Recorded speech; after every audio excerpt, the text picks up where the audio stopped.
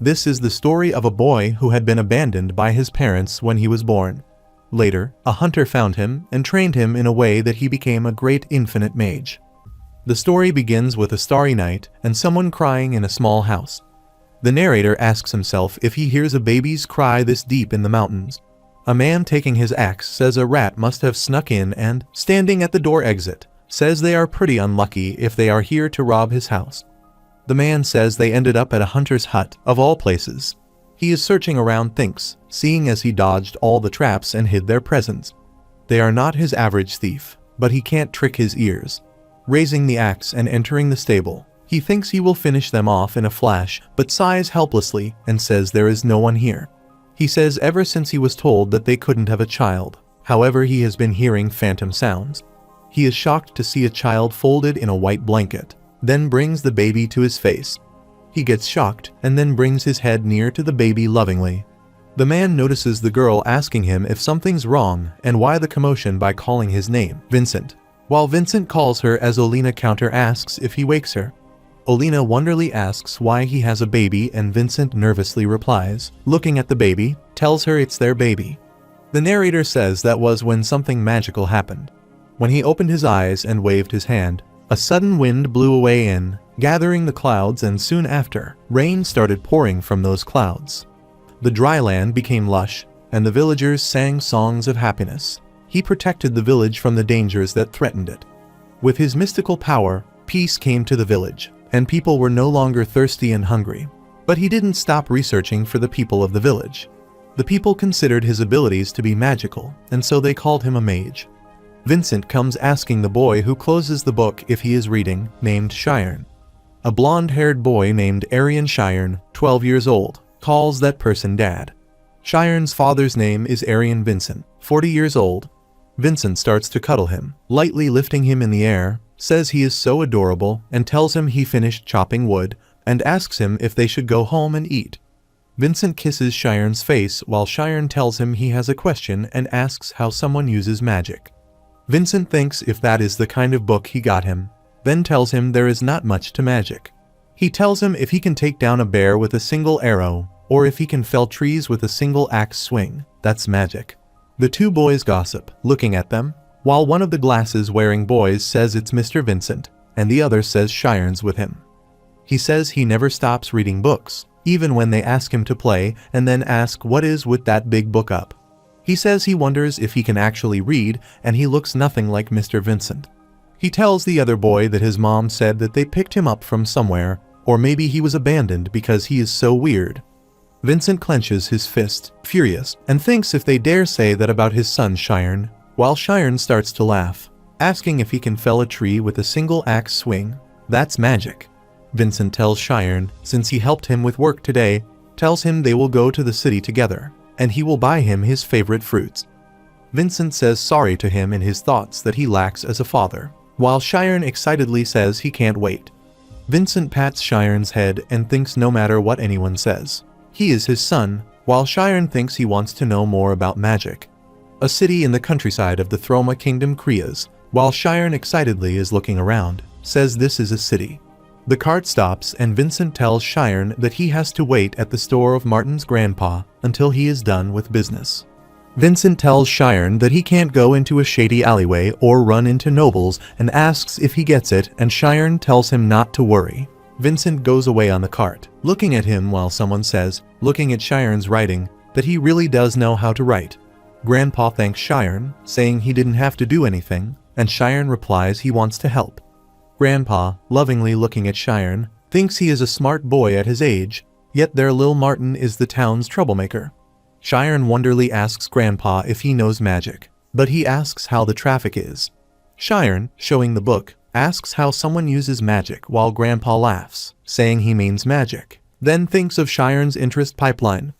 Looking at the name of the book, Grandpa tells Shirn that he doesn't know much about it, but points at the John Sando bookstore and tells him that place over there has lots of books talking about it. Grandpa asks Shirn if he wants to go check out, then tells him to make sure to come back once he is done browsing, while Shirn, in a rush, starts to run, saying that he will be right back then. Grandpa, reading the book, laughingly, says he used to read fairy tales just like this one when he was kid. too, but suddenly gets shocked to see different things in the book. He asks himself if he asks how to use a magic. In the bookstore, someone asks the small-handed boy if he thinks he is grabbing with his grimy hands. Shiren asks if he can't peek at the books, while the orange and short-haired lady replies that these expensive books aren't meant for peasants and are not the same as the life books they sell at a general store.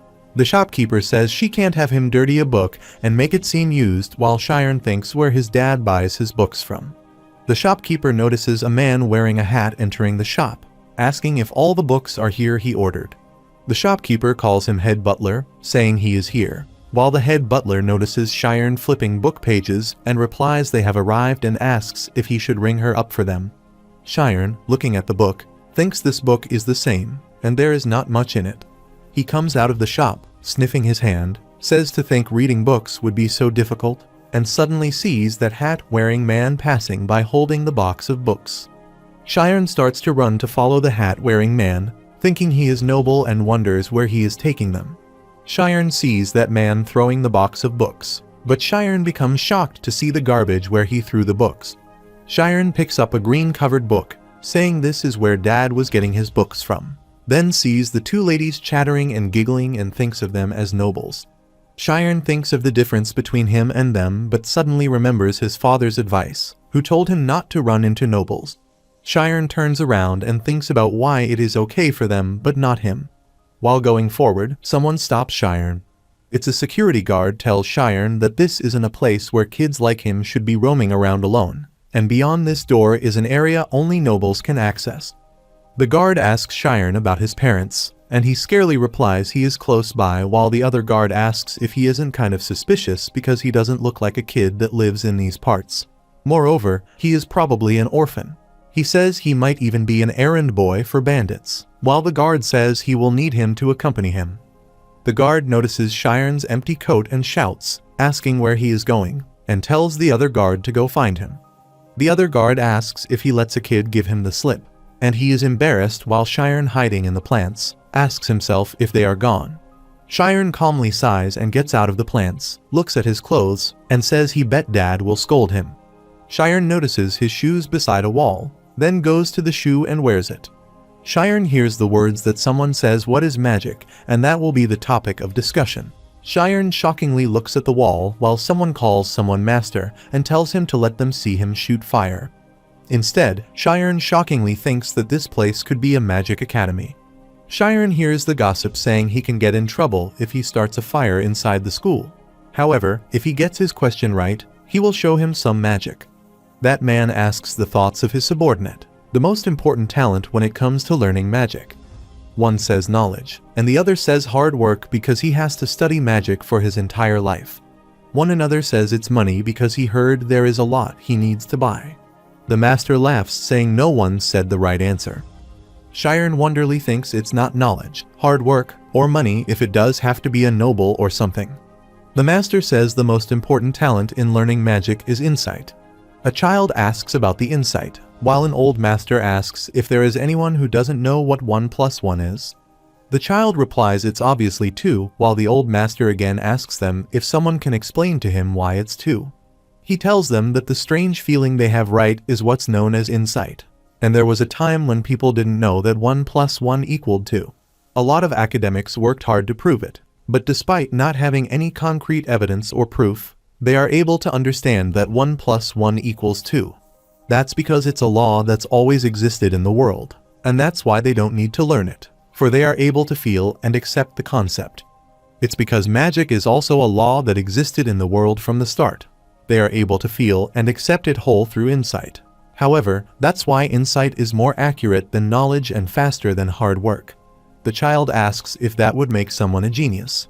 Master laughs, saying it would, and if he hones his talent, he can also become that kind of mage, while Shiren wonderingly thinks becoming a mage will such an opportunity ever present itself to him. The master notices Shiren says the child standing behind the wall says he would like to hear his thoughts, while Shiren surprisingly steps away from the wall and thinks he noticed him. Shiren thinks he should run or he should answer, but he is a mess right now, and who knows what they will do to him. The narrator thoughts that's when a thought came to Shiren's mind. Shiren steps on the wall and thinks if he doesn't climb this wall right now, he will regret it forever. After climbing the wall, he shockingly looks at the old master and a few children sitting around him. The old master is the headmaster of the Alpheus Magic Academy named Mirf Alpheus and is a grade 4 certified mage. He asks Shiren if he did come to keep him company. Shiren closes his eyes and jumps over the wall. Shiren thoughtfully, looking at the headmaster and the students. One of the students tells the headmaster that he is not a noble, and he is a commoner, while the other students tell him he can't come here. Shiren worriedly looked at them while the headmaster smilingly asked Shiren to come here and if what he said earlier interested him, while Shiren told him he wants to see magic. Headmaster laughingly asks if he has never seen magic, and Shiren replies he reads about it in the books, but has never seen it. The students furiously say what kind of commoner reads books while Shiren bows and, with his shaking voice, says it doesn't matter which one of them does, and requests them to show him. Headmaster laughs so hard, telling him it's not difficult at all, and he will show him a spell that can create wind. However, Shiren surprisingly clenches his fists, thinking of the wind. Shiren notices the strong wind across him and thinks how there is a wind while everyone lifts up, enjoying the mage. Shiren, flying in the air, is getting scared, then everyone starts to come down. Shiren fearfully looks at the ground as if he is falling down and shouts with terror. Everyone laughs to see Shiren hanging in the air while the headmaster asks how it is and tells him that it is magic. Shiren sits on the ground, surprisingly says it's magic, and asks about it. Headmaster smilingly replies the magic is, to give an example, but Shiren shouts furiously, saying it doesn't matter if he doesn't understand it, but request him to just tell him the truth. The students fiercely say he is being so rude to the headmaster. Moreover, not even the teachers talk to him like that. The headmaster furiously looks at Shiren. The headmaster is giggling, saying that he will explain it a bit more complicatedly. He tells him magic is acting outside of common sense. Another way to explain is that it's a mental operation that explodes the truth of reality, and if this is too difficult. Shiren interrupts him, saying an irrational reality, but maybe because of that, it's actually closer to the truth. The headmaster laughs and wonderingly asks if that's written in the books, and he replies saying no and tells him he saw the similarities between the books. Many great people's ideas were considered irrational and were shunned, but in the end, they were accepted as new information, new truths. Then maybe the truth is actually hidden inside irrationality. And that's what he thought, while the headmaster confidently replies maybe. Shiren asks what he has to do to learn magic, and the headmaster happily thinks he is a brilliant child. However, if it's difficult, he is trying to obtain the correct information to research it himself. Shiren thinks if he does truly believe that he can do it, while the headmaster thinks he is a commoner and replies rather than he explains it. It will be better if he shows him. He calls someone Shaman and tells him to enter the spirit zone while the purple-haired girl named Shaman replies, saying yes. Shiren thinks of the spirit zone while Shaman's eyes start to glow, and she tells them she has entered the zone. The headmaster asks if she can guess how many coins he is holding here, and she replies there are 6. Everyone's laughing but gets shocked to hear when the headmaster says correct. The headmaster says when a magician focuses, their mind will become sensitive enough to sense everything in their surroundings, and outstanding magicians are said to be able to count the number of leaves on a tree from a distance. This is the mental condition of extreme sensitivity, while Shaman says there are 3 now. A magician who enters the zone becomes aware of the outside world in a supernatural capacity, and is able to dominate reality in the end. The headmaster says it wasn't that she counted the number of coins, but being able to feel the entirety of the situation happening in front of oneself at once.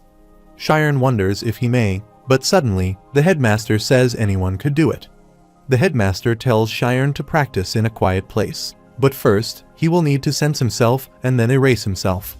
The headmaster thinks although anyone can do it, not everyone can do it, and tells him when he does so, an entirely new world different from the one he knows will open to him. He asks him if he understands what he is saying. Shiren replies that if he can't sense himself, it will also be impossible to erase himself, while the headmaster suspiciously thinks of him, continuously surprising him. The headmaster asks him if he wants to try it right here and thinks that if he can't enter the spirit zone, he won't be able to learn magic at all. Shiren closes his eyes and tells himself to sense him. In his thoughts, he asks him about himself. A brain, denying it, thinks that it's just an organ. He thinks the senses and reality he feels can't exceed the concept of the brain, and it's not defining it but sensing it. Slowly, one by one, erase the things he feels are him. It's not his existence that becomes more sensitive, but only the sensitive mind will be left. Cheyenne opens their eyes, and the headmaster asks how it was and what he felt. Cheyenne replies that he heard all the sounds. The children are laughing, saying it's obvious that he will hear sounds if he is standing still. The headmaster gets up thinking he can't do it, as expected, and the things that happen inside the spirit zone are in another dimension. He thinks of synesthesia, smelling sounds, tasting light, and feeling the form of the scenery of his skin.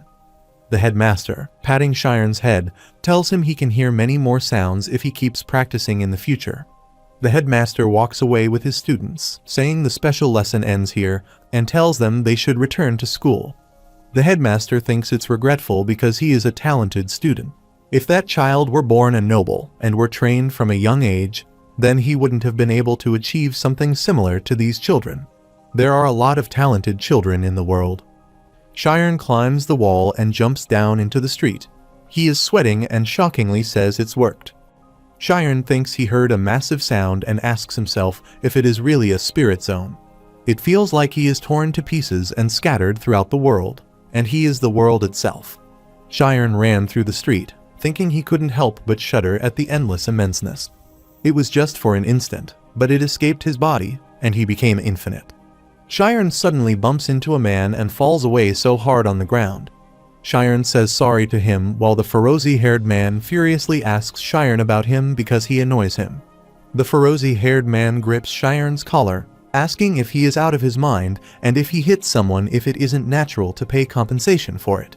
Cheyenne apologizes to the Ferozi-haired man and arrogantly asks if he thinks sorry will be enough and if he is part of the wolf gang. He laughingly asks if he is here to kill him.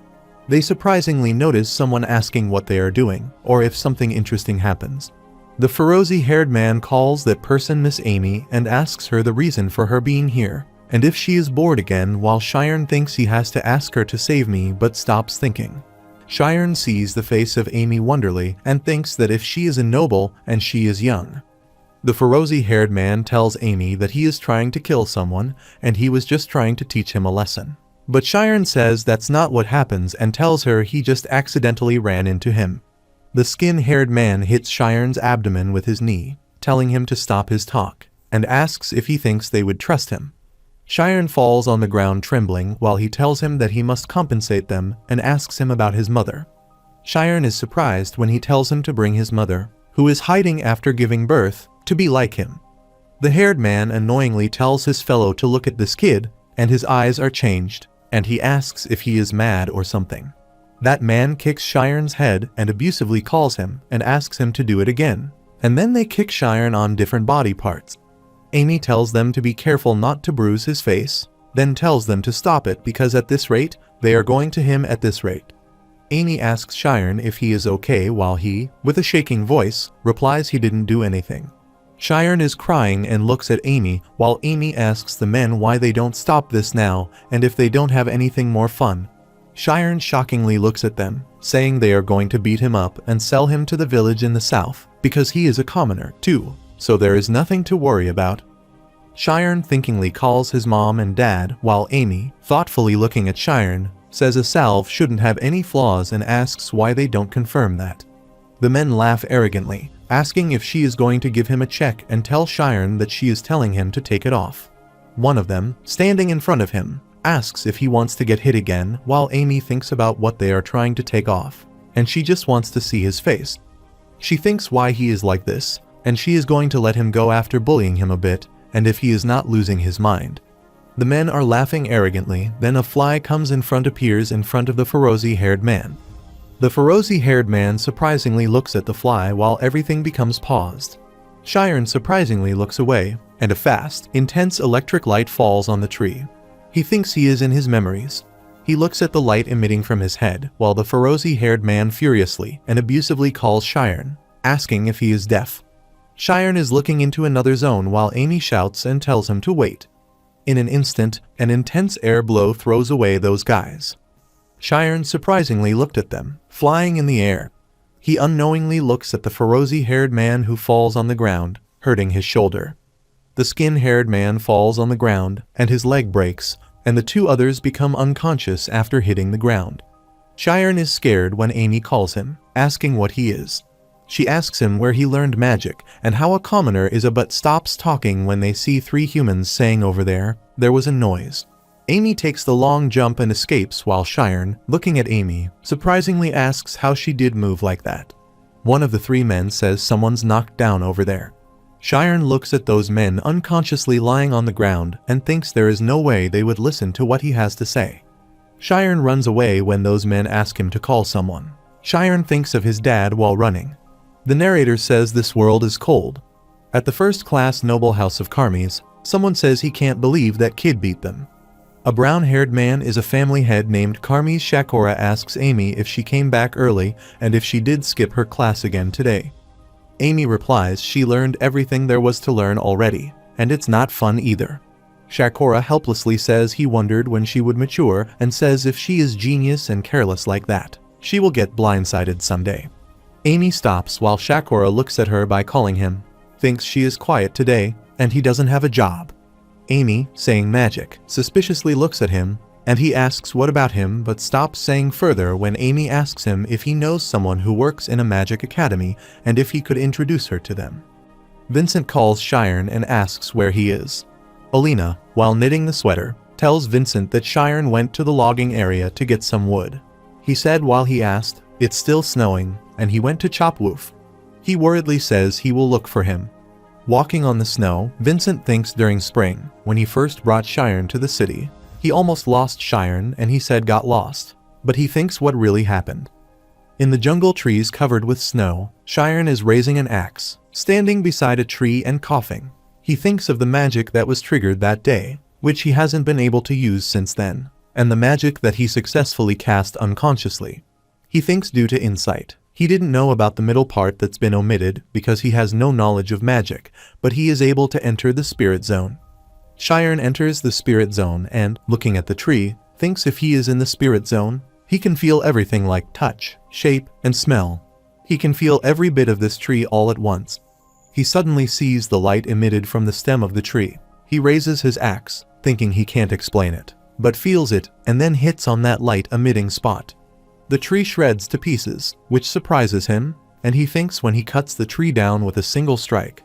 Shiren becomes excited, saying it's magic, while Vincent hidingly and shockingly looks at Shiren and asks himself what he did just see and that thunder strike. Vincent steps forward and sees Shiren cutting wood with a saw. Shiren thinks this is the first time he has successfully done this out of the hundreds of times he has cut trees down, just like that day's magic. Vincent's eyes tear up, holding the red-covered book. Shiren thinks he doesn't need flukes, but what he needs is solid knowledge. Tomorrow, and the day after that, he will repeat this endlessly for the chance that will come someday. 3 years later, Shiren becomes a big boy sitting on the wood stem and notices the petal falling beside him. He gets up and cuts the stem. Shiren, touching the wood, thinks he doesn't see it with his eyes, but he feels then stops thinking and raises his axe. He cuts the tree and thinks he feels it with his eyes. There is a light emitted which falls on the tree's different parts and then falls on the ground. Looking at the tree, Shiren says he almost went home after only doing meditation, and looking in the spirit zone, he says it's already been 5 hours. He thinks it's almost like he became one with nature, the shaking of bushes, the wriggling of the worms, and the sound of trees absorbing moisture with their roots. 5 hours is not enough to savor all of this, and if that's possible, a different world will unfold. Shiren, hanging a bunch of woods on his shoulder, thinks it's a different world, and it's an apt description, and walks away, saying he should go back home. Shiren is looking at the white horses and, looking at the carriage, puts down the bunch of woods, thinking if they have guests. Entering the home, he says he is back to see Vincent, asking if he is already back. His father replies he knows he is back, and asks him to meet the old man sitting in front of him, the assistant butler of the house of Ogent. The old man, looking at Shiren, greets him and tells him to call him Timurin.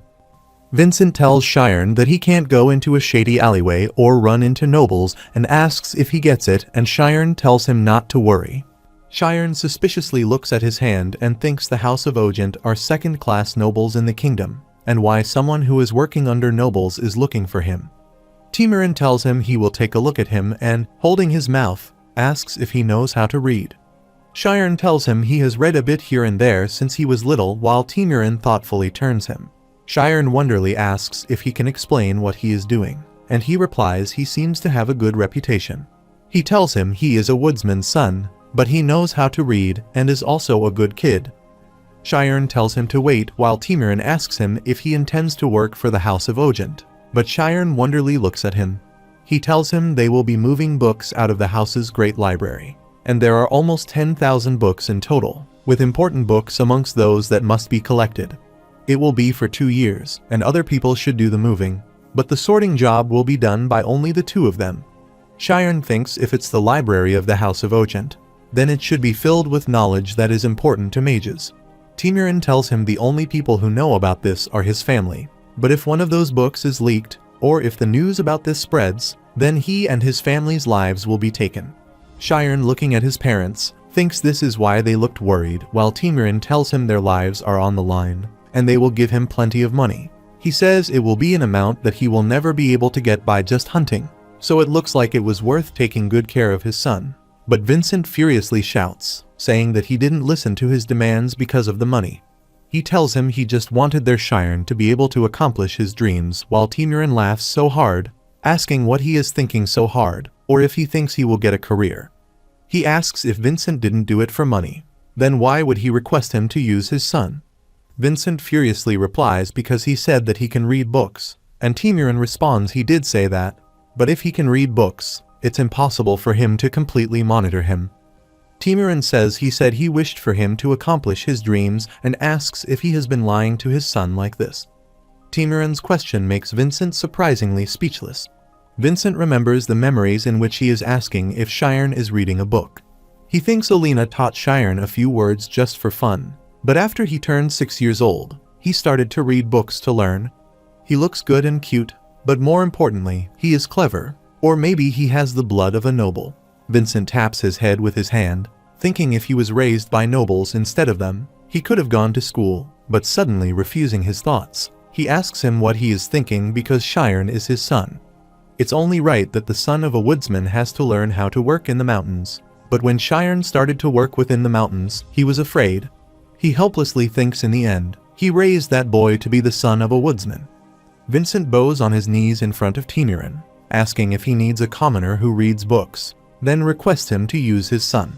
He tells him he has read books since he was little, and he is clever as well, and asks if he could let him read some books. Vincent's body shaking, says he doesn't need any money, and says if he knew this would happen, he wouldn't have begged him like he did. He shoutingly tells Timiran to get out of his house. Vincent asks him if he dares to mock his family for having little money, while Timiran, putting his hat on, thinks it can't help those who don't know their place. Timiran shockingly looks at Sharon when he says that he will do it, and his father furiously calls him. Timiran asks Sharon if he is serious and tells him he isn't trying to scare him because he says this for sure. Even the smallest rumor will have his neck cut off. Sharon replies it's okay and requests him to let him do it, assuring him tells him that he will not leak it, and even if things go wrong, he won't resent him for it. Timiran tells him if he is that interested, he will come and pick him up in a week, but if he changes his mind before, then it's okay, and once he goes into the manor, he will never be able to leave until it's over. Vincent asks Sharon why he accepted that kind of thing and tells him abusively calls them that they needed someone to die for them. It's his father's fault, so he will take responsibility and ask him to decline it, while Sharon calls him and cryingly thanks him for giving him such a big gift. The tears fall from Vincent's eyes, and he hugs Sharon, telling him not to worry and asking if he thinks his father won't be able to protect him. He cryingly tells him to come back safe, and that he will make sure that they won't be able to lay a finger on his family. Alina, wiping her tears, thinks if she really raised Sharon well, and Sharon is crying, hugging his father. 1 week later, the Timiran's assistant, showing the paper, tells Vincent to sign there and says all done, while Vincent notices he snatches the paper from his hands. Timiran says now the time is ticking, and they should go, while his assistant, bringing Sharon to the carriage, tells him this way and asks him to put his luggage here. They close the door and are sadly seated in the carriage. Sharon closes his eyes, enters the spirit zone, and sees his parents are crying. Shiren brings his hand forward to his parents while the carriage is started. Shiren, holding his hands, tells himself not to be shaken because this is the chance of a lifetime, a double-edged sword. He thinks between people with immense power if he can safely survive 2 years. The narrator says the Ojent family's house is located inside the city of the Kingdom of Thormia, a warrior family that often raises official swordsmen. The Temurin's fellow tells Shiren that the predecessor family head was an official 3rd-class swordsman, and the current head, Bishop Ojent, is an official 4th-class knight. In the short term, they are in control of forces of power in the city and, by looking outside, say that's the famous Ojent family's attraction, the Great Walkaway. Shiren, coming out of the carriage, shockingly says wow, while the man asks if he is scared already and tells him the family is full of monsters. However, the other man asks his orange-haired fellow if he wants to get his neck hanged. The orange-haired man tells Shiren to come now. They are supposed to go down this pathway, while Shiren thinks now it's starting to feel like reality. Shiren, looking around, thinks this is the 2nd-class noble, the Ojent family.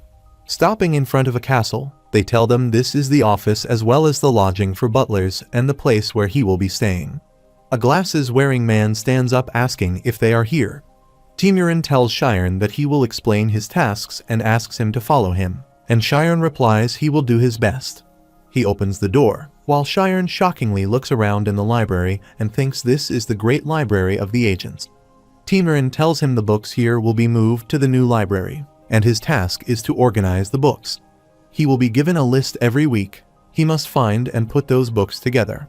He tells him the work is from 9 in the morning to 6 in the evening. It's free after that, but he can't go outside, and he can't enter the manor without special permission. However, showing the papers tells him the common butler will teach him the butler rules and asks if any questions. Shiren thinks it's worth risking his life and asks when he does start, and he replies start tomorrow. Shiren changes his clothes to butler clothes and keeps the paper on the table, thinks he understands why one person has to take on the book organization task. Shiren looks at the paper sitting on the chair and thinks the organization standard must be consistent. For example, if he were to organize a book called The History of Swordsmanship, each person would have a different opinion on whether it should go into the professional swordsmanship category or the comprehensive history category.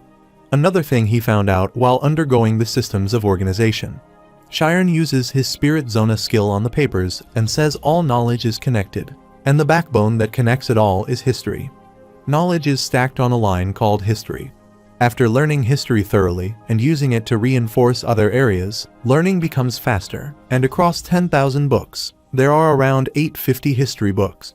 He will read them all in the 2 years he has here to achieve his dream as a mage. Shiren surprisingly notices the voice of a butler, then closes the book that he can't let himself be seen reading because it wasn't officially allowed. Temurin asks Shiren if he is organizing books well and if he is working overtime again, while Shiren replies he is. Temurin turns to go, telling him that he still has a long way to go and not to ruin his condition so fast, and he has to take responsibility. Shiren replies he will make sure not to, while Temurin silently glances at him. Temurin walks to Shiren and gets closer to Shiren, putting his hand on his shoulder, while Shiren thinks if he did get caught reading during overtime hours.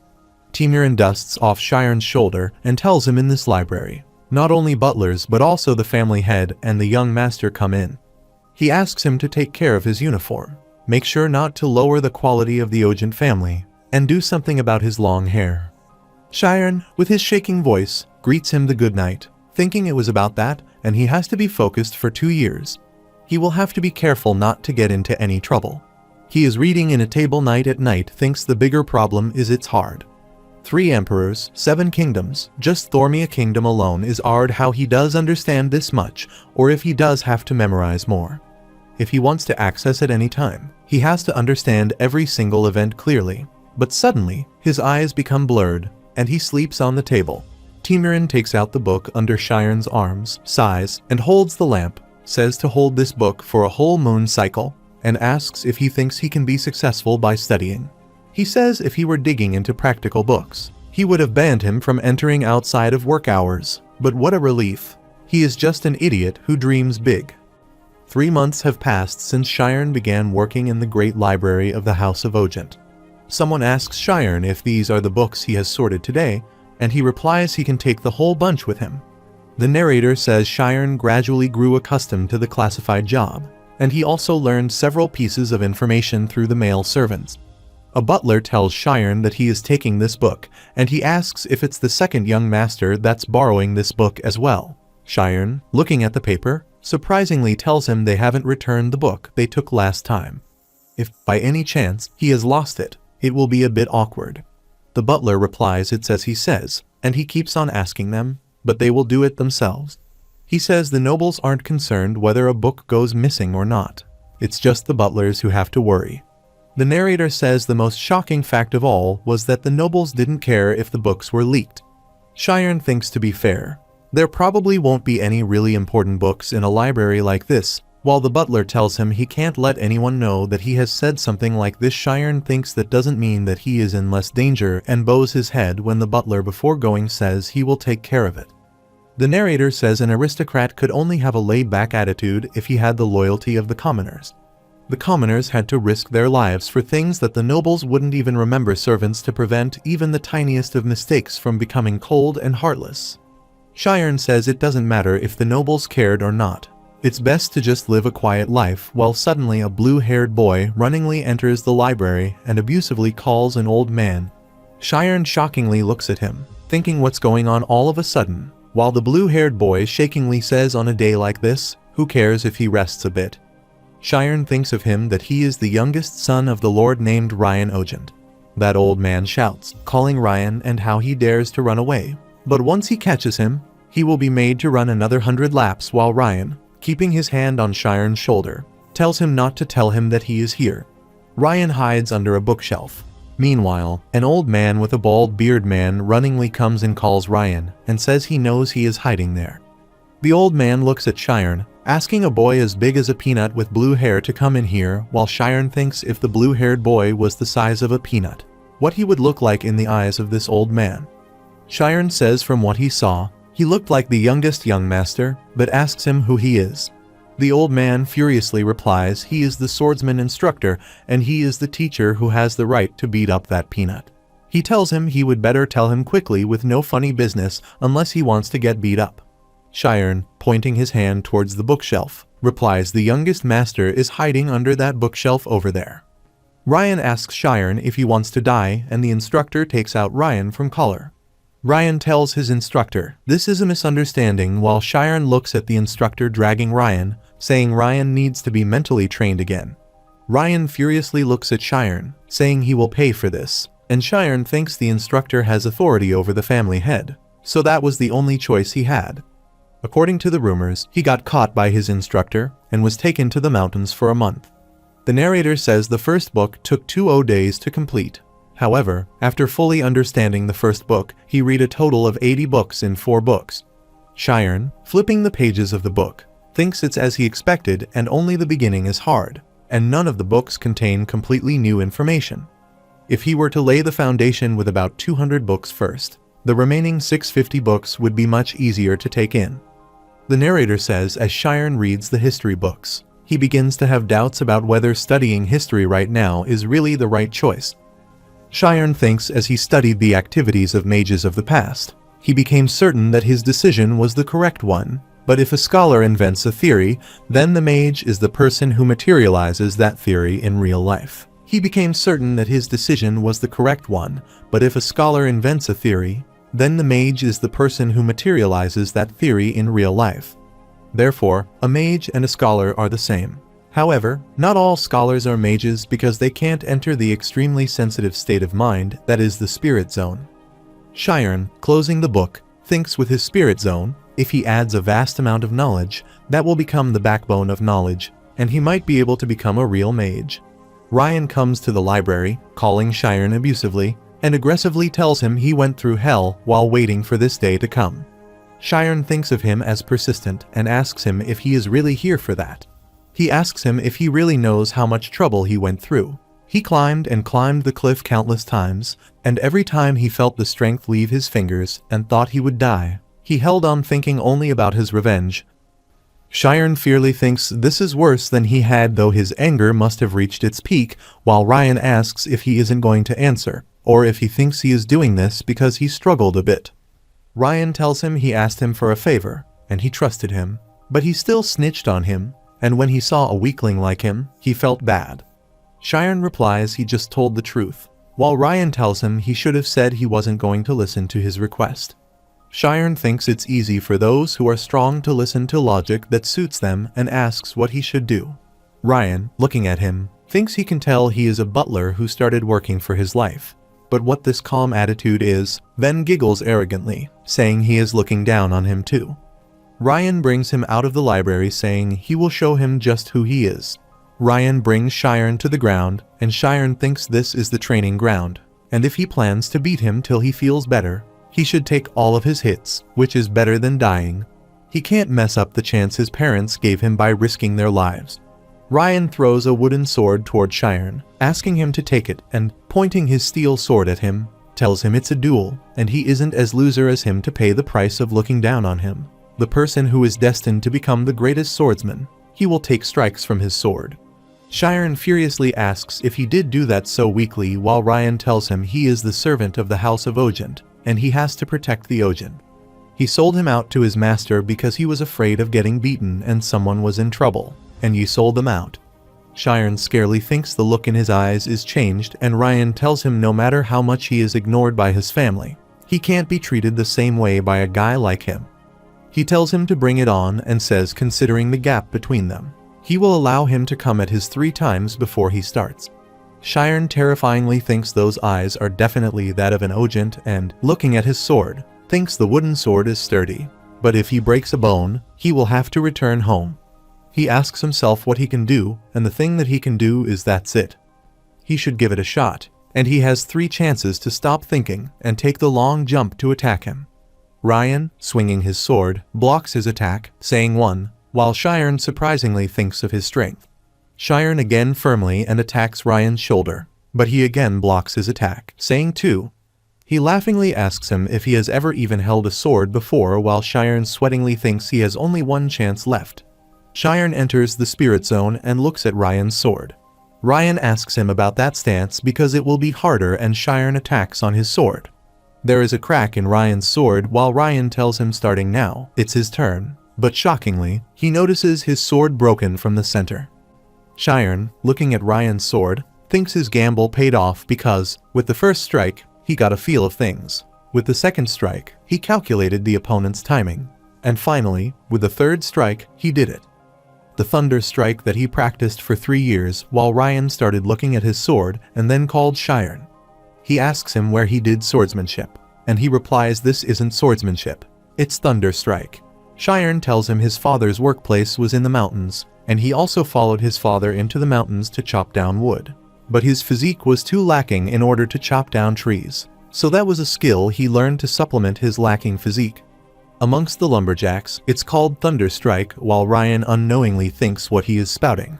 He annoyingly thinks he learned by chopping wood, and he trained in the sword for 15 years. Moreover, that's not some skill he can learn because he chops wood.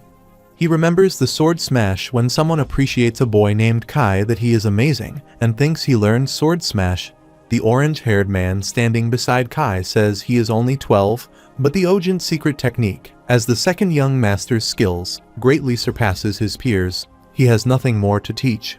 The black-haired man, who seems to be their father, tells him he has inherited his genius, and they will hold a banquet to commemorate today. Ryan, at his young age, held his tears furiously, looking at them, wondering why he couldn't catch up to him. Sharon, surprisingly remembering Rai's face, called him a young master with a shaking voice while he furiously shouted, saying he couldn't acknowledge this. Sharon asks if he is discourteous in any way, but Ryan tells him to be silent and puts his sword back on its cover. Ryan throws his sword towards Sharon, asks him to take this, and tells him since both of their weapons were destroyed, the match isn't over. He says if he learned sword smash, he could treat him accordingly and challenge him to have a match using real swords 1 month from now. Sharon looks at the sword, thinking he might die if it's real. Sharon requests Ryan think this over because he has never even learned any swordsmanship, and he replies that's the reason he is giving him some time. If he were talented enough to be able to learn sword smash while chopping wood, he would somehow do it and warn him not to think of running away. He will overcome him, at the very least. At the library, Sharon, holding his head with his hands, leans on the table, thinking he understands what happened. The house of Ogent is peculiar in that both black-haired and blue hair is passed down because the family head, Biscoff Ogent, is black-haired and has 3 sons and 1 daughter. The narrator says that the eldest black-haired is a certified grade 6 swordsman. The eldest daughter, blue-haired, also showed incredible talent, but she chose to follow a path of music rather than the sword, so she is active as a palace pianist. The black-haired second son, Rai Ogent, is widely called a genius, unlike his black-haired brother, who showed talent, Ryan, but the narrator stops saying more. The butler says they even called in a dedicated teacher, but he was evaluated as lacking talent. Everyone who worked in the mansion would know this story. Sharon, with a quivering voice, says he did something so useless. He should have just taken the hits as they came and thought he scratched the pride of someone who lived his entire life being compared to his siblings. Looking down at the table with teary eyes, Sharon thinks that all nobles are outstanding, and if it weren't for the books, he thought there would be no reason for him to die. He thinks of his parents if he dies and says he has no time to do this. Sharon, taking books from the shelves, thinks he should think hard about this. He will become a mage. Since he lived in the mountains, he has confidence in his endurance. Looking at the books, he might be able to survive and learn some sort of defensive art, and he needs to do what he can. Ryan is running very fast, and the instructor happily tells him that 100 laps have passed. The instructor tells him he broke his record and asks what happened, and he will think to train so simply, while Ryan, after stopping, asks how this is even training. Ryan shoutedly, saying he was still standing on his own 2 feet, and asked if he doesn't have anything harsher while he thoughtfully asks something happened. The instructor thinks if it was Rai again this time, or if Rai was learning some new skill again, but Rai already awakened his schema. The instructor tells him if he dies, it's not his responsibility. The narrator says schema is both an imaginary body and a schematic of the human body. But if a mage has a spirit zone, then a swordsman has a schema. All humans have an image of their own body, but a schema is that concept taken to the extremes. Masters of the schema are said to understand their bodies fully, and they can even be involved in how their cells move.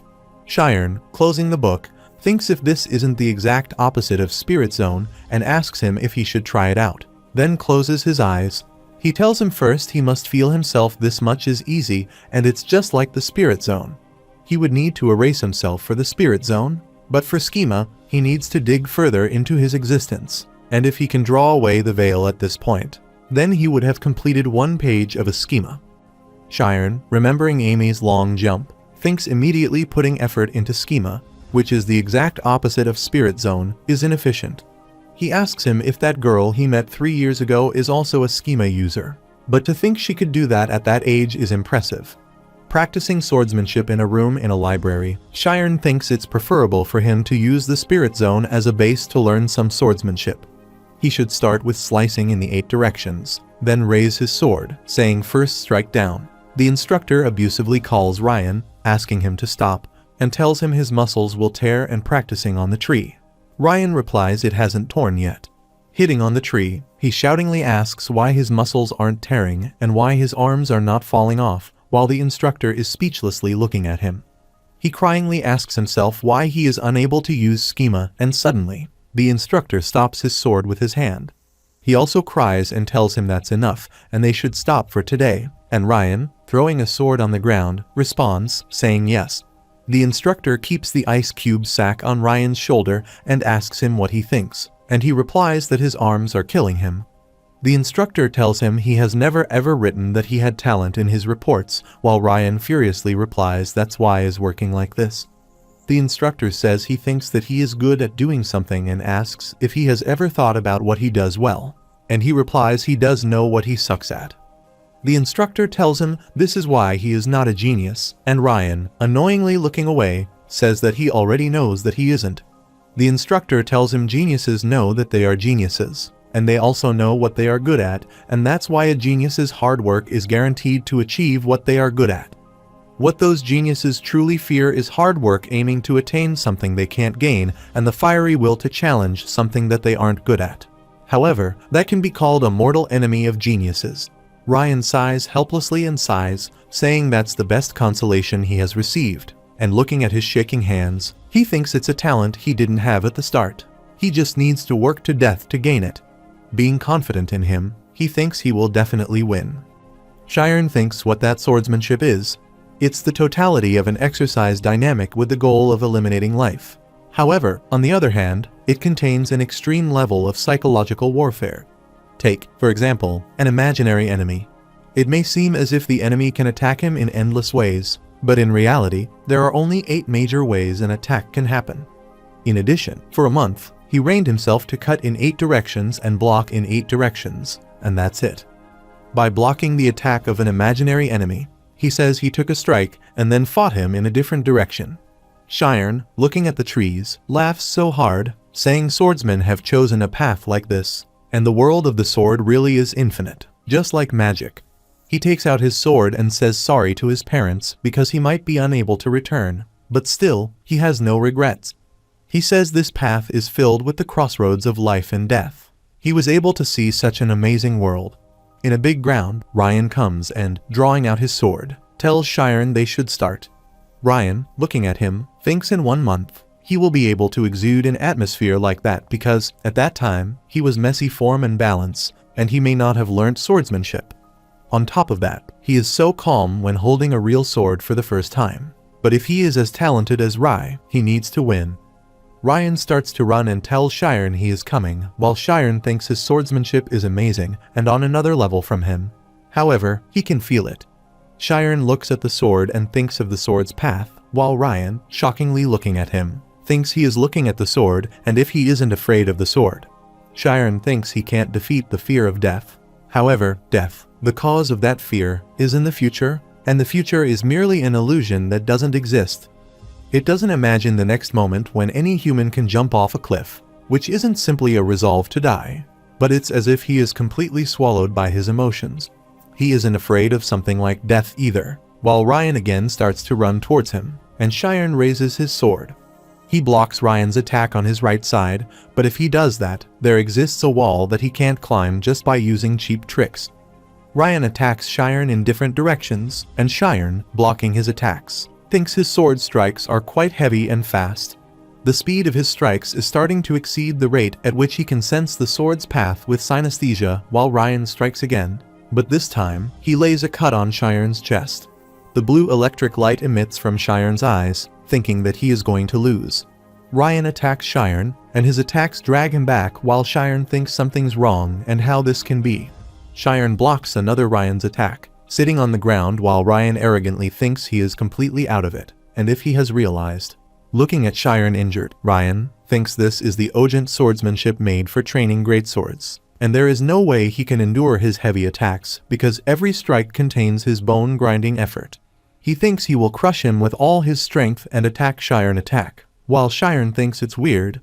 If he slashed upwards after he cut his abdomen, his side would have been cut, and this would have ended.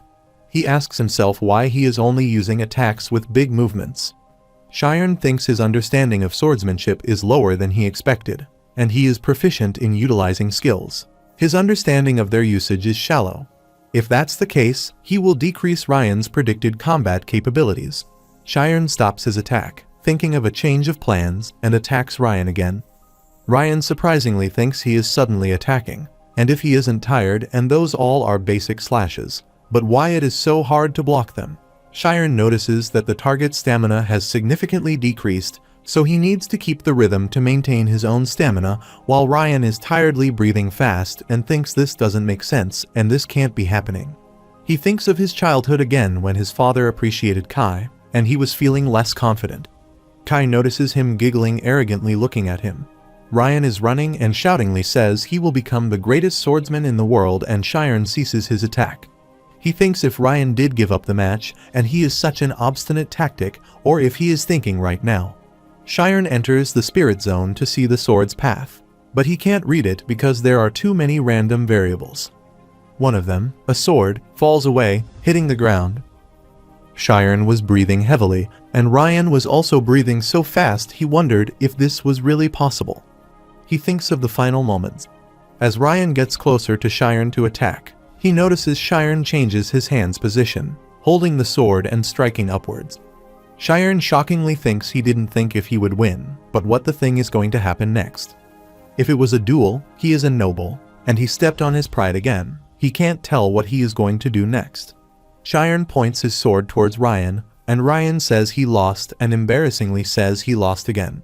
Ryan says he won, but since he lost, if he decided to kill him, he would have nothing to say while Cheyenne is articulately looking at him and asks if he is joking. He asks if he thinks he would be left alive if he killed him. This is a statement. On the other, Ryan, with a shaking voice, replies they fought with their lives on the line, and he admitted defeat. Cheyenne says he was the only one who wanted to bet his life on this, and he was just trying to survive and this duel was just nothing from the start. In the first place, and why he would blame him when he was the one who was hiding because he didn't want to train. At the same time, Ryan asks who is blaming whom and tells him if it was their first meeting. He should have been honorable in that situation. Cheyenne aggressively cuts his talk abusively while the words Ryan silently asks stuck in his mind if he ever thought about how uncomfortable the situation put him in and how he was stuck between the patriarch's son and his swordsmanship instructor. The words stuck in his throat that if he doesn't think that an honorable person could proudly face the swordsmanship instructor head-on. Ryan thinks of both of them as their perspective while Ryan's perspective is that they should duel with their lives on the line. And Cheyenne's perspective is that no one is going to find him after he is done with him. Cheyenne falls on the ground, saying he thought he was going to die. But Ryan mutely thinks if people don't normally give each other heartwarming compliments after a duel.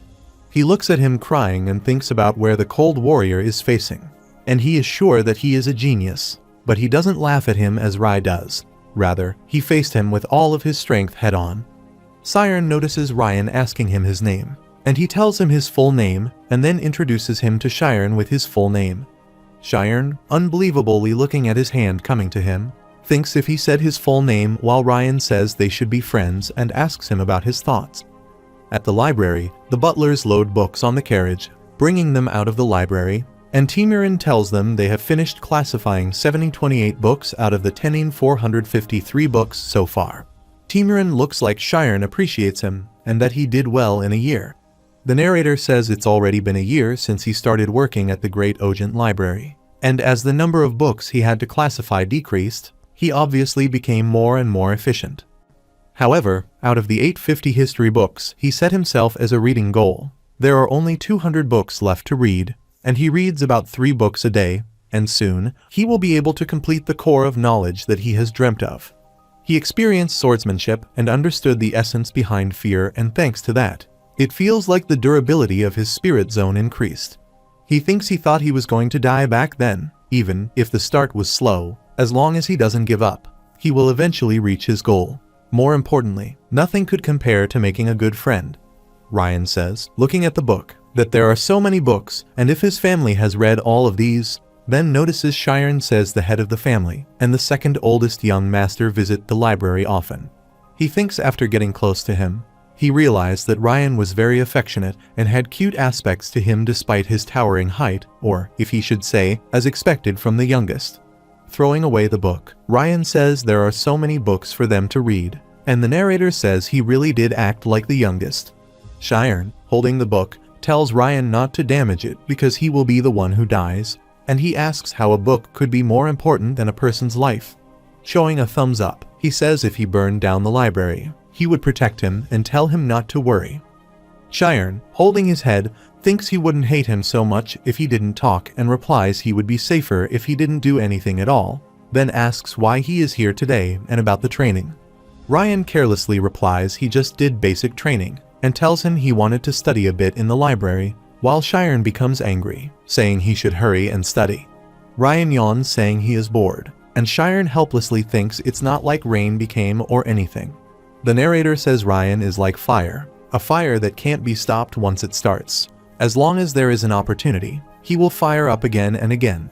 10 minutes later, Cheyenne and Ryan were sitting at the table reading books. Cheyenne asks Ryan if he is here to study, and he replies that he didn't say he wanted to become a magician, and if he does need to read so many books. Cheyenne replies he is behind and didn't have the chance to study before he came here, but now that he has read 600 history books, he knows most of it. Ryan, surprisingly, looking at Cheyenne flipping pages, thinks it amazes him every time he sees it and how he can read books so quickly. Also, he is his age, but he is much more mature. Ryan, looking at the book, clears his throat, says this book is quite fun, and reading the preface, says he is sure he has asked this question before at least once in his life. He says if a swordsman and a magician fought, who would win, while Sharon stops hearing him. Sharon thinks to find the answer to that question. He scours the world. When he closes his eyes, he can see the glimmers of the Artisna mountain, which stands 6,000 meters above sea level. In those mountains, there is a carnivorous tree which devours birds. Ryan says it's a boring book, but Sharon furiously says he is having fun and goes to him and tells him there are no pictures and nothing about swordsmanship. He asks if he's going to say that when he hasn't even read a page and who can win, according to the author. Ryan annoyingly asks if the swordsman and magician go, and suddenly Rai appears, saying obviously the swordsman wins. Sharon stands up and greets him, and Ryan angrily asks how he knows, calling him Big Brother. Rai takes the book from the table, and Sharon thinks scarily their conversation from earlier didn't listen to it. Rai silently looks at them and thinks it wouldn't end at just flogging if a steward spoke candidly with a noble's child. Meanwhile, Ryan asks how he is sure, or if he is sure he is not taking the swordsmanship side just because he is a swordsman. But Rai replies he didn't expect him to take it that far. He says they can just tell by seeing the standings of both the swordsmen and magicians on the continent. But Rai, arrogantly laughing, asks if they are talking about fighting and if standing does matter. He asks if he picks his fights on the battlefield based on the military rank, and he is not going to say something like that. Rai looks at Sharon and asks him his thoughts. Sharon nervously thinks about what his intent is. He was difficult to read normally, too, but because there is something on his mind right now, it's even harder to read him. However, he has to give an apt answer. Sharon replies if the swordsman and magician are both of equal level. He thinks it would be hard for the swordsman to win the moment the magician entered their spirit zone. But if the swordsman used their excellent physique to fight before they could cast their magic, Rai cuts his talk, saying he is wrong and tells him the magician loses. There is something comes to Sharon's mind while Ryan furiously thinks it was something like that. Ever since they were young, if he found someone unpleasant, he would enjoy trampling was important to them, while Rai says it seems like he likes history, and he is sure he has heard of the armor set of the 5 dogs and the artifact that disputes the mage's spirit zone. He tells him he is talking about anti-magic. The narrator says a mage's innate ability is the spirit zone. Fighting a mage inside this area is said to be akin to fighting a shark while in deep waters. However, something that can disturb that water to rob the shark of its senses is anti-magic. If the spirit zone can't touch it either, and if one equips themselves with an artifact holding such an effect, if any mage would be able to face them. However, this was still just a theory in the end. In the first place, anti-magic was a precious skill created from the mana flowing within Dragon's heart. Furthermore, it has the qualities of a wave, and no matter how much money they invest into it, its effectiveness doesn't increase that much. Even the master of the wave equation, Yakra, was only able to exhibit 65% of the effect that the armor set of the 5 gods could have. Rai tells them it has an astronomical price and each piece is worth an entire kingdom's yearly budget, while Ryan asks how a swordsman is stronger. Rai arrogantly tells them the problem is that the ones who created anti-magic were mages. Ryan counter asks why a mage would, and he replies there is a lot of demand for anti-magic. It's perfect for making money because those mages are lining up to ask to be used, so there is no need to buy a precious artifact at all. He asks if they understand now and tells them mages are just a woeful class of people who sell the weakness of their own kind of money. But Ryan furiously tells him his words are too harsh.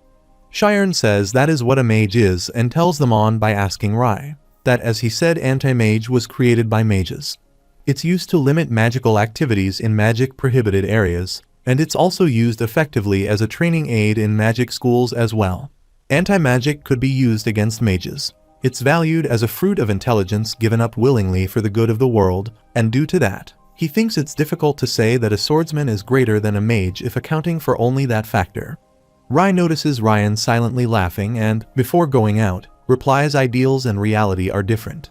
No matter what, the truth that a mage can't win in a fight against a swordsman doesn't change. Sharon calmly sits on the ground after Rai's gone says he thought he was dead. Ryan joyfully keeps his arm around his neck and tells him he is totally amazing. And that's the first time he has ever seen his brother make a face like that. And if his tongue were a sword, he would be the greatest swordsman in the world. Ryan calmly tells him he is feeling so refreshed. Sharon thinks, as Rai said, ideals and reality may be different. However, the explorative mentality that relentlessly experiments on even one's own weaknesses. 6 months later, someone's writing the library's current report and sits holding the cup of tea. Timiran says it finished earlier than expected. The gray-haired butler says it's great that the library's relocation was pulled 6 months forward. But he is also relieved that the books that have been neglected for 20 years have been cleanly categorized. However, if it isn't too much of a waste to simply let go of such a useful person, and if they can extend the contract using some excuse, it may be. But Timiran cuts his talk and tells him he is talking nonsense and just sees his work.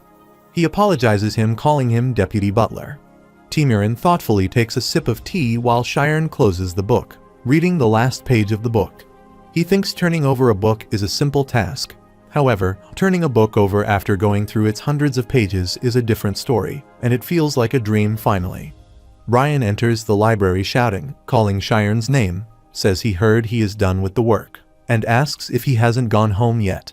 Ryan shockingly asks if he completes it, and he replies there is nothing to read here anymore, at least on this side, while he is hugging him and appreciates him that he is an incredible guy. Ryan congratulates Sharon while Sharon asks before he goes if he can come to play at his house, and Ryan shockingly asks if it's really. Sharon asks if it's that surprising, and he cryingly replies he has hidden their relationship so solidly, and he was kinda sad about it. But for him to say something unexpected like this, Sharon thinks, keeping his finger on his face, that he was regretful of that as well. He thinks the place they meet up at the most is the library. Ryan excitedly calls Sharon, and the butlers greet them, and Ryan tells them they do good work. He thinks they don't have much private time together, and they have lived like this all year long. He has been getting a little curious about how his friend lives as well. Ryan tells him they should go because his entire family is out today. Sharon enters, admiringly looks at the house building of the Ojent family, and thinks this place is scary. He asks Ryan if they can just go through the main door like this, and he tells him not to worry because his family is coming in the late afternoon.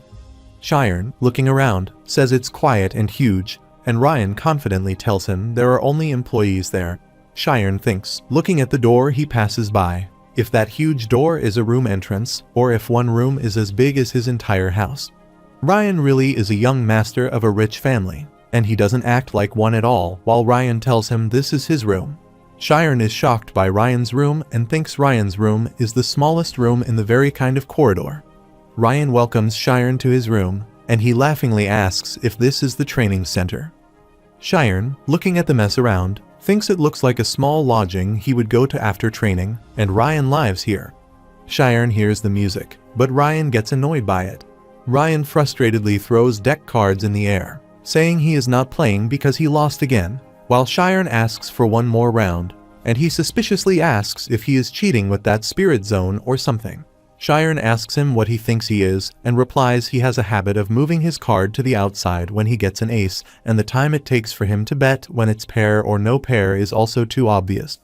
Ryan surprisingly asks how he can figure something like that out, and he replies observation sometimes gives better results when he is not obsessing over a specific something. When he is not just looking at the opponent's little actions but seeing all of their actions, then he can predict that person's intentions. Meantime, Ryan frustratedly holds his head, saying he is not focusing on small things but seeing them as a whole. He asks if this will help him to awaken his schema, and Sharon replies it helped him enter the spirit zone after all. He says he feels like he gets it, but he also feels like he doesn't, and Sharon, looking down from the window, says this is fun. Sharon takes a book and asks Ryan if he can borrow it because he has gotten tired of only reading history books and seeing fiction for the first time in a while. But he stops talking when Ryan unknowingly sleeps on the table. Looking at something asks if he did say that his family will return in the late afternoon, and suddenly notices the sound of piano. He thinks there is only one person in this mansion who could be playing the piano, the court pianist, and Ryan's older sister, Rihanna Ojent. Rihanna looks and asks Sharon, who is hiding behind the door, how it was piano sonata. Sharon nervously thinks he has been caught and replies it was cool, then thinks what he should do. Rihanna says it is her first time seeing him here and asks if he is a new hire, and he replies he was tasked with categorizing the library, and it's been a year. Rihanna thoughtfully asks if he is that kid and says she heard that not just anyone can categorize the books and he seems pretty smart. She asks if he has played the piano before, while Sharon thinks he can't let his guard down.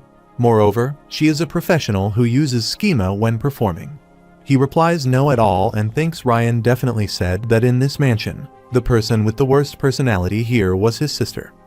Rihanna, pointing her hand next to her, tells him she will teach him and asks if he will sit here, and Sharon nervously thinks about sitting there. Rihanna tells Sharon it's okay and no one will scold him since she permitted it, and he thinks she is being insistent and he is in no position to refuse. He sits beside her, thinking when else he will get a chance to sit in front of a piano. However, she teaches him the keys and symbols on the piano and the music sheet, and, keeping his fingers on the piano, tells him to try to press down on these 3 keys at the same time. Sharon thinks the reverb feels good and playing the piano, apologizingly as if he is asking too much and asks if he could try playing it. Sharon says it might not be pleasant to the ears, and she replies that's how everyone starts and thinking if he does know more chords apart from those she just taught him. He starts to play piano, and she, looking at him playing, thinks she can't believe it because he is getting them all wrong. He is not showing any hesitation while pressing the keys and asking if she should stop him. But it's weird that he is getting them perfectly wrong. Still, it's also perfectly alike. It's as if he is fully imitating the feel of her performance earlier, while Sharon eye color changes, entering the spirit zone. The different musical words fall on the piano chords, and he plays according to them. She wonderingly thinks that it's starting to sound more accurate. She surprisingly asks herself what that was because she can't call this a performance, but he has insight that encroaches on the essence and why he is a butler. Sharon fearfully says sorry but in an instant, someone shouts, telling them to be so loud. It's Ryan who is shouting, tells her just to take a break if she is home, and asks why he is being noisy, then asks Sharon why he is here. Rihanna asks Sharon if they two know each other, and he replies saying no. He thinks his friendship with Ryan might get exposed, while Ryan tells her Sharon is his friend. Sharon, falling on the ground, asks Ryan what he is saying, and he replies, calling Rihanna gremlin may have a rotten personality, but she doesn't care about this kind of stuff. Sharon thinks that makes no sense, and that she could not care while Rihanna asks if his name is Sharon. Rihanna politely puts her hand on Sharon's shoulder and says if Ryan says he is friends, then that's good enough, and he might be a bit woeful, but he takes responsibility for what he says. She asks what Sharon was thinking while he was playing, and he really wants to know, while Ryan asks if Sharon was because he thought it was her being hysterical. Sharon thinks 16 years of logic are crumbling, and she doesn't care that she is friends with a peasant. Sharon, pointing his hands towards Rihanna, asks Ryan why he did lie because his big sister is a nice and kind lady, but this makes Ryan shocked. He tells him not to be fooled by her because who knows when she will try and swallow him whole. Rihanna whisperly tells Sharon her little brother is so immature, and she is glad that he has a friend like him, though, and he replies he is the one who owes him. Rihanna says Sharon is so cute while Ryan asks her why she doesn't keep her if he is so cute and they should make him family while they are at it. Rihanna asks if he is so close to him that he doesn't mind letting him have his big sister, and he replies she isn't a catch, but Sharon and Rihanna hold him by the collar. She takes him down on the ground, abusively talking to him, while Sharon thinks when he thinks he understands nobles, they become more confusing.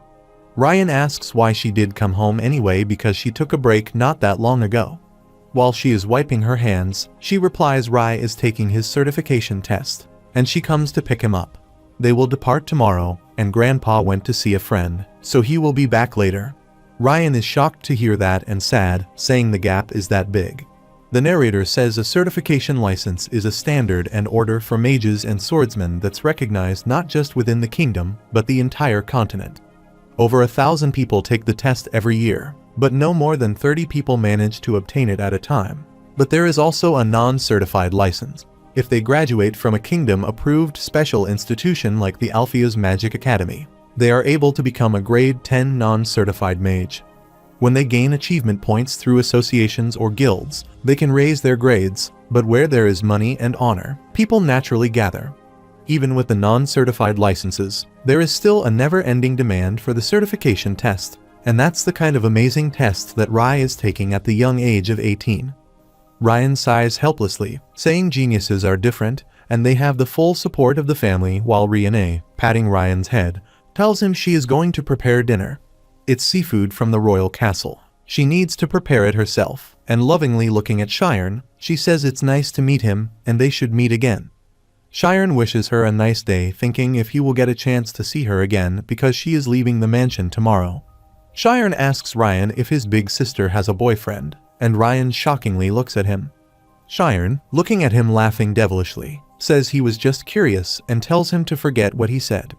Ryan, calling his sister, starts to run, and Shiren regretfully thinks he made a slip of the tongue because he was sad. Ryan shoutingly tells Rihanna that Shiren is asking if she has a boyfriend while the maids surprisingly look at him. Shiren instantly shuts him up, keeping his hand on his mouth while Rihanna embarrassingly tells her maids not to mind them because they are just playing. A man brown-haired and glasses wearing, hidingly looking at Rihanna, tells her maids that they finished removing poison, so it's time to steam them. He calls the black-haired man standing behind him as Hans asks him if the young master has a guest, and he calls him head butler and replies there was nothing pre-scheduled. He said Shiren. It seemed familiar but suddenly remembered now. The head butler tells Hans to call Timorin and come to his office immediately. In the jungle, Ryan practices while the instructor tells him to take a 10-minute break. The instructor thinks he got fired up again. It's been a year because last time it subsided pretty quickly. But he is sure it will change once Rai goes to the royal palace, and the problem is schema. Ryan notices someone is shouting and calling him, and it's a butler who tells him Lady Rihanna asks him to return to the mansion immediately. Ryan, bringing the bottle to the mouth, says if it's regarding his brother, he isn't interested and tells her to do whatever she wants. Ryan's water comes out of his mouth, hearing the temporary butler. Shiren is in danger, and he might die, while he worriedly stands up, asking why, and says he thought he was going home today. He tells him the head butler, Louis, made a report to the family head, and he doesn't know, but it was because of his relationship with him. Ryan worriedly and hurriedly puts on his jacket, saying he is going to see father, and tells him, upon asking him, that the butler named Shiren is his friend, and it seems father found out somehow. He says he is sure he will forgive him if he puts in a good word, and he will continue the training later, but the instructor replies he may not. Ryan surprisingly looks at him when he brings a sword to give him. At the mansion, Shiren is present in front of them, while the head of the Ojin family tells Shiren that he will be executed. The maids start to gossip about how this happened, and if a commoner dares with a noble. However, he should still know about this even when he doesn't know that much. The family head looks at the paper while Rihanna calling father, and requests that she have something to say, but he asks if there is more needs to say. Father says, reading the paper, that on this document that the head butler provided are the testimonies of many employees, which states how carelessly that kid treated Ryan. He says to Shiren that he should have no complaints since he has read the contract details and asks if he has anything else to say, while Shiren embarrassingly replies he has one thing to ask. He asks if he is friends with the young master and what will happen to the young master. Another butler says this kid can't read the current situation and he should beg for his life, while Rihanna wonders if he is worried about Ryan even though he is in this situation. Father asks Shiren if he has gall to ask him this and replies he is foolish as a commoner should be, then asks if he thinks something will happen to a noble when they hang out with someone like him. Shiren helplessly sighs and replies it's true that he and Ryan are friends. They have been friends for a year, and they will always be, while his fellow butlers shouting asks why he isn't scared.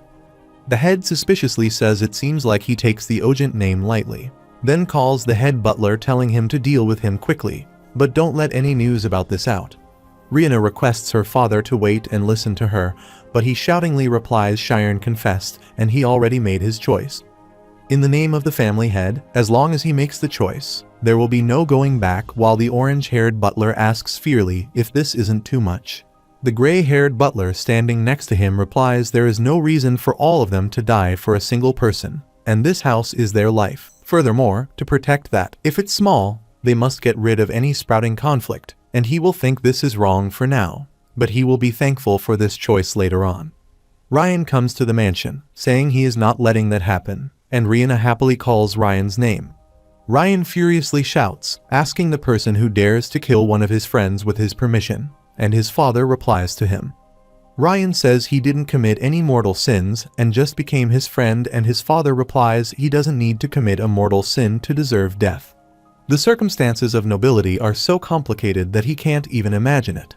Moreover, their family is handling this complex situation, and he is enjoying special privileges as the son of a noble.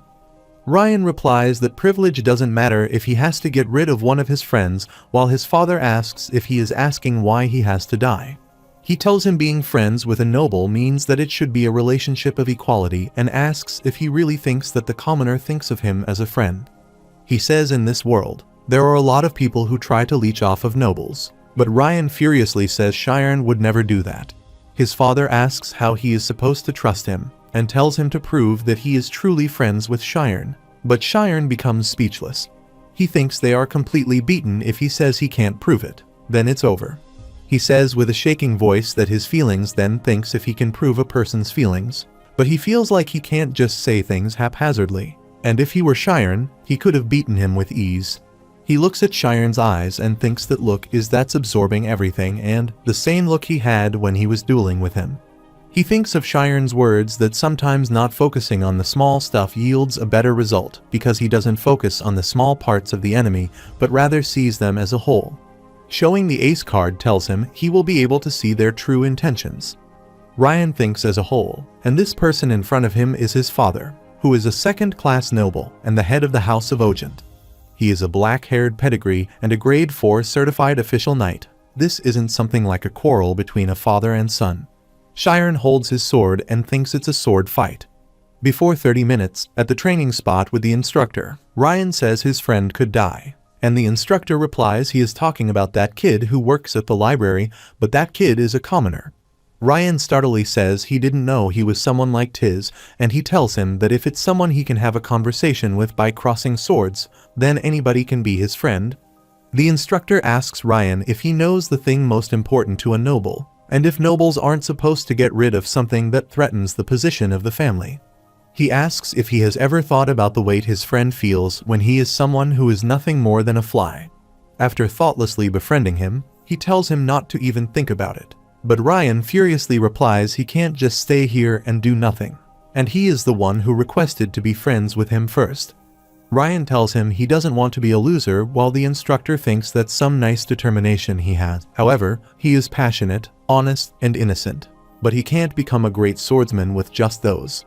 He has high hopes for him, and he will be cheering him on. The instructor gives him the sword and tells him to take it, and he will let him go if he takes it back home with him. But if he isn't even prepared for this, then he doesn't move even a single step from there.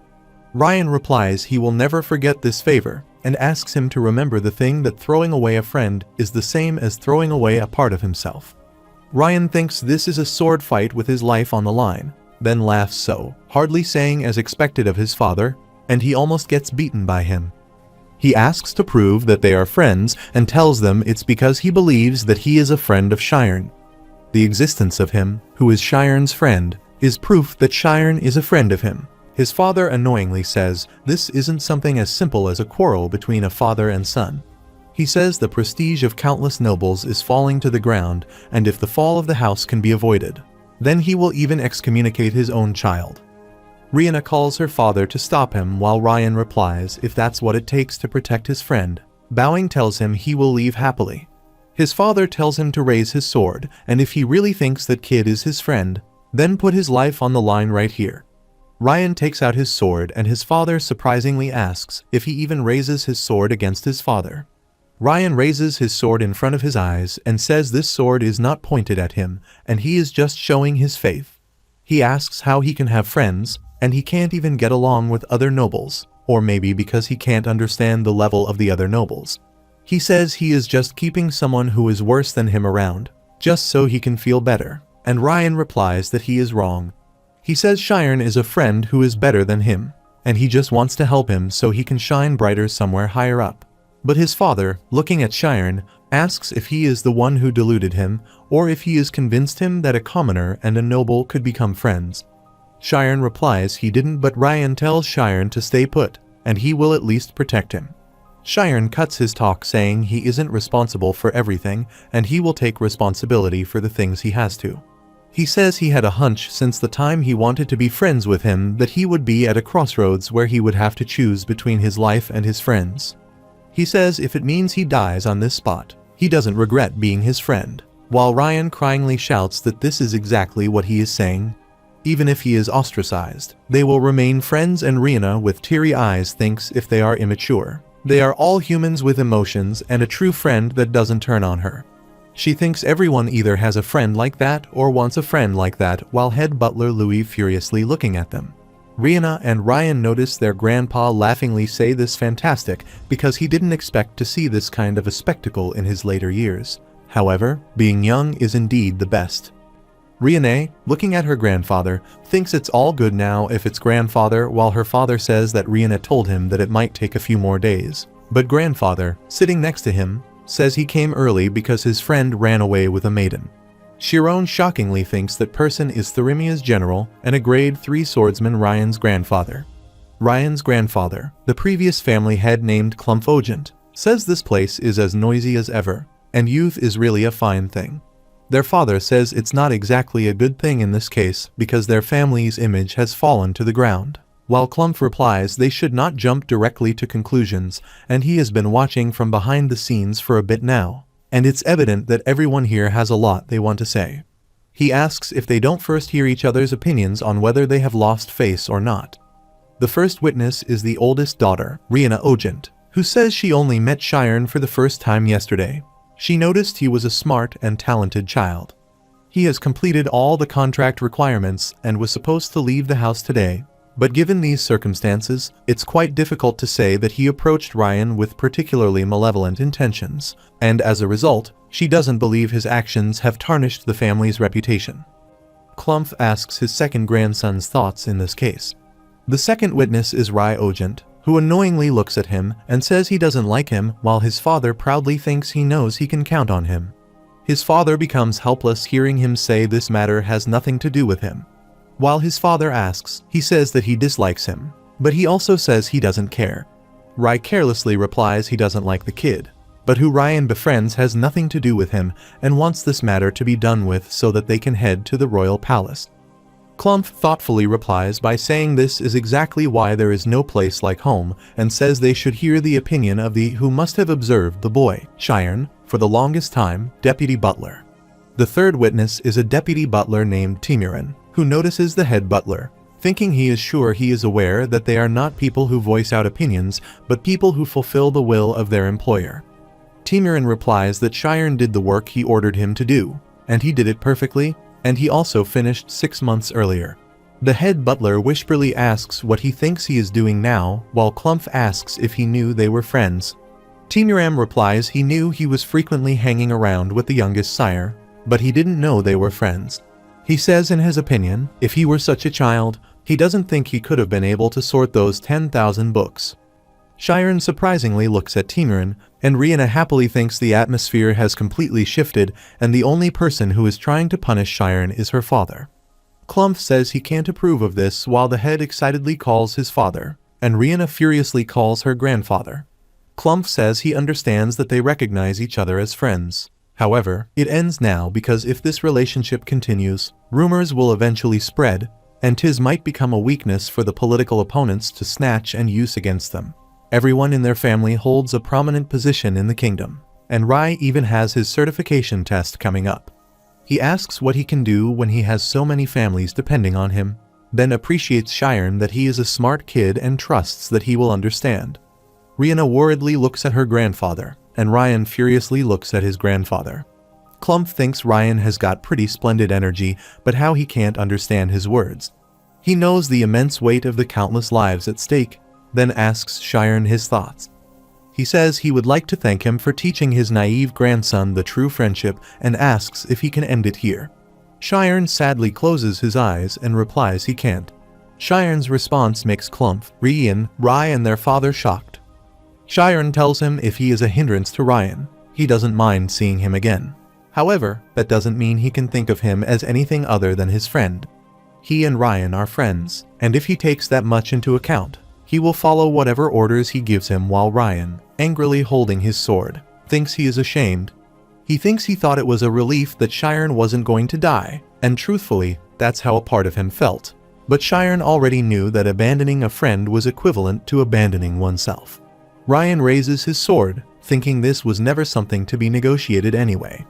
Then he shoutingly says he here declared, but Rihanna tells him she doesn't know what he is planning but doesn't do it. Ryan hits the sword on the ground and sits holding it, saying he, the third son of the Ojin family, will become Sharon's sword as of this moment. His father starts to tremble angrily and shouts, calling Ryan a fool. The narrator says the origin of Knight's Oath goes back to the foundation of the kingdom of Thormia. In an age of chaos, small and large countries alike were constantly fighting over territory. Adolf I, who was the strongest of them all, succeeded in unification and established the kingdom of Thormia. However, the newly established kingdom had to stand up against its powerful neighboring countries. Therefore, instead of being purged during the unification, the defeated kings were allowed to govern their territories directly, which was created in the process, the Knight's Oath. In return for pledging to become the single sword wielded by their master, they were granted the status of a nobleman, and that right there was the origin of the Knight's Oath and the birth of nobility. Breaking the Knight's Oath meant they would become someone less respected than a rabid dog. Ryan, looking at his parents, asks what they think, and he can't take it back. Then thinkingly tells his instructor that it looks like he made quite the splash this time around. Sharon sits next to Ryan, holding his hands, and asks him what he is doing, while Clumph excitedly tells Ryan that if he sees him say that he will become his sword, that must mean that the child is that qualified. He asks if it doesn't, and if he is really overflowing with brilliance. Sharon and Ryan woefully are looking at him, and he asks if he does shine bright in his eyes because he himself doesn't. Ryan laughs and stands up, saying that a sword doesn't judge but simply protects. Butlers are looking at Clump's laughs speechlessly, so hardly saying he immature has to do at least this much to reach the very top. Clumph gets up amusedly, saying to him that he is quite good with his words, but with that lame swordsmanship of his, he feels sorry for his friend for getting a sword like him. He comes to Sharon, puts his hand on his shoulder, says everything's been wrapped up, and tells Sharon that though he is not the most polished sword yet, he will never turn his blade towards him. He asks him to care for his grandson, and Sharon thanks him for his approval.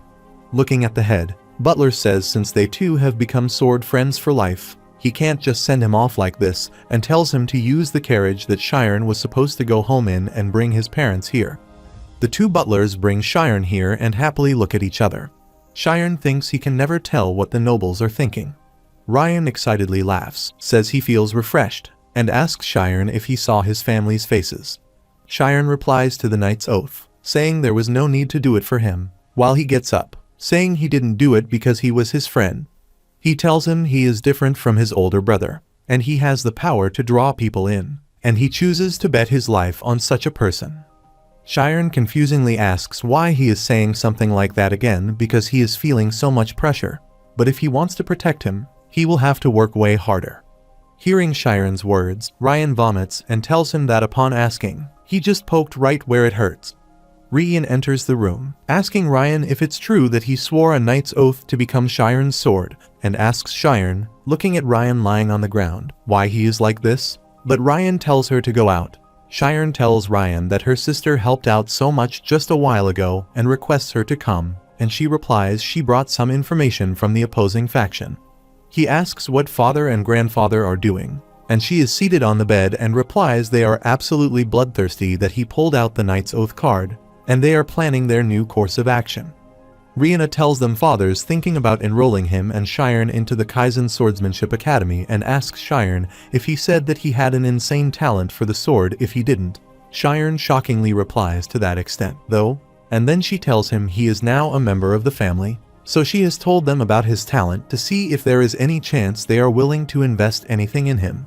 They must be planning on making him succeed, if only for Ryan's future, while Ryan furiously asks the person who is sending him to school without his consent when he can finally play Sharon all he wants.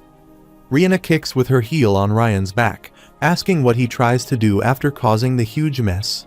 Ryan replies that Shiren won't attend a swordsmanship academy anyway because he would be a mage and has already opened his spirit zone.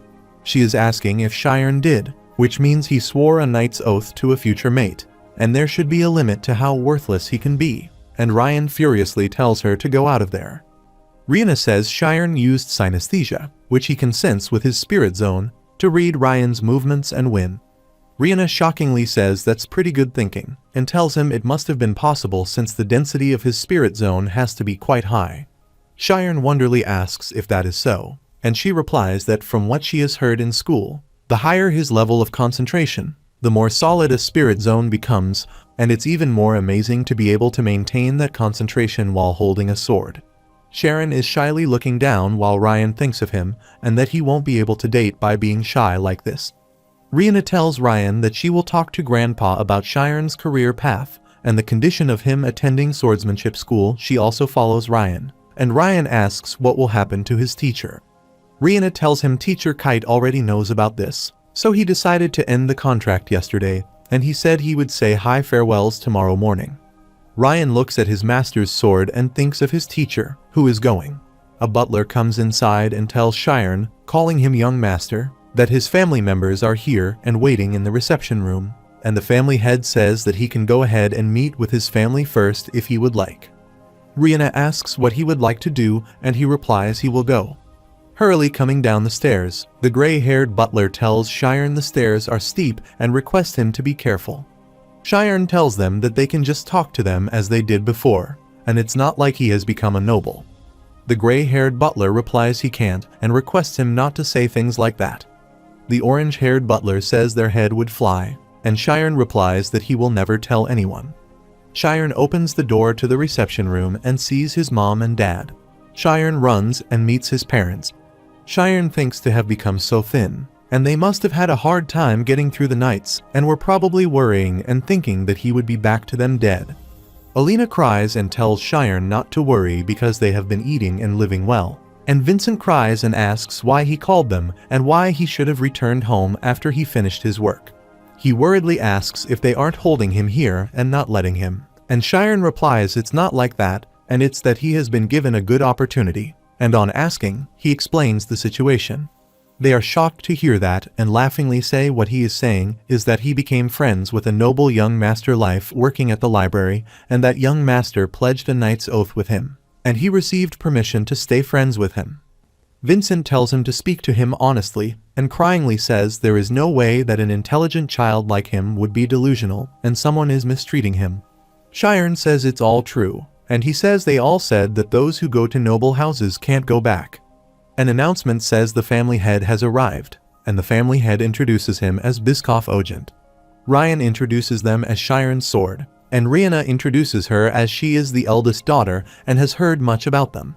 Shiren's parents shockingly look at and greet them, bowing their heads and introducing them as Shiren's parents and how such great people could come here. Rihanna asks if they haven't heard from Shiren, and Vincent surprisingly asks if the things he said are all true. Sitting on the dining table, Vincent spaces out while Alina shockingly says there are so many forks. They are seated on the sofa, and everyone is busy drinking tea. Vincent, looking at the tea he is holding with his shaking hand, thinks if he doesn't know what a knight's oath is, there is no way that they would show such goodwill to a woodsman's family, and he needs to properly clarify this. Vincent, with a shaking voice, says he is grateful that he thinks so highly of his son, but he is also worried for a young master of a noble family like Ogent to swear an oath to Shiren, and he can't believe it. Biskov says it is a tad unpleasant. However, for Ogent, a family that respects the policies of militarism, a knight's oath is absolute, and if they were to treat this as unpleasant just because of the difference in status, then that would result in dirtying Ryan's pride. Biskov says they will use honorifics from here out, requests him not to feel uncomfortable, and their family will not hold back in supporting his son. Klumpf tells Biskov that it's been a while since he has heard him say something nice, and he replies he is noisy. Shiren thinks of being able to make such a composed decision for his family being called someone with lots of pride and conviction. Though he was only left with the difficult option of taking a commoner under his wing, he doesn't fear anyone. Biskov says if they are to get to the point, surprisingly, his son is a spirit zone user, And a spirit zone is not something that can just be earned through hard work. It is something that can only be earned with true talent. From what he heard, he is aiming to become a mage. So if they wants to earn an unofficial mage license as quickly as possible, he is thinking of the Alpheus Magic Academy, which is one of the 5 most prestigious schools in the kingdom would be suitable. He is not saying that one must go to a school to become a mage, but not doing so is something for the underprivileged, so he doesn't recommend it. And he should go to a place such as the Alpheus Magic School to suit the House of Ogent's standards. Suspiciously looking at him, Clump says he has no consideration for commoners, while Biscoff tells Vincent that if his son graduates from the magic school, he becomes a mage. Vincent astoundingly asks if their son will be a mage, then looking at Cheyenne, says this is just like a dream. Biscoff tells them the biggest problem is with his identity because magic schools are exclusive. They don't allow enrollment from anyone other than noble children. Clump tells them there is only one option, which is that they would like to take Cheyenne as their adoptive son, and Vincent nervously looks at him. Clump tells him this is the only option they could come up with during the family meeting, and the paper says he has an immature cousin who does not yet have any children. If they add his name to his cousin's family register, then the problem will be quickly solved. However, they don't have any intention at all of stealing his child away from them. It will just be written on paper. With this, Cheyenne will become noble, while Vincent shockingly thinks of his words that Cheyenne will become a noble and the person would be given the chance to change his identity. If they do so, this would be like getting their child stolen away and looking at Cheyenne thinkingly asking what his father should do. Vincent shockingly looks at him when he keeps his hand on his hand, thinking if he has already made his decision beforehand. Cheyenne, holding his parents in his hands, says there is no way because he is his father's son, and he can't become another person's adoptive son, while Rihanna tells him it's just on paper, and they will treat his current parents as their true parents. He will be able to achieve his dream, and nothing will change. Clump tells him he will become a noble. However, it's not a lucky opportunity that comes to just anyone, while Cheyenne replies if he has to change fathers, then he would rather just live as a commoner.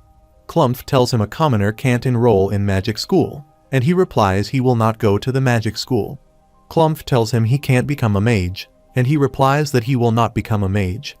Clump stands up furiously, asking why he is so inflexible because the world isn't so easy, and there are things that he needs to give up to succeed.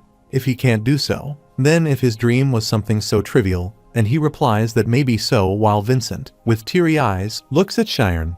Cheyenne tells him no matter how amazing his dream is, it is something that he has received from his parents, but if his parents are the roots, then his dreams are the fruits that receive nutrients from them. He says being able to read and receiving the opportunity to come into Ogent's house as a worker was possible since he had his parents as his roots. This one chance that he is being presented with is nothing compared to the infinite chances that he has been given by his parents. Saying that he should deny his roots now is no different from saying that he should dry up and die and then thank him for the offer. But his only parents are these two people here. Clump becomes speechless, thinking it's a sense of guilt and no ethics and what he is trying to say. Vincent, bowing his head, requests and begs him to take Cheyenne as their adoptive son, and Clump replies he understands what he means, but what Cheyenne wants is also important. Vincent, cutting Clump's words, tells them Cheyenne isn't their biological son. Olina asks Vincent what he is saying, and he replies they can't bear a child because Cheyenne was a child that they gained through an accidental opportunity. He is sure he can tell, but he is definitely from a noble family, and he is too much for him while Rihanna and Clump shockingly look at them. He says if he becomes a noble family's adopted son, he will go to his rightful place, so it truly isn't denying its roots. While Biscoff wonders if this is really the case, and everybody here is probably guessed as much. Cheyenne looks completely different from his parents. However, if this is not an outburst itself, it is a declaration of forfeiting his son. Cheyenne calls his father, asking what he is doing right now and how he can say something like that while discussing. But Vincent interrupts his talk, looks away, and says since he is all grown up now, he needs to learn of it at some. Out of the blue, Vincent looks at him when he asks him if he really thinks that he didn't know, and tells him the only reason he didn't ask him was because a person only has one real mother and father in the world. He also wished for that as well, and asked if he was trying to make him have 6 parents. Vincent replies he doesn't want him to give up his dreams because of him, while Shiren furiously shouts, asking who is giving up on their dreams. Shiren says that if he keeps trying, opportunities will eventually come to him. But if he has ever thought about his feelings, he would want to be abandoned by his parents twice.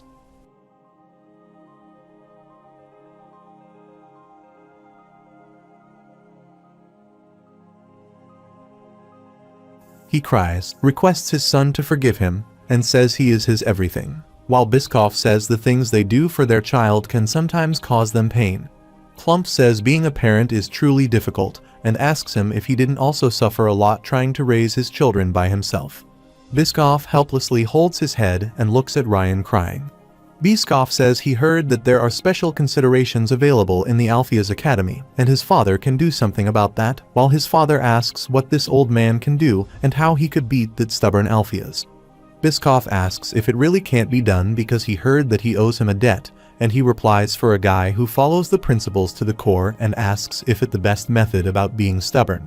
Biscoff replies he also used that stubborn method to push the position of family head to him, and Clump tells him he said it was all for his own good. Shiren thinks 3 days later, until Ryan left for the Swordsmanship Academy, by the grace of the family head, his family was able to stay at the Ogent house. His father still seemed to feel sorry for him, and he is worried about how many years he will be able to hold on for this time. For the first time, Ryan and he were able to have some free time.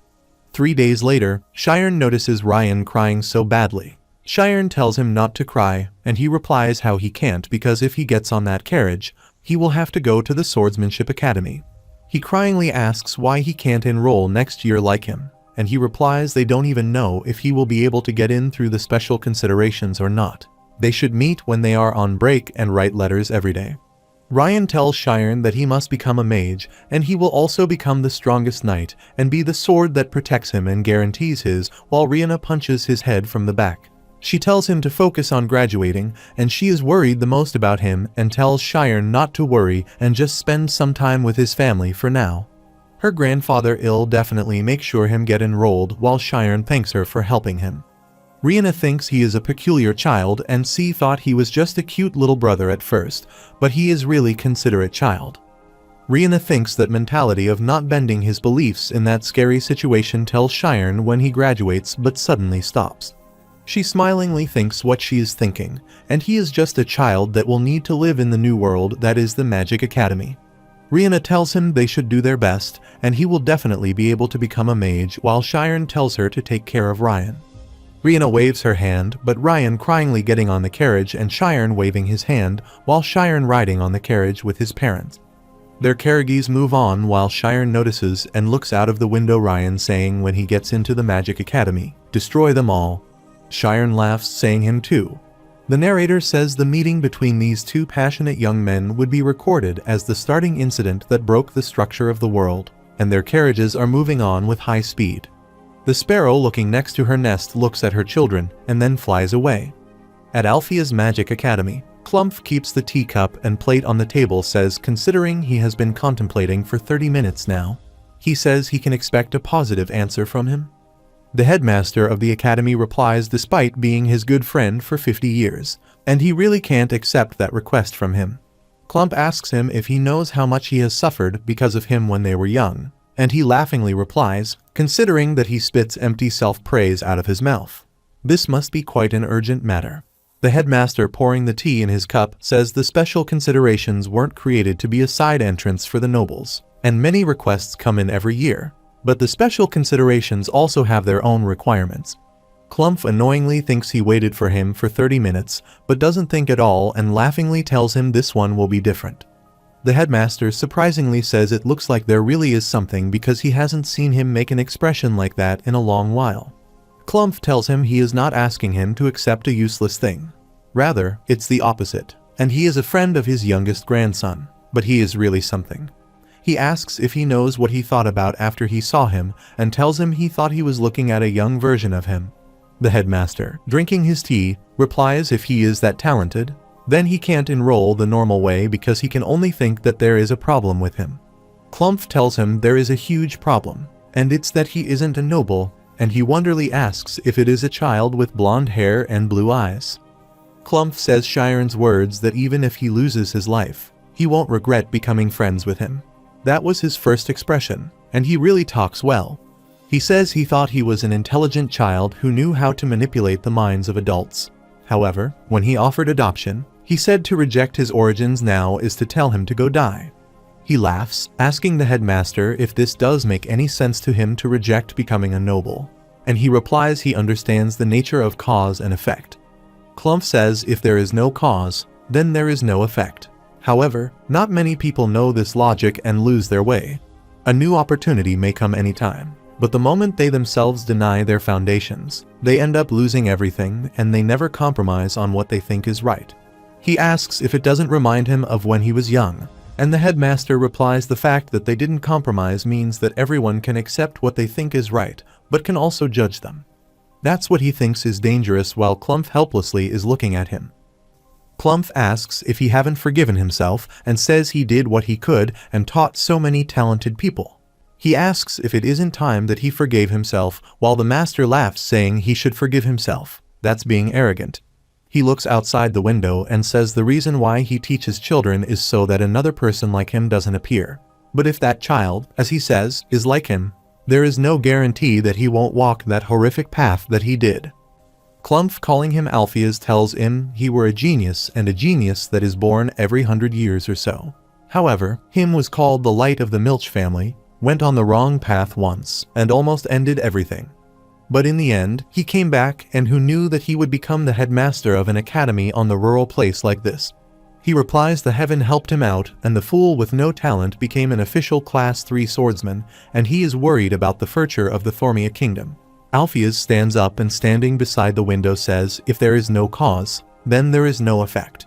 Clump suspiciously asks if this isn't fate because to think that he is acquainted with him. The boy who was chased away 4 years ago has come back. Alpheus laughs replying that he doesn't believe in fate and thinks. However, the talent that was distant because of the status barrier took a detour of 4 years is now standing in front of him or of this is really fate. He tells Clump that he will admit Shiren.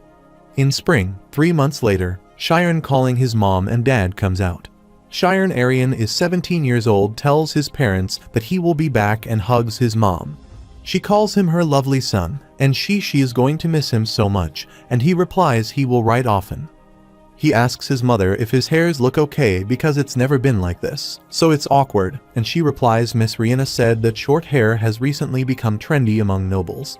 Vincent comes to them, clearing his throat, and asks Shiren if he isn't forgetting something, and he annoyingly refuses him, saying he is 17 now and a kiss is what his father says if he doesn't, then he will. Vincent kisses Shiren's forehead and hugs him, saying he is proud of him. Shiren asks his father if it's okay that the family had said that he will have a house for him in the city, and he replies his dad is a hunter, and a hunter's roots are in the mountains and the fields. Vincent and Olina walk with Shiren while Vincent tells him no matter how much he rejects the living expenses that the Ogent family are giving him, they keep on giving it to them. Shiren thinks it's a happy day in the village because he is entering the magic academy, but his father didn't tell anyone, and he is certain that the reason why he declined the offer to live in the city is so he isn't used against me. Timirin tells Shiren to board carriage, and they will escort him to the academy. Shiren, standing at the carriage door waving his hand, says he will be back and thinks that's how his first day at the Magic Academy started. Shiren and Timirin awkwardly sit in the carriage, and after reaching the academy, Timirin opens the door for him. Shiren, shockingly looking around, comes out, and Timirin tells him they have arrived at the Alpheus Wizard School.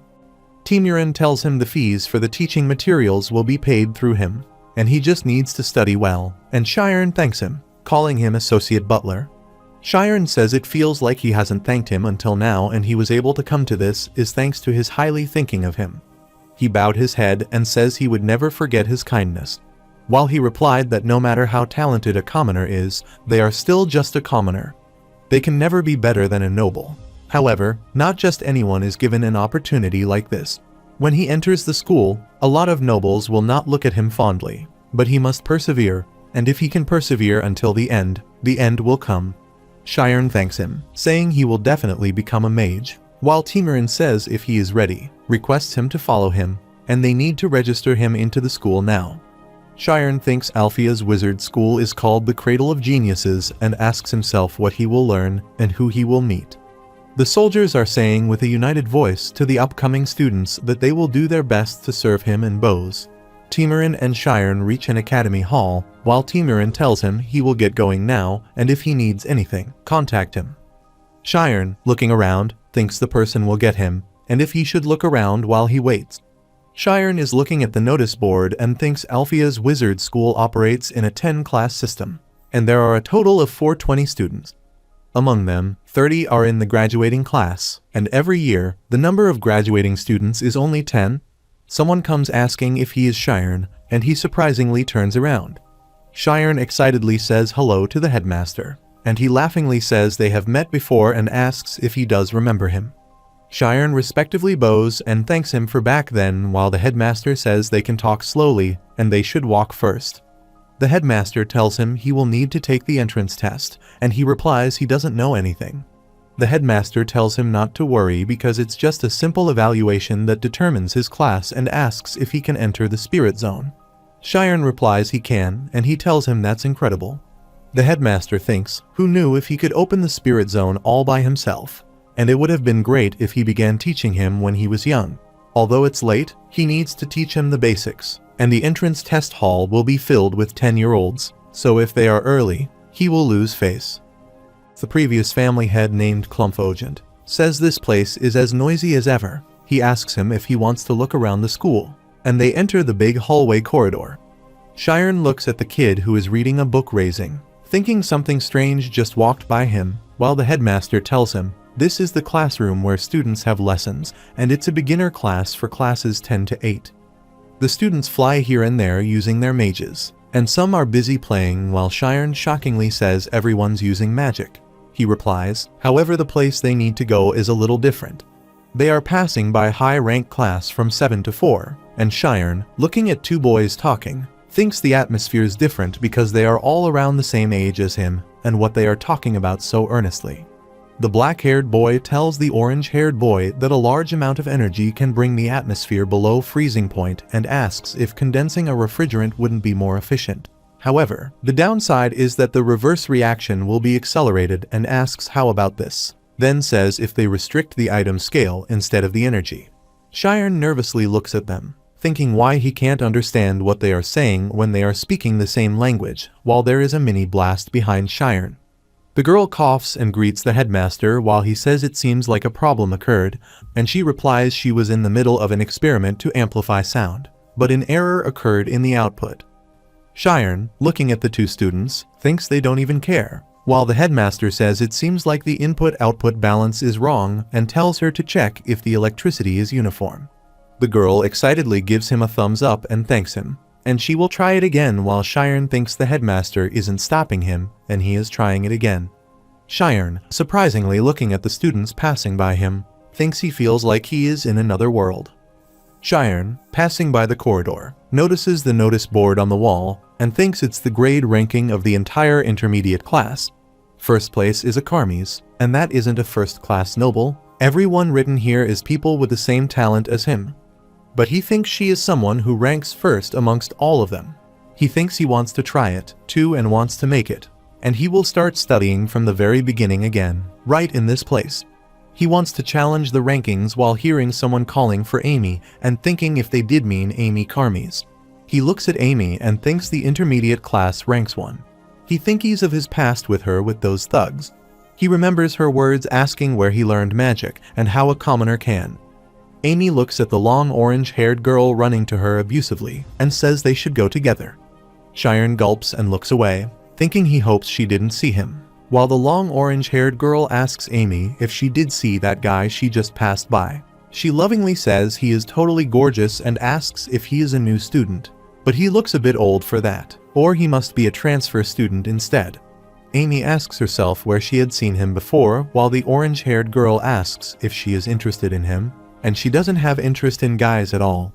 Amy tells her it's not like that. It's just that he seems really familiar. Other students surprisingly look at them talking about him. The narrator narrates that as the most popular girl in the intermediate class, she is shutting down confessions from her seniors, juniors, and classmates. She is the model student among all model students, but the only person who knows her dark past is trying to be admitted. At the Magic Academy's third test site, they enter the room. The headmaster says it hasn't finished yet. The headmaster, pointing his finger towards the student, tells Shiren to look closely at what that child is doing. He tells him when he enters the spirit zone, he will feel that the letters on the floor are different, and how he feels about them will help them interpret the spirit zone's size, strength, flexibility, and disposition. He just needs to answer the teacher's questions honestly, and Shiren thinks of this as interesting. The blonde-haired man, who seems to be the judge, calls the student by his name, Kami, and asks if he can use magic. He replies he can levitate objects in the air. The blonde-haired judge tells Kami to enter the spirit zone, and he closes his eyes and tells them he has entered. The judge asks him what number farthest away is, and he replies it's 6. The headmaster tells Shiren that the number 6 means the zone's diameter is 6 meters. The brown-haired old man is another judge sitting beside a blonde-haired judge. He asks him the color he strongly feels about, and he replies it's red, and he thinks he came into a red world. He writes, saying he is a divergent type, and it makes sense that his zone is a bit big for his age, while the gray-haired lady judge asks him if he does see a giant tower, and he replies it's on his left side. The purple-haired lady judge asks him the temperature he can feel, and he replies it feels a bit hot, and he is sweating a bit. Kami heads back happily when she appreciates him saying good work and says this year's new students are impressive. The blonde-haired judge replies that student Kami's zone size was a whole 12 meters, and he thinks the quality of the students gets higher every year. The purple-haired judge writes the words that say Kami's use of the zone is great, but his endurance is slightly behind, and announces, next is Shiren Arian.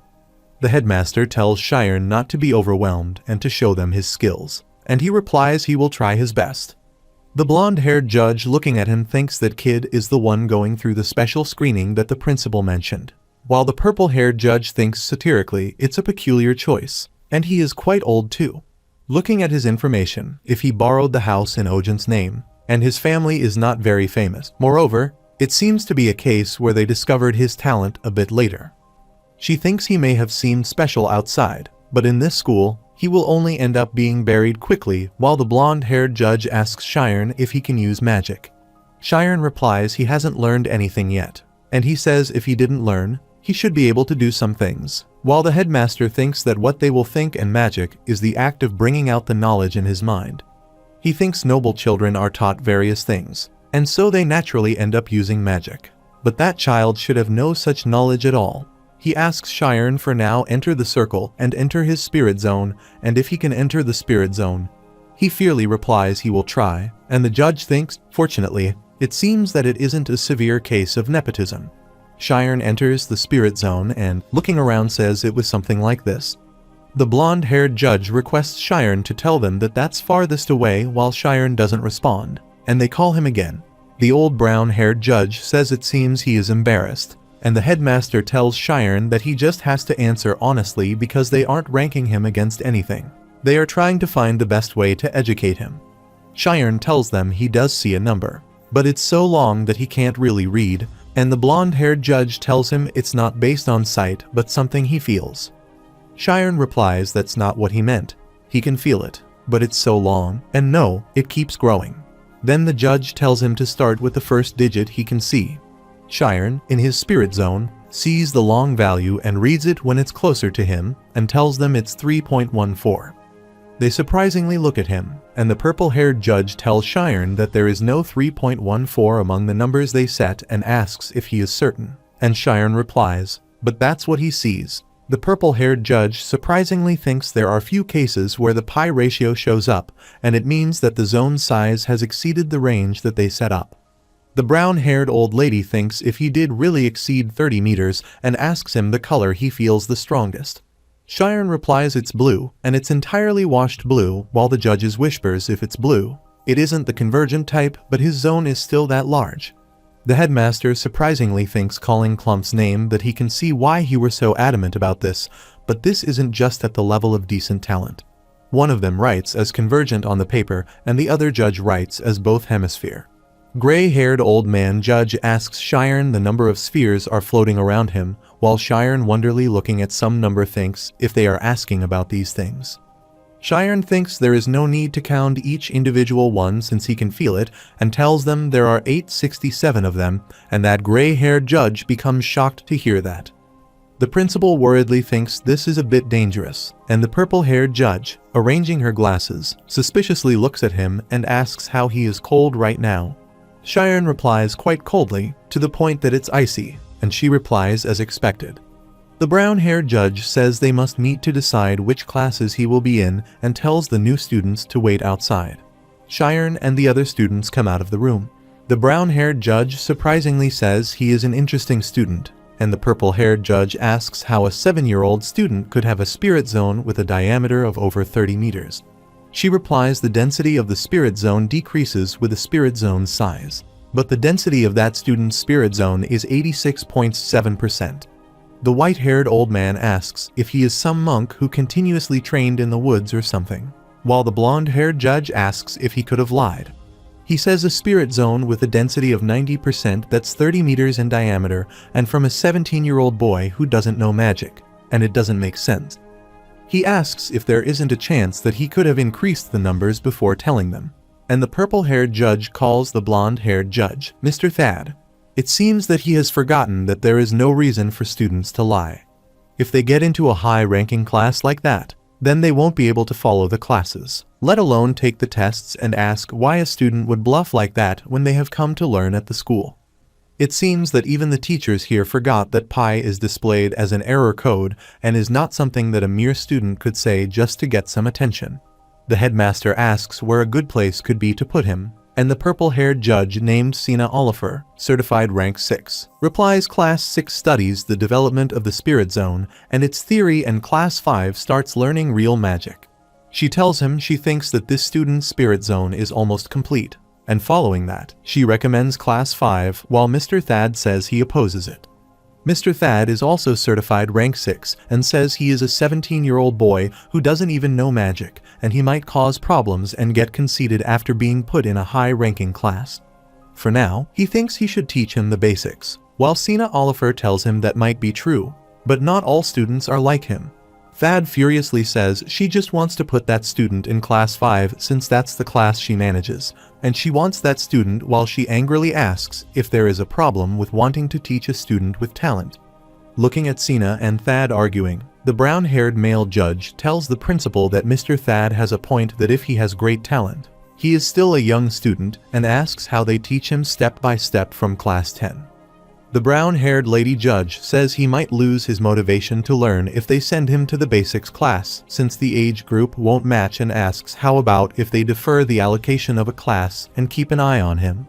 The white-haired judge says he thinks Class 7 will be appropriate because Class 7 is a high-ranking class that also includes the basic lessons regarding spirit zones.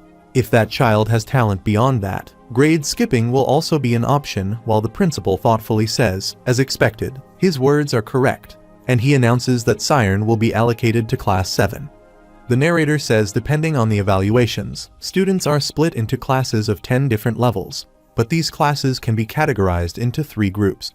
Classes 10 to 8 are elementary level, and those students are educated with the focus being on developing a spirit zone, and classes 7 to 4 are high-ranking classes, where students learn proper knowledge for using magic and how to use their spirit zones. Finally, the graduation classes are made up of classes 3 to 1 and face severe training to produce professional mages. At the Alpheus Academy, students are shockingly looking at Shiren. In the class, someone says they have a new student joining them in Class 7 today, while the students whisperly gossip that he got placed in an intermediate class as soon as he enrolled, and he seems like he is pretty old, but he is good looking. Shiren announces to the class that he is Shiren Aryan and they should get along. The students start to laugh, and the teacher and Shiren become ashamed. Shiren thinks that he has finally come to the magic school. The narrator says the Alpheus Magic School uses the whole 75.425 kilometers of the mountain.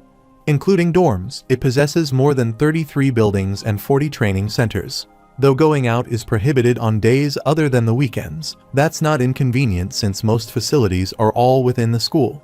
Classes end at 5, and any time afterwards is free time. Students either go to the school library, which is open 24 hours, or form research associations with other students that have similar interests, fueling their desires to learn.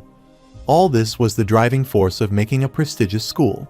Cheyenne, looking at the books, thinks classes are difficult, and there are a lot of subjects, and it's all high-level knowledge. However, it's a given since the nobles, who have been studying since they were young, and have a hard time with it and using any means possible, he can follow along. The narrator says the core of knowledge, and according to the chronological order of history engraved on Cheyenne, all the world's knowledge started to gradually accumulate. The gray-haired old teacher says the morning classes will end here, while Cheyenne surprisingly thinks the afternoon class is a spirit zone practical class, and there is no location on the schedule. Cheyenne, looking at the fellows in the class, wonderingly thinks who he should. Then looking at the purple-haired girl, says fortunately, there is someone his age. Cheyenne asks her if she knows which practical training center they need to go to, while she shockingly looks at him and asks if he means her, and he thinks she is a C colleague. She gives him the paper and tells him the practical today is at the second combined training center, and tells him on him asking that all the intermediate classes train together twice a week. At the combined training center, students enter the center while the students greet each other. Some juniors smilingly requested Amy to come there and sit, and many juniors gathered around her. Cheyenne, looking at her, thinks what an amazing popularity, and she is someone he doesn't ever want to come into contact with if possible, but there are 2 combined training each week. The seniors and juniors are actively conversing, and have a strict order about whether he will be able to stay out of sight. There is an intermediate class Spirit Zone specialist teacher, Othello Romy, who is certified rank 6 and greets them from intermediate classes. She introduces her and tells them she has again been put in charge of their Spirit Zone classes this year, and there must be students who have moved up a class with the start of the new year as well. She says it seems like their class is full of similar faces and has a new face who has joined them in their intermediate class today. The students looking at Cheyenne think this is a dangerous turn of events, and Othello asks him if he will stand up and greet everyone. Cheyenne nervously stands up and gulps while Amy's orange-haired fellow is looking around. Cheyenne introduces him to everyone, and he has started studying in class 7, and they should get along, but suddenly becomes shocked when everyone claps for him. Cheyenne's confidence disappears, thinking he doesn't know anymore, while Amy's fellow lovingly asks if that's a boy, the guy that she saw yesterday, and it seems his name is Cheyenne. Amy thinks it's her first time hearing his name, and he seems familiar, and she would have saved most faces in her red eye. The brown-haired girl calls Amy's fellow senior, asks if she knows him well, and tells her that the teachers seem very focused on him.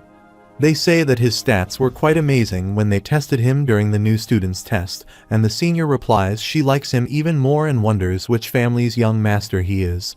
Amy is shocked and remembers everything relevant to Cheyenne and his magic, and when she asks him about the magic, he cries and shockingly looks at her. Amy, unbelievably, starts to tremble and says an abusive word. The narrator says the Carmy's house is admired as the bloodline of geniuses, and their unique ability, red eyes, is said to be passed down to only Carmy's descendants.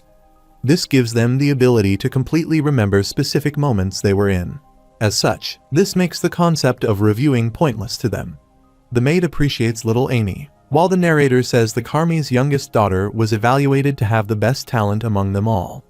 Her father says that should be obvious as she is his daughter, and she has inherited the genius of the Carmy's completely. The maid calls Amy while Amy's father asks her if something is wrong while she is standing up from her chair and says this is no fun. She thinks of the house everything, what the House of Carmy's has done to support her hard work, and she achieves just as much without the help of the house, and she can do whatever she wants, whenever she wants. The narrator narrates that the incident that made Amy, who had gone astray, return home was the coincidental meeting with a commoner boy in the back alley. Cheyenne hysterically stood in his seat while orange-haired and brown-haired fellows fiercely looked at her, hearing her saying abusive words. She timorously tells them his hair reminded her of ducks, and annoyingly thinks there was no way that a memory she stored with red eye could be wrong. She thought he was a noble and thought that he was that peasant child all along, and he did get into the academy. The narrator says to Amy that the past was extremely embarrassing, while she, looking at the book, thinks she wants to die. She anxiously thinks she cleaned up her past to the point that not a speck of it remained, and there is no way that he remembers that day. She assumes that the memories of 5 years Shiren tell her that she is not the type of person everyone thinks she is.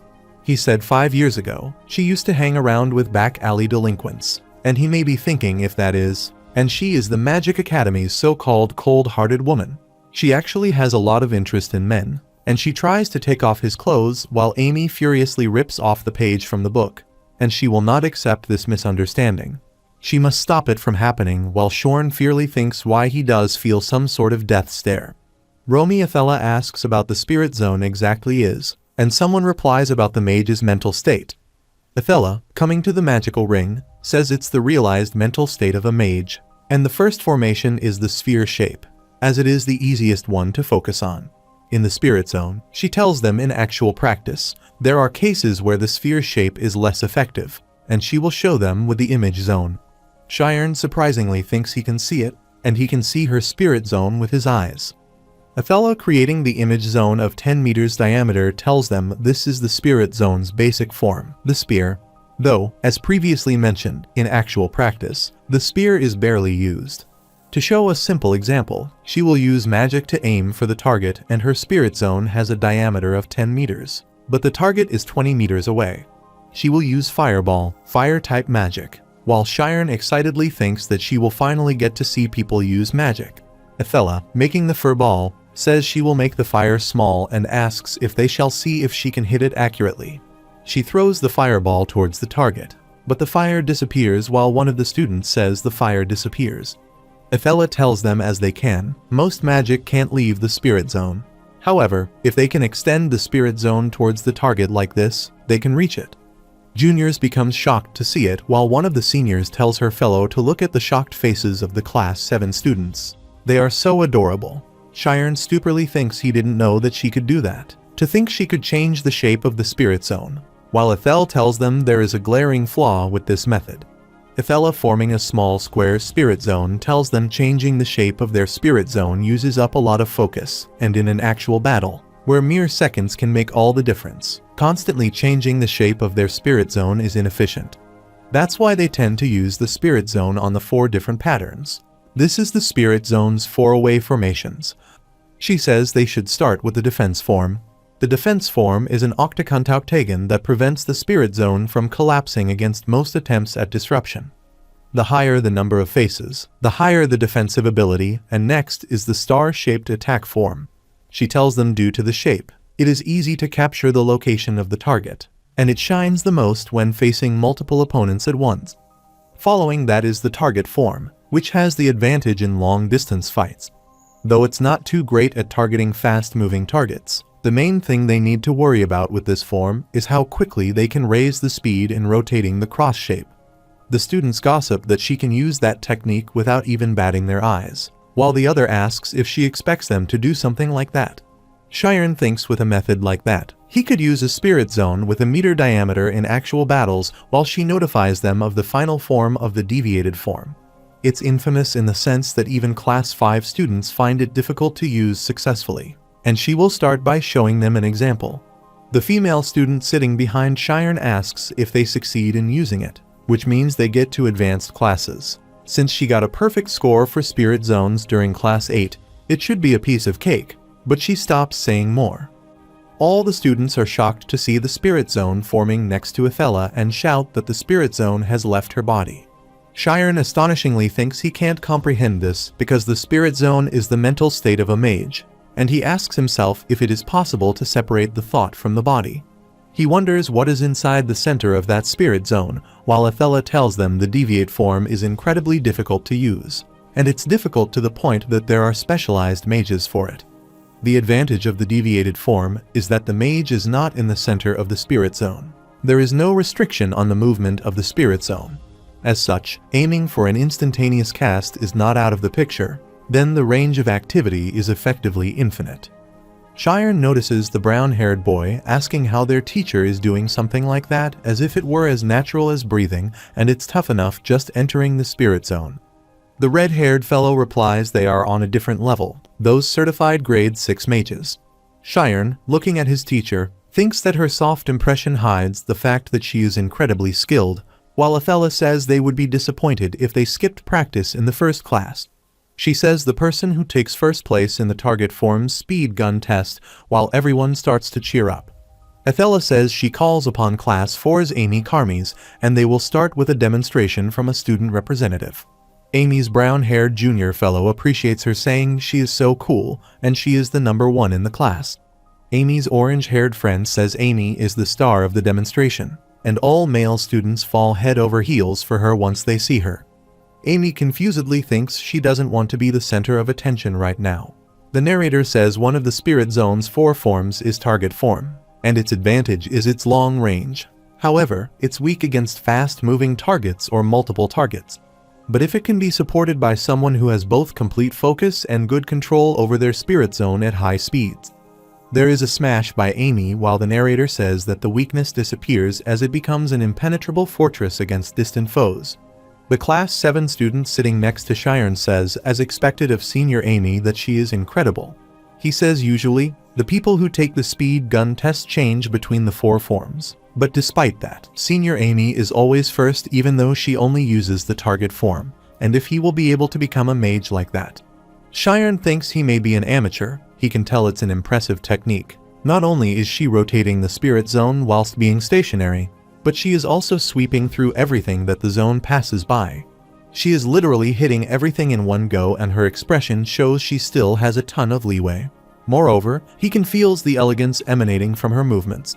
The boy bowl cut hairstyle helplessly says if he could date a senior like her, his school life would be a whole lot different, while the girl sitting next to him laughs, saying she doesn't cares for any guys, no matter their household background. Sharon, hearing their conversation, thinks he can see why the male students are crazy for her, and not Ani. She is a first-class noble, but she doesn't lack anything. She is such an incredible person, and why she was hanging around those delinquents. Everyone's appreciating and clapping for Amy, while Sharon glances her and Sharon surprisingly looks at her. Juniors shockingly notice Amy and shoutingly says she just took a glance at the new student. Amy, looking away, thinks she looks at him without thinking. But she can't help herself because it is so irritating, and with this, she can consider it confirmed. They asks if they two know each other, and she just enrolled yesterday, while Sharon nervously thinks he is certain now. Amy's and Sharon's thoughts are match up that they remembers each other. Amy thinks if he spread any rumors about his past, it will become troublesome, and as she thought if she needs to shut him.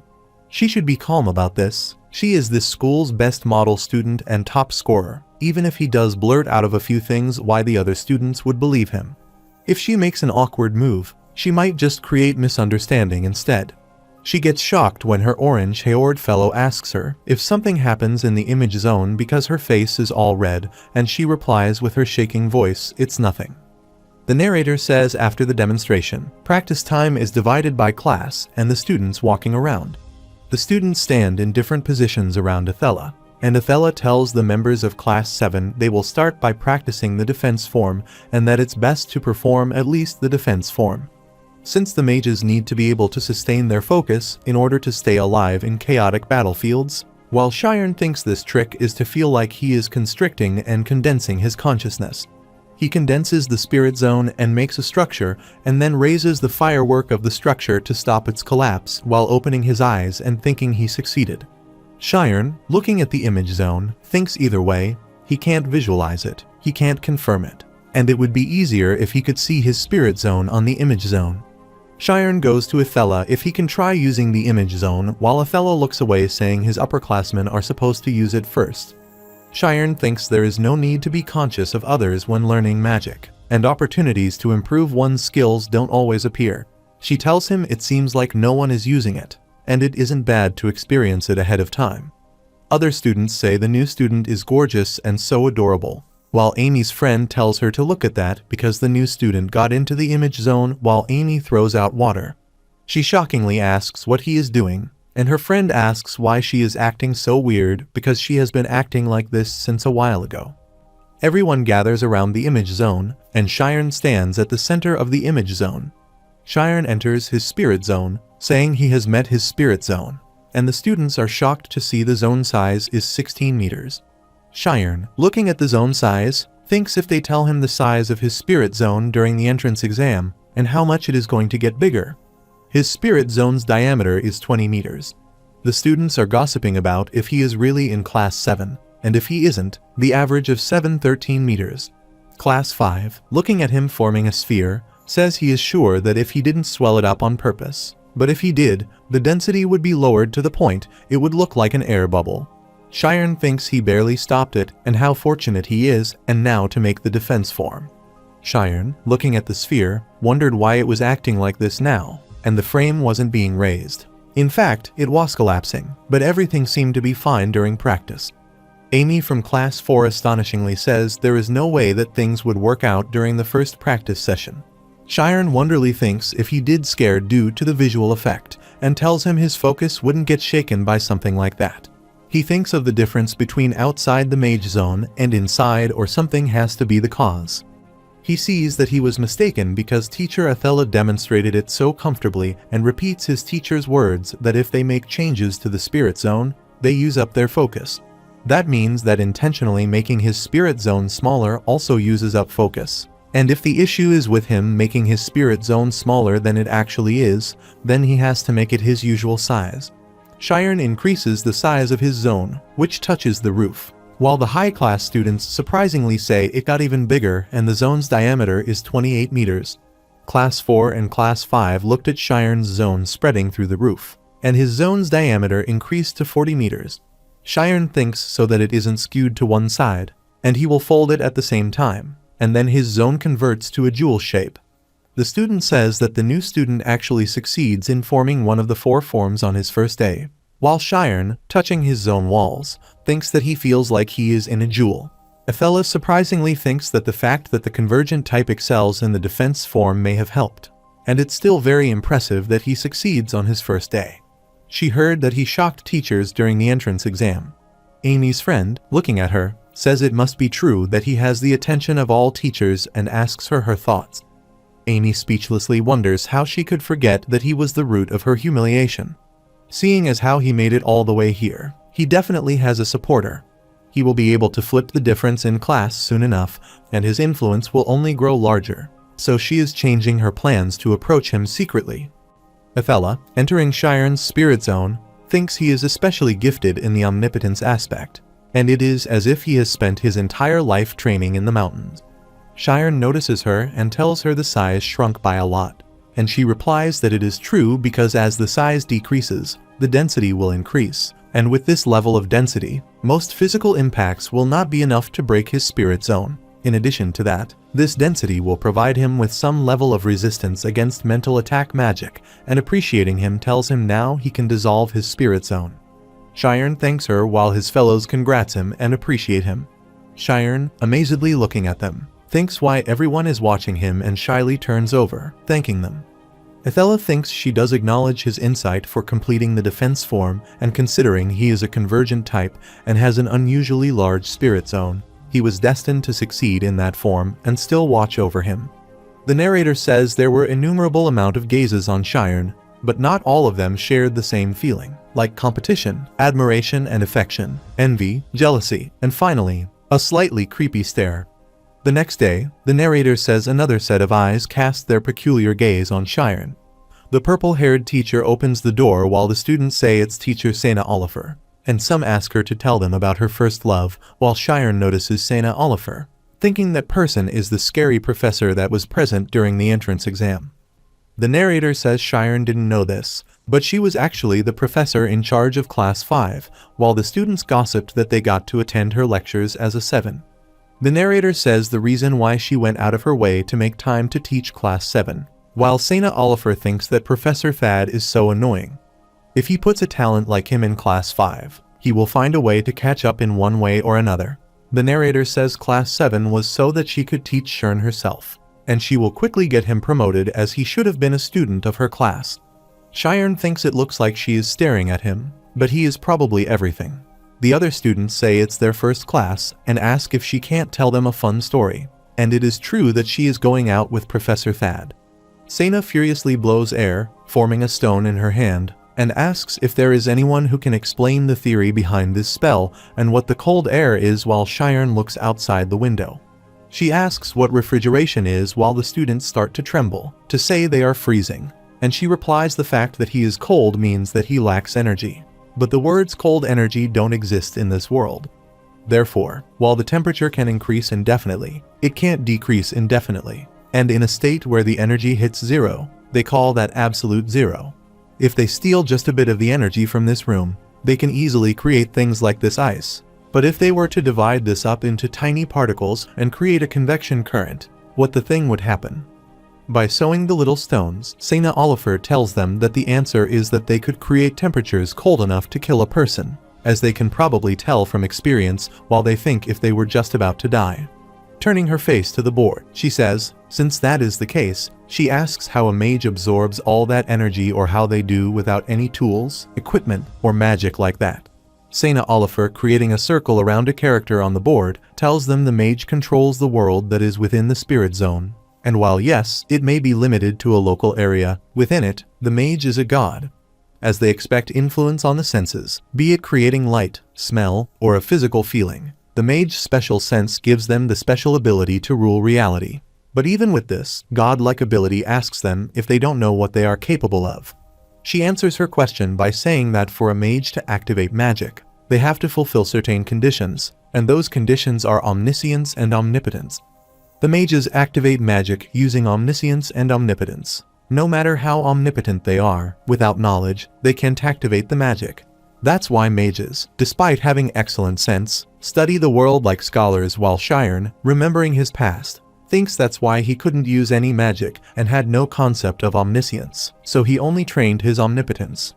She says everyone will be learning various objects at the school, and the spirit zone is but half of what makes magic. And if they do not study hard, there is no way they will become decent mages. She announces that now they will be starting their elementary chemistry lectures while the students furiously shout, requesting to take care of them. Shiren, making up his mind, thinks he will definitely become a mage. The girl asks the small bun-haired girl reading a book if she is going to the library, and she replies they have an exam coming up. While at the cafeteria, a boy asks his friend about his research topic, and he replies there is something he needs to invent first. The narrator says after classes finish, they typically either go to the library or participate in research groups, while Shiren thinks he is in the library every single day. With all that, he is barely able to keep up with the nobles during lectures, and he is so tired because of his decreased hours of sleep. But learning magic makes him feel light since he accomplishing his dreams. He wonders if someone has created a spell to eliminate the need for sleep while his feet lift up. He asks himself why his body is getting even lighter and, looking down, shockingly, says he is flying. He, scarily looking, someone behind him thinks about what the thing is going on and is being thrown somewhere in the jungle on the ground so badly. Shiren is shocked to see Amy Carmes, and he expects he will encounter her someday, but he doesn't think she will show up so suddenly. He thinks if she is really the same child from 5 years ago, while Amy says, looking at Shiren's expression, that he does remember who she is as she expected. Amy makes the big sphere of fire, and Shiren is shocked to see that while she tells him arrogantly that she should take care of things right here.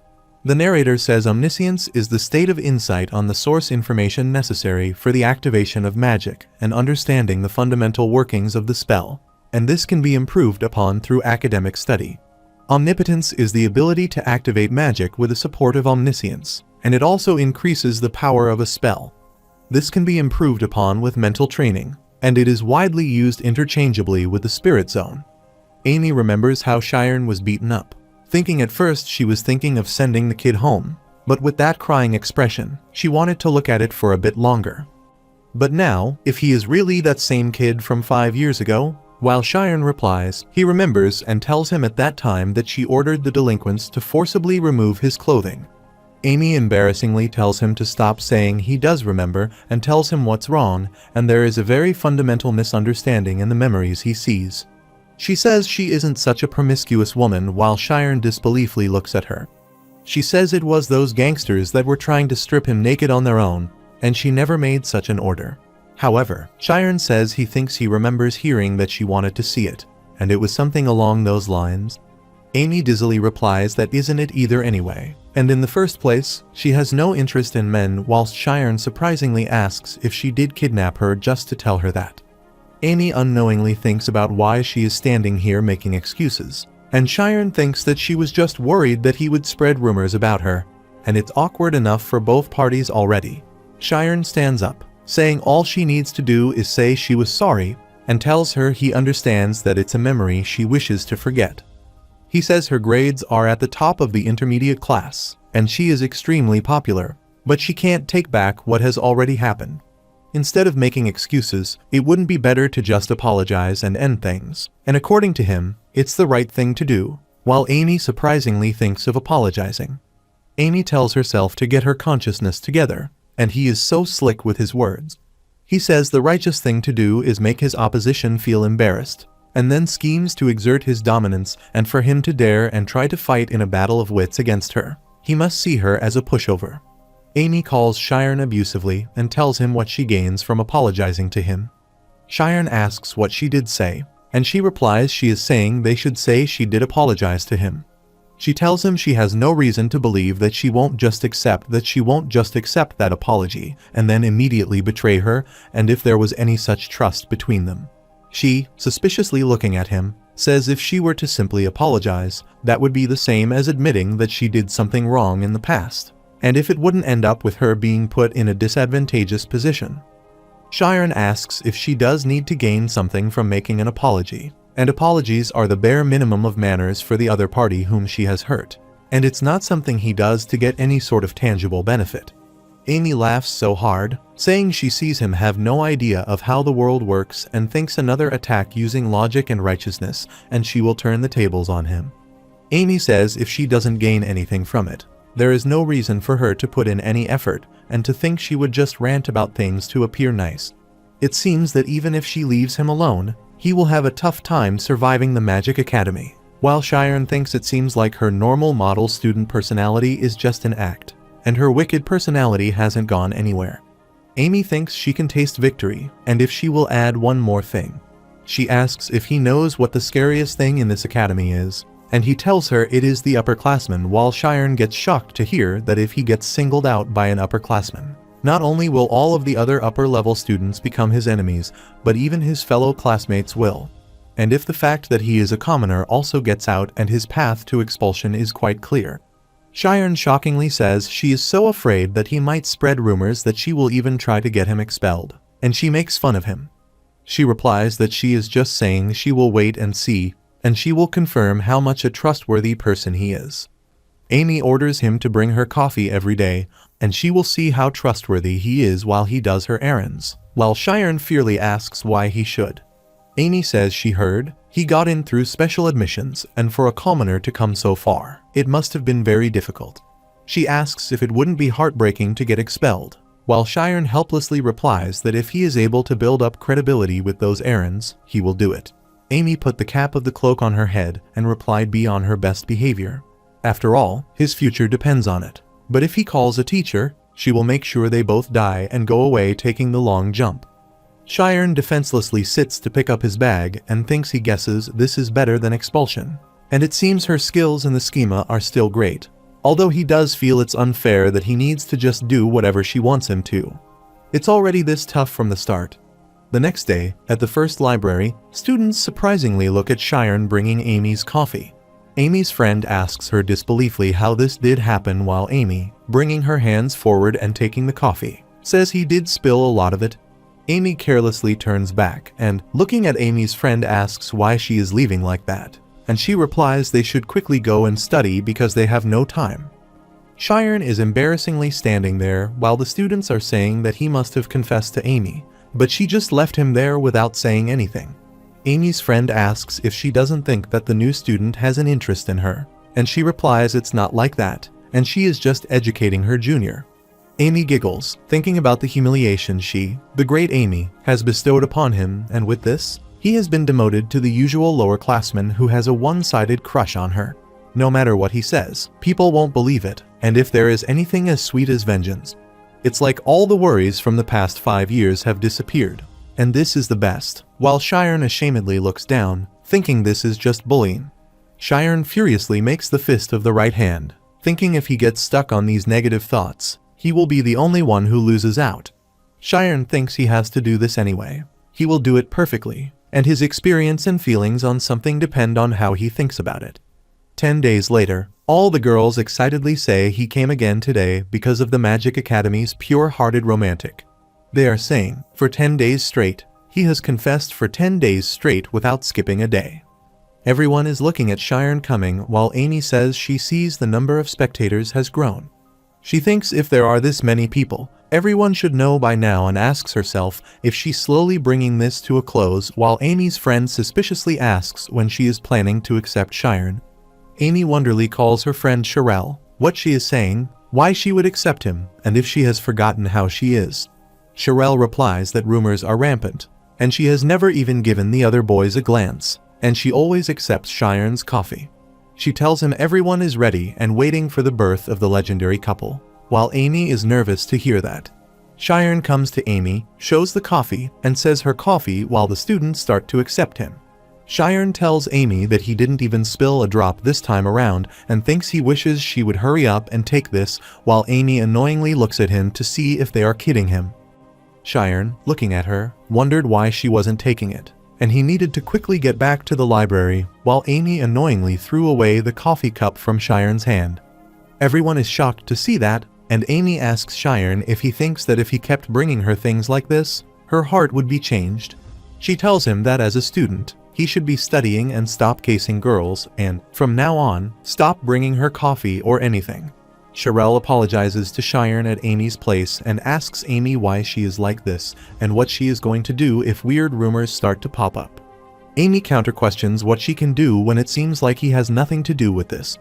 Furthermore, it will be over if she just advances into the advanced class. The students looking at Sharon picking the glass say she was cold-hearted, but to that extent, and he is so pitiful, while Sharon surprisingly thinks he doesn't need to do this anymore. They gossip that he must have taken emotional damage, which is so sad, while Sharon takes the long jump, saying he is free. That evening, at the first library, Amy stuck to her work, thinking she did all that to try and prevent the new student from making any weird rumors, but she ended up being the one who created them instead. It should be enough that she ended things before the rumors grew more rampant, but that's not what is important. The narrator says the Red Eye of Karmis is the academic name of it, which is perfect self-memory, and when activated, the ability allows the user to perfectly remember the state they were in during a specific event or time. For the past 10 days, Amy had been saving all of the images of Sharon completing his coffee deliveries while Amy thought on the first day his reactions were funny, and it was actually quite fun for her. From the second day to the 10th day, she thinks his eyes didn't flinch a single time on the other 9 days. In fact, his irises didn't even move. And what this could possibly mean, and no matter how much he tried to hide his inner feelings, he can never truly hide that glint in his eyes. After all, he can't control his automatic nervous system, but if that were possible, that would mean he could control his emotions like a machine, or he was Frank. Sitting in the library, Sherelle slightly asks Amy if she is leaving already, and she puts her stuff in the bag, replies she is a little exhausted today, and Sherelle asks if she is going to do so, and she will too. Amy tells her there is no need for her to go so far because she can go alone, and she replies that she thought not receiving Sharon's coffee was on her mind.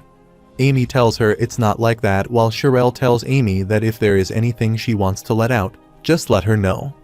Amy, walking through the library corridor, says she is so exhausted today and thinks it didn't go as planned and her mind is a mess, and she should get some rest. Opening the door, Amy notices a boy saying he sees her ended early, and Amy thinks of his name as Jake Ardius.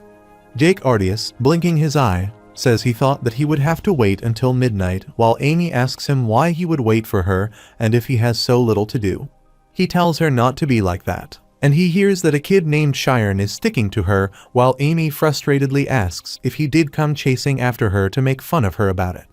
Jake Ardius, opening the cover of the hot drink, asks how that could be possible, and tells her it's the highest quality civet coffee that she can't get anywhere in the academy, and the renowned Amy should be receiving at least this much. Amy furiously asks what he is doing, and he replies as she can see that he is courting her. However, someone like him will succeed his father as the Royal Financial Executive Officer. He asks if a much more fitting man for her, while Amy aggressively looks at him, saying she isn't in the mood to play along with his disgusting jokes. She asks if they were close enough to have a conversation like this, and his research group has constantly been trying to knock down a peg. She asks if he thought he wouldn't know. He says he thinks there is a misunderstanding, and no matter what she may think, her tone of voice is a bit problematic, and he tells her disrespecting him is like disrespecting his household. He says an attitude that looks down on the honor of his household is something that he can't accept, and she agrees as well because she is from the famous Karmis. Amy abusively calls him, asking if he is unable to think straight just because he has a tiny popularity at this school and he is an impotent little who can't do anything without the backing of his household. She arrogantly says someone like him who makes a weird research group just bully other children, speaks of honor, while Jake Ardius smirks haughtily and says that she may act cocky because she is a first class, and asks the person who Eamon the Karmises has any authority. Her name may be at the top, but she has no power to back it, and with the power of his household, they can kill off a household at the Karmises level with just money. He suspiciously asks if she finally understands, but Amy wonders, saying she gets it that only arrogant people have eyes like him, unlike Shiren's, and his eyes look like dead fishes. He asks if she says that he is worse than that kid and is awful. He says he got the order wrong, and he should have eliminated the obstacle in the way first before trying to pursue her. He says that he can make sure that he won't be able to use magic within a day, while Amy is speechlessly looking at him. He says he will show impressive, but suddenly stops when Amy throws it away, and it breaks to pieces, hitting the ground. Jake Ardius furiously and abusively calls her, looking at her, but suddenly gets shocked to see Amy forming a spirit zone and asking who he will do what to. Jake Ardius starts to tremble with fear, thinking she can form a four-way formation this quickly, and asks her if she is crazy and if she doesn't know that using magic here is a violation of the Academy's policies. Amy laughs so hard, asking what a mere weak like him will do, and at the very least, Shiren isn't a little like him who only relies on their household. Moreover, he is someone who can take responsibility for what he does. She bet within half a year, he won't even be able to measure up to his toes. Jake Ardius fiercely thinks she is filling up the area with oxygen, and the moment he tries to enter his spirit zone, she will instantly set him flame, and there is no way he can face off against the first place of the intermediate class. Jake, holding the support with the stairs, thinks he will definitely get his revenge for this humiliation and runs away through the stairs. Amy calmly sighs, standing with the wall, says it's been a while since she has been so agitated, and asks why she did that or because he threatened him because she was scared about being revealed. She remembers his words that if he is able to build up credibility with those errands, he will do it. Looking at the coffee, she says he probably won't be showing up starting tomorrow, but her head feels cleared up. A few days later, Sherelle cryingly gives the scary letter to Shiren. He asks if she is telling him that Senior Amy went there to save him. The narrator says that the small ripple that Amy started returns to her as a wave. The bell rings, students go to the new building, and Shiren walks, reading the book. The female students looking at Shiren tattle that he was him who was hitting on the senior, while Shiren helplessly sighs, thinking, after that incident, how he can walk around with his head up. Shiren, covering his face with book, thinks something like this: it ended pretty fast, and he thought they would not made fun of him anymore. Furthermore, he can assume that their suspicions about him have subsided. Shiren notices Sherelle thinks that she is Senior Siriel and remembers her apologizing words. He thinks he doesn't hate her, and she was always with Senior Amy, and if something did happen. Siriel notices Shiren calling, but gets shocked to see him and scares him. She, holding him from callers, asks why he is here and about Amy, and Shiren nervously asks what she is talking about while Siriel, showing the paper, asks if nothing happened to him. Shiren reads the paper that says that he has been kidnapped and about the black magician. Before 30 minutes, a boy comes to Amy asking if he is still well, and Amy furiously asks if he dares to talk to her and is pretty sure that she told him to get lost. The blonde-haired boy giggles arrogantly, showing a folded paper, and tells her that it would be good for her to stop acting arrogant, and that the boss wants to see her. Siriel and Amy pass by him while Siriel tells Amy to ignore people like him, and she replies that this is the reason why he is still in class 5. That boy tells them he said if he relayed the message like this, she would listen and say yes to the invitation if she doesn't want his man to be destroyed. Siriel asks him what he is talking about, and they should hurry and go to the library while Amy suddenly snatches the note from his hand. She reads the invitation and thinks Cheyenne was kidnapped, and it's Jake Ardias.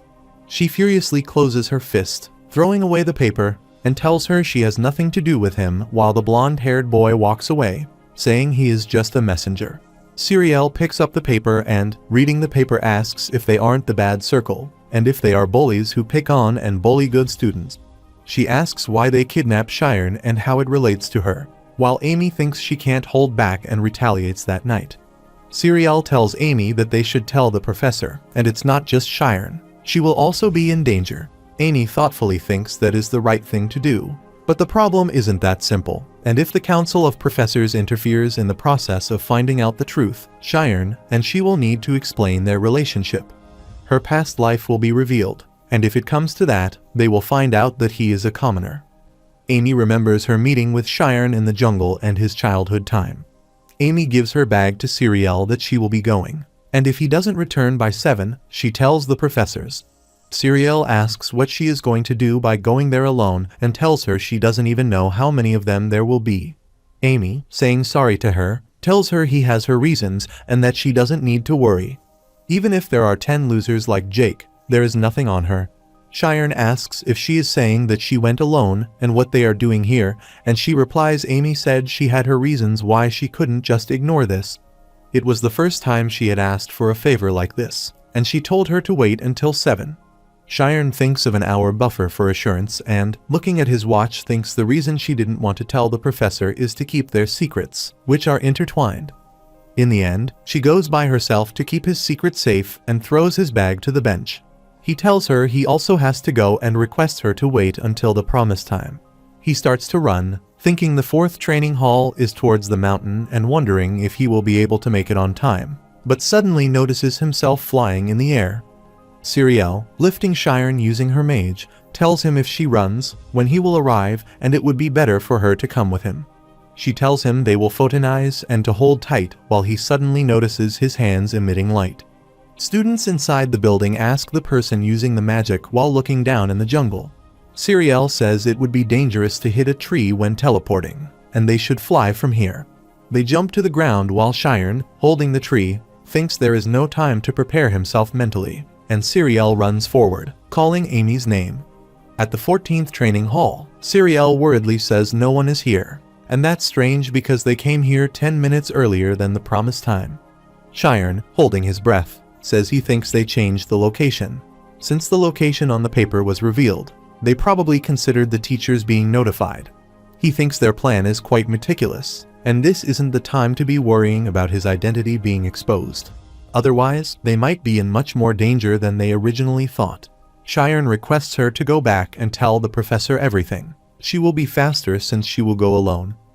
While she replies, Amy says she had her reasons and tells her to wait until 7. Cheyenne tells her the reasons are because of him, and if he helps, nothing will happen, and asks her to leave quickly. But she shockingly asks the important reason was him. She asks him about their relationship, and if the rumor about the two of them secretly dating is true, and what the truth is that she doesn't about it. Cheyenne furiously tells her there is no time. The more time passes, the more dangerous it will get, and she replies it's dangerous for him, so wait here.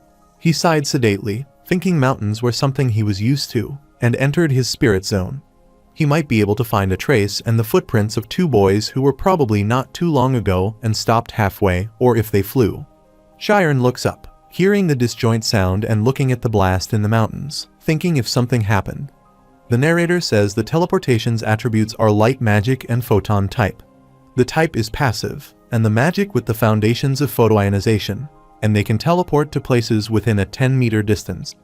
Omniscience is quite simple, so mages call this foundational magic. However, if they collide with an obstacle, they can lose their life, so be aware.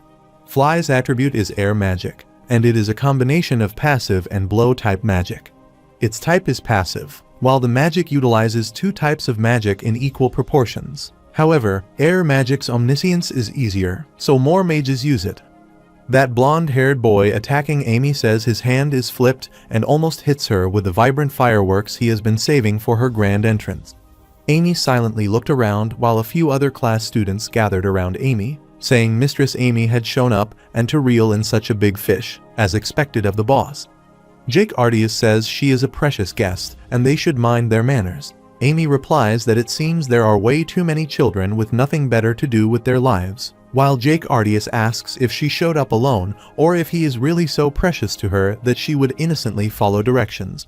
Amy replies that there is no need to burn down the entire house just to catch a couple of rats, while Jake Ardias laughs arrogantly and replies with a number of peering eyes she won't be able to do as she wishes. This time, he didn't come here without a plan, which she saw, and Amy replied that she ignored his plans and asked about Cheyenne. Jake Ardias and his friends chuckle, saying he is probably licking books in the library or something, and he doesn't even know what his girl will be experiencing soon. His blonde-haired friend teasing her, saying he loves the books and just licking. They are asking why they should care where he is, and all of them here only care about her. All of them are going crazy, and they want to pay back what she has done to them. Jake Ardias annoyingly tells her she did something that made him quite unhappy last night, and he will probably pay her back as well, and asks her to be prepared. Amy replies that since Cheyenne isn't here, it goes simpler, and laughingly, she says things may become troublesome with so many of her watching. She enters her mage zone and asks if that just doesn't mean she needs to eliminate them, while Jake Ardias disbelievedly looks at her. Amy instantly throws the fireball at the blonde-haired boy, and he shouts hot, looking at his arm. Everyone is shocked to see that, and Jake Ardias asks if the target form is weak against larger numbers and tells them to move around quickly but maintain their positions. Amy asks them who said they could do that and throws a lot of fireballs at them. One of them, a brown-haired boy, fiercely asks Jake if he said it was the target form and how her rotation speed is so high. Jake Ardias, looking at her, thinks it is completely different from what he saw at the training ground and if she has actual battle experience. However, no matter the technique, there has to be a weakness to go against the target form, which involves horizontal rotation, and he needs to attack from the vertical axis. Jake Ardias forms a big air sphere and throws it at Amy using the woodcutter technique. He thinks that his attack got her, but she controlled the attack, looking at him. Jake shockingly asks how, and she giggles pompously that it's called schema, and then, using her fire strike technique, attacks Jake Ardias. A blast is in the air, and Jake Ardias falls away, bouncing on the ground. He furiously calls her abusively while Amy walks to him saying this is why his grades are so bad, and it's because he is wasting his time doing pointless things like this. Jake Ardias tells her not to look down on him, but Amy asks him what he is doing, and tells him there is no use in struggling because she is not letting them go that easily, but she stops talking. Amy's eyeball distorts. Surprisingly, she notices the spell emitting from her body. She starts to shout while Jake tells his fellows to try harder, and it takes forever to catch her. Jake Ardias laughs scornfully, calling her crazy wild cat, telling her if she doesn't dispel her spirit zone, she will probably go insane. And what she is currently experiencing is an anti-magic. Amy's eyes turn red, and she says he dares to cheat using forbidden magic and thinks not even red eye can help her recover. Surprisingly, she sees her hands and feet caught up while Jake Ardias says he has finally caught her. He asks her if she doesn't feel like accepting his proposal from yesterday and, taking out a knife, says he feels it would be in her best interest to answer carefully. He says he has the urge to commit a crime, while Amy warns him that if he messes with her, she will kill him and thinks she can't get loose. If it is too much for Schema to handle, and she stopped training at the age of 12, she needs to find a way. However, Jake Ardias replies, it seems she doesn't understand just what kind of situation she is in. He, holding the sharp side of the knife, says she is just tired of men, and he will help her, and if he makes up her face, he is sure the guys will stop clinging to her. She helplessly looks at the knife, and he haughtily laughs, saying this is what he wanted from the beginning, and she should have been trembling in fear like this from the start. He tells her to beg for another chance while Amy helplessly closes her eyes, thinking her strength is leaving her, and remembers the face of Cheyenne in his childhood and that this is how he felt. The boys and Amy shockingly notice Cheyenne abusively calling them to stop. The narrator says that Fire Strike's attributes are Heat Magic, Flare Series, Air Magic, and Blow Series. Its fusion magic classification is active, although it has high energy because of its low mass, and it's a spell that retains the weakness of fire, being unable to be fired quickly. Spells that add in air magic to add more physical power will always contain the word strike. On the other hand, woodcutters have air magic and blow series attributes. It's a spell that shoots out a sharp blade of air. They are shocked to see Chiron breathing fast, holding a stick, and Jake Ardius asks him suspiciously if he is alone. Jake Ardius haughtily laughs, saying that the prince has arrived, while Amy asks furiously why he would come here alone. Chiron thinks if they outnumbered her, they would be able to suppress the person ranked first among the intermediate class students, and Senior Shirel should have called over the teachers by now. He needs to buy some time, and he has beaten Ryan with his swordsmanship, and he can do this. He, entering his spirit zone, tells them to let go of Senior Amy instantly, while Jake Ardius asks if they let her go. The two of them won't just attack them together. Chiron starts to run towards them, and Jake's peer wonders if he is coming towards them, while Jake tells them to open up. Chiron, unknowingly looking at their eyes shining green, thinks something is off. He notices the anti-magic coming towards them and starts to shout, holding his head. Chiron's stick leaves his hand and falls to the ground. They say, as expected of the prince, he wasn't a disappointment and ask what he is going to do to Mage Thing. Amy shouting tells Chiron to get rid of his spirit zone immediately, and tells him it's an anti-magic, and he could end up being unable to use magic for the rest of his life. Chiron is getting unconscious hearing her words, asking him if he can hear her, and thinks it feels like his senses are drifting away. His consciousness feels like shattering, and then he suddenly remembers Athela's instructions during class. Mages need to be able to sustain their focus in order to stay alive in chaotic battlefields. The defense form is a form that prevents the spirit zone from collapsing against most attempts at disruption. Even after most physical impacts, it will not collapse. It will also have an effect on most mental attack magics, but both anti-magi and spirit zones are but waves at the end of the day. He thinks if he just raises the density of his spirit zone to the point it can't pierce through and then holds the ground firmly and again starts to enter his spirit zone, using his anti-magic. The blonde-haired boy wonderingly says what he is trying to ensure through it, and Jake Ardius asks suspiciously if he's trying to act top student and says he is just a new student, then orders his fellows to increase the output. Amy worriedly tells Chiron to give up, and there are too many of them.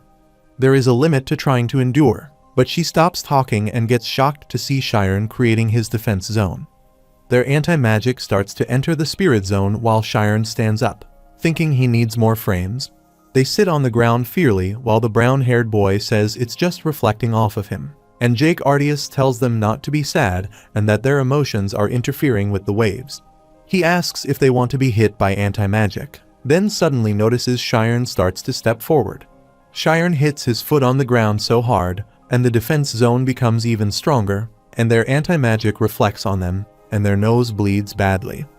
Amy notices her hands. She can't use her spirit zone, and she has no idea what is going on. But suddenly, her hands are released, thinking she can enter it now, and the anti-magic is gone.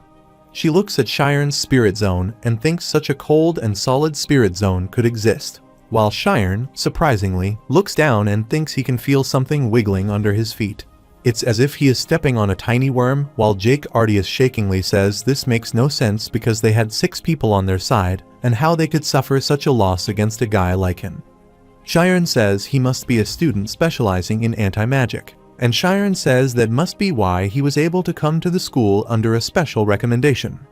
Jake Ardius shouts, asking if he thinks he can win against him in magic combat, while Chiron, looking at him, making big air spheres around his arms, thinks this is a big problem, and he doesn't know how to use any magic. Jake Ardius, before saying anything, Amy attacks him, and he falls to the ground and then punches his face, saying it's over. Amy, punching him, asks what he is going to do with her, while Chiron worriedly tells her to stop, and that if she keeps using schema like this, he will really die. Chiron holds her tightly and pulls her back, asking if she is alright. Amy becomes suddenly unconscious and tells Amy to wake up. The narrator says the antimagic's attribute is non-magic that uses a peculiar wave discovered from a dragon's heart. It disturbs an opponent's spirit zone, which in turn takes away their ability to use magic. If the anti-magic waves pierce through the spirit zone, the mage's mind will be severely impacted, and in order for a mage to steadily use anti-magic, they must limit their emotions to create stable waves. Therefore, in order to optimally utilize anti-magic, one must essentially become a rock, unfeeling. Due to these factors, anti-magic specialists are very rare. Everyone is lying unconsciously on the ground while Sharon wonderingly looks at Amy, thinking she has lost consciousness or if she did collapse from exhaustion. Sharon thanked Amy for hearing that she had come here to save him, while Amy was startled to hear that and suddenly stood up, saying she was feeling refreshed. Amy asks how he does have the guts to come and fight here when he is so weak, while Sharon, annoyingly getting up, thinks expectedly she has no positive traits to look at. Amy, clearing his throat, offers him her hand and says they should run away quickly, and if they get caught by the teachers, things will get troublesome. Sharon, holding her hand, replies that Shirelle probably already reported it to the teachers, while Amy shockingly says she already told Shirelle not to, and he replies what else they should do because it was an urgent situation. Amy impotently holds her head and replies that he doesn't know how things go around here, and things become more complicated when school gets involved. Mages can only get over something once they understand logically, and they never let things slide. Then, they aggressively ask if he wants to reveal their secrets because they almost died and barely made it out. Jake Ardius notices them saying secret while Amy says they should just run and think about the consequences later. A strong light falls next to them, and Amy looks at them, thinking it should be some elderly, easygoing teacher who will let things slide. Amy sees Thad of Flames and Sena of the Ice are here and thinks they are the two most cold-blooded instructors in the school. Shirelle calls Amy and runs towards her, asking if she is all right. Holding her face, she asks if something is wrong with her. Amy replies it's nothing and asks how she got here so quickly, while Thad, using his spells, throws a fireball in the air. Looking at him, Sharon thinks that's the Fire Sun spell, and he hears it is extremely difficult magic to use. Thad notices Jake and his fellows lying on the ground. Thad furiously looks at Sharon and Amy while they embarrassingly look at them, then asks Amy how a brilliant student like her could end up in such a situation and if she is hurt anywhere. Sena comes to Sharon and tells him they came after they heard that they were in danger and asked if he could explain the situation. Jake Ardius stands up, saying he can tell them he can explain everything to them. He says to speak truthfully, but because of a personal grudge, he requests a duel, which happens quite often due to their young age. Sena suspiciously asks about a duel and says she heard they received a letter containing threats. She also saw he used an anti-magic, and he won't claim that he doesn't know the school's rules. Jake tells him that's because Amy was too strong, and that was their only countermeasure, but they suffered the most. He says it was Amy who broke the rules first when she attacked him in the library. That was why he requested dues, and he was enraged. He asks if they don't find it odd that she didn't immediately report to the teachers. Amy furiously shouts that he was the one who threatened her first in the library, and this time, he wrote that he kidnapped Sharon, but Jake, cutting her talk, asks if they did kidnap him. He says even today, she attacked them first, and seeing how Sharon didn't report the incident to the teachers immediately and instead rushed over here, that means the two are hiding something. Thad suspiciously looks at him when he says the culprits are those two, then looks at Sharon. Amy furiously calls Jake abusively while Jake asks her arrogantly if they don't reveal the truth now. He wonders if she understands the scariness of the black magician now. He plans to expand the scale of the situation, and no matter how much money it costs, it doesn't matter. After he digs up that precious secret of her, the local newspapers, the national agencies, and even the church will know of it. He will spread the rumors everywhere. Sienna enragedly tells Jake to stop his loose talk because he and his friends use anti-magic. The guy even went beyond the basic uses of anti-magic. He used it as a way to attack, and he knew that Amy or Sharon's mind could have shattered. In fact, they could have even lost their minds. She sees this as more than enough grounds for expulsion, while Jake laughs arrogantly, asking if a mere instructor can expel him. Thad silently tells Sienna that the Ardius house is basically the lifeline of the entire academy, and without their sponsorship, they are. But Sienna, cutting his talk, asks if it is their role as instructors to guide their students to the correct path. She says if he doesn't even do that, then this academy will do that. Even this academy would be better off with him, but Jake laughs arrogantly, saying they should if he will be forced to leave, and the world is all about money. In front of money, everyone is forced to bow their heads, and she should also take this chance to learn more about the world. Sienna's mage becomes more intense because of anger and says it seems like there is something else he should learn, while Amy thinks about how the situation did come to this. But Cheyenne surprisingly thinks it's so cool. Thad tells Sienna she can't kill a student while Sena makes the sharp ice wall around Jake. Cheyenne, looking at Jake's situation, thinks it's impressive because she didn't touch even a bit of his clothing, which means she has control over even the most minute parts of the spell. And that's the reason why she was called a genius of ice magic. Sena asks Jake if he really thinks he can achieve anything with money, and Jake abusively tells her to remove this immediately, and she, by pinching, removes the sharp ice wall. Jake coughingly sits on the ground, and she says they already knew that he had hurt a lot of other students, but the academy has been holding back on punishing him for his misconduct. He says it's because of his household money, but she tells him not to be mistaken because the school isn't a place that teaches them in return for money. Rather, they teach them something he can't buy with money and, on asking him, tell him it's what he dreamed of becoming. She asks him if he doesn't want to become a mage while there are memories that come to Jake. He requests that if she promotes him to class 5, he will become an excellent mage and repay her. She tells him about the dream he shared with his friends and studied together to become a mage and asks if that isn't why he has come this far. Jake remembers his childhood friends who he grew up with. Sena asks if he wants to sweep away a precious space with his own feet. Jake comes to his senses and, bowing his head, apologizes to Sena. The narrator says Jake and the members of the Black Magician repented for their wrongings and dreamt of becoming mages again, but that was a story for much later on. As of right now, after their injuries were treated, they had to pay the price for their sins in the punishment room, and in the end, the inevitable still arrived. The instructor asked Cheyenne why he didn't notify them immediately, and if something like that happened, he should have reported it to the teacher first. Thad says he went to save an upperclassman, who is in a much higher class than him, alone, and that is something that they can't accept as an explanation. Cheyenne and Amy are speechlessly looking at each other, and Amy says she will answer honestly. Cheyenne thinks it wasn't like they could hide this forever, although he doesn't know who the headmaster revealed it to, and Amy, twisting her hair, says Cheyenne is her boyfriend. Sena, Thad, and Sherelle look at her surprisingly. The narrator says Ice Tornado's attributes are Heat Magic and Ice Series, Air Magic, Blow Series, and Furon Magic. Its classification is active. They use a spell followed by the air spell, Tornado, followed by dropping the air temperature and freezing the water vapor, and it is an extremely difficult spell to use. Fire Sun's attributes are Heat Magic, Flare Series, Light Magic, Photon Series, and Furon Magic. Its classification is active. A spell that creates a small artificial sun is brighter than the light spell and lasts longer. It is an extremely difficult spell to use. Amy's hands are bound by the trees, shouting for help, while some evil people say they are in the middle of the mountain and ask if anyone will be there to save her. This wouldn't have happened if she just accepted their feelings when a horse appeared. They ask Horse who he is, but suddenly, Cheyenne appears and hits those evil guys.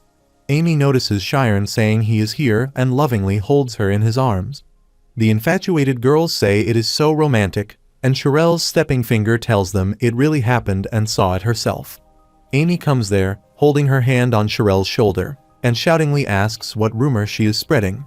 On the notice board, the rumors of Cheyenne and Amy being in a relationship are attached on the notice board. While girls are gossiping, it's amazing, and boys are gossiping that they are so jealous. Amy, raising her fist, asks if she wants to die because she didn't see anything. She shyly asks if she has to see it, and with pauses, she says she was dating, and the two of them wouldn't have kissed. It turned out a great way either way, and thanks to that, the annoying male students won't bother her anymore, and she carelessly replies it did turn out good.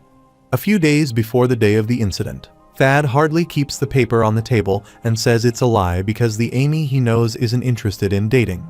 Cheyenne is a freshman who just started attending the academy.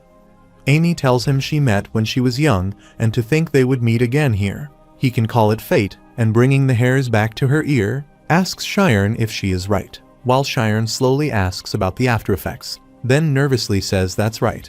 Drinking the cold drink, Amy thinks pretending to date is better than their past getting revealed, while Sherelle admiringly says she knew it was strange from the beginning.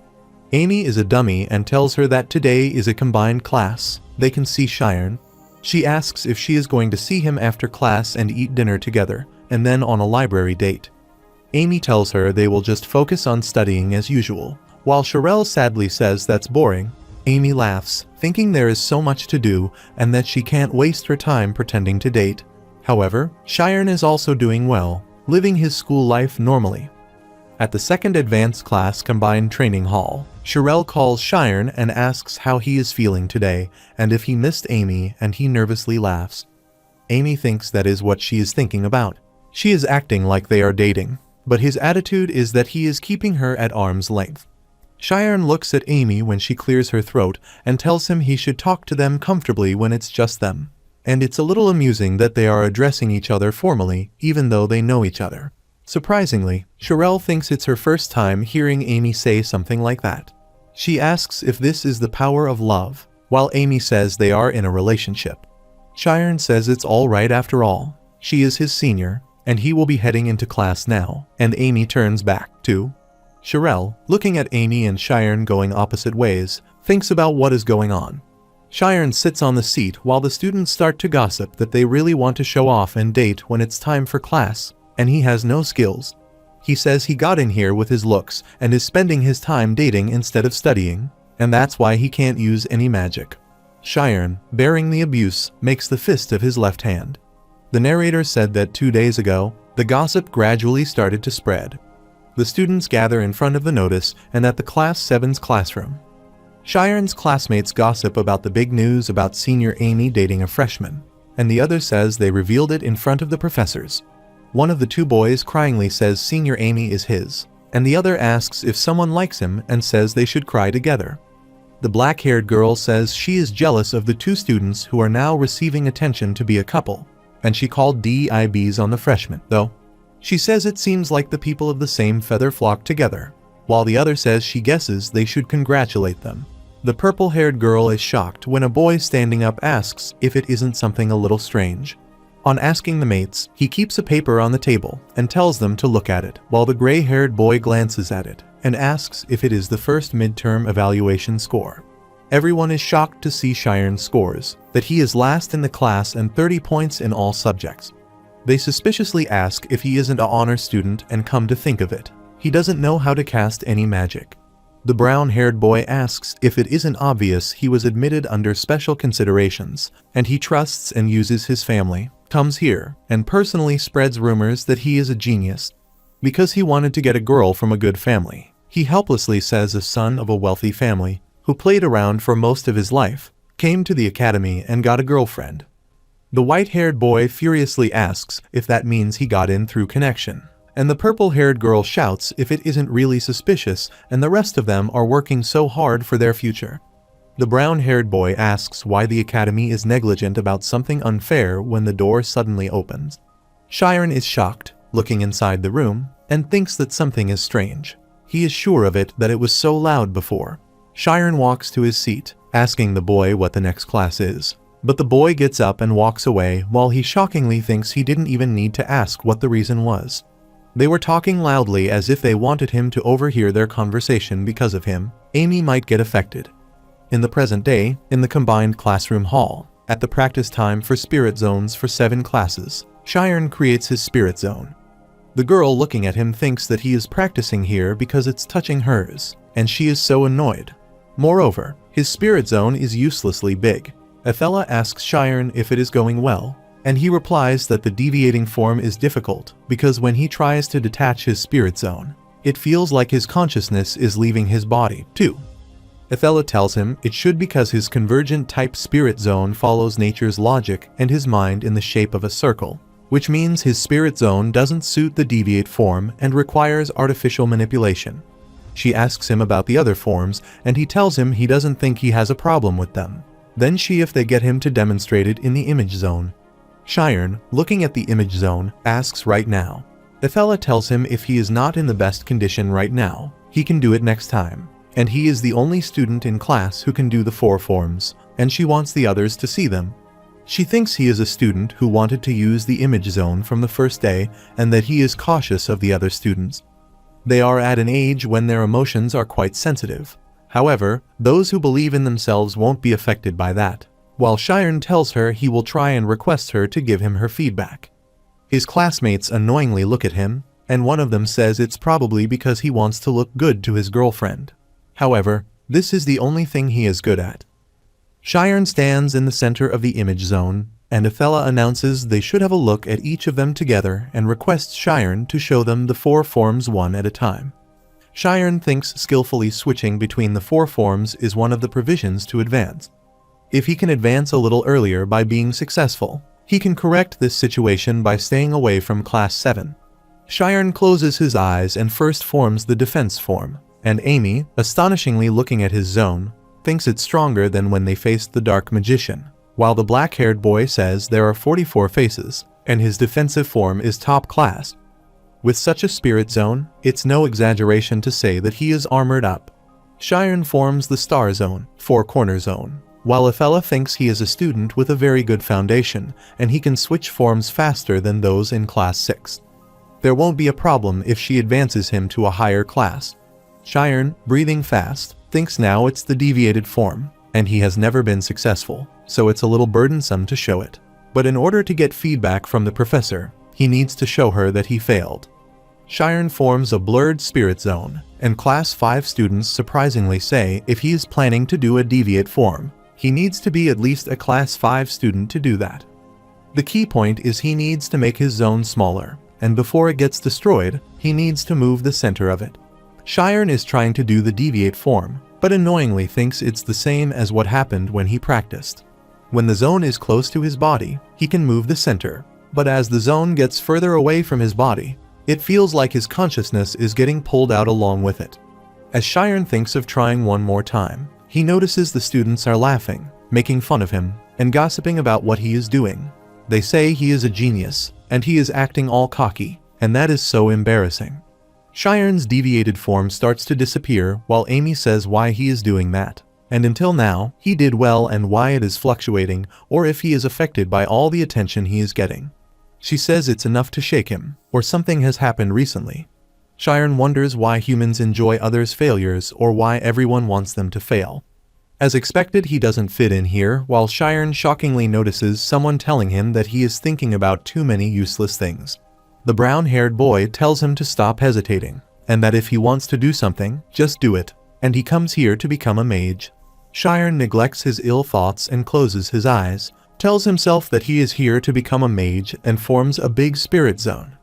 Class 4 and 5 students are shocked to see that Cheyenne's zone left his body, while Cheyenne thinks if it will break away first or get destroyed first. Sena, reading the papers, thinks he resisted the anti-magic with just defense form. But anti-magic is dangerous that even a specialist needs an artifact to use, which is dangerous as it is difficult. It's most likely that those students didn't use proper anti-magic, but no win against 6 of them, and it means that Cheyenne's mentality is stronger than those 6 combined, or it is because of his talent. She notices Athela calls her and asks if Cheyenne successfully used the deviate form. Athela tells her it has only been a month since he started learning the 4 forms, and the detached spirit zone was able to function properly before it vanished, and it lasted around for seconds. Sena, bringing her cup to her mouth, thinks she knows her perception is correct, while Athela tells her in order to stimulate the student's will, she would like to request something of her. Sena, arranging her glasses, replies she thinks they are thinking about the same thing. A few days later, in Class 7, Chemistry class, Sena brings down her hand from the blackboard and tells them that it's the end of today's lesson. The students impatiently say they are getting excited. Sena tells them the reason why she finished the class early because she has something special to announce and tells Cheyenne to stand up in his seat. She announces that it has been decided that student Cheyenne has advanced to Class 5, and he will be joining Class 5 from tomorrow. She requests him to adjust himself to their timetable. The light purple-haired girl surprisingly asks if they heard he skipped 2 classes, which is impossible because it takes 2 years to advance to the next class. She thinks that the family is supporting him to skip 2 classes, while Sena tells them she would like everyone to devote further to their studies. The brown-haired girl furiously stands up, requesting Sena to wait because she has an objection, and it is very rare to skip 2 classes. She asks how a student who doesn't know any magic commands advances, while Sena wonderingly thinks Professor Athela didn't say that at all and asks Cheyenne if that is true. Shiren frightenedly replies that he can't perform any magic and that she thinks one can learn basic magic if one is curious about it. She replies Class 6 doesn't have a magic evaluation, and she doesn't think there is an issue with the advancement. While the brown-haired student furiously hitting the bench says he will never acknowledge this because this is obvious discrimination. He asks if she didn't say that a spirit zone isn't everything in magic, and if Shiren is good at anything except his spirit zone. He tells her that he will acknowledge this if he can use any magic, while the other student says they are confident that they can beat Shiren with their grades. However, Shiren can't even follow the theory lessons properly, and if he is going to advance, they are going to request a hearing with the student association. Sena worriedly thinks there was something else she didn't know of and tells them she can understand everyone's thoughts, but it seems like she was quite careless about this. She will announce it again after having an official staff meeting. Sena, sitting in her room, thinks the other students were that angry, and she doesn't think it was a simple objection of unfairness, but there is likely an emotional issue, too. Sena notices a student named Maria calls her and tells her she has something to say about what happened earlier. Maria tells her it began 1 week ago, and at first, they ignored him completely. But starting a few days ago, they started to gossip about him blatantly. She cries and says they even started interfering with his studying, and she sees everything, and he spreads bad rumors about Shiren and inciting everything. This sort of bullying is too unfair, and then she tremblingly cries. Sena thinks that's what happened and thanks Maria and tells her she can leave it to her teacher. Now, the narrator says in the book titled The Grand Scholars Talk that the physiologist Torkelin said something insightful. Torkelin is best for people to sleep at least 6 hours a day, though he only slept 4 hours a day during his time as a student. If it doesn't, that means his claim is incorrect, and Sir Torkelin was able to become a brilliant scholar despite only sleeping 4 hours. People in their teenage years are not human. They are superhuman. Whether or not they sleep, no matter what they do, it will not affect them. The clock's needle are moving forward, and Shiren sighs, gets up, picking his stuff, and thinks it's already this late. The brown-haired girl looks at him and smiles. Shiren, walking through the streets, thinks of the Teenran swords that once he enters the Magic Academy, numerous nobles will not look at him in a favorable light. Then he must endure and continue to do so, and if he can endure to the end, his goal will be in sight. He stops thinking he will definitely achieve it for the people who have put interest in him. Standing in front of the advanced class professor's steel gate, he thinks no matter who may stand in his way, he will become a mage. In the dorm room, Shiren comes out after taking a shower and then notices a knock at the door. Shiren looks at the clock. Who could it be at this late at night? Or could it be those kids? Shiren surprisingly looks at Sena and asks him if he is free at the moment and asks if she can come in. Shiren, letting her inside, asks Ina if she wants some tea, and she replies she wanted to ask him about this earlier, but he wasn't in his room. She apologizes to him for bothering him so late into the night. Sena, looking at the study table, Shiren thinks it was like this. When she first saw Shiren's grades, she thought that something was off. Although his grades are low, his scores across all subjects are the same, and it seems like he is trying to increase his knowledge in all fields in one go. Rather than get immediate results, he is studying for the future, and it isn't that he is unable to learn magic. It's more apt to say he is purposefully not learning it, but he wonders why he is doing this now. It could be that he didn't receive an education when he was young, while Shiren, silently sitting on a chair, thinks he is feeling a bit embarrassed, or maybe it isn't class time. Sena thinks during class, he would stare straight at her face with focus, but it seems he is actually a shy type and asks if his school life is difficult. He replies that it's fun and that studying is very enjoyable. Sena says she hears that his classmates have been bullying him, and Shiren tells her she doesn't need to worry about him, while Sena asks him if he can honestly tell him because it's not something he should be embarrassed about. He replies it's a bit unfortunate that he can't make friends and that there is something he can do about their hate for him. Then she asks if he isn't resentful of his classmates. He replies that he is still human, and while he does have a good relationship with them, he doesn't want to obsess with relationships to the point that he is denying himself.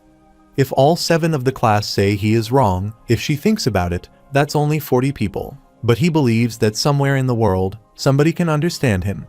She smiled and replied that she understood what he was saying and that she would keep that in mind during the teachers' meeting. She also thought Shiren wished to be promoted earlier. Sena, holding the book, says she ends the announcement with the opinion that Shiren should be promoted early. Other instructors, looking at the pages in their hands, wonder if this makes any sense, and to think that an entire class is bullying one student because he can't use magic. At the Alphea's Magic Academy meeting room, the teachers say that it could happen in the lower class, and there are many children, some older students, who lack talent. The skill gap between students at that level can be drastic, while the brown-haired old teacher says that advancing Shiren quickly will be for the best. He says if it's him, he should be able to graduate in the next 4 years, and for the school, the quicker he graduates, the better. Sena is about to sit, but is stuck when Thad says he is slightly against this. The principal asks if he is against this and the reason. Thad replies that he already knows that Shiren has talent, and the issue is that he can't use magic, and he believes that the students' outcry at that point can't be ignored. Sena says, as she has already mentioned, Shiren's goal is to digest the knowledge of all fields at once. He is delaying his learning of magic. A teacher shouldn't interfere with a student's individual method of learning. But Thad cut her words and replied he was not raising a question about his method of learning. The issue is that she is showing too much favor for Shiren. While the students may be weaker than Shiren in terms of omnipotence, they are still above him in regard to omniscience. A decision like this may give the students a scene of deviation and lower their will to study. A teacher doesn't pour everything they have into a single genius. While Sena replies not only does he intend to blow away a talented student, but he also can't recognize the misplaced jealousy of the young children. Thad and Sena hardly hit the benches and started to argue on the topic, while the other teachers helplessly thought about how their personalities could be completely polar opposites. It is to the point that it is amazing. They were even able to become mages while Alpheus, flipping his hand, says, "That's enough," and tells them to take a seat. Sena and Thad are both silently standing in their seats, while Alpheus says both sides have their own perspectives and reasonings. Teacher Sena's words make sense. However, Teacher Thad's point is also valid in that he worries about the overall balance of the school, and he can tell it comes from his love for the academy. He can understand, and they need to take into consideration the feelings of bias that the students may have. Thad says those are the exact words he wishes to speak. Sena silently looks at Thad and then looks at the headmaster when he asks what if they were to do this instead. The next morning, the students go to the notice board and start to gather there. At the advanced class announcement board, the notice says that the recipient of the early promotion will be ordered via a test. The recipient of the early promotion will be only one person, and that person will be promoted straight to class 5. The best subject will be magic, and the exact spell for evaluation will be teleportation. The students' issue with using the spirit zone as the sole subject for evaluation has been accounted for. As such, the school has decided to change the evaluation to Class 5's designated spell teleportation to address these concerns. The classmates say all of Class 7 can take the promotion exam. The gray-haired boy says if he passes, he can skip 2 classes and directly enter Class 5. He asks his green-haired fellow if he knows how to use teleportation, and he replies he doesn't because that's Class 5's designated spell. The theory behind it is simple. It is just that applying it is difficult. The black-haired girl asks her brown-haired friend if she thinks it's simple that an upperclassman she knows who was practicing it was sent to the hospital for a year due to a mistake. The purple-haired boy worriedly asks if this doesn't mean that they aren't going to advance anyone as a result of their outcry. Shiren comes there and, looking at the notice board, thinks about the teleportation while his class fellows furiously look at him. Shiren thinks this so-called Class 7 outcast incident had become so widespread, even the upper-leveled classes knew of it. After classes, on the intermediate class bulletin board, the students talk to each other that there are still cases like that happening, and if they would outcast someone. Looking at the gathering down there asks if that is Class 7 again. One of them says he heard it's because he can't use magic, and they don't even teach magic in Class 7. Why does that matter? It's apparent that they are just doing it because he is dating Amy. They all are just jealous. Hearing the gossip, Amy thinks he is being bullied, and he is avoiding her because he doesn't want her to get involved. Sherelle thoughtfully says she hears that because Class 7 is immature. This sort of thing happens every now and then, and something similar also happens to her. Still, she advances quickly, and nothing really happens. She notices Amy going and asks her where she is going. She replies to Shiren, and then she asks what she is going to do. Amy furiously says he dares not say anything to her, and she will make sure to ingrain her anger into his bones. However, she is also going to make sure to keep all of the Class 7 babies in line. Sherelle, holding her coat, asks if she is also involved in this, and if she were her, she would like it if the fact that she was being bullied was discovered by someone she loves. Amy stops when she says that if she steps up, it will only hurt his pride. Even more, Amy thinks she is someone he actually likes, so why in the world didn't he tell her about this? Sherelle says teleportation would be quite difficult for a class, even a student, to learn, and Amy thinks if it were only on the level of difficulty, that would be fine. Still, it's way too dangerous for someone who hasn't learned any magic before. Sherelle asks Amy what would happen if she went and taught him, and it could be a symbol of reconciliation. Amy angrily asks if he would want her help, and she doesn't even have the time to pay attention because she needs to prepare for the exams. Amy tells Sherelle that if he can't handle that much alone, he should tell her he doesn't deserve to be her boyfriend anymore. In the academy, on the trees, something jumps over the trees. That thing jumping over the trees reaches Shiren's dorm. It's Amy sitting on the tree branch aggressively, saying she is definitely not doing it because she has feelings for him, but she is helping because she is partially responsible. She takes a long jump and jumps over the building, reaching Shiren's room, thinking only after she makes him begin and apologize. Shiren, reading the book, shockingly notices Amy while she jumps on Shiren, holding her mouth when he is about to ask something.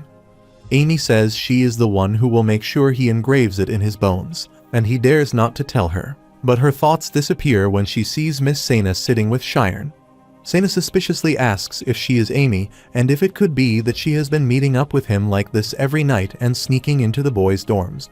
Amy, with combined feelings of fear and nervousness, replies this is a massive misunderstanding, while Sana tells her to come in for now because the people next door will hear them. Sana says it's no wonder that she always thought it weird that they two didn't meet up too often and were usually quiet, but Amy replies it's her first time coming here like this. Shiren said that if they met, things would be awkward, so she came here secretly. She, taking off her cloak, asks her suspiciously why she is here this late at night. She replies she is here to give him advice on the promotion exam, and the entire class has a strained atmosphere. Shiren, giving Amy a tea, says have some tea for now, and she replies the aroma is quite alluring and asks where he learned to brew, but suddenly furiously asks whose fault he thinks is why he is being humiliated. Shiren scarcely says sorry to her, and she asks why he didn't tell her he is being bullied, while Sana tells her to sit down for now, and they should finish their talk about the promotion exam first. Shiren, taking a sip nervously, thinks about what is wrong with this situation. Amy, breaking the silence, asks if teleportation isn't a bit dangerous because Shiren doesn't even know magic. Sana tells them it's a decision the headmaster came to personally. While she is also worried about it, she is sure there is a reason why, and Amy thinks the playful headmaster was involved. Shiren, looking at Amy, asks if it is really that dangerous. Amy tells him he knows teleportation is a spell that uses the attribute of light, and he shockingly replies he has heard about the theory of photonization before. Amy tells him that light has something called constant speed. No object in this world can exceed its speed, and teleportation is a spell that uses that speed to overcome the boundaries of space and time. Shiren wonders if she is saying that it's done by changing the body into light, while Sana says it seems complicated at first.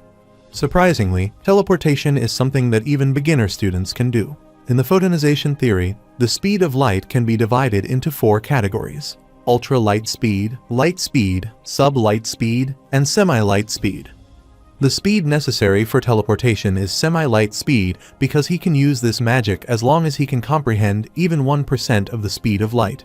However, because of this, the level of photonization can fall, and a small portion of the body's mass may remain. Shiren astutely replies in return for it being easy to learn. And there is the danger of collision and understands now why teleportation is forbidden with school grounds. Sana, appreciating Shiren, says as expected. He understands quickly while Amy carelessly looks away, thinking about what this is, why they are so close, or if Sana is always so friendly. Shiren asks how they could make the exam rely on such a dangerous spell, and Sana is about to say something, but Amy, clearing her throat, tells him they would need to prepare a place where there would be no obstacles at all. On asking Shiren, Amy tells him there is such a place and points her hand to the roof. Shiren looks up shockingly and says in mid-air. The narrator says the bridge that can't be crossed teleportation training grounds is 10,000 meters above sea level and 700 bridge length. Sena asks if it isn't confirmed that in reality, that's the only possible place to hold. The rules are that he will race from one peak to the opposite peak, and Shiren admiringly says that is incredible, and it is true that if it is someplace like that, no obstacles would exist. He asks if he fell, his life wouldn't cease to exist, and Amy replies it's an exam wherein whoever crosses over first wins, but at the level of Class 7, she feels it will be difficult for anyone even to complete it. Sena says if no one finishes, then the winner will be the student who got farthest, and there will be safety devices so that it won't be as dangerous. But what is worrying are the students themselves, and if their sense of competition is too fierce, there are cases where they collide with each other. Amy says in that case, it's quite obvious that Shiren will become the focus target for the other kids. Shiren worriedly asked himself if he could do it, and if the difficulty of the exam didn't matter. He hates that he has to face off against the entire class alone. What he hates even more is the fact that someone might get hurt. If taking the exam is the right thing to do and notices Sena apologizes to him. She embarrassingly says she wanted to get him into Class 5 from the very first entrance exam, and it seems that her greed was what made things difficult for him in the end. Shiren asks how it could be her fault, while Sena, cutting his words, tells him this is why, starting today, she is planning on personally being in charge of teaching him.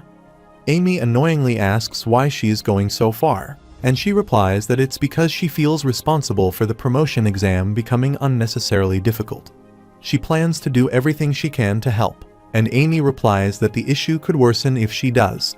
Considering it is such an important promotion exam, if word gets out that a teacher who is also one of the judges was in charge of teaching Shiren, his success in the exam could go down in smoke.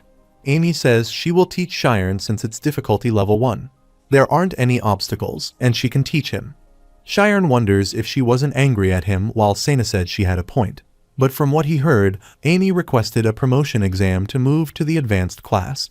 She asks the leeway to pay attention to Shiren. Shiren shockingly looks at Amy, says the advanced class, and thinks if it's the one. The narrator says the goal for all students whose aim is to become professional mages. The skills of those in the advanced class are acknowledged to be at the semi-pro level. If a student is part of a famous academy's advanced class, there would even be articles written about them in the kingdom's Magic Academy magazines. Once he enters this class, he can say goodbye to his wonderful leisurely school life, and all that awaits him is never-ending competition and scary, difficult training. Amy was aiming to enter that sort of place while also being the first to do so in her batch. Shiren asks surprisingly why so quickly and if this isn't too fast for their age group. Meanwhile, she annoyingly thinks it's all because of him. Since his improvement speed is so quick, the only place left that she can run away to is the advanced class. Shiren thinks she has no intention of settling with rank 1 in the intermediate classes and is not worried about her chances. She even has the confidence to be the very first in her batch to apply for the advanced class, and despite it being such an important time for her, she still came all the way here to try and help him. Amy says no matter how busy she is, something like this isn't much, and she should give it up. She replies she understands her feelings for sure, as her boyfriend. During such important times, she can just leave it to her teacher. Sena dizzily says it will be Shiren's first time learning magic. Having a professor teach him would be more effective, and Amy becomes light-headed hearing her. Amy looks at Shiren and tells him to choose between her and Sena, and Shiren surprisingly looks at them. Amy says he would prefer it if his girlfriend taught him, while Shiren nervously replies that he will do it on his own. Sena and Amy shockingly look at him. The narrator says the bridge that can't be crossed is the teleportation training grounds located on the twin peaks of the mountain range located in the Magic Academy. He can train safely in mid-air because there are no obstacles, and he doesn't need to worry about falling because safety devices are installed. For the higher-ranked students, there are difficulty levels ranking from 1 to 10 where obstacles can be created. There are 4 categories of speeds of light that the time mages have established. Semi-light is a speed that doesn't reach sub-light speed. In theory, it should be faster than the speed of sound, but in most people's eyes, it appears to be as fast as light. This is the minimum state of omnipotence necessary in order to use a teleport spell. Sublight speed is 90% of the speed of light. It's a speed that distorts space-time, and this is the state of omnipotence necessary to use spatial warp spells. Light speed is the number of mages who can reach light speed, which can be counted in one hand, and this is the state of omnipotence necessary to use the stop spell, which is capable of stopping time. Ultra-light speeds are the speeds that exceed the speed of light. Some speeds only exist in theory, and according to records, there has never been a mage who has reached this stage in reality. This would be the state of omnipotence necessary to use the time leap spell, which would supposedly allow one to travel through time. Amy worriedly asks Shiren if he doesn't realize how big of an opportunity this is, and Shiren replies he doesn't want to be a burden to her or the professor since she has got an important exam ahead of her and she will be judging the exam. Amy tells him everyone else will be hiring expensive tutors to master it no matter what, and all of his classmates are already hostile towards him. It's not something that he can learn on his own, and Shiren replies that is one of the reasons why she is joining the graduating class ahead of schedule, because she can't dwell here while looking at higher horizons. Class 5 is merely a means to become a mage like her. Amy rasps and looks away while Shiren tells Sena to have faith in him. He can't guarantee that he will pass, but he will do his pass and won't regret his decision. Sena, putting away the chair, says if that's what her student desires, she will accept it and get going now. If he should have any questions, feel free to come to her. This applies to all students, and he should finish this discussion and finalize his decision. Sena opens the door and tells Amy she will let her go this once, but she knows what will happen if she enters the boys' dorm through the window again, and she, bowing her head, says yes. Taking a long breath, Amy sits on the bed, and now they are awkwardly sitting on the bed. She walks to the window and tells Shiren that she will be getting going, and Shiren thanks her, calling her senior for coming all the way here. Amy sticks and asks him to tell her honestly why he avoided her, and he should say to her that others are bullying her because it not only concerns him. She asks if it hurt his pride, but Shiren nervously looks away, saying he just didn't want to distance himself from her. Amy doesn't digest his reply and starts to cough, thinking she is right, and Shiren tells her because she is his goal. He says when he came to the academy and saw her first name in the first place, he thought he wanted to catch up by trying his best.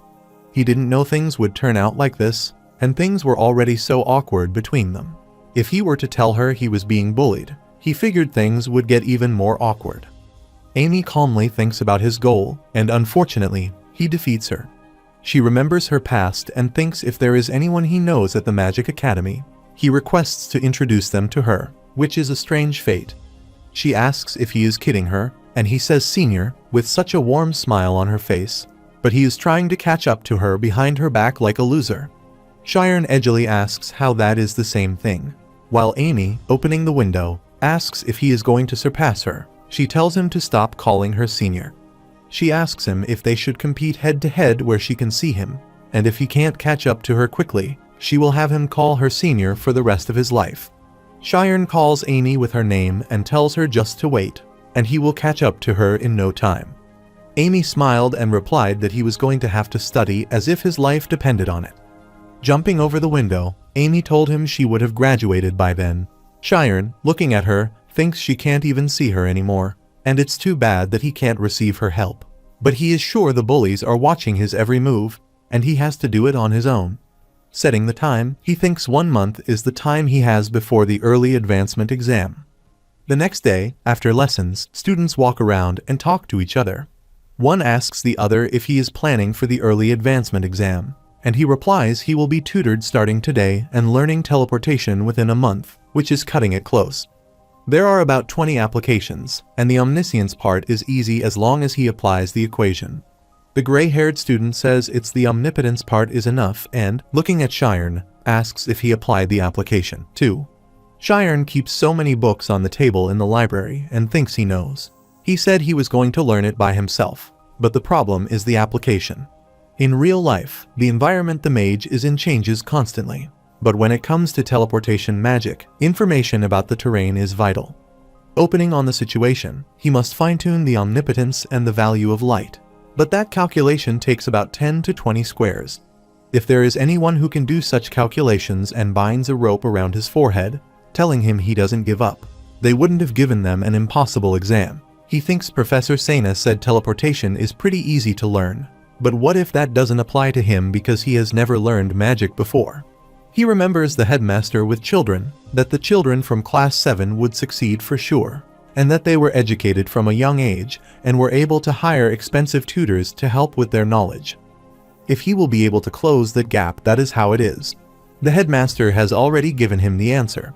Someone is trying teleportation, and the gray-haired man claps his hands, appreciating him. He tells him he can already demonstrate teleportation perfectly and truly is the son of Sir Slider, the skilled advisor for the Magic Association, calling that person Master Mark. Slider Mark, 15 years old, a student in Class 7, replies that he is being taught by an officially certified Class 9 instructor. Mark, clearing his sweat with a towel, says he was worried, but it's very simple, and the gray-haired man replies since it's quite simple, he can make his decision and focus at the same time. It's impossible to master the application of teleportation perfectly.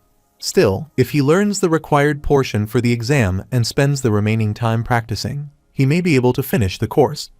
Mark giggles, saying he wonders if he has that special parachute to thank and if he has been able to advance 2 levels at lightning speed. He drinks water and asks about Cheyenne and what he is doing. He replies they are observing him as per his instructions, but he seems to be studying himself using books. Mark thinks he would use his connections to hire an amazing instructor and tells him to keep observing him because they can't let their guard down, and it's not like he can learn magic by reading some books. Cheyenne stops thinking he has done everything he could, spends a lot of time trying to understand omniscience, and memorizes every essential theory. He is not entirely confident, but there is not much time left. At the 41st Class 7 exclusive training grounds, Cheyenne, warming up, thinks he must demonstrate magic. There is no way that he just has to hope it activates according to his thoughts. Cheyenne, entering his spirit zone, says he needs to graft the theory of photoionization in the spirit zone. The person blocking the path between omniscience and omnipotence is none other than him, and he must erase him in between. Cheyenne looks at his body shining and says it's working. Now, he must teleport, thinking no human could calculate the value of light. He remembers the words that when a mage focuses, the wind becomes so sensitive that they can sense everything around them, and skilled mages can even sense the number of leaves on the ground from far away. This is the extremely sensitive mindset spirit zone, and mages in the zone can sense the outside world in an extrasensory way and eventually control the phenomenon if he doesn't calculate the values but sense everything all at once. The remaining time until the teleportation exam is 13 days. On the 9th day, in the classroom, students shockingly look at Cheyenne's injured face and wonder if he is training without any protection. Cheyenne, writing on the paper, thinks his first attempt at teleportation was a failure, and in order to correct errors, he has no choice but to just go for it. He fell on the ground so hard and with pain, holding his knees, that his knee was the problem this time. In the 8 days, he has been writing so fast. He thinks that if the error is plus minus 0.02 microseconds, it's a stupid method, but the body remembers. The 7th and 6th day passes so fast. On the 1st day, Cheyenne blows out air loudly while his sweat falls on the ground. He thinks about what he can do, and the test is tomorrow, but another one appears for every error he corrects. He raises his hand, thinking there is nothing left to change now, and it has to work, then looks at his hand. He holds his ears and tells him to get it together, and he will do it. And he has to and starts to run, thinking about teleporting. He teleports to the new place and badly falls on the ground, saying it doesn't hurt, and he does it. He thinks how far he can get with this, and there is no time to lie down, and he needs to practice linking. Cheyenne sleeps, and his words are left in between. The day comes. Mark is standing in the window of his room, and his gray-haired tutor asks him how he feels. He tells him he feels great, and that today is the historic day when he will advance to Class 5 and 700 meters is nothing. He will do it easily. At the academy, Maria, about to enter the classroom, instantly stops when someone asks if she has given up on the exam. It's Mark, and she asks if he is not at the training grounds and if he is studying. He asks if he looks like some loser who studies because he is that stupid and what she is doing here. He tells her this is why her grades are bad. Maria turns to the door while Mark arrogantly tells her she should go learn from the training grounds. Watching and learning from better people is a good way to study, and she, fearfully, with a shaking voice, wishes him good luck. Mark boastfully laughs, asking if she hopes that he will pass and says she is amazing, then asks if she knows that and if she snitches to a teacher. Maria shockingly holds her mouth, asking how he would while Mark cuts her talk, saying he was testing to see if it was her. Maria's bag falls on the ground, and Mark tells her he has ways to get information, and it's a bit strange for a shy kid like her to go to the teacher's office. He tells her he has been nice to her so far because she is a classmate, but once he is her senior, what does she think will happen while Maria is getting dizzy and trembling with terror? Mark thinks she is just a loser and plans on becoming a mage, which is why she is in the same class as him despite being 4 years older. Mark walks away smiling, looking forward to it, while Maria sits beside the wall and is crying, holding her mouth. He opens the door of the classroom, asking the group of 4 boys if the plan is all set up now, while the black-haired boy tells him 2 of them will stick to Sharon as soon as they start, and the other 2 will guard him. There will be exactly 2 chances to make him fall. Mark tells them the first turn's meter is 10 meters, so they should get him out in at least 10 turns. The gray-haired boy says he is really going to do as he promised if they get this done, and Mark replies he will make sure to get him tutors, and he won't have to worry about getting jobs, even if they don't graduate. He tells them his dad is the technical advisor at the Magic Association, and if they help him today, he won't ever forget it. It will help them in every way he can. Mark thinks not even a small change can happen, and geniuses aren't supposed to let their guard down. Class 7, non-registered students, stand there while the black-haired girl asks if this is the final, and the pink-haired girl replies there are more people than she expected, especially Class 5 students. The Class 5 students look arrogantly at them while Class 6 and 4 enjoy the moments. Judges are also present while there is a flash near a tree. A fella, looking at them, announces that it's time, and the examination will begin in 10 minutes. The front line is warming up while 2 students look down the hill. One of them asks where the bridge is, and his fellow, calling him an idiot, tells him this is the bridge where they will jump. While Sherelle looks from the binoculars, she says she can see super well from here. Amy annoyingly says they don't have the time and asks why she would watch some stupid Class 7. And she replies that she needs to cheer her boyfriend for some brownie points. Amy carelessly says those who will pass, and who will fail, then thinks if he can even teleport. Someone comes to Mark, and Mark asks if he did find Sharon, and he replies he isn't there. Sharon is sleeping on the ground when an ant bites Sharon's face and walks away. Sharon suddenly opens his eyes and hurriedly gets up, asking him what the time is. Amy, snatching the binoculars and looking from it, asks what she means that Sharon isn't here, and Sherelle worriedly replies that no matter how hard she looks, she can't see him. Amy shockingly thinks it can't be that he failed to implement the spell, and it's difficult to learn teleportation through self-study while the front line warming up gossiping and asks if there will be nothing below them beyond the cliff. Athela announces that the rules are simple, and when the teacher gives the signal, run towards the cliff. The person who can teleport the farthest wins, while the students surprisingly look at each other, and they have to jump off that. Since they can't even get to the other side if there isn't any other option but to fall down afterward and if the safety mechanism is actually there. Thad, looking at them, tells them to give up if they are scared and says, as they already know, at the Magic Academy, death is something they risk in every subject. As this is an early promotion exam, only the student with the necessary skills will move up to Class 5. And he recommends that they only take the exam once they are at the level where they can protect themselves at the very least. If their resolve is lacking, it's fine if they turn back now while students are fiercely looking at him. Thad, maintaining his angry expression, thinks they are completely frozen, and in order to prevent any accidents, it's best to increase their wariness. The thing that is really dangerous is those boys who are just rearing to go in and fight. Mark looks at his fellows and abusively thinks of them as to why they are those who can't even complete the entire course trying to take the exam, or they are just fools who won't even reach their toes once they go out into society. If the rumors that he was trying to learn it all himself are true, and it must have ended in failure, however, he is prepared to scheme against him. Athela, standing on the high spot, calls everyone in the front line to line up, and they will be starting the exam, but suddenly notices Sharon running to the exam, breathing loudly. The students shockingly look at him while Sharon apologizes and, clearing his sweat, asks if he can still be able to participate in the exam. Sherelle looks at Athela, comes to Sharon, and says over there. Amy again snatches the binoculars from her hand furiously, asking why he would only get here now. Biting her lips with anger, she wondered why he was completely covered in injuries or if he had practiced without any safety instruments. Sena asks the headmaster if Athela is sending a signal to ask if they can delay a bit for a student who arrived late, and the headmaster replies taking care of themselves is the responsibility of the student and tells her to begin the test as scheduled. Athela, looking at the flash, requests the students to get ready, and the test will proceed as scheduled and tells Sharon that if he wants to give up, he should let them know anytime. The green-haired boy tells Sharon to come this way, and standing Sharon beside him, he thinks step 1 is a success, and they will make sure he fails by running 10. Sharon is gasping and tells himself that he needs to give his all. Athela announces that Class 7's early promotion exam is starting soon. On their marks, get set and keep his finger on the timer.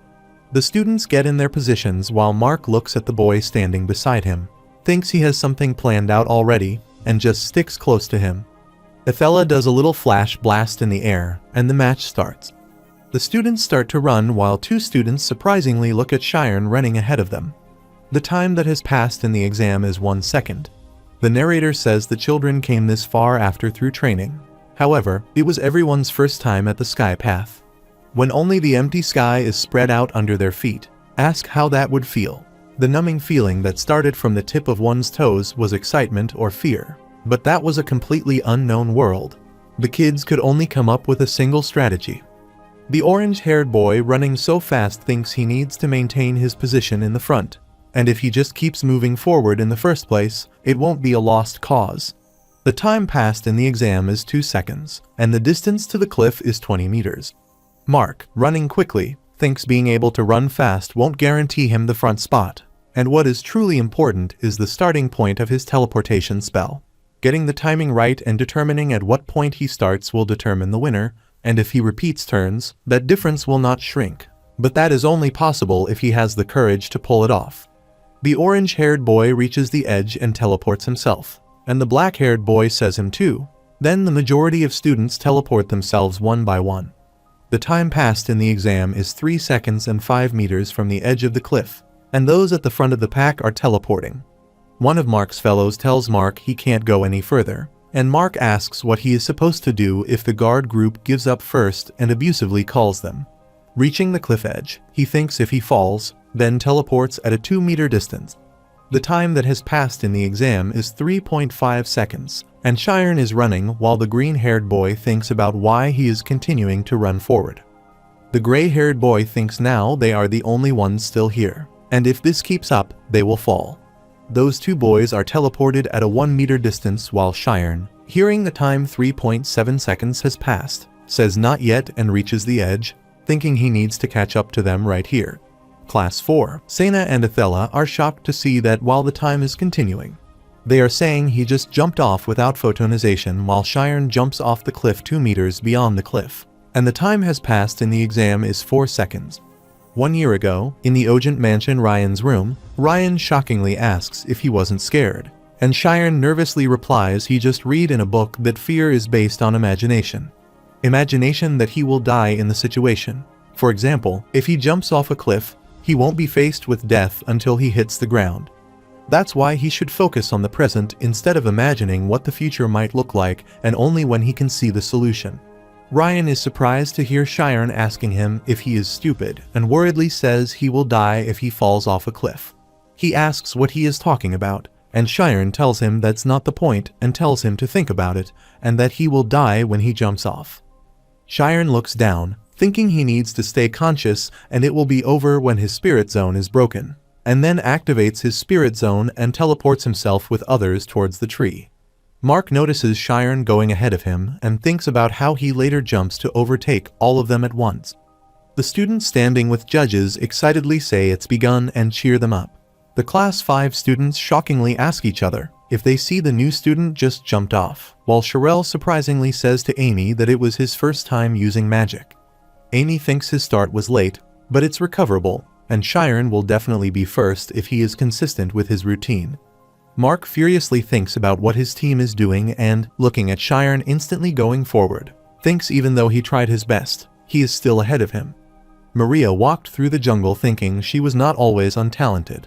She remembers her past when a teacher asked her why her grades had been on a downward trend, and she replied cryingly that the kids were so mean to her and she couldn't do this anymore. The teacher tells her it's given that her fellows will be competitive, and all the other kids endure it and level up, whilst he asks how she plans to become a mage when she can't deal with that. The narrator says that she stayed a whole 6 years in class 7.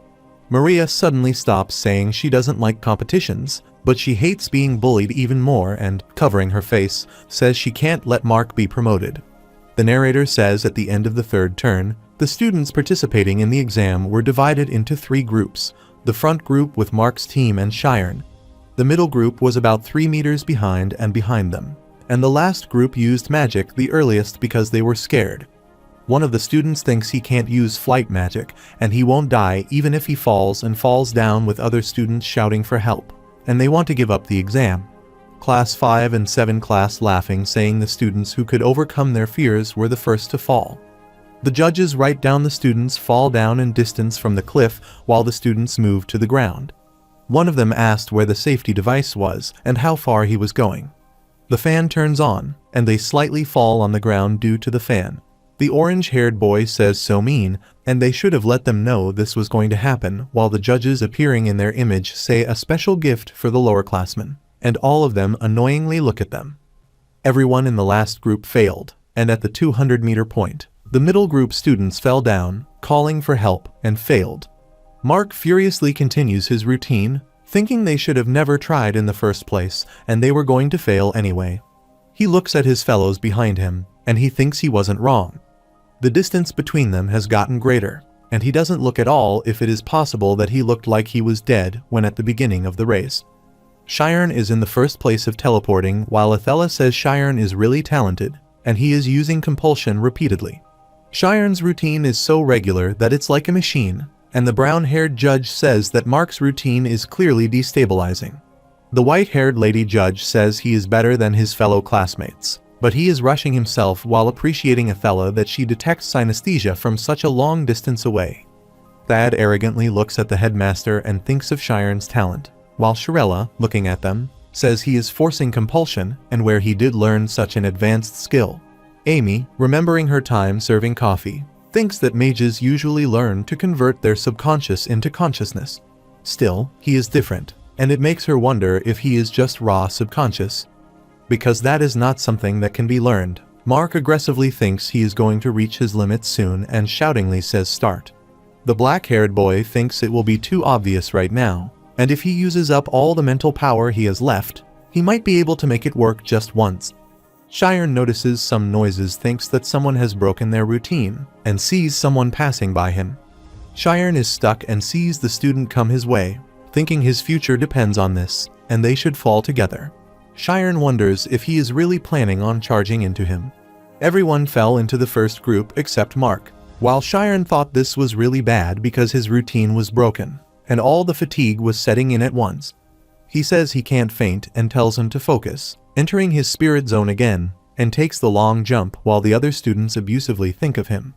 Class 5 asks if their movements just now are strange, or if they did get in the wrong direction, and he almost crashes into the person in front of him. The brown-haired boy says he did it on purpose, and everyone shockingly looks at him, asking how he knows that, and if someone wants to create an incident on purpose by calling his name Iruki. Iruki, showing the hand-punching position with the other, says one person stops his tracks, and another hits him head-on.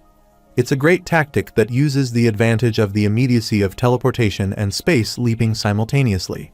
If the new student hadn't gone off his standard track, something horrific would have happened, but if it were him, he would have easily escaped that with his equation of motion. Those two boys look away annoyingly and suspiciously at each other. The gray-haired boy says as Iruki said, and the brown-haired boy says there is no way the professors wouldn't know, and they probably have a plan. Mark excitedly says he is first thinking arrogantly that everyone is jealous of his stupid colleagues in Class 6, who will become his juniors. Sharon, looking at Mark, thinks Mark's condition is good and that he will finish it. If he wants to win, he needs to overtake him quickly, and if he carelessly increases the distance of his teleportation, his routine may be destroyed. Instead, he will increase his tempo half a beat faster than Mark. Class 7 students say Sharon is catching up, and there are only 2 of them left now, while a girl shoutedly tells Mark that he needs to go faster. Amy worriedly says his body isn't in perfect condition for him to overuse magic, while Sherelle cryingly tells her to let her see too. Amy suddenly startles. Mark is suddenly shocked to see a rope appear in his way and escapes and thinks he is going to die. Sharon also shockingly looks at him while judges worriedly say there is a warning saying the engine system of the bridge that can't be crossed will start running, whose level is 10. Sharon and Mark are looking at the spreading ropes at a far distance while Sena calls Thad, and he replies that he will go to the engine room. He takes the long jump and disappears in the air. Sena worriedly tells the headmaster that they need to stop the exam, and the other judge says this is an exam for the advancement of 2 grades, and if they cancel it, complaints from every family will be severe then. He asks what they should do. The headmaster, who is sitting calmly, instantly shouts, asking if they are asking him that right now, and tells them to send the signal to stop the exam immediately.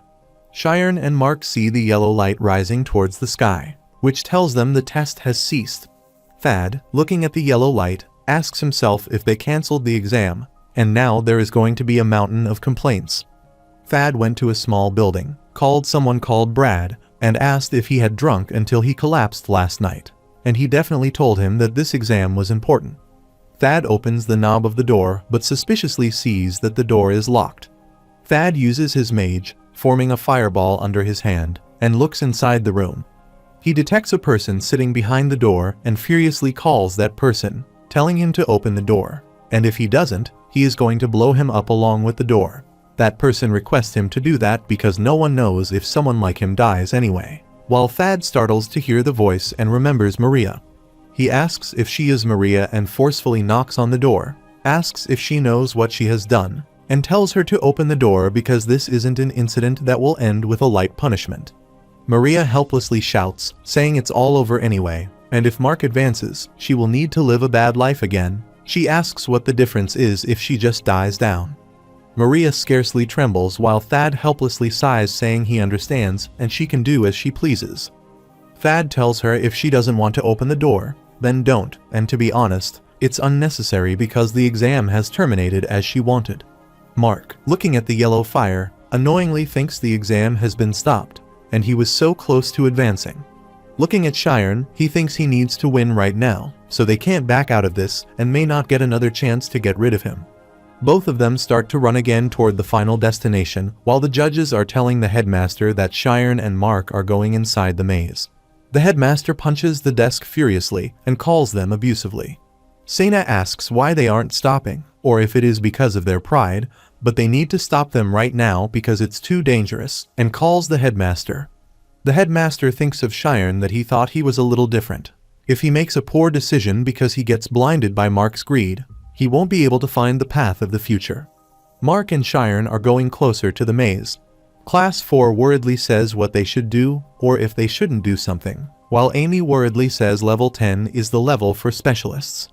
The iron ropes hit the mountain, making the squares reach Sharon, but Sharon escapes the traps, thinking the trap is too fast. If he does have enough time to avoid one trap and figure out the next one, then his mental prowess will be exhausted, while Mark, passing the maze, thinks they are going to be eliminated anyway, and the person who goes the furthest will win.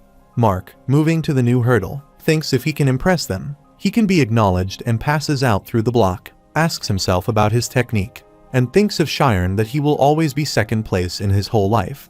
Sharon drags away Mark while in the engine room. There is a warning on the screen. Maria asks Thad what the competition is and says keeping her hand on her knees agitates one's opponents with lies and makes them fall until only one prevails. She asks if that is the type of competition the school desires, and Thad, sitting with the door, replies it's a misunderstanding. Maria tells him not to sugarcoat it because if a professor knows who gets praised as a genius, Maria cries and says she does as he tells her, and if he tells him to endure, she does. But the school only recognizes students who are talented. Ordinary students like her stop saying more. Thad puts his head on the door and tells her he is not sure if she knows about this, but he graduated from this school when he was in the graduating class. She was a freshman. Maria wonderingly looks at the door while Thad, remembering his past with her, asks if she remembers and has ever heard a rumor about a genius named Thad. Maria replied not once, and he told him he was always last and stuck in class 5 for 5 years and gradually got angrier as his friends, who used to be beside him, advanced easily. Maria says it's impossible, and he laughs and tells her that one day, he got caught by the headmaster and was scolded so badly. The headmaster asks him what the thing is making him anxious, and he replies he usually doesn't care about students like him, but in times like this, he does.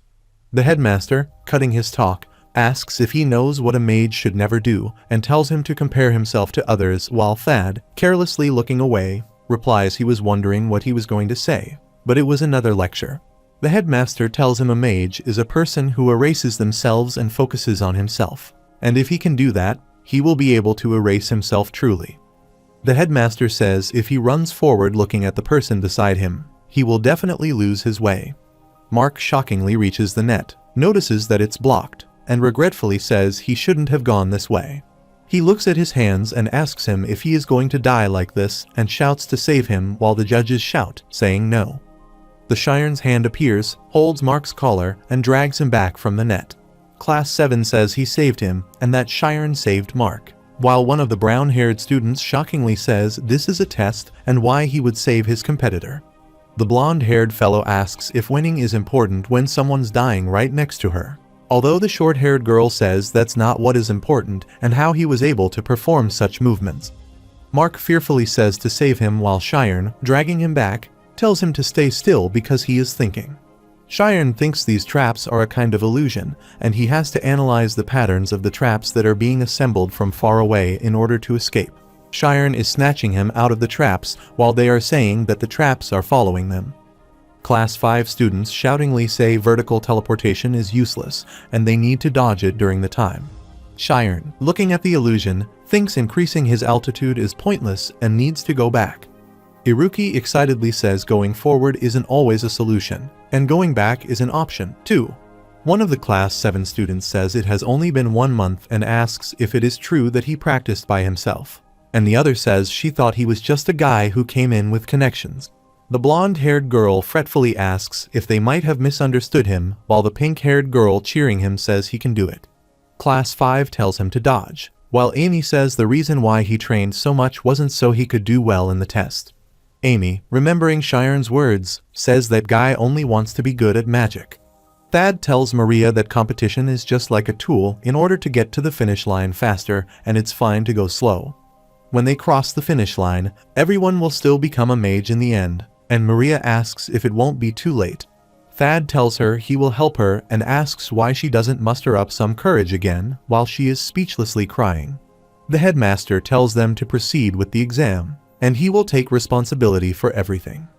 Shire, holding Mark, looks at the many difficult hurdles and thinks the trap is alive and moving. His position isn't good because he is trying to save Mark. Mark shouts with fear that he doesn't want to die while Shire enters his spirit zone and analyzes the difficult hurdles and their illusions. He thinks he will feel the whole structure, and seeing the prominent pathways tells him to focus on it.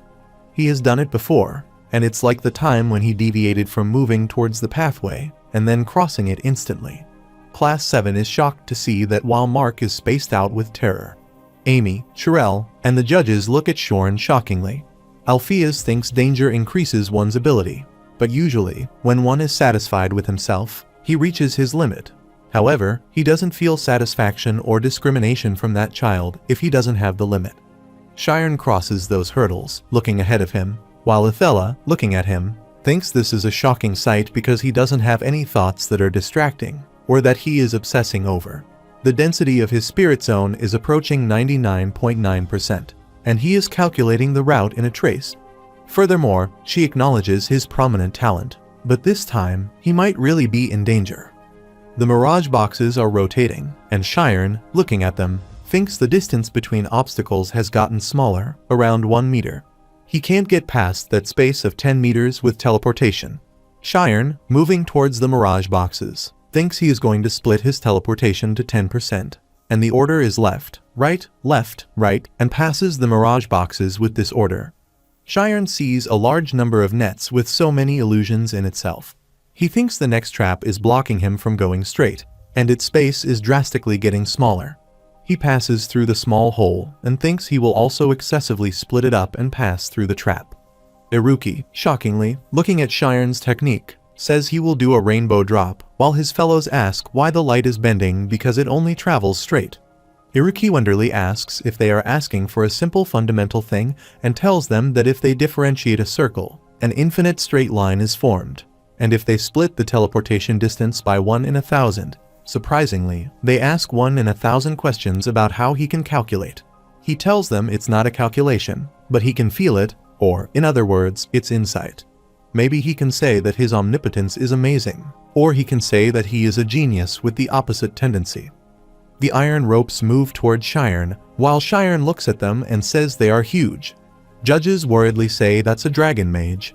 Sena furiously takes the long jump, saying what Professor Thad is doing, while Mark dizzily asks where he is and slightly opens his eyes and shouts, seeing the dragon mage call it a monster.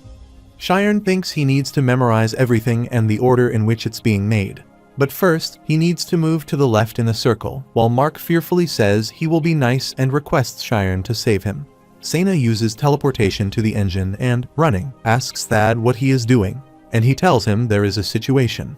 Sena tells Thad shoutingly that they don't have time and stop the device while Thad asks if something is wrong because the test has been cancelled.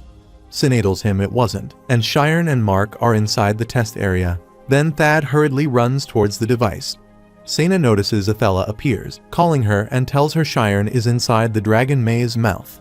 Dragon maze closes its mouth while Shirelle fearfully hides her face with Amy. Class 7 and judges worriedly look at them while the time is up. The minute before Athela came, Shiren was sweating so much and told him to relax, and he was still alive. He should think that 1/10 of a second, 100 of a second, and 6 turning points. A total of 9 teleportations, including the escape route. Shiren notices he can't escape through this path with Mark and needs to find another way. Alpheus worriedly looks at him but suddenly is shocked to see Shiren come out of the dragon maze, while Class 7 and Class 5 are shocked to see that Shorn reaches the final mountain. They are gossiping about if he really gets out or if they aren't ghosts. Athela is shocked to see that and gets away.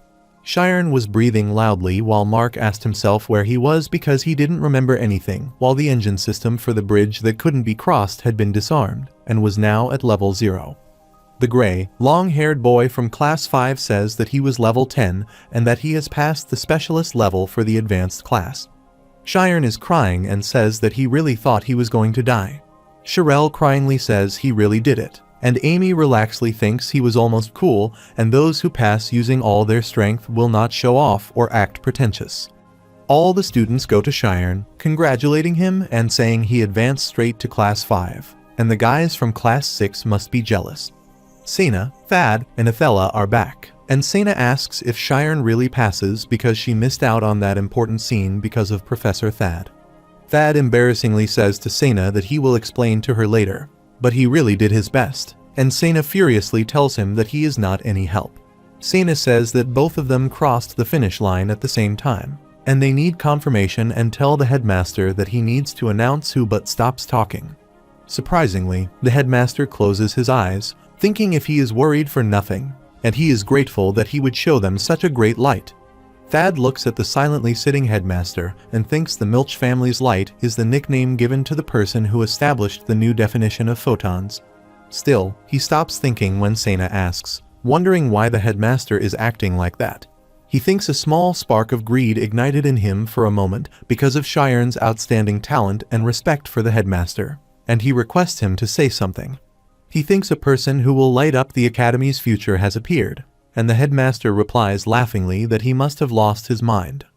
Thad thinks he was reminiscing about the past after seeing a talented disciple, while the headmaster stands up thinking he is jealous of his innocent aspiration about magic.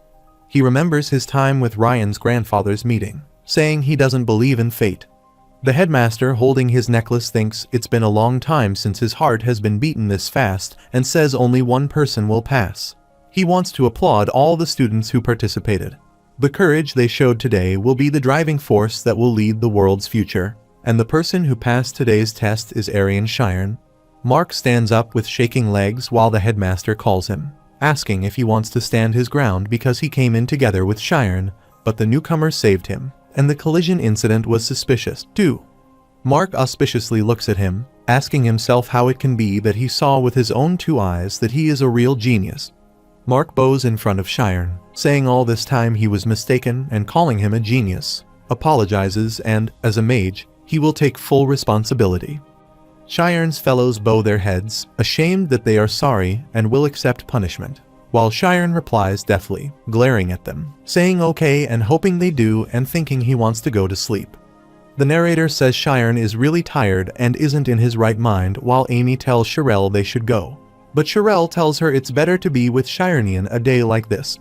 Amy replies that there is no time for that and thinks he has proved himself and that now it's her turn. Shiren notices Amy is about to leave, calls Amy, and points his finger at her, saying he kept his promise and he is coming to catch her up soon. Amy and Shirelle look at him shockingly, and Shirelle says her name is a signal. The gossip starts again that he is jealous of his girlfriend and that he is so cool. Amy nervously looks at him while the narrator says Shiren didn't remember any of this when he woke up later, and Shiren is advanced to class 5. Athela thinks this is strange, and she is sure that the synesthesia was chasing after Shiren or it did miss him in the dragon's maze. The narrator says a disciplinary committee was opened at the disciplinary committee, and Maria obediently admitted her wrongings and wanted to be punished.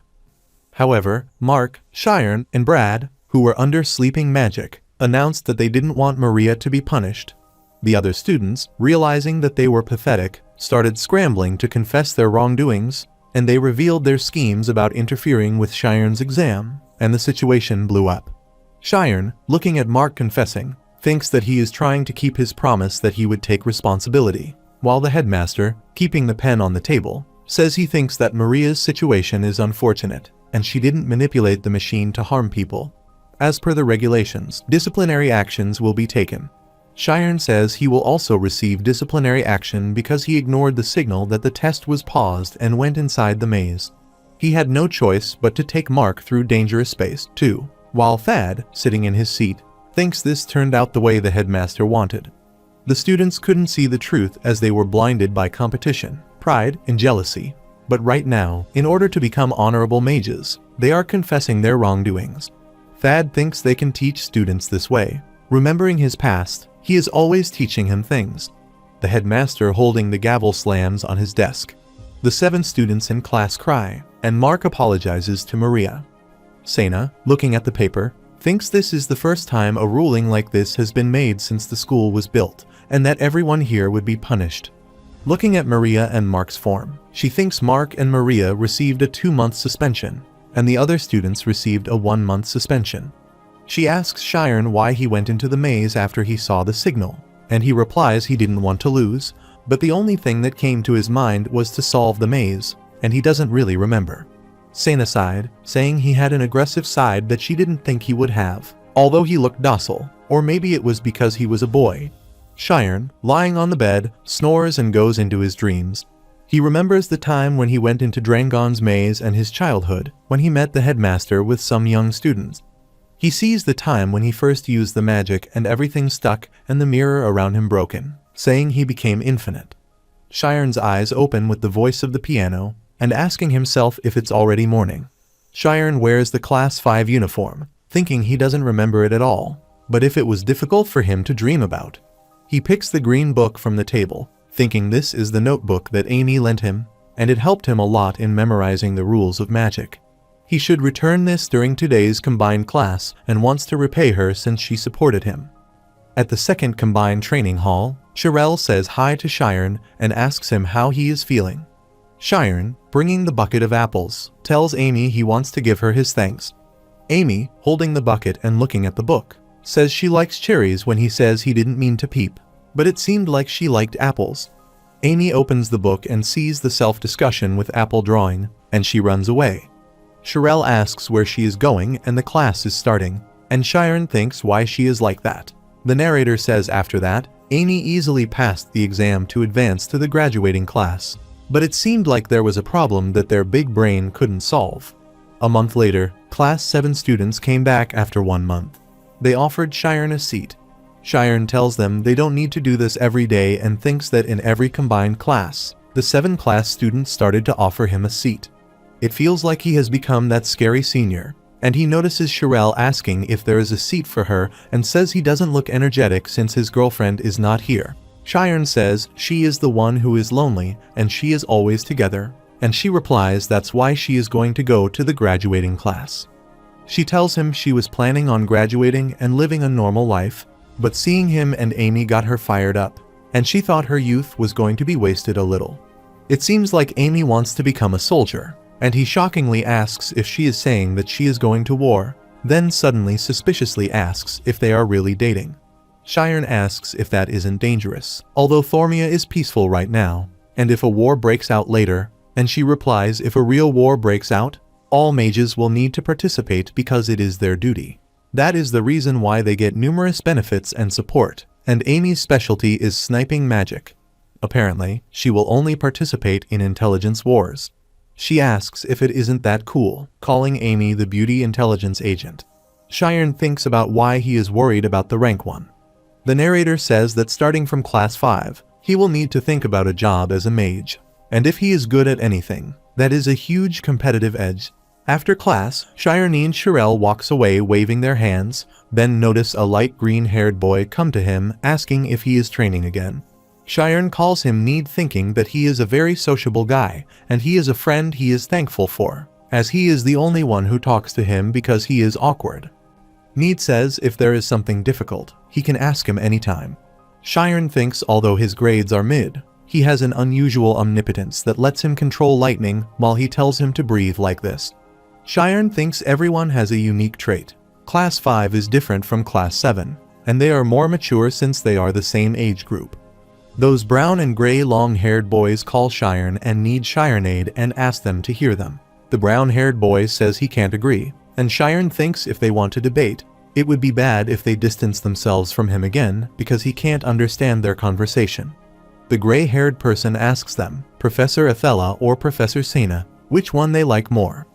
The narrator says students from Class 5 will be taught magic, and in order to use specific magic, they must score above 60 in the required subject evaluations. In order to advance to the graduating class, they must choose a specialty, and students from Class 5 will work hard to discover their aptitude. Need asks if he really thinks that is a question if he is Team Professor Sena, and if he doesn't know that Professor Sena is the intelligent and pretty type. The brown-haired student says Professor Athela has a hidden side that draws out his protective instinct. Then they ask Shiren about his thoughts while he becomes nervous, asking himself what he thinks. He, looking at their wonder faces, thinks in order to have a good school life, he needs to know how to get along with everyone, but both of them are professionals. Shiren was about to say something but was shocked to see them saying they would return later.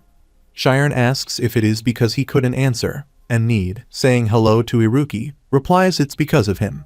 Iruki comes there and asks what they are talking about so excitedly. Need replies by asking which professor is prettier and stuff like that, and introduces Iruki to Shiren. At the same time, Shiren thinks about a quick change in attitude. Need tells him it's the first time he has met, and Iruki is a Class 5 outsider. Iruki, bringing his hand forward, says it's nice to meet him, and that he knows him. He asks who in the school doesn't know him. Shiren, surprisingly shaking his hand, recognizes the voice and remembers when he told him to stop hesitating, and that if he wants to do something, he should just do it. He came here to become a mage, and tells him it's the voice from back then. Shiren excitedly grips Iruki's hand, thanking him and saying that he could successfully use the deviate form because of him. Iruki arrogantly tells him he is so boring while Shiren is speechlessly looking at him. Need nervously tells Shiren he usually talks like this, angrily looks at Iruki, and asks if something is wrong with his tone. He carelessly replies that it was a compliment. Iruki walks away and tells Shiren that Class 5 is full of weirdos, so he should be careful. He asks where he is going because it's class time, and he replies can't be bothered. Shiren thinks he can't be bothered by attending the magic class. Need helplessly apologizes to Shiren, saying he usually talks like this, and when he gets to know him, he is a good guy, while Sharon replies he is a little unique. He will only get tired if he wants to get to know more. And to be honest, he is a genius. But the problem is, he is a genius in a strange area. While Sharon wonders if Iruki is a genius, the students say look, it's Iruki, and ask why he went to the image zone again, and if he is not going to strip and lie down there, while Need worriedly asks what he is going to do. Need makes the deviate form while the students surprisingly look at him. Sharon thinks it's the deviate form, and it's at such a fast speed, too. One of the students says it's so fascinating every time he sees it, and there is probably no one else in the kingdom who can do that. Iruki steps finger and forms flying targets while Ethela shockingly looks at him in the middle of teaching class 4. Ethela tells Iruki to stop now while Iruki, focusing on the targets, ignites the targets. Ethela tells everyone to dodge, and they fearfully start to run away. There is a purple monster from the students who are scared to see that, and Sharon excitedly looks at it. Iruki is about to leave when Ethela suddenly catches him holding his ear and says it hasn't been long since his suspension ended. But he is causing trouble again, and he replies he didn't destroy the machine. Ethela tells him he is suspended for 3 days, while Sharon shockingly thinks he specializes in the deviated spirit zone and igniting magic. The narrator says Iruki is Class 5's biggest weirdo. His social skills are so low, and his personality is mid. Still, the reason why Iruki is a genius is because he specializes in one side.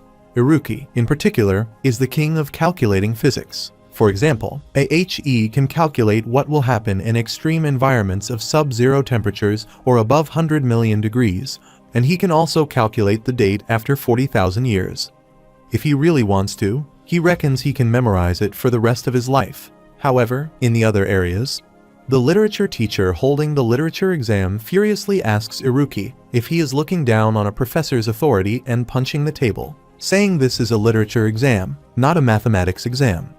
The professor says it seems like he wants to show off that he is a genius, but there are many things he can't explain with maths, like a deep image or emotion. Iruki, carelessly twisting his finger in his ear, replies there is nothing she can't explain with numbers, and if she couldn't explain the world with logical reasoning, how they could live in such a scary world, and her face might explode at any second. For example, a face filled with anger is an expression that comes from a chemical phenomenon from inside her body. If the balance between her hormones and automatic nerves is upset due to stress, she and her pulse become irregular. The professor's facial nerves start to swell with anger when he hears him say the blood vessels expand and her face turns red, but in turn, excessive contraction of her veins causes them to protrude and turn blue. The professor shoutedly told him to get out, but he got a 0. Sharon says he confidently talks about what he believes in, and he can't believe he is the same age as him. There is someone like him, too. Need, destitute, looks away, saying that in the past, the professors actively tried to take care of Iruki, but all of them gave up, and who would know that he would be curious about him? This is unexpected. Sharon thinks he is also worried, but Need knows everything while the blonde-haired girl calls them. Need and Sharon look at her shockingly, and she asks Sharon if he wants to join their research project.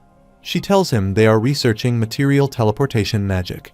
If someone who has a high achievement level in photon magic like him joins, their research will progress really quickly. She says if he submits a research paper, he won't be wasting time doing the holidays with performance evaluations, and with the remaining time, they can study together. Sharon hesitantly replies that the results of his current studies aren't great, and he thinks he needs to focus on that. She asks him, but he is sorry.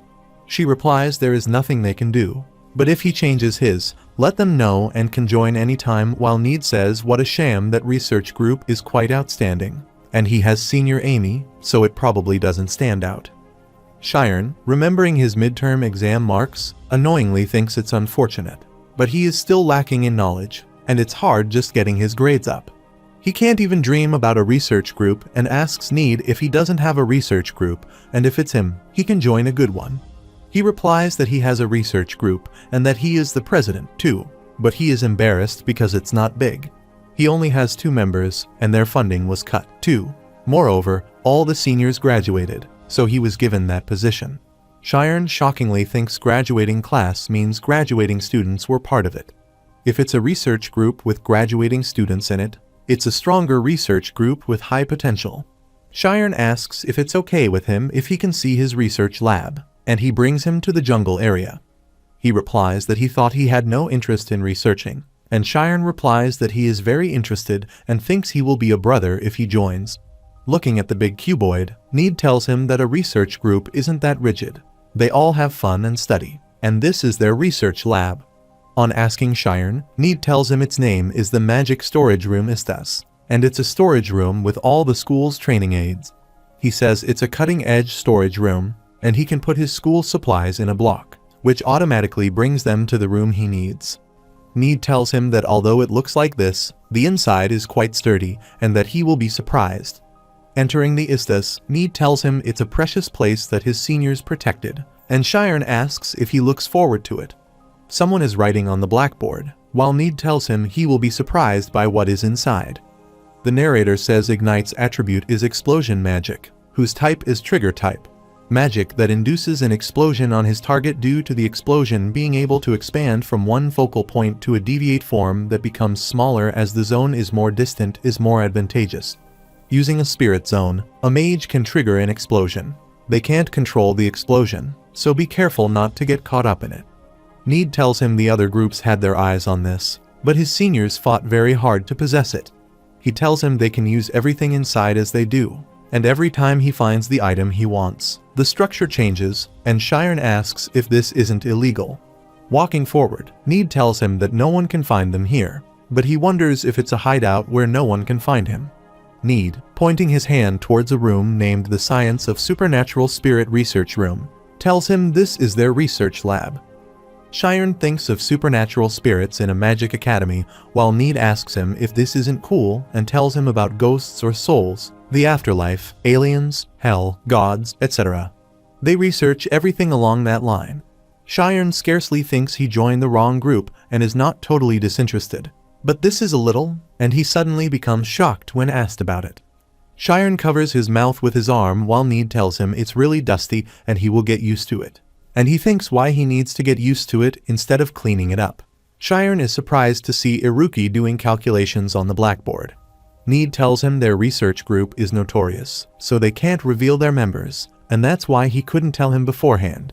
Shiren wonders if Iruki is interested in the supernatural, and Need replies that it's the opposite because he joins in disapproving of it. It's a great bait for someone who thinks that everything in the world is logical.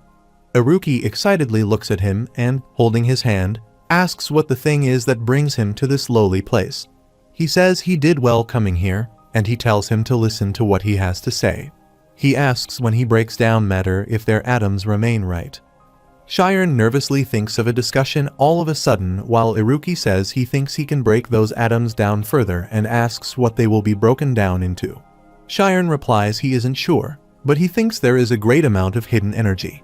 Iruki shakes his hand eagerly, saying he knows he is amazing, and there is a lot of energy hidden inside, and that much energy that can destroy a whole city. He asks him about his thoughts that will happen and Shiren replies that people will be injured. Iruki puts his finger into his nose and asks what he is talking about.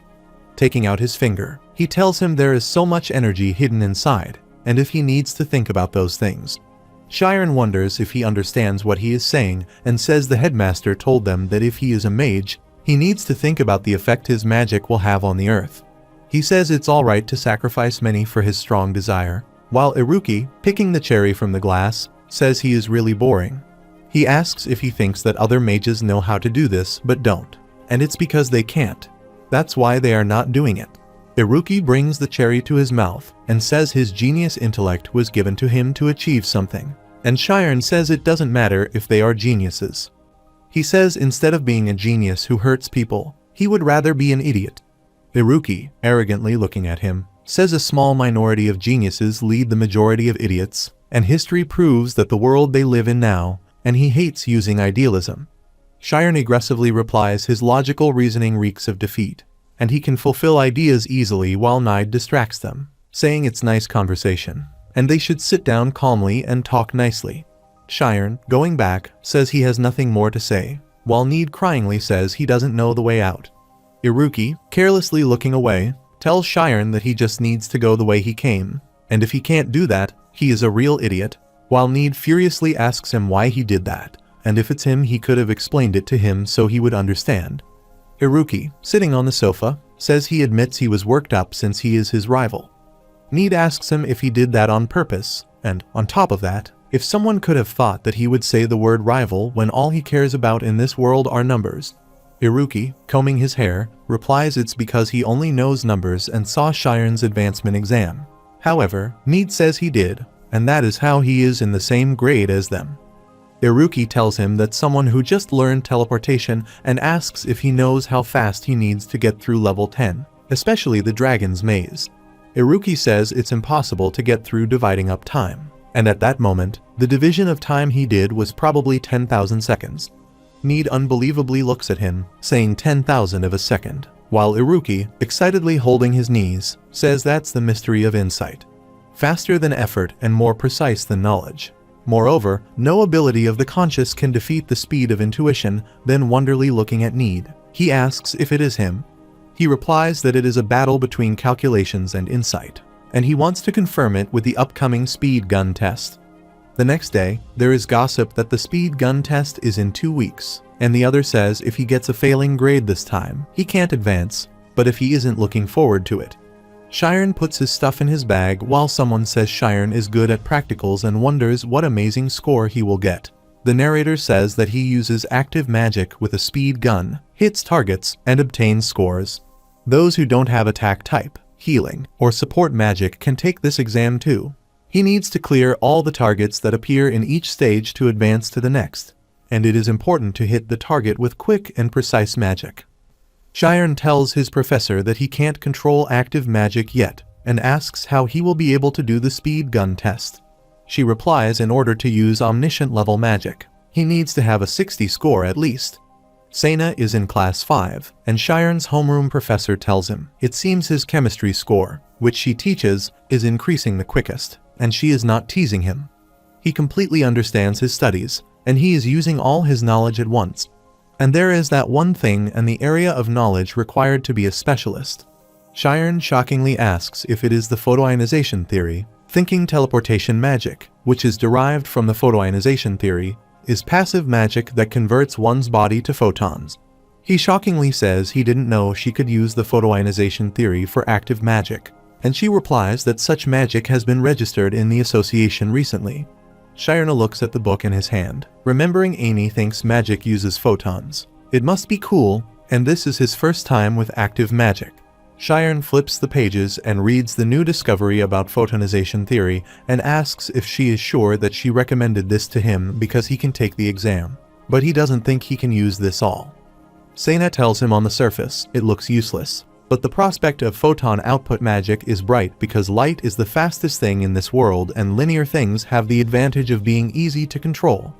In the ivory tower, which leads the most cutting-edge magic, it has been predicted that photon output will be the innovation of information communication. If they research it consistently, it will develop into a great area of magic when he graduates with high potential. Shiren, thoughtfully looking at the book, says it won't be bad to master this beforehand, and he does as she says. On the 32nd practical training area, it's class 5's practical lesson time. The narrator says magic doesn't come out of one's hand, but from one's spirit zone. However, imagining a photon coming from his hand helps with commanding magic. Shiren, looking at his hands, thinks generating a photon isn't easy and asks himself if it is because his spirit zone is a convergent type. Miss Athela, in her new get-up, greets class 5, saying it's nice to see them, and asks if they start the class while class 5, shockingly looking at them first, doesn't recognize her. They are saying, more importantly, her glasses are gone. Athela claps her hands while Shiren shockingly asks if something is wrong with her clothes.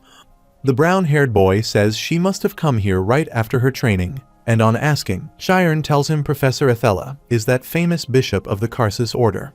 He asks if he is saying she is a clergyman, and the gray-haired boy replies that the bishop is in a high position protecting the 12 holy relics.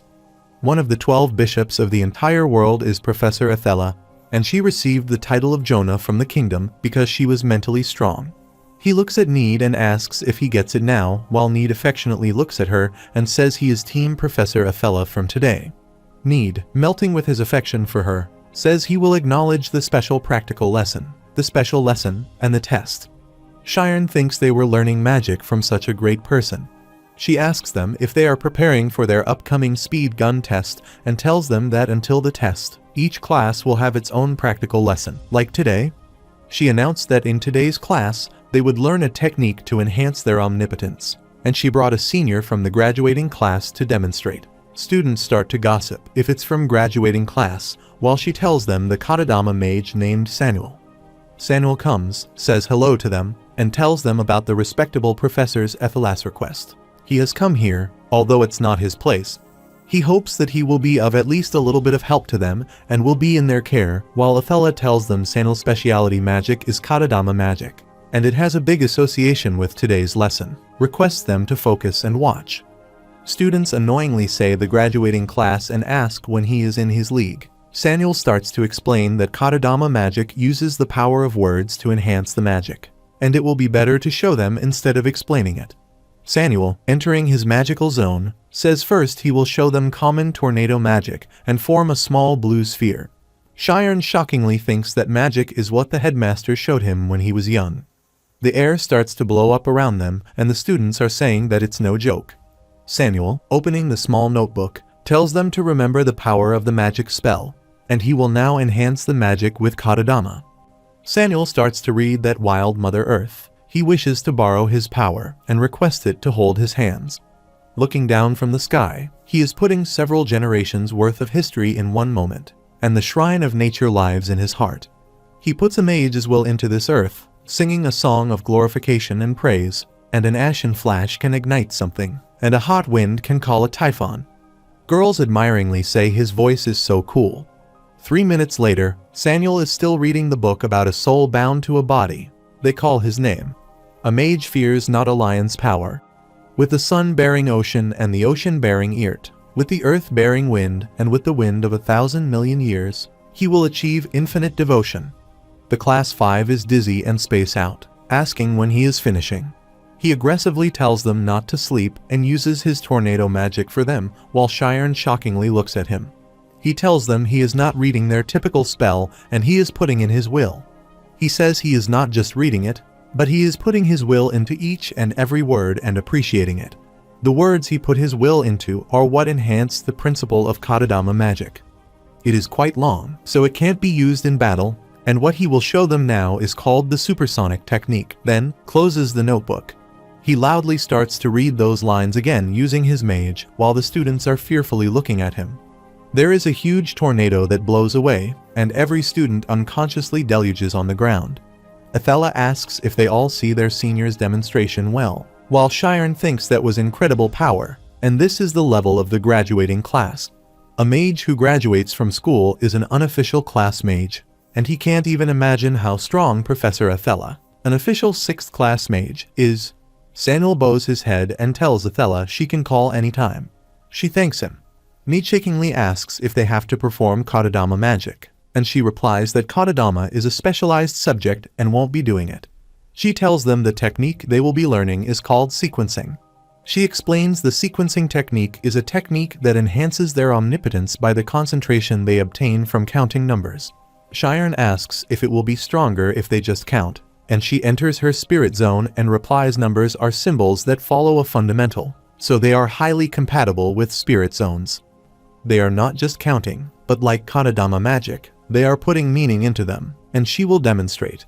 She will enhance her spirit zone with sequencing and call out a number sequencing in a series of 10. Athela starts to say from 100 while they ask if she just says 100, and if she did, just count from 1 to 100. Looking at Athela's spirit bigger to 12 meters, she says her spirit zone really did get bigger. Athela moves to 1700, 2400 while Sharon surprisingly thinks if a person can really count that fast.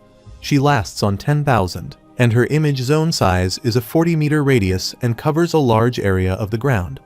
The students say that with just the sequencing technique, her spirit zone grew 4-fold. Athela asks if they all are focused and tells them if Katadama magic reflects and portrays images. Sequencing is about thinking and reflecting. She says the faster they count, the stronger their spirit zone strengthens, and it doesn't just grow in size but power, accuracy rate, and precision. All their abilities will increase. Sharon thinks that with this, he can generate a photon. However, she says sequencing isn't almighty since it's a technique that decreases efficiency if the patient doesn't have enough mental prowess. She requests them not to forget that strict discipline and understanding will become the basis for enhancing their spirit zone and asks if they understand. They replied yes and stood in a fixed area from each other. Cheyenne thinks he counted to 1,000 in 1 minute, but counting without doing anything is harder than he thought. And if he didn't train himself during lessons continuously, he wouldn't be able to do this. Suddenly, the thought comes to Cheyenne's mind that when he used teleportation, he used a technique where he could feel the complicated calculations. With sequencing, categorizing the numbers into hundreds and counting them in one go about 10 seconds. Cheyenne raises his wide open hand, asks himself if he will shoot it toward the tree, and thinks of photon output. Cheyenne's hand starts to glow, and a yellow, intense light emits and moves towards the tree. Surprisingly, his fellows look at him, asking what that was just now, and Cheyenne thinks it's flashy. Cheyenne's fellows ask if that wasn't photon output, and if he did learn that for the speed gun test. But the speed of the bullet was really fast because it was light. Learning it because of a test as a little, and it has no attack power. While Othello wonderingly looks at him, thinking Cheyenne, who specializes in defense, has already learned active magic. Cheyenne instantly looks at Othello when she says it seems like he was successful with sequencing, and he nervously replies he was. She asks him if he wants to try practicing within the image zone, and students are muttering that speed gun practice immediately. Othello, standing at the dice, tells Cheyenne, after he finishes his sequencing, to call for a target, and Cheyenne closes his eyes and enters his spirit zone. He tells him first that he is enhancing his spirit zone by sequencing and pinching his fingers to call the targets. Many targets start to fly while the score is 0 and the time limit is 1 minute. Cheyenne looks at the center of the target and raises his hand in the target position, using the photon output technique. The target breaks down while Cheyenne looks at it himself, shocked. He thinks it's thanks to the bullet's speed being close to the speed of light, and it feels like he is aiming and shooting at the same time. After 5 seconds, Cheyenne's score is 11, and the time that passes is 5 seconds. The students discuss that as soon as he aims, he hits the target, and it's like instant activation type magic, and Othello, looking at him, thinks Cheyenne is grouping numbers in large groups and counting them off. It is a modularity technique used in intelligence magic, and it is probably knowledge he obtained at the bridge that can't be crossed, which is an incredible growth rate. Cheyenne's time ends when his score is 342. His fellows excitedly ask if that isn't a perfect score, and someone asks if he should also switch to using photon output. It's best that he doesn't because it is only possible because Cheyenne understands the rainbow drop, too. While Cheyenne thinks with this, he won't have an issue with the speed gun test. Need says he wasn't successful with magic until now, but as soon as he understood it, he got 342 points, which is amazing. Iruki stands up, saying it's sloppy scores, and he replies that it's his first time, so that is not bad. Iruki says his scores are sloppy, but it's interesting, and raising his hand, he asks the professor if he wants to try it too. She worriedly tells him he won't cause any trouble while Cheyenne, cleaning his mouth, notices someone asking if he wants to practice. Cheyenne carelessly thinks he doesn't like his method of thinking, but he is still curious. Iruki comes to the image zone and enters his spirit zone, bringing out his hands from his pocket. There is a ray rising towards the sky, and the others are saying that the speed gun has a different form, but the speed gun is different. He is planning on hitting the targets by looking at them, not by using synesthesia, while Cheyenne thinks the target sizes have decreased too and how he is going to do it. Iruki attacks flying targets with one light, and they break down like crackers. In 3 seconds, his score is 13.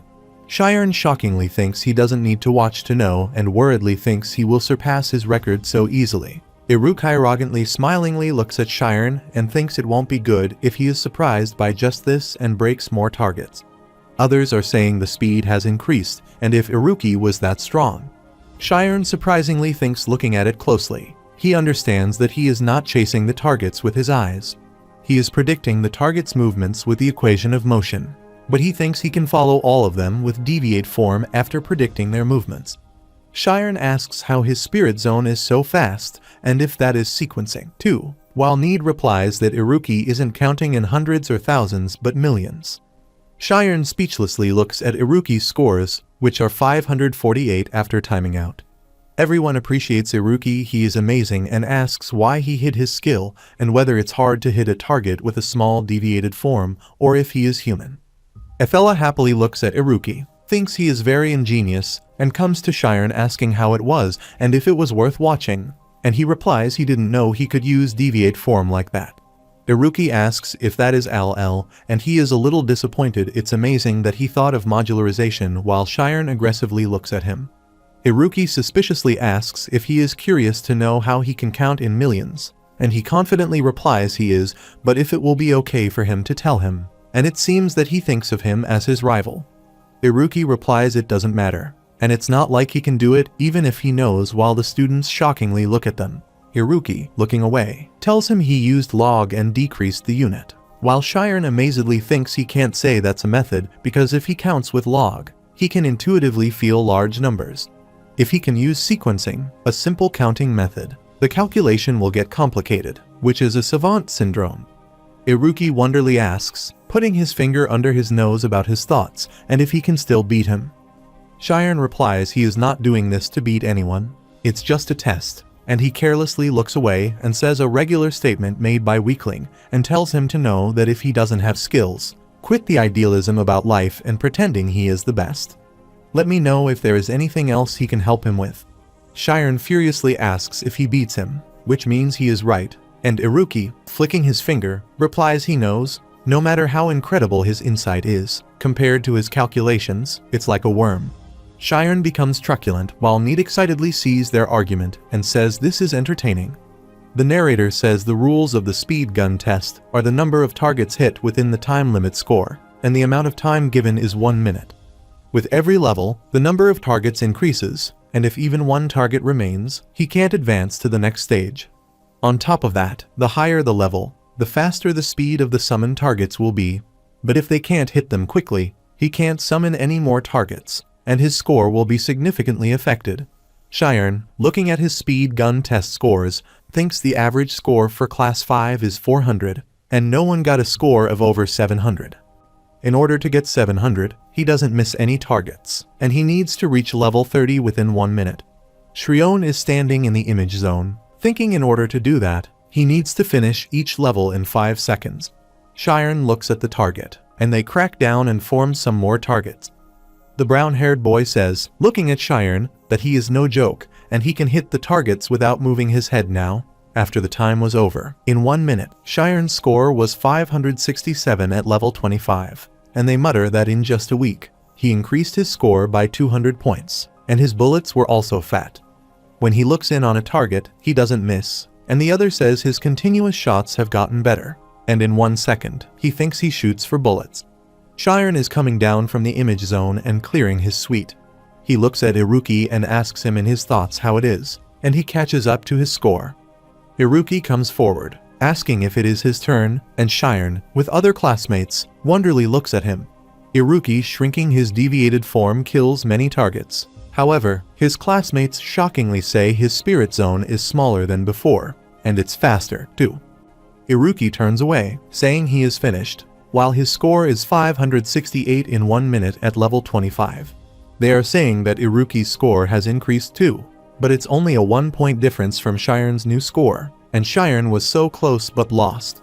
Shiren's exponential increase in points is higher, so he will catch up soon, while Shiren is speechlessly looking at him, thinking that 1-point difference if it wasn't a coincidence. The next day, the score increased to 571, and the day after, it rose to 586, and the day after that day, Iruki's score stopped at 594. Everyone appreciates Iruki while Shiren, shockingly, stands there and thinks the meaning behind the 1-point difference is clear. He must thoroughly calculate from level 1 to get a point higher than his score. He remembers the message that he can easily defeat someone like him, even if he doesn't go all out. In the classroom, a brown-haired boy says Shiren is amazing for scoring over 600, while the brown-haired girl replies that Iruki is too strong and thinks Shiren is pushing himself too much. Some come to Iruki and ask if he wants to join their research group and teach them how he does it and the maximum score he can reach. Shiren, helplessly looking at them, thinks, unlike him, who is giving it his all and hasn't gone all out yet. But if he is unaware of that, then all strategies are meaningless. Need tapping Shiren's shoulder tells him he is cheering for him, though both of them are his friends. It doesn't matter who wins. Shiren replies that this is serious and tells him that he doesn't know if he is crunching food or numbers when he is eating food.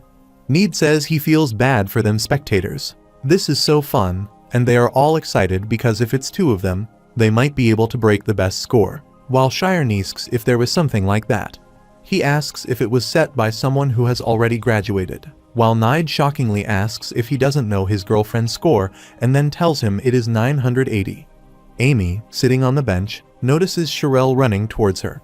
She worriedly says she has become so thin in the time they haven't seen each other, and it seems like the graduating class is really tough. Amy brought her the papers, replied that she would become like her son, and told her the material she requested. Both of them are drinking cool drink. Sherelle asks if the advancement test is really hard, and she replies that it's not difficult, but the standard is high, and if she achieves a high score, it doesn't mean that she will pass.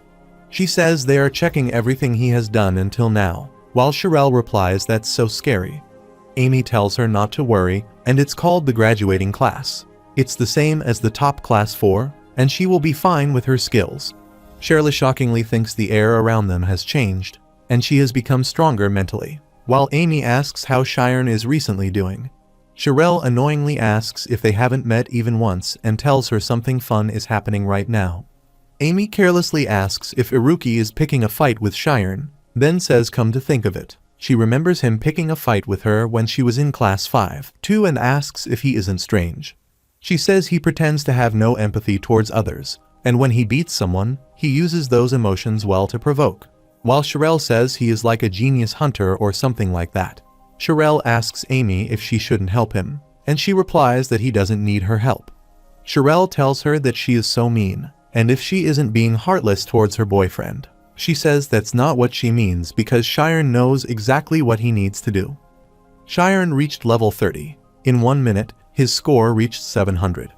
The brown-haired student shockingly says he would see someone reach 700 while he was in class 5. They are saying it is a score he can't get without finishing 10 levels in 10 seconds. And to think that score is possible while Shiren passes by Iruki, who congratulates him on a good score.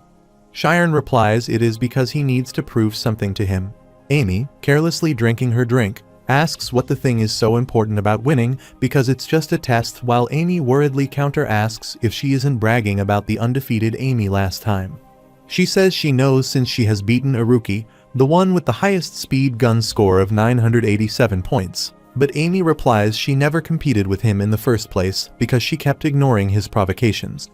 If they really did compete, she would have lost while Sherelle was speechlessly looking at her. On the other hand, Iruki scored 701 points in 1 minute while they were saying there was a 1-point difference again. To think, he is so carefree even after reaching 700 points, then asks about his limit. Shiren, looking at his scores, hopelessly thinks he is certain that he can't win. Shiren throws his bag on the desk and, losing hope, sits on the bed. He looks outside of the window and thinks after their holiday ends, it will be exam day. Additionally, he has only 3 days left, but he can't find another way to beat Iruki in that time frame, too. If he should give up and it's just an exam, then remember Iruki's words. That's a regular comment made by the week. Shiren remembers the time when his father begged him to Timorin for his job in the library. He was presented in front of the Ojin family, and he again begged the Ojin family to adopt him, and no one would believe him what he said. Shiren burns the candle and sits on the bed, thinking if he loses his sense of reality because he has been in a school for noble for too long. However, what Iruki said wasn't wrong, that the world won't listen to those who don't have power, but he is not going to give up. Shiren enters his spirit zone, thinking to surpass Iruki. There is another way but to go beyond numerals. He asks him what the numbers are, what the sequencing is, and what its essence is. Shiren throws up the shiny ball in his hand and tells him not to think about it because if he gets lost in his thoughts, he won't be able to see the bigger picture. He will just feel it and then ask him how far he can count and how far he can go. Shiren touches the waves and thinks that this is the end of numbers, but it can't be because numbers are infinite. Shiren, seeing it closely, thinks of the waves, but as he enters, he sees the mirror-like scratches. He notices it break down when he steps on it and comes back to real form. He is breathing loudly, thinking he was counting, then thinks of that and asks if that was a hallucination or it was because of stress.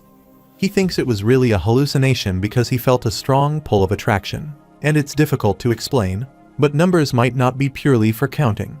He became aware later that 40 hours had passed since he had closed his eyes. The next day, at the first combined training ground, it's the day of Class 5's speed gun test, and 2 students are placed in image zones with 0 scores and a minute time limit. The long-haired gray boy wonderingly asks why the underclassmen are coming to Class 5's exam, and his brown-haired friend annoyingly replies they are probably here to take a look because they did that too. Underclassmen students looking at Class 5 students say over there. One of the other students from Class 5 asks why the seniors from Class 4 are here while the gray-haired boy says this is too much pressure. His friend tells him that they are all here to see the match between Shiren and Iruki, while Shirel thanks a student sitting on the chair. The test program is written on the board. The Class 4 student looking at Shiren and Iruki's competition says today's main event and wonderingly asks who will win. The pink short-haired girl replies that Iruki has been in the lead so far, while Shirel tells them it's too early to say. Since the actual test is done in paired groups, and if he is going against someone, there might be changes to her score. Furthermore, if it's a similar environment to a real scenario, then Shiren will win. 1 minute has passed, and the test has ended while the brown-haired boy excitedly says he won, and his fellow annoyingly says he knows he has passed. But why he is feeling so pissed? Shirel worriedly thinks she said that, but what she would because she is so nervous. Need wins, thinking comfortably that he did well, while Athela appreciates him and his fellow as 19 group. Athela, changing the paper, announces that it is already the last group and the next group is group 20, and they have come to the image zone. Need excitedly says Shiren is fully focused while those 2 friends tell him to be silent, while Athela tells them they will be given 1 minute. Many students are paying attention to both of them, and she hopes that they both go beyond for this test. Athela, looking at them, says she should begin the test. Iruki and Shiren's machine side beeps, and they instantly enter their spirit zones. They start to form and crack the targets while their classmates, shockingly looking at the score, say all the targets explode as soon as the test begins. They are amazing, and Iruki's spirit zone has gotten smaller, too. The pink-haired girl sitting next to Shirel shockingly says that it is Iruki's deviated form she has only heard about, which is a fantastic performance. Shirel replies it makes sense that Amy called her strong opponent. Shirel suddenly sees Shiren's score and says his score is higher. Shirel asks if Iruki is playing around again, or if he is fooling around now so he can turn the tables in the end, while Iruki thinks everyone has misunderstood, and from the start, he has been going all out. Iruka suspiciously looks at Shiren and thinks about this guy in the last 3 days what he did do. And Athela looks at Shiren's spirit zone and thinks when one takes a certain path for the first time, it feels long, but if one takes that path again, he can reach the end faster. The same thing goes for counting, but he has gone quite far while Iruki, looking at him, says he has really gone crazy. Shiren's energy increases using modularity, while Athela, surprisingly, looks at him and thinks he is currently grouping numbers up and doing calculations. It's a strategy that can be used when one has reached the limit of counting consciously, and to do this, one would have gone into a state of hyperfocus before entering. Shiren, while doing his test, thinks that if he misses a matrix, his sequencing will fall through, and he needs to focus no matter what. Shiren and Iruki's score difference is 28. The pink-haired girl sitting beside Shirel shockingly says the difference between their scores is increasing, while the students cheer for them to go faster. Iruki, looking at his crackers, thinks this is a type of mental doping, which means he has broken his routine calculations and is putting everything into this. Iruki arrogantly thinks he will acknowledge the fact that he is as mental as him, but his gamble is on a different scale. Students shockingly say there is something strange because Iruki's scores have suddenly increased. The brown-haired boy standing next to Need says he doesn't think Shiren has gotten slower, and his gray-haired friend says the sound of Iruka's rhythm of explosions has oddly changed. The red-haired boy from Class 4 wonders if they don't think that the afterimage of Iruki's spirit zone is strangling, and Shirel surprisingly replies that it's not an afterimage. He has 2 spirit zones. Athela speechlessly thinks, if that is possible, a double spirit zone. She thinks the deviate form's unique trait is the divided minute, and she would see a student use that. On top of that, he is simultaneously doing 2 sequences and logs.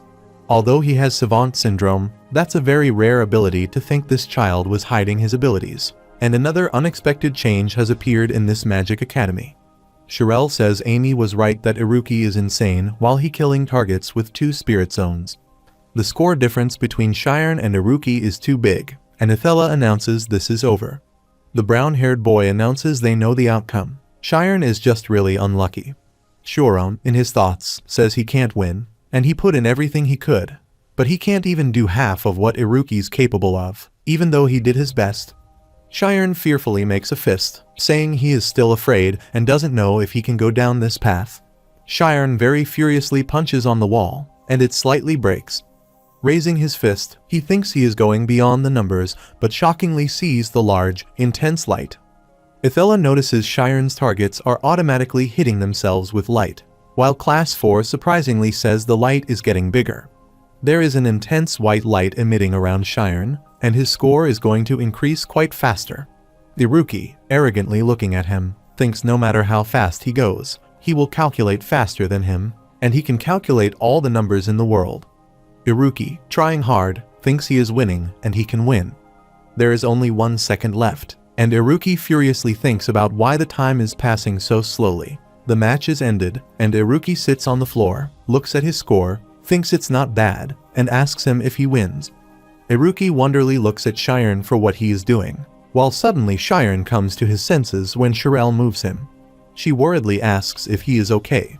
He wonderingly asks about the test, and Shirel, looking at his score, tells him he won.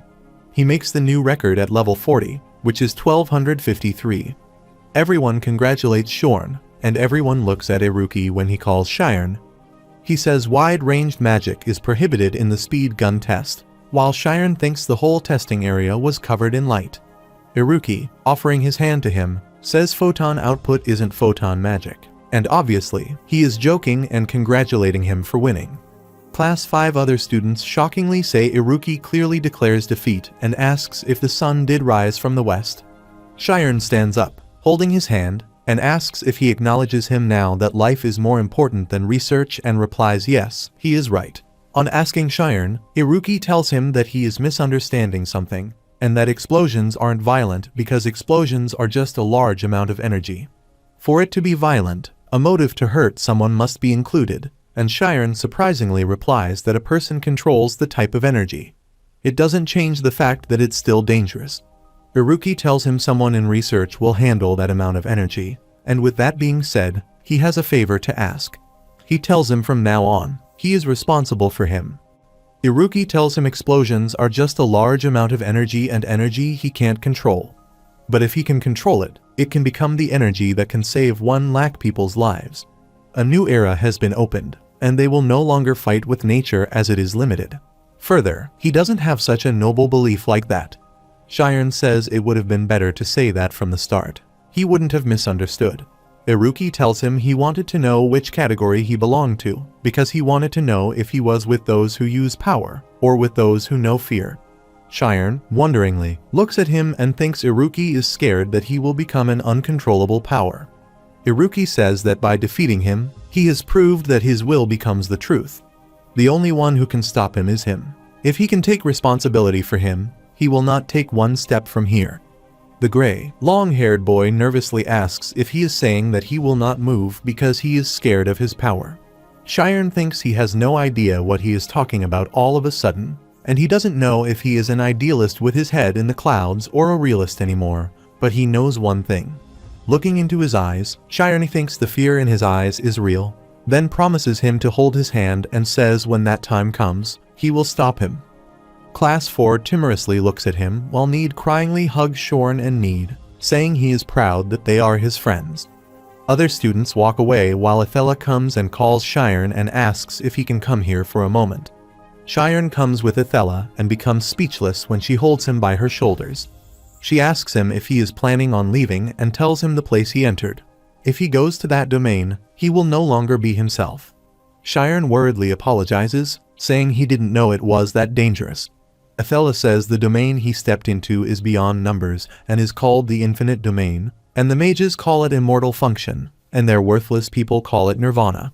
Sharon is shocked to hear it thinks humans can reach infinity. However, humans who do reach it become nothing beyond the numbers. What he saw in that place was an enormous void, and that void sucked him in. Sharon, seeing this dream, suddenly awakes and holds his head gasping. He stands at the table, thinking he sees the same nightmare again. The nightmare he has every day after he enters that place and the strange feeling he feels occasionally. Sharon, looking at his shadow in the poured water on the table, thinks he consulted with Professor Athela, but they couldn't find anything strange about his body or what was happening to him. At Isthus, Sharon says a ghost has been hunting him lately, while Need and Iruki shockingly look at him. Need nervously says he looked serious, so he was nervous for a moment, and Sharon replies he is serious and he said this was a research group about the science of supernatural spirits. Iruki says the worries of the genius who defeated him are on another level, and Need asks him why he is taken seriously. Sharon asks if he did ask something stupid, and Iruki thoughtfully says the dream he told him about. He said he was in a black and empty space, and the stars were being sucked into some space. At the end of the thread, the light was vibrating, and Sharon replied it was moving like a heartbeat. Iruki tells him judging from the size and speed, he explains it's a number that no one in the continent can predict, and if they assume that it is an actual place, that's what happens in outer space. Need and Sharon, shocking, say, outer space. Sharon worriedly asks if he is talking about outer space, which is talked about in books, and how he can dream about it when he has never seen it before. Need confidently says he has heard about this before and tells him 200 years ago, a death row criminal experienced a soul transfer experiment. If someone's soul materializes into a substance, it is hypothesized that electricity can decompose it. Need says a sealed conductor, and in other words, a person is put inside a metal box, and an electrical current is pumped into it. However, as it is an inhumane experiment, it was stopped, and the death row criminal lived, and their consciousness returned after 1 month. Moreover, he knew the circumstances of countries beyond the continent, which he had never heard of or gone to before. Sharon wonderingly asks if that really happened, and Need replies that the information that the death row criminal said was checked, and that everything was confirmed to be true. Need says the soul was decomposed by electricity, and it became ionized and caused electromagnetism, then asks if that wouldn't power attract information about the world toward the death row criminal. The strange tingling feeling that death row criminals go through is what he calls a supernatural feeling, while Sharon fearfully has tingling feelings. Iruki tells him that's how Sharon saw outer space, and if his soul was ionized by electricity and it caused a quantum phenomenon, then a possibility in which he transcended time and space occurs.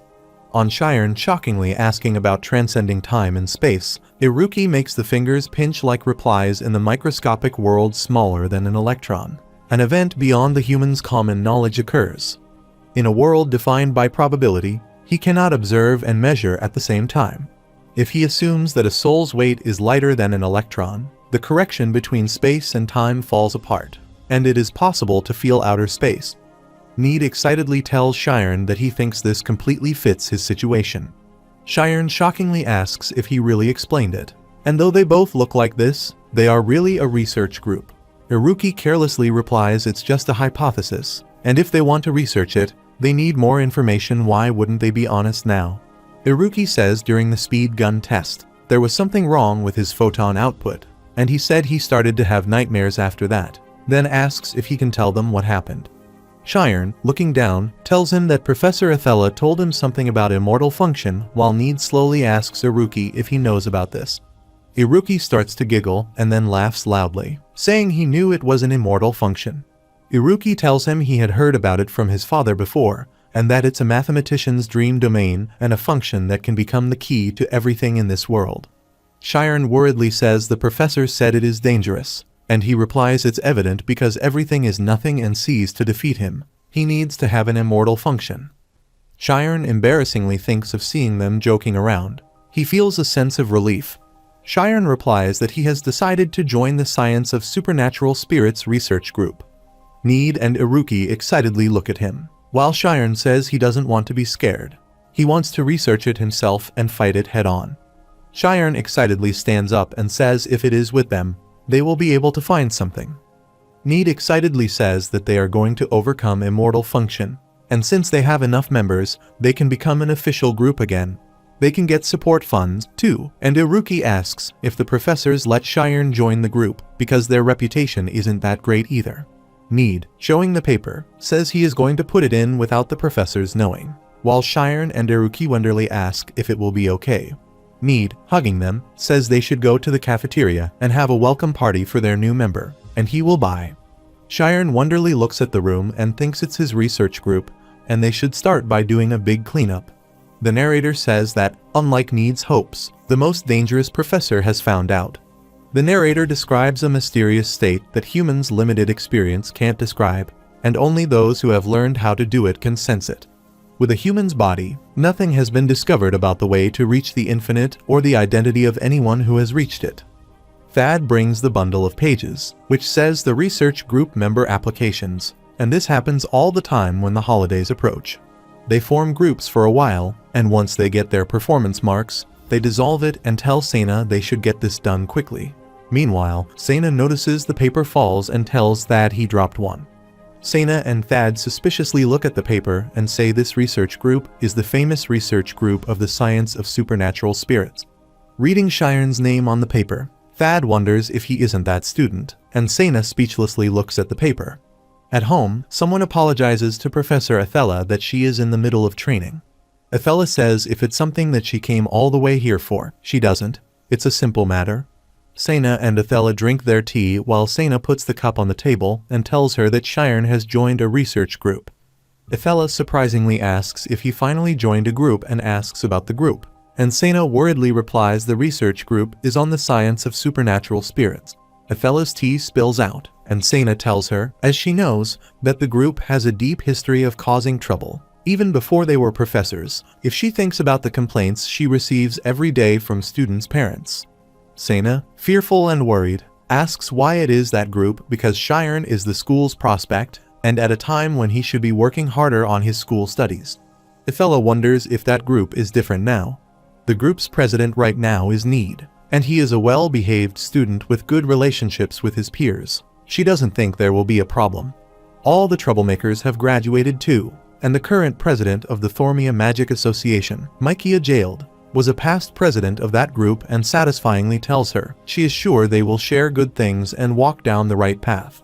Need carelessly asks Shiren is here while Shorin, flipping away dust, asks if he didn't go to the class and isn't going to study. Need replies he is not feeling that great today, and Iruki says he is always skipping. Iruki, carelessly looking at the checkmate board, says one more round while Shiren, looking away, thinks he is sure he cleaned this up, but it's messy again. Shiren says they are not studying, researching, or even attending classes. However, Need tells him he regrets joining but can't leave. Shiren helplessly sighs, takes off his cloak, and says he is going to study. Iruki and Need become silent, and he is such a model student. Iruki asks Need if he finished making his new invention, and he says he did. Shiren, hearing them asking this, is a cloak of invisibility and amazedly says it's a dope. He says it lasts for 1 hour, and if he puts in a power supply like this, Shiren stands up shoutingly and says he wants to see it too. Sena says since they are talking about Need, the other members are a problem too, because Iruki stays in class 5 but pretends to be dull, and she asks if she didn't see his abilities and Shiren defeated that monster. When the current graduating students graduate, they might become the pivotal point of this school and worry about whether Shiren hangs around with a troublemaker like Iruki and becomes a troublemaker. He might become the Magic Academy's worst bomb ever while Athela, saying bomb, says she is worrying too much. Shiren looks at different colorful things, such as the magic frag grenades. Shiren puts on the invisible cloak and, holding a grenade, asks if this isn't dangerous, and Need replies he saved these up to do a huge show one day. Iruki, holding a book, tells Need's dream is to be a magic engineer, and that's why he is studying.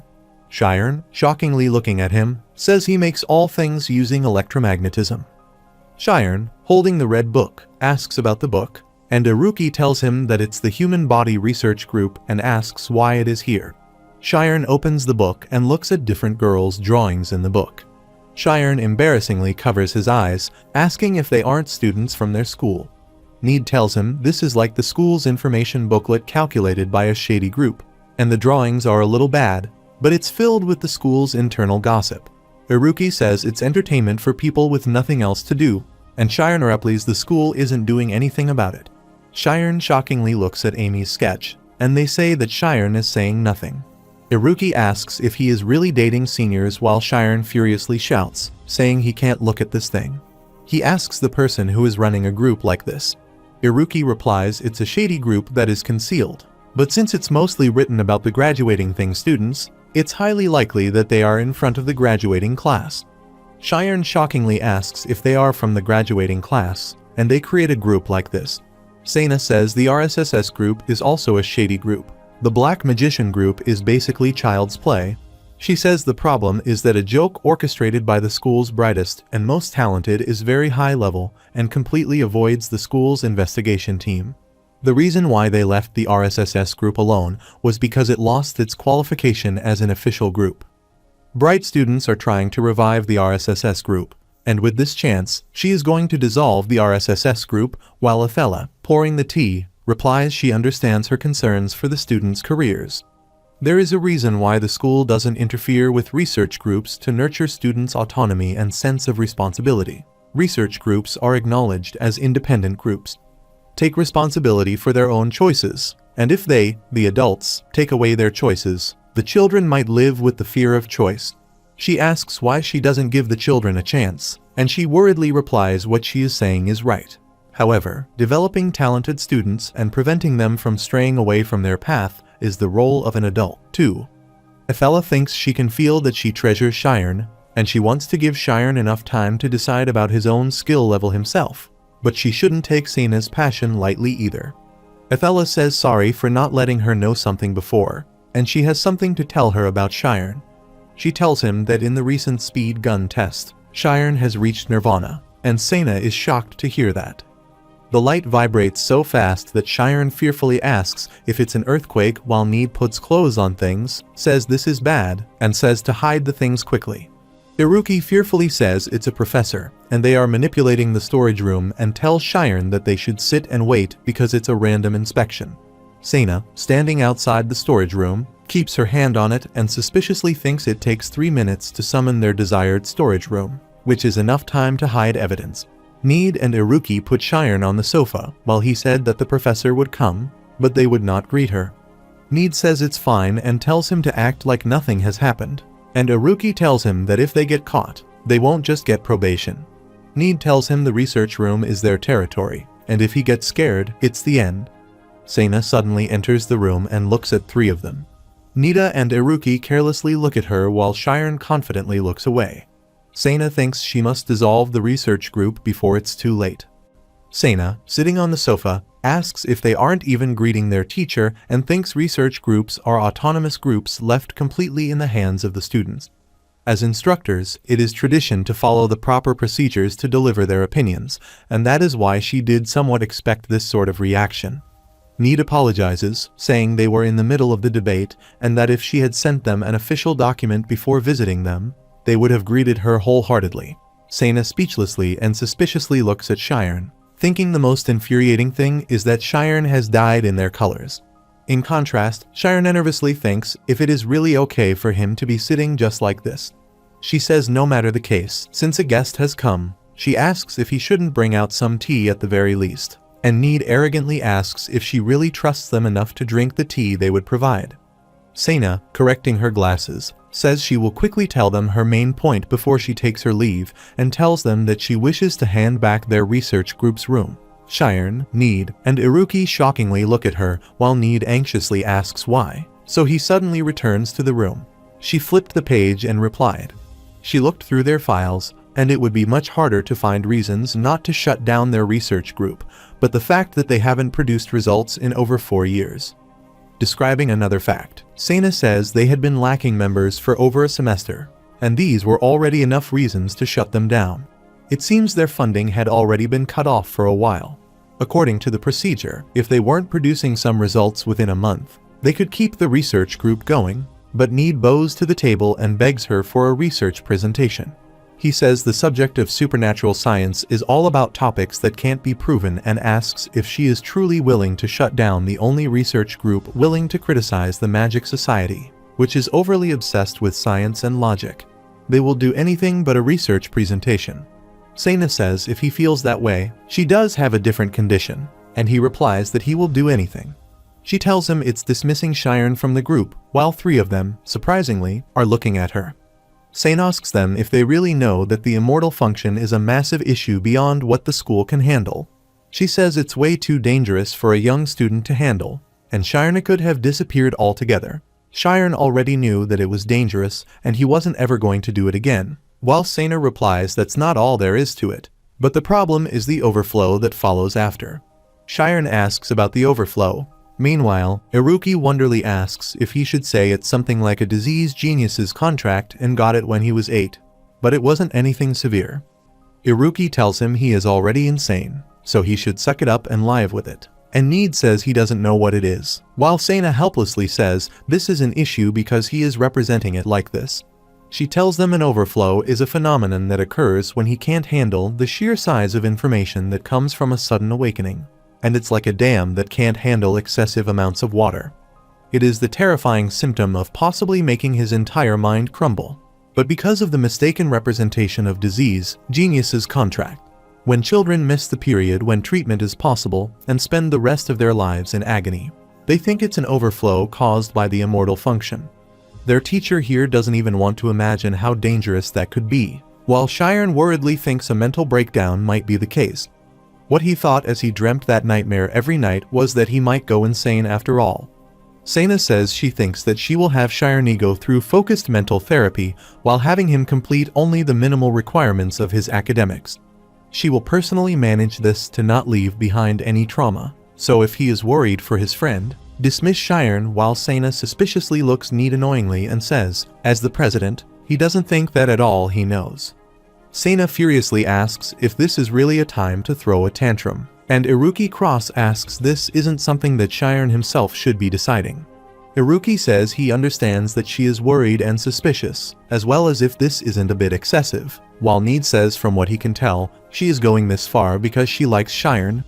Sena replies there is no problem while Need furiously stands up, shoutingly saying to think a teacher could fancy a student and how something like that can be calculated. Need dizzily says if that's the case, there must also be a possibility that she likes him. Sena says no and tells him that it is 0%. Need unconsciously falls on the table while Sena tells them she won't fall for that black or white argument, and they should stop being stubborn and accept reality. Iruki asks her if Shiren is unable to endure the overflow. That just means how far he can go, and it's not like he will die for real.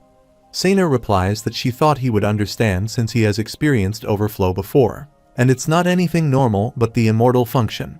Iruka says the immortal function is territory that isn't very well known in the first place, and it is the state Shiren was in. She asks if they shouldn't trust in and wait, and she worries about him crossing the line, and they call something like that obsession.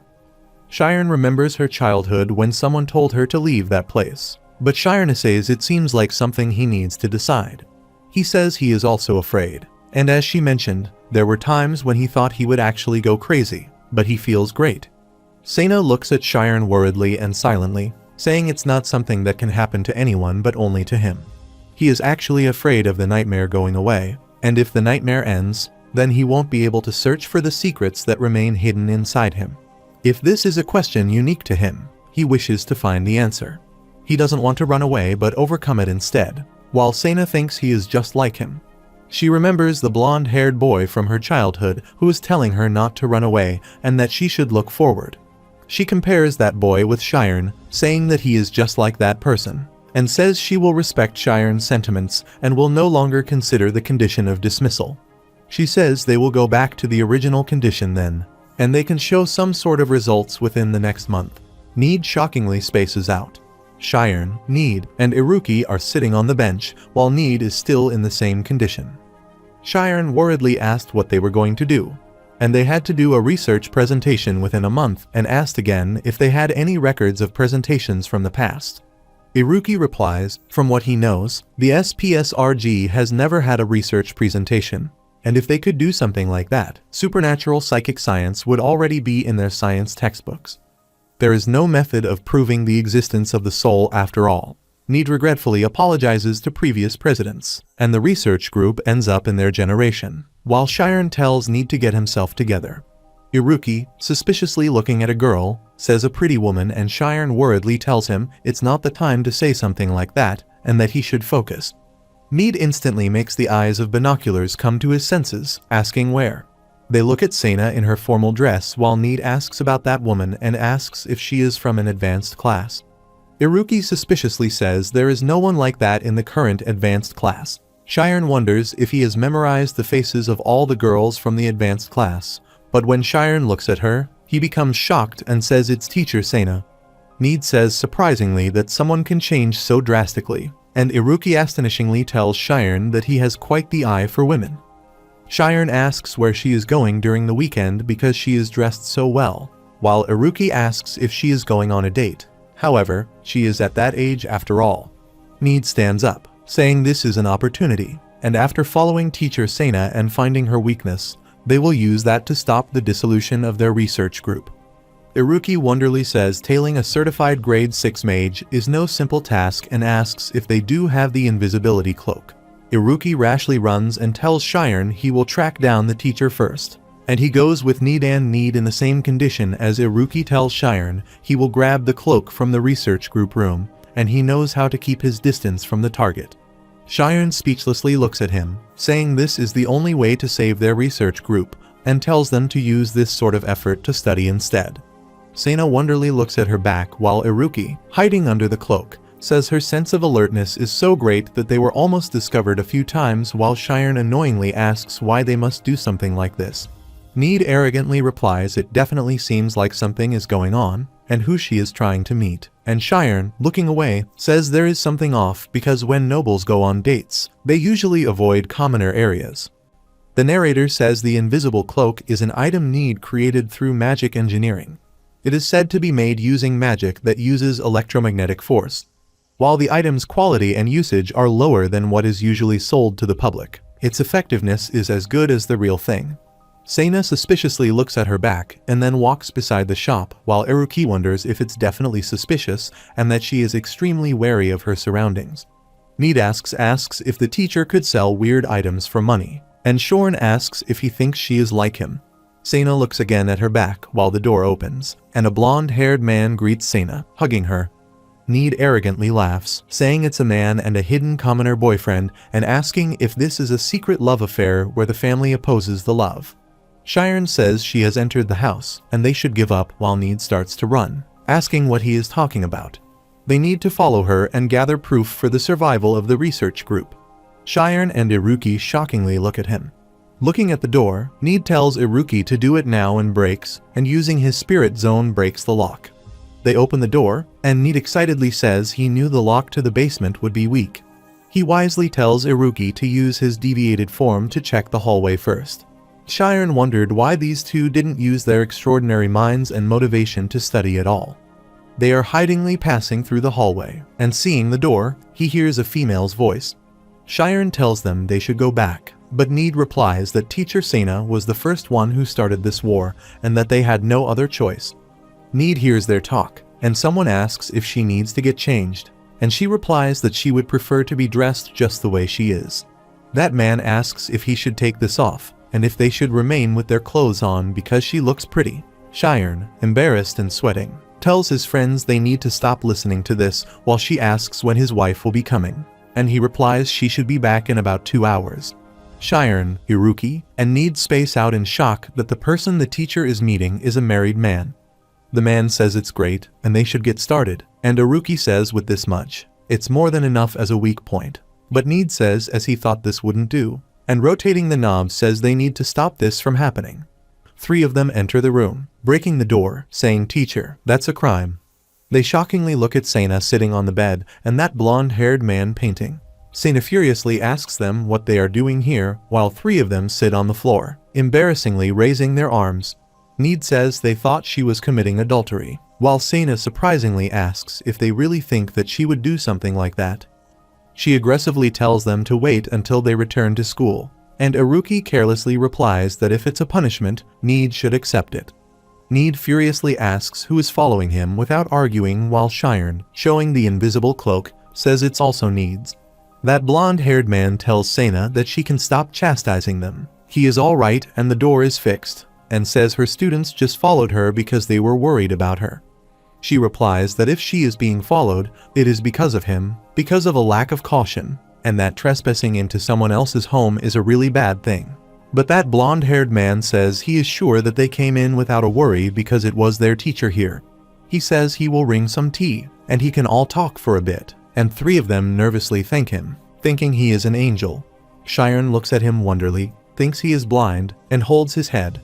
He thinks about why his head feels so heavy all of a sudden, or if this is also related to the morning sensation. Sena destitutely says it's a relief that the blonde-haired man Armin has a gracious personality, and Shiren asks about Armin. In contrast, Need asks what kind of relationship she is being so careful about when meeting him. Sena tells them Armin is an upperclassman who used to attend the same magic academy as her when they were young, and Iruki asks how he lost his eyes. She sadly sighed and told him Armin had lost his eyes because of her. She says that when she was young, she also went through an overflow and could only run away during those bad days. Armin is running behind her, saying it's dangerous over there and the water there is rising too quickly. She requests him not to come near her. Armin sees Sena fall into the water and takes the long jump into the water.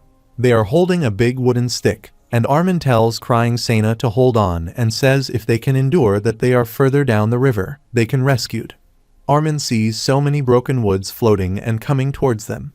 He tells Sena that they need to dive under and asks if she can do it, but she replies that she can't and then pushes her down. He tells him he will hold her down so that she doesn't float back up, and they will survive if they hold on. Armin, looking at the woods, thinks they will survive, and at the very least, she must survive, and then the woods crash into his eyes. Sena says, just like that, the genius of the Magic Academy, Armin, lost his sight and gave up on becoming a mage. However, they both did survive. When she recently received word that he had become an artist, they had no idea how surprised she was, and Iruki says that was why she was so worried about the overflow. Armin comes there holding 5 glasses of drink and says Sena tends to nag a bit while Shiren thanks him. Despite her nagging, Sena cares for all of them and always talks about her students. Need replies that they also respect their teacher a lot. Shiren, looking at his painting frame, asks Arm if it's not bothering him and if they can watch him paint, and Need says he also wants to see, while Iruki carelessly asks how he can paint when he needs to stop being rude. Armin replies he is alright since there isn't much time left. He wants to get back to painting quickly and asks Sena if she is also alright, and she replies that it's okay but a bit embarrassing. Sena sits in the position, and Armin starts to draw her. Need admirably says how he does it, and Iruki replies that he is certain he is using his spirit zone. Need replies it means that, at the very least, he is at the zoner level, while Shiren, using his spirit zone, asks Armin if he can see. Armin pauses, smiles, and, taking off the strip from his eyes, says he has been waiting for him. Shiren is shocked to see the light emitting from his eyes and from his body, and he wonders if he would notice it. Shiren taps Need's head and tells him to look over there, Armin's eyes, but suddenly stops talking, noticing Need, Iruki, and Sena are frozen at their places. Shiren wonderingly asks what this is, and Armin replies it's magic, which is called stop. Shiren shockingly thinks he is in the presence of a mage who has reached the stage of time magic at the speed of light, while Armin tells him to sit and that they should talk nicely since they have lots of time. Shiren nervously laughs, and Armin tells him he was always nervous and knew he would soon realize. Shiren asks if he knew that he would realize it, and he, pointing his finger to his eyes, replies that normal people receive light through their eyes and then reconstruct it into visual information. Still, his eyes were light, and he knew they had experienced the same thing when he saw him.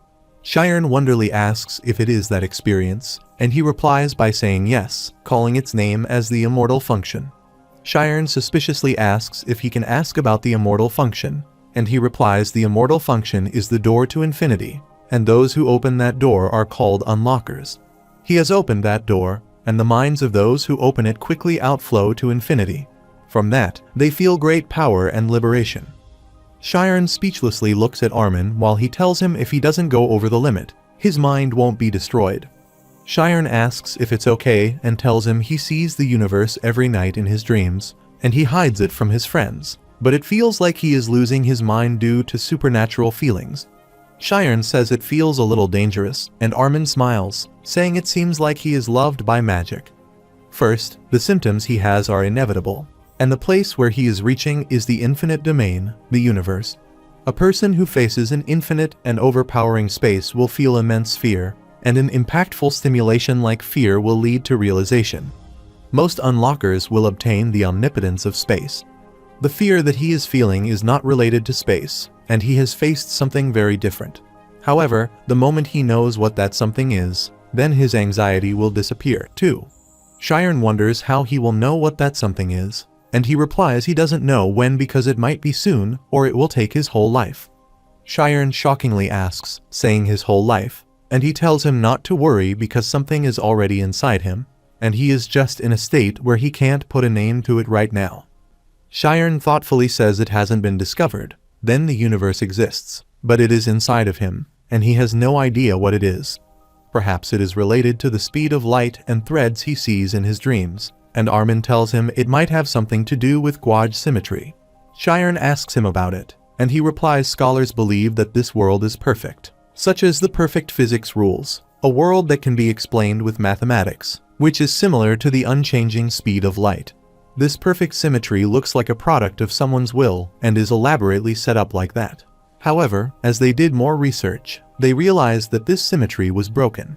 Shiren looks at Iruki and thinks Iruki once told him about an unknown world of probability, while Armin tells him the universe that they live in isn't perfect because they don't know what broke the symmetry either. It is a nameless existence, but if it's him, he will be able to find out, and Shiren excitedly thanks him, saying he thinks he can do it. Shiren says he followed his professor, but he is glad that he got to meet him, while Armin, looking at Sena, tells him to look after Sena and says she is more kind-hearted than he thinks. Shiren doubtfully asks why he keeps it a secret that he can use, and he can tell her. But he replies that Sena is always worried about him because of her guilt, and it's not like he has recovered his lost eyes, so it is not right for her to confine herself because of him. Everything comes to normal. Shiren thinks of Armin's words, saying that he is already married and wants to help Sena live her life. Armin takes his promise and requests him to keep his secret. Armin draws Sena's complete painting and thanks her, and she replies they are close anyway. Sena comes out with 3 of them, and Armin says today is the last day and asks if she will write after he has settled into another place. Armin replies that he will answer that and tells the 3 of them to study well and that he will see her later. She replies that she will be getting going now. The red-haired lady appears, calling Armin honey, holding many bags. She says she has finished shopping and asks if he has completed his painting. Sena and the 3 of them are shocked to see her. She asks Sena if she is leaving and if she should eat before going. Shiren speechlessly thinks Armin is an unexpected type of woman. Armin's wife comes to Sena and asks why her face is getting red and if she is not feeling good. Sena and the 3 of them leave, saying they are busy and they will be going. The red-haired lady suspiciously asks if the higher-ups would believe that Armin, the eyes of light, had such a stunned expression while Armin tells her to stop nagging and give her a report.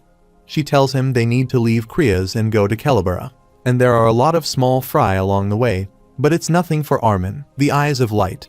She wonders if it would be better to call him the soul searcher of eternity, and he goes in the house, says he will abide by the contract, and tells her to stop saying useless things.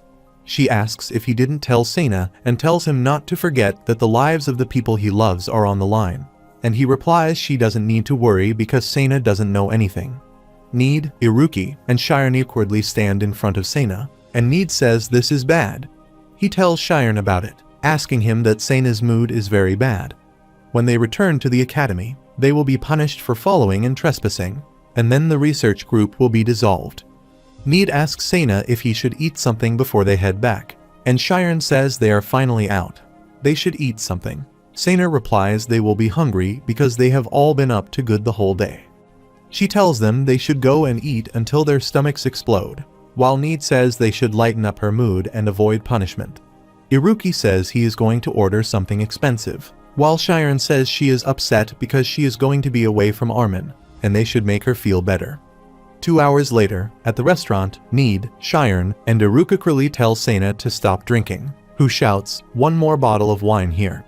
The narrator narrates about Stop, whose attributes are light magic, photon type, and passive, legendary magic that stops time, and when he reaches the omnipotence to feel the speed of light, he can control it. When things approach the speed of light, their mass increases and space shrinks, but inside the spirit zone, materialization is possible. Hence, the effect is limited within the spirit zone. 2 hours later, they ordered a big meal, and they asked Sena if she was going to drink alcohol. She brought the glass near to her mouth and replied that they had broken into the stranger's house. She couldn't drink alcohol. Need tells her it's her day off and requests her to drink while Shiren excitedly enjoys the food. Iruki says it looks like his first time eating this, while Need coaxes Sena to say he will pour a drink for her. Sena says they are all too young to touch things like this. Sena pours the drink into the glass, and Need thinks he is just making sure the professor's in a good mood so he can get something from her. Shiren, holding the meat piece, asks Irukido to try this, and he replies he is bored of eating it. Need looks at her arrogantly, thinking he is definitely going to find her weakness. 1 hour later, Sena pinches Need's cheek, being drunk, and asks how soft his cheeks are every time she sees them while Iruki and Shiren worriedly look at them. They are scared when she tells them that they both were excellent during the speed gun test and they both are talented. So why are they slacking off in school? She cries and asks if they have talents. So many people couldn't achieve their dreams, and asks if they think she is an evil professor. Shiren worriedly replies they don't think that she is terrible while she is crying, being drunk, and unconsciously falls on the table. Iruki, clearing his teeth, looks at Sena that they ate all the food, but she isn't waking up. Shiren, moving Sena worriedly, says she hasn't paid yet and tries to wake up Sena. Shiren suddenly notices a brown-haired man who says the lady looks pretty drunk and asks if he will take her back in his carriage and laughs, saying just the lady. Need arrogantly says no thanks, but that brown-haired man keeping his hand on the chair says, now the kids should stay out of it, and the adults will take care of it. He raises his hand to hold her, saying that, looking at her closely, she has a nice body, while Shiren aggressively holds the gray-haired man's hand, asking why he doesn't just let go. He tells them not to touch their professor, while the brown-haired man furiously steps forward, saying that if they are all students and can do these things at night, the children should crawl into their mother's arms and sleep. With one word from him, he can quickly get them all expelled, but suddenly, shockingly shocks at a small electric ball. Need says controlling the ball tells them that it would be better if they get lost quietly, and if they don't want to pee themselves here. The gray-haired man says that it is magic, and the brown-haired man surprisingly asks if they are from Alphea's Magic Academy. Iruki reads his name as Kriya's administrative official, Douglas Silver, while he shockingly asks when his wallet is, and he replies he is a government official. Iruki throws his wallet, saying if he wants to expel them, then find Mercadane Iruki, and he will entertain as much as he wants while the wallet hits his face. He shockingly looks at him, says Mercadane. The narrator narrates that first-class nobles are the families that have been the royal advisors for the past 3 generations and asks if that is Mercadane's. Douglas Silver hurriedly rushes back with his friend, and Iruki says they couldn't even pick a fight with them in the first place and why he bothers flaunting his authority. Need carelessly asks Iruki why he brought up his family, and he replies the losers who believe in their support network are the exception and tell them they should go, but now they are in a bad mood. Need takes Sena's picture in a sleeping posture, excitedly dancing and singing, saying that the perfectionist got drunk and fell asleep, which is big news. He excitedly says they might be able to stop their group from being abandoned. In contrast, Shiren languidly says, carrying Sena on his shoulder, that is why he is the only one carrying Professor Sena. Need, making fun of him, asks if it's wrong, and he is jealous, while Iruki replies he is the strongest out of them. After 10 steps, Need gives up, and Iruki gives up on no step.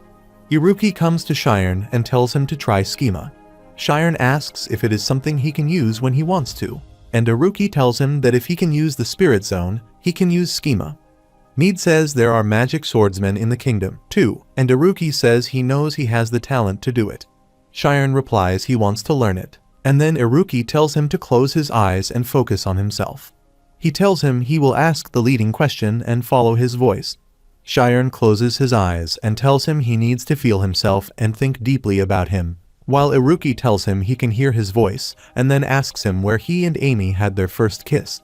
Shiren annoyingly looks at him while Need laughs hard, saying Shiren got fooled. In the middle of the night, Shiren, Need, and Iruki are walking when Shorn calls them, saying they shouldn't bargain with the professor using her weakness, and Need asks why they went through so much to get it. Shiren replies today must have been an exhausting and sad day, and Iruki says she would have hoped for them not to go through the pain she went through. Need embarrassingly says that the previous president left the group to him and hopes things will turn out fine. Nide, Shiren, and Iruki stand together, saying they should do what they can, and suddenly startle when Sena asks what the thing is okay. Shiren asks her if she is sober now, and she replies she is indebted to them and will keep what they did a secret from the school. She tells them she will not punish them, pointing her finger at them, and says she is going to give them 1 more month, starting now, to show a ghost or whatever else. If they really love their research group, then persuade the school confidently, and she tells them to gain what they want. Need carelessly laughs, rubbing his nose, and replies that whether it's in a presentation or not, they will prove the value of their group with confidence and pride. Iruki wonderingly asks if they should use their brains for once, and she tells them to do their best and that they shouldn't be surprised. Shiren, looking at them, thinks the situation hasn't changed, but he is relieved. Walking on the bridge, they ask Sena when she woke up and if a mage should lose their focus from just a couple of drops of alcohol. After a few days in the academy, students shockingly looked at the notice board and asked if there was a research presentation and when Shiren was a member of this group. They are asking about the science of supernatural spirits. The posture on the board says the secret that the school wanted to keep hidden would soon be recovered. The members are Need, Iruki, and Shiren. Before 10 days at Isthus, Need annoyingly shouted, saying he couldn't think of anything. 3 of them helplessly sit on the sofas while Iruki, rotating their finger in his nose, says how much they have discussed while staying awake. There are not any good topics, and Need, holding many different cards with different topics, says if these actually happen in real life, they can't reenact these during the presentation. Shiren thinks it has been 3 days since their promise with Professor Sena, and confidently saying their presentation would win to the professor was fine. But what they are searching for is the science of supernatural spirits. He annoyingly asks him how they can sew something that is invisible to the naked eye, and thanks to that, Need has one crazy. Iruki says he is usually insane, and Shiren entirely yawn and say they can't do this anymore. Shiren looks at Need, but gets scared to see his hologram and falls back on the ground. Need laughs so hard, asking how it was and how about if they trick them with this, saying it's a spirit. Iruki replies that it is the lightning shadow, while Shiren scarily says it looked at him, so he gets scared. Iruki tells them mages won't fall for this, and Need replies, but Shiren does, then asks if he can say that one got fooled if they only got fooled for 2 seconds. Shiren tells them there is no need to verify it and says again that they don't need to confirm it, while Need says they should find Professor Sena's weakness. Iruki thoughtfully says he thinks Shiren thought of a good idea, and then tells them he wasn't scared because he was fooled by it. A deep fear within him got triggered, and instead of forcing them to believe it by showing them proof, they would drag out the deep fear within them. Iruki asks if he is saying that they should change their strategy. Instead of proving it and getting them to believe it, they will get them to believe it and then prove it. Shiren replies that it's a type of psychological play, while Need excitedly tells Shiren that he will save their group. However, Shiren tells him to stay away because he hasn't showered for 3 days. Iruki tactfully says it's an inverse concept and ingenious. Iruki, pointing his thumb at Need's hologram, says the problem is that if they show them this magic like this, people who actually believe in the supernatural will stop believing in it and ask if he can't move it around more supernaturally. Need replies that he can, and if he continuously uses lightning shadows like this, there are many holograms behind Need. Need poses with different gestures, saying that a smoother animation is possible if he uses it 24 times per second. Shiren helplessly looks away, saying they can't use that and thinking Need hasn't slept for 3 days. Iruki asks if they can't make a machine, and Need replies that he has already thought about that, but there is a problem. He tells them he can input a program into the machine and move the hologram, but they won't fall for it if a person doesn't react. Shiren, thinking about it, says he is right, and he is so surprised because he looks at him while Iruki, flipping his hand around his neck, says he can do it. He tells them they will make it by predicting their reactions, and they will adopt the complex system theory. After analyzing most reaction patterns, they will program them and give an example. He says that after predicting that Shiren looks to the left, a spirit to the left looks at him. There are two choices. One is chasing after him, and the other is continuously staring, and Shiren wonderingly asks if he can do this. He replies that everyone's daily routine at school is similar, so it's possible, but they need data. He says they need much storage as well, but more importantly, they need a method to send the whole program to multiple machines, and Need says his lightning energy won't be enough. He suddenly asks Shiren if he can use photon output and says he can use photon output. Then, he tells him Sena told him in the ivory tower, which leads to the most cutting-edge magic. It has been predicted that photon output will be the innovation of information communication. Shiren says that's what she told him and uses it as a medium to send information, while Need laughs, saying they can use it and create the perfect spirit. Iruki says he doesn't think scaring them with a spirit is enough and asks Shiren if he has another plan. Shiren replies by explaining how he plans to use this psychological trick. Need and Iruki ponder what Shiren has written. Moreover, Shiren asks if it is bad and asks if they can add a different keyword if they don't like it. Need tells him it's excellent, and he didn't think that they could use it like this at the presentation. And Iruki says if it works, he will guarantee that the school will flip that day to 180 degrees. Shiren and Need excitedly look at him, and Need says it's decided. He says he will create the machine now, Iruki will make the program, and Shiren will prepare the photon output. Need excitedly says they can save the group now, while Iruki asks if they know that he briefly calculated the amount of photon output needed to send the data and tells them by asking Shiren that it is 3 times more than what he currently has. He needs to maintain it for at least 10 minutes and ask his thoughts if it is possible. Shiren nervously looks at him, saying 10 minutes. After 10 days, at Ista's, Need opens the door hurriedly, holding many papers, and says he hung the posters while Iruki, who has been creating the movement pattern equation the whole day, and Shiren, who has been training his photon output the whole day. Need says it's a big hit that everyone said they would come, and Shiren says they will watch after seeing a poster like that. Iruki asks if it is because they put their names on it, which will be chaotic. If too many people come, the amount of work will increase too, and how many people will he think come? Need replies he isn't sure, but more than half of the entire school. The narrator says the Science of Supernatural Spirits Research Group's presentation. Maria walks through the hallway, and the students gossiping ask others if they don't think it will be, and his fellow replies that both seniors Shiren and Iruki will be presenting too. She hears the words someone is saying. He wonders what they will show them. She walks through the alley, and someone hiding behind the pillar asks if it is true that the Supernatural Spirits Group will present something. She replies it's still undetermined if the group will be revived. However, according to her resources, the research room will be returned to school if the presentation fails. That hidden man says it's obvious that the group will be finished and its past glory is gone. A short-haired girl standing with that hidden man says they don't know because it consists of Iruki, who has savant syndrome, and Shiren, who is a black magician, so he can't look down on Need's ability either.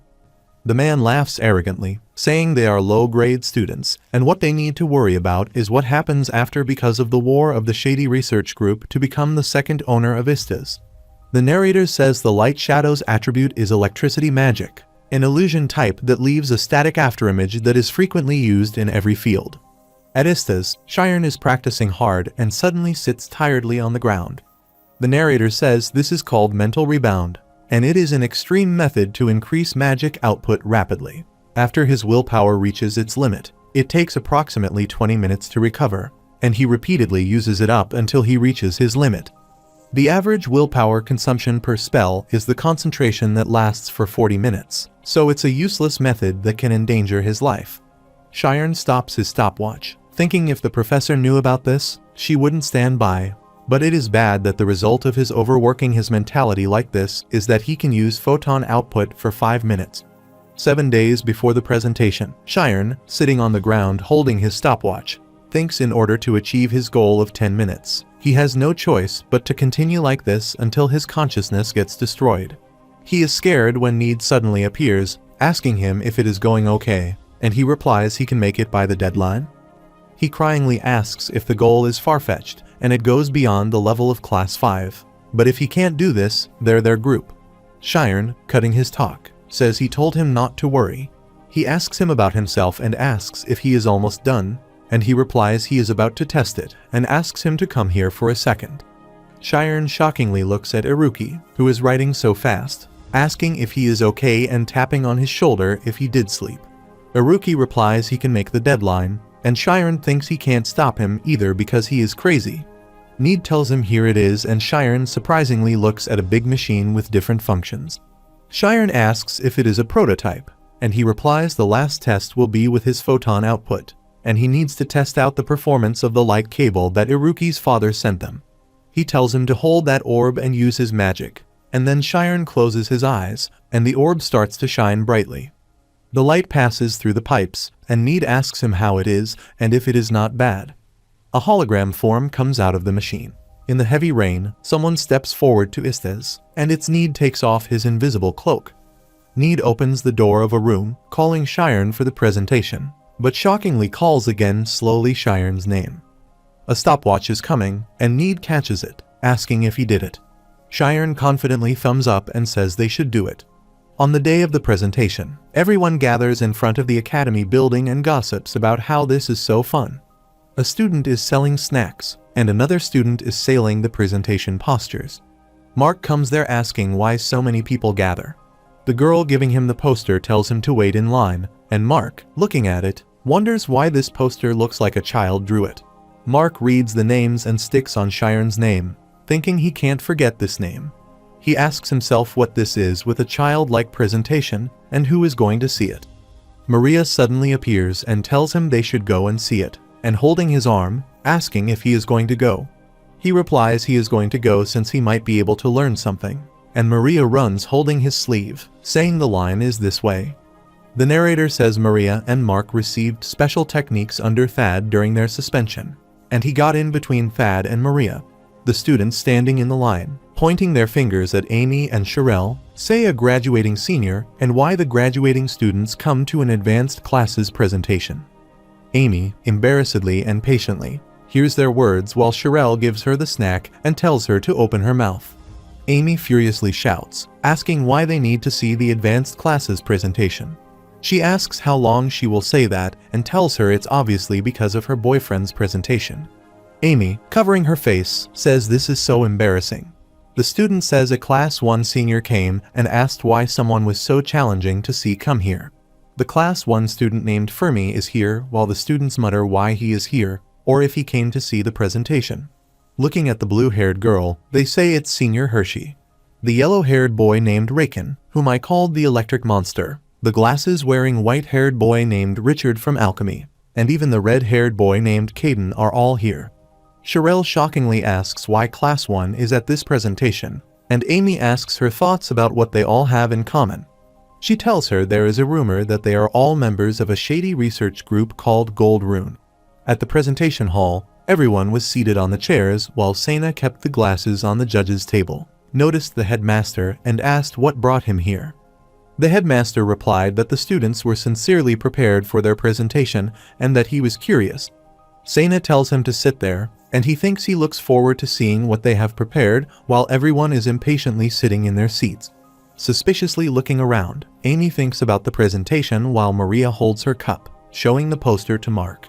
Everyone is waiting for the presentation to start, while Amy wonders if there is something she doesn't know about. The spotlights are switched on, and Need appears, calling everyone announces that the Science of Supernatural Spirits presentation will now begin. The narrator narrates that the ambitious science of the supernatural group's presentation begins, and 30 minutes later, everyone furiously throws up their popcorn. They asked what he expected from Class 5, and the other said they should study and stop wasting their time, but they were completely fooled. Sherelle worriedly looks at Amy, who is shockingly looking at them. The narrator describes the Shady Research Group as a group that, on the outside, seems and acts like an officially registered research group. But the term shady refers to them going against the ruled or proceeding with things that they aren't permitted to do, and the members are concealed, and often, the list of members is fake, so it is hard to explore them. Need thanked the audience for coming to the presentation. He will be their MC for today's presentation and the president of the Science of Supernatural Spirits Research Group. We Sneed, and today's main topic of discussion is spirits. Mark says something like souls, while Need says a scary scene will appear depending on the person, and that they should take care of it when viewing. The screen turns on, and the headmaster says the students have prepared a lot. Sena thinks their idea is great, and it's a holographic background. The main building of Althea's academy is shown on the screen, and Need asks everyone if they have heard about what happened before this school was built. Need Step's finger says it was 200 years ago. This place was originally a small village of farmers. However, the world was going through the famous War of Conquest. Back then, people avoided the war and went into the mountains and civilians, and the soldiers were no exception. The students notice the lights say non-human entities came in and scarily ask if something won't come out. There is a man who steps in and Iruki roars. Need says it is a human who was possessed by an evil spirit. Everyone laughs so hard, saying it's Iruki, while Iruki, who is doing this role, walks away.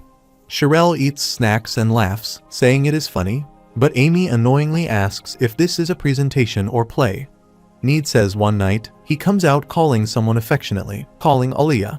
He asks where she is and says he came here to avoid the war.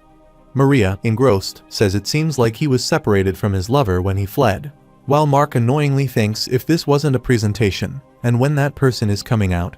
Someone says she is over here while Mark spaces out, seeing that. It's Cheyenne being in an Aliyah role. Rushley runs there, and Juniors shockingly looks at him and says it's Senior Cheyenne, and Sena's jaws drop angrily. Sherelle looks at Amy, saying Cheyenne is cross-dressed, and gets shocked to see Amy embarrassed and tells her to get a grip. Need says he missed her, and Cheyenne, hugging Need, says they should never part ways again. They are getting closer and closer to kiss. Maria covers her face embarrassingly while those two friends' mouths explode with popcorn looking at them. Amy says shockingly, in plays, they really do it, while as they are about to kiss, Iruki appears and holds Need by his neck and bites his shoulder. He pushes him away, and the audience worriedly and scarily looks at them. Need is shouting to save him while the lights are switched off. Maria fearfully touches Mark's arm, saying it's a little scary, and Mark screams. Suddenly, the spotlight turns on the Need holding a book, says that 6 months ago, the source of this story, an old diary, was found during research of the Academy's history, and their research group started its investigation immediately. The result was a shocking truth that the spirits, which had turned evil due to being consumed by evil spirits, wandered the underworld, finding a human to possess. He says until today, and suddenly, the burden rings loudly, and the students fearfully ask if it isn't that bell that strikes at midnight. Need says that at midnight, time passes, and when light disappears, evil spirits come out, and they have never seen an evil spirit at midnight. That could happen since spirits only show themselves to those who want to see them, but through their presentation, they should have gained a little curiosity about those evil spirits. In other words, they all have adjusted to the frequency of sounds, and tonight, when the bell strikes midnight, it requests them to look around, and they might see an evil spirit wandering around. All the students are scared, saying that it is a lie and that they have to stay at the library until midnight. However, Need says if they are lucky, that is, and with this, they will end their presentation. Everyone shockingly looks at him and notices the lights switch on. Amy furiously walks out of there, saying it's so embarrassing, and she knew this would happen after he started hanging around the weirdos while Sherelle tells him to wait for him. The Class 1 students also go out from there while Sena embarrassingly bows to the headmaster, apologizing to them. She says she will discipline those students, and the headmaster replies that this is expected from the spirits group and that she doesn't need to worry. Sena helplessly asks why they did that and if she was wrong to trust them. Meanwhile, the headmaster, looking at the burden, thinks they wouldn't have started if they were going to end things like this. Need laughs while Iruki asks if he did, and he is specific and can tell by looking at their eyes. Looking at the students' faces, it says the seed has been planted. They look at Cheyenne, saying the strange one was a success and they should show what a spirit is. At the academy, it's 11:30. Need enters the room, tells Cheyenne it's time, and asks if he has finished his sequencing meditation. Cheyenne looks at him and comes out with him. The narrator says the day before, Need installed hundreds of hologram projects around the school, and Iruki's movement predicting program will be sent to those projectors. Need, stepping on the pipe, tells Shiren to watch his feet while Iruki, looking at the stopwatch, says it's 5 minutes and 15 seconds till midnight, and they can't be early or late. The point is to show them ghosts at exactly midnight. Iruki, raising his hand, tells them they will start when he gives them a signal, while Need tells Shiren it's his turn now and he will leave it to him. Shiren holds the orb, and Iruki looks at them and says ready. They are in their positions now while Shiren instantly enters his spirit zone, and a bright light emits and spreads in the room. Need amazingly says it's an incredible output, and Iruki surprisingly says he thinks they grew his magic power this much in 1 month, and he replies as expected of Shiren. Shiren, closing his eyes, says it is strange because it feels like he is pouring water into a bottomless bowl, and Need instantly looks at the machine and asks himself if there is something wrong with this. Iruki asks him the same question, and Need, with teary eyes, replies that the output isn't increasing. Iruki asks if he can fix it, and he replies he doesn't know, but his calculations are perfect. The output gets stuck in the pipes while Iruki tells them it's over, and they fail. Need regretfully says it's his fault, and he is stupid and incompetent and couldn't craft the equipment properly. He embarrassingly is crying and apologizes to them for getting them involved. He says he will take responsibility no matter what and tells Shiren to stop taking responsibility. Shiren replies, saying no, and they all work, sacrificing their sleep. He tells Need and Iruki that they put their all into this, and he can't end here. Iruki tells Need to stop Shiren while Need, looking at him, asks if he is going to use the immortal function while Shiren enters his spirit to use the immortal function. He is standing in front of a void while Iruki asks worriedly why the magic isn't stopping, and Need requests Shiren to stop because he will disappear. Need tells him they can give up on their group, and he doesn't want to lose him, but Shiren arrogantly looks at him, saying he isn't afraid anymore. In Shiren's thoughts, the void breaks so badly, and an intense light around him. Thinking the words of Armin that he told him he won't disappear, Shiren's body starts to disappear slightly, but he tells him he needs to remember who he is so he won't run away. Need asks Shiren if he is okay, and he replies, saying output, while Iruki tells Need the gauge. Need rotates the button, pulls off the gauge, and tells Iruki now. Iruki flips the button of the remote.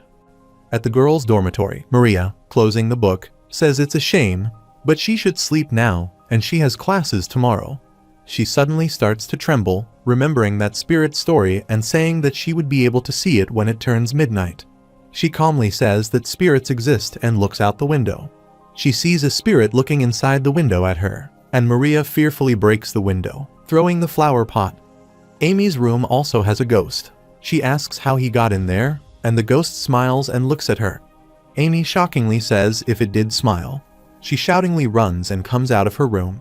She notices Sherelle saying a spirit appeared while Amy says she did, too.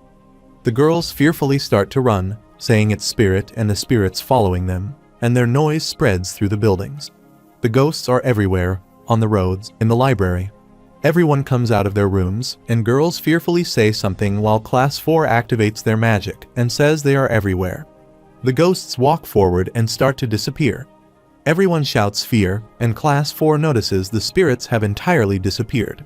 The gray long-haired Class 5 student notices someone on the roof while Need is standing with Shiren, and Iruki claps loudly.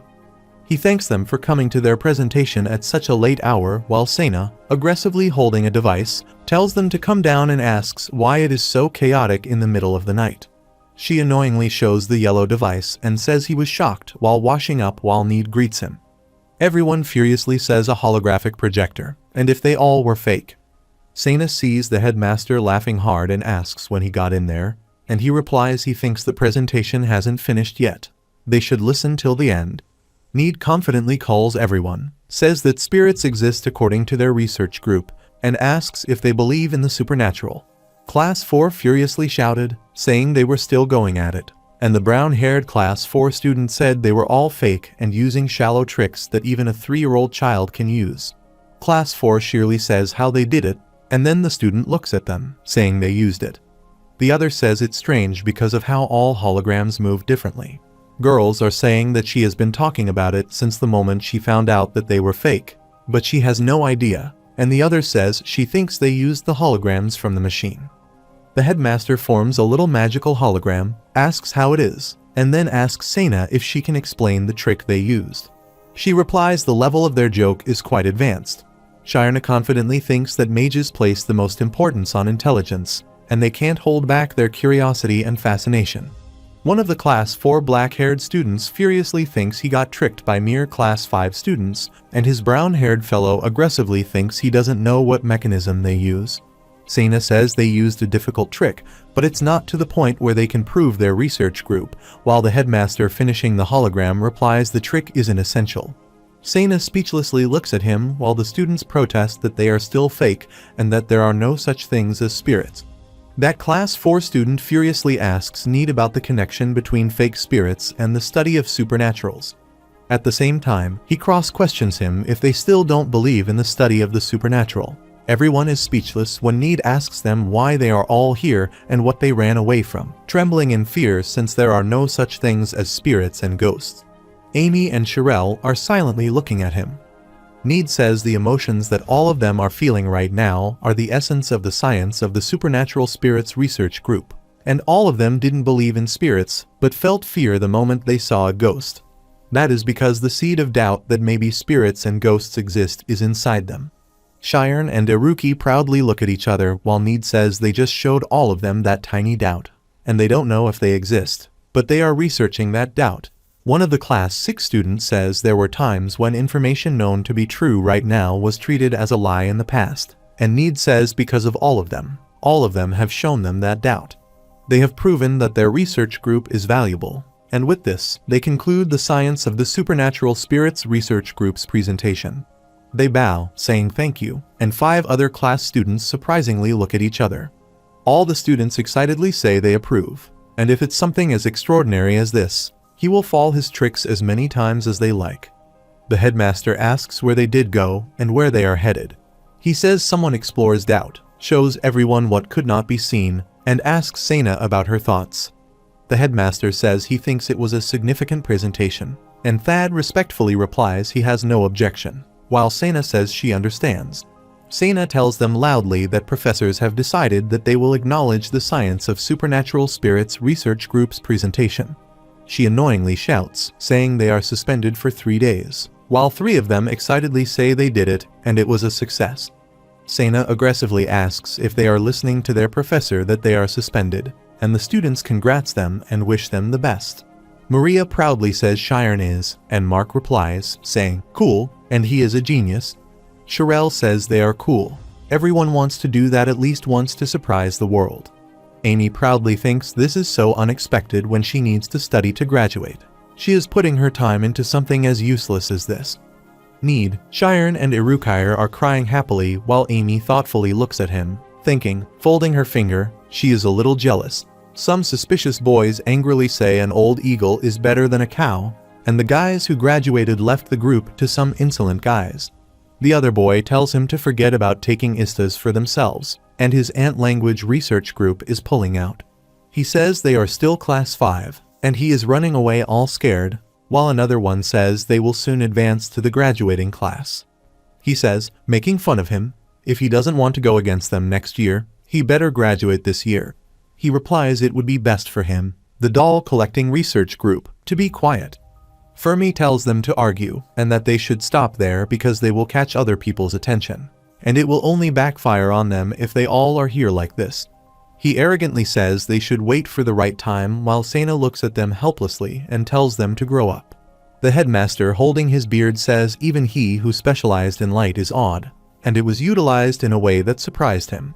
Shairn has accomplished quite a difficult task and pretended that he didn't see it at that moment. Moreover, that child showcased the ability to accomplish his dream. Shairn, lying on the grass, says that was really fun, and Need, waving his hand in front of him, asks if he is normal and if he is okay. Iruki giggles, saying he must be crazy, and asks if there is someone who risks his life for a rank like this. But still, he is the best. Shairn laughs while Need tells him if Shairn didn't use the immortal function, everything would have gone to waste. Iruki gets down, saying that in order to withstand the immortal function, he used defense form, and he is really a crazy guy, while Shairn says they are only accomplishing him. They are also geniuses because Iruki predicted the behavioral patterns of the entire school, and Need was able to create a large number of machines. Iruki asks if this is the literary thing called a frog in a well, and Need says to think he, of all people, would know that phrase, while Shiren is saying that that is making him embarrassed. Shiren raises his hand, looking at it, saying he wants to climb up higher like that brightly shining star above. Iruki asks since he has already played around enough, if he should head to the advanced class now. Need sits up, saying the three of them should graduate together. Once they join the rest of society, he is sure there will be tons more fun things waiting for them out there. Iruki arrogantly asks if it is time to remove their limiters while Need, bringing his hand forward, says that they are making it a promise. He says they are making it to the end, and Shiren promises they will be the best. Iruki asks what they are going to use in their careers. They raise their hands in the sky, saying supernatural science forever, and they should graduate together. Shiren laughs so much, thinking together, they will become the best mages. The next day, in Shiren's room, someone wakes up Shiren. They are Need and Iruki Need, who wake him and ask if he will spend his golden suspension like this, and if they should go out and play. Iruki wonderly says he is completely knocked out and must be exhausted. They are trying to wake up Shiren, but Shiren thinks it feels like sleep paralysis and that he can't move an inch. He thinks once again that he is stuck in a nightmare and heading towards infinity like before. The movement of the stars and, at the final destination, a massive light squirmed about, just waiting for him. But something is off this time because he always wakes up at this point, and something is different. The glass is about to break, but Shiren wakes up, and Shiren's body slightly tries to disappear. Shiren shockingly thinks the dream has changed and, looking at the clock, wonders if his experience from yesterday brings a change. Shiren looks at the sparkling stars flying in front of him. Shiren reads the letter left by Need and Iruki, telling him they are headed to the casino. As long as they have Iruki's behavior prediction calculations, they will be filthy rich. Shiren, reading the paper, says he feels like they will come back with absolutely nothing, then says 3 days of suspension. What should he do and remember his parents if he takes this opportunity to go home and then tells himself he should not do that? Shiren looks at him in the mirror, getting ready, and thinks he just remembers something he wants to do. Shiren walks away from the mirror, saying, for some reason, his heart is pumping like crazy while Shiren's shadow is stuck in the mirror. Shiren comes to that old John bookshop and, holding the knob, says for the past few years, he has been studying non-stop, and now he wants to purchase a novel just for him. He remembers when he was about to touch the book, and the shopkeeper stopped him. He thinks about what he would do if they told him he couldn't touch anything again, and then opens the door. That shopkeeper lovingly welcomes him, says she is honored that he came to this humble place, and asks if he is here to deliver some goods. Shiren nervously replies that he is just here to buy a book, and she admirably requests him to have a pleasant time looking around. He is so handsome. Shiren thinks she doesn't recognize him, and it's only been 5 years, and if he has changed that much. Shiren picks up the book and gives her 2 golden coins, and she singly says he is so generous. Shiren, reading the book Raising a Dragon to Beat Up the Demon Land, happily says he has finally bought one and his very own novel, and it's his first book. Everyone shockingly looks at him dancing while Shiren thinks, thanks to him having been thrifty with a subsidy the Ojin family has been sending him, but suddenly stops thinking when someone calls him. A girl holds his arm and asks if he is Shiren, and Shiren shockingly asks her about herself. She tells her fellows that it's Shiren, while Shiren becomes a bolt from the blue, remembering his past and some boys coming to him asking if he is reading books again. Now they are older, and one of the brown-haired boys asks if he is really Shiren. Shiren shouts with shock, calling his name, Alter, and, looking at the girl, asking if she is Lumina. Lumina asks if he has forgotten what she looked like, and he replies he didn't recognize her, and she is pretty now. She suspiciously asks if he says she wasn't pretty when she was young, and Shiren says no, laughs. Those boys come to Shiren, and the green-haired boy says he is all dressed up like a noble and has changed a lot. Alter, the leader of the village children, says he hasn't seen his face in years and asks what he is up to. When he asks Vincent, he won't tell him anything. Shrine anxiously thinks about what he should say, and they will come to learn of it later anyway. If he lies here, they will be hurt. Shiren tells him that during this time, he has been attending a magic academy, and everyone surprisingly looks at him. Cheyenne remembers his time when he was young. Alter had a generous personality and a good physique, and because of that, he naturally became the children's leader. At age 10, Alter notices Cheyenne reading again, and Cheyenne surprisingly looks at him. Cheyenne thinks his pride is a slight flaw. Alter, looking at his book, Cheyenne's book, says that it has so many words, while the other children say they don't even know how to read. Alter says he is not going to school and asks what the point of reading is, and he snatches the book from his hand. He says they need to grow their strength. Cheyenne thinks that of a small mountain village where there were many dangers, one rule that was the most important was following the leader's words. Cheyenne smilingly says he gets it while Alter sighs and returns the book to Cheyenne, saying it's fine if he got it. Cheyenne thinks the leader protects the village, and everyone follows the leader, which is how a small mountain village survives. Alter says he is off to kick the ball around, and they should go together while someone shouts Alter's name. It's Lumina, with a runny nose, running to Alter, holding a stick, asking if she didn't tell him not to bully Cheyenne, and then beating Alter. He asks who is bullying whom, while Lumina says he just recovered from a cold, and yet he couldn't call this bullying. Alter replies if she stays like this, no one will want to marry her. At the current time, Cheyenne thinks that's all in the past, and Alter asks him if he is really attending a school, and Lumina asks shockingly if he knows how to use magic. One of the friends asks if he can show them here. Cheyenne replies that it hasn't been long since he started, and using it outside the academy is against the rules. That friend replies that it is unfortunate. Alter says the way he always has a book on him is just like in the past, and holding his book, he asks if he can see what sort of things he read at a magic academy. Cheyenne worriedly thinks that it's a novel he bought for his amusement and doesn't leave a book. The book falls from their hands while Cheyenne bows to catch his book, remembering the past time when he was lifted up with other children by the headmaster's magic and the electric fields emerging from him. He catches the book and falls to the ground while Lumina asks why he is suddenly like this. Lumina looks at Alter, asking if he is doing this again, and he replies he doesn't know anything. Cheyenne, looking at her, says this happens to him occasionally, and she worriedly asks why she wouldn't be worried if he collapsed occasionally. Alter speechlessly looks at them while Lumina asks Cheyenne why he doesn't come with them instead of staying here. Alter, clearing his throat, says, keeping his hand on Lumina's shoulder, that to celebrate selling off everything, they planned a party at Lumina's store. He says they should go there and catch up, and Cheyenne replies they should, thinking he just happened to have nothing to do, so this is fine. Two of them bring the cart, and Alter lifts Cheyenne and lets him sit on the seat.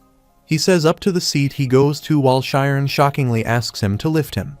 Alter asks if there is any use for a light man sitting beside Cheyenne, and Cheyenne thinks he has become a monster when he hasn't seen him, but now he knows the business.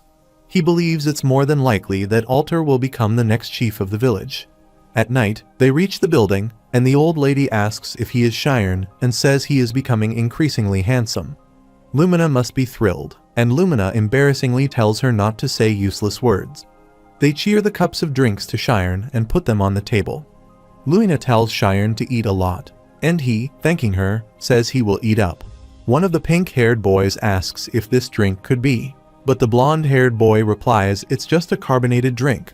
Alter silently looks at them, and the pink-haired boy asks Cheyenne to tell him more about the school, and if it's him, he is definitely in the first place. Cheyenne coughs drink while that boy says his curiosity is killing him and asks if he is becoming a mage.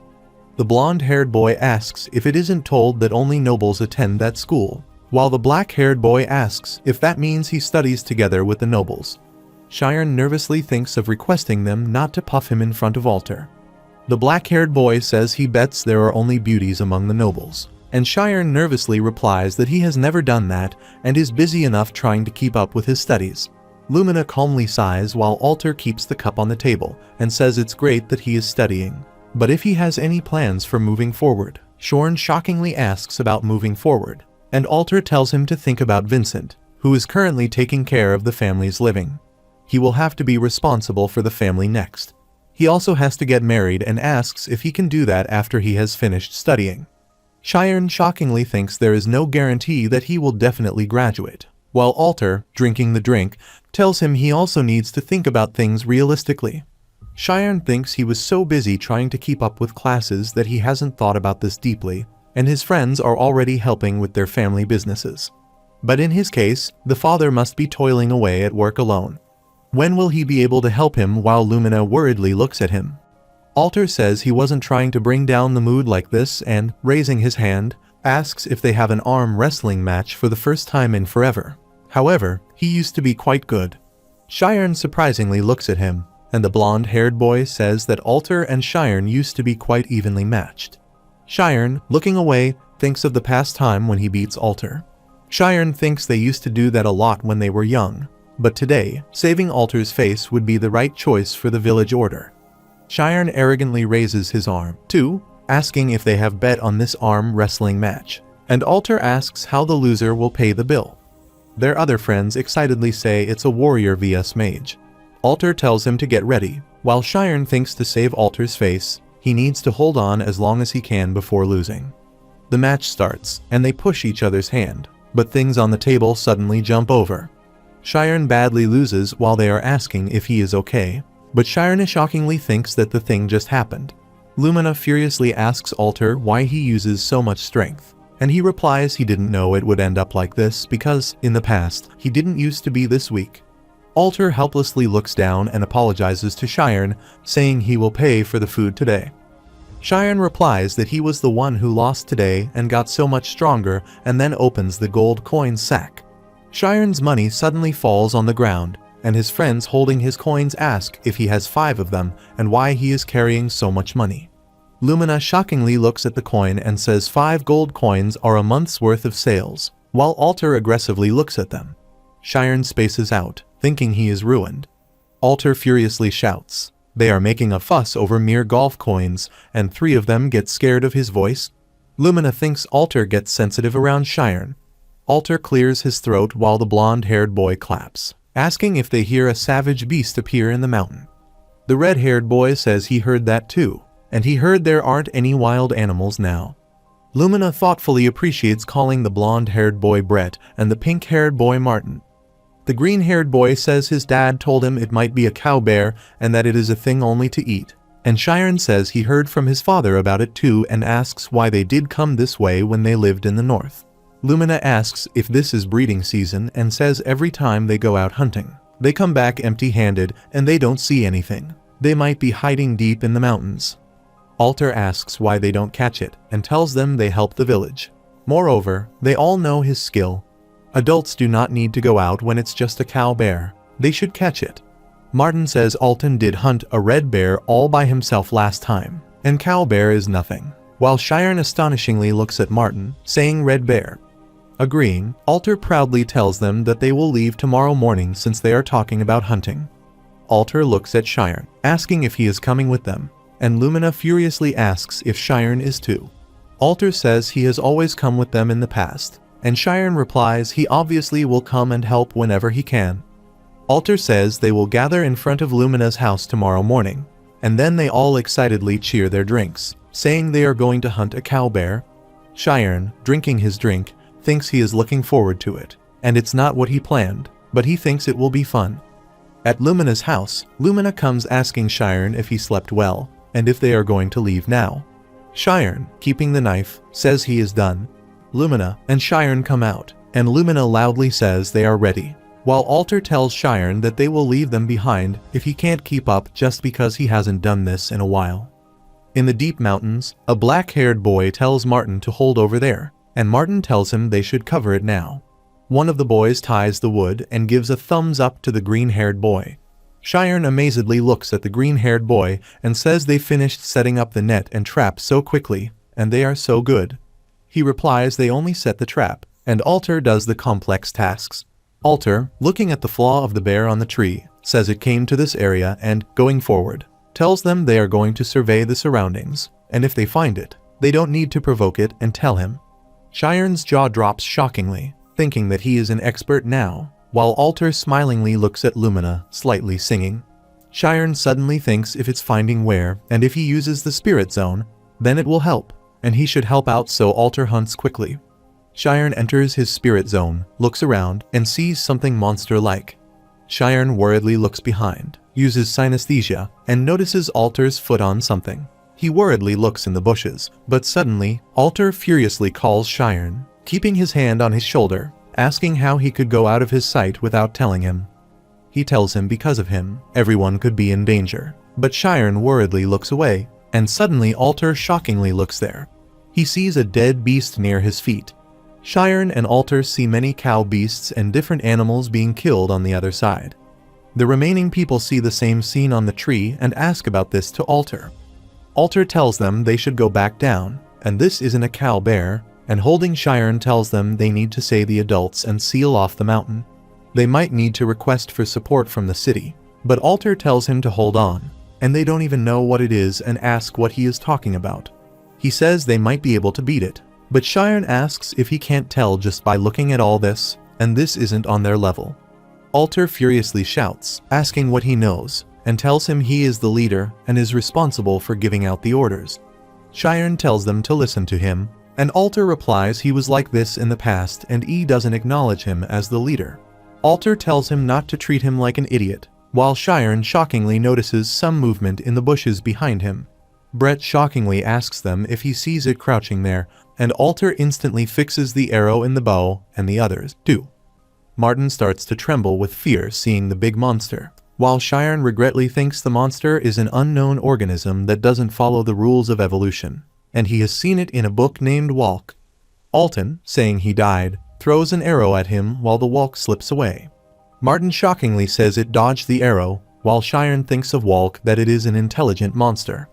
The narrator says monsters are stronger and more agile than most beasts and possess intelligence, and the monster's origin is currently being researched. It is hypothesized that they evolved from organisms that were completely different from usual organisms. Walk breaks the tree while Alter shouts, telling everyone to run, while Martin asks him where, and Brett says if they go down, then the monster go up to the summit. Shiren clicks the bow, holding the arrow, and points at Walk. Alter worriedly calls Shiren and looks at him to see if he is planning to act as bait. The arrow breaks down as it hits Walk, but Walk breaks the bow, and Shiren teleports from there. Looking at Shiren, Walk roars while Shiren gasps, thinking it is agile, and its skin is thick. For everyone to live, this is the only way he needs to lure it. Walk claws again, and Shiren teleports while Walk silently looks at Shiren and then carelessly turns around. Shiren surprisingly thinks that way while the Walk goes away from there. Alter tells everyone to throw away their stuff and tells them to go ahead. Lumina worriedly looks at him, asking what he is doing, but Alter cries and furiously says he can't leave him behind. Lumina speechlessly looks at Alto when Walk jumps toward Alter. Alter thinks that Shiren died because he told him to come with them. If he had listened to Shiren when he said to go back down, suddenly, an intense light would have hit Walk's eyes. Lumina walks towards Alter, saying happily it's dead, and asks if it's magic while Shiren chases Walk and tells everyone to run. Walk rubs his eye laughingly while Lumina scarily says maybe it was just a light. Walk again takes the long jump towards them while Alter notices his body can't move. Walk claws at Lumina, but suddenly Lumina falls to the ground, and Shiren holds Walk by his back. Alter crinely shouts Shiren's name while Walk looks at Shiren. Shiren uses his teleportation zone, holding firmly. Walk goes away from there while Lumina cries and worriedly calls Shiren. Shiren, jumping over the mountains, asks him what he is going to do now, and he wants to drop it after releasing his photoionization, but then he will be stabbed by its claws. He can't throw him in his current state either, and right now, this monster and he aren't photonic. Shiren thinks of a way to throw him and make him fall, which requires the use of photonization and generating gravity, something that disturbs symmetry, and he touched it. Shiren handshakes with his image in his thoughts, thinking of omniscience, which is a mass. He drops Walk at a specific place and falls into the deep mountains. The narrator says mass is the enchanting physical quantity unique to an object and remains constant regardless of its state or the environment. The physical quantity determines inertia, the total energy isolated from an object when stationary, and the mass of a photon is zero. Shiren asks himself why the world exists, what the means of existence is that it has mass, and why physical things do have mass, the emptiness he saw in his dream and a world of cracking symmetry. But if that resembles the birth of the universe, and if that is the beginning of existence, He stops thinking by touching the cracked glass, saying if he has broken the symmetry, he can infuse the mass into his photons. Shiren jumps to the mountain and breathes loudly. Shiren, looking at the dead walk, says it's dead and shoutingly calls Armin, saying he has found out what it is. It's wisdom that comes from a universe that broke the symmetry, and that unknown wisdom is the mechanism by which physical objects have mass. If he uses that mechanism, he can put mass into light and excitedly say he finally found it. Looking at Walk, Shiren says such a dangerous monster. Why did it appear in the mountain, a Walk? Shiren suddenly looks behind, hears the scream, and asks him why he didn't think that Walks won't act alone. Alter is standing with others in front of a large number of Walks. Alter and other fellows are standing at the cliff's edge while Brett shakingly calls Alter and Lumina, crying so loudly. Alter tells them he will run in the opposite direction. They use that chance to climb the cliff. Martin asks Alter if he is crazy and if he is planning to kill himself, and he furiously replies they have no other choice right now and tells them they need to survive and tell the adults. This way, their sacrifices won't go to waste when something comes from the sky. It's Shiren jumps to the cliff beside them, and everyone shockingly goes to him, asking if he is okay and thinking he has died. Brett and Lumina cry so hard, and Shiren apologizes to them while Alter, controlling his tears, calls Shiren. Shiren walks by him, apologizing for making him worry, and tells him to leave it to him, but Alter tells him that he should run away.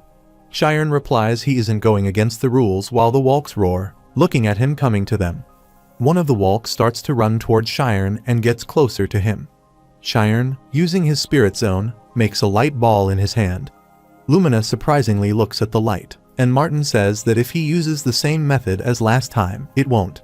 Shiren's forehead emits light, telling himself to add mass to the photon output. The light of Shiren's hand becomes thick when he raises his hand and throws that light ball at Walk. The Walk unknowingly looks at the ball, which hits his neck. Alter and others are shocked to see that. Shiren thinks this is his magic and he can do it. The other Walks roar and start to run unitedly. One of them's claws is getting closer to Shiren, while Shiren arrogantly looks at them and teleports in the air.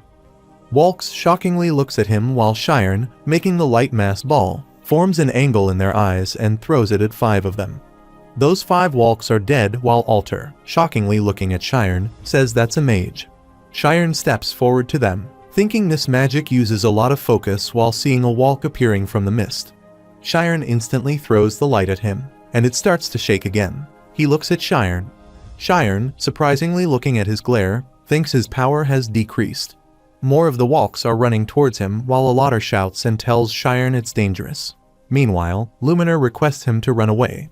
Shiren looks at them, running towards him, thinking he does have one method, and asks himself if he can do it. Shiren goes into his immortal function, and light starts to emit from a black hole. The lights come out at an average speed, and Shiren's body starts to disappear. Shiren raises his hand and throws mass light balls towards incoming Walks. It kills many of them again, and some of them drag back. Lumina, Brett, and Alter shockingly look at him. After seeing it with his own eyes, Alter thinks about how something could be like this, and it's an unbelievable sight.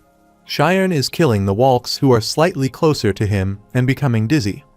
Shiren thinks he can't handle this energy any longer, but if he keeps it like this, his mind will scatter away like this. He remembers when he used this much energy to create ghosts and thinks he needs to discharge his energy and touch the ground. He thinks he is pushing it out. An intense blast of light reflects on everything, and the light drags, digging into the ground, and suddenly disappears. The 3 remaining Walks start to tremble to see that blast and look at Shiren.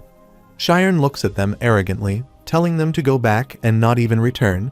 The Walks are scared of him and run away. Shiren tiredly is gasping and becoming unconscious and about to fall, but Alter holds him before falling. Everyone is looking at him sadly, and Alter tells them they should get back, and this childish hunt is over. At night, Shiren is sitting on the grass looking at the stars while Alter asks when he got here. Shiren replies after sleeping so deeply that he suddenly wants to watch the stars. Shiren thinks it truly has been a long time since he has slept so deeply, and he doesn't remember the last time he went to bed without being bothered by nightmares, not supernatural visions. When Shiren wakes up, he notices everyone crying next to his bed, and Lumina cryingly says she thought he wouldn't wake up.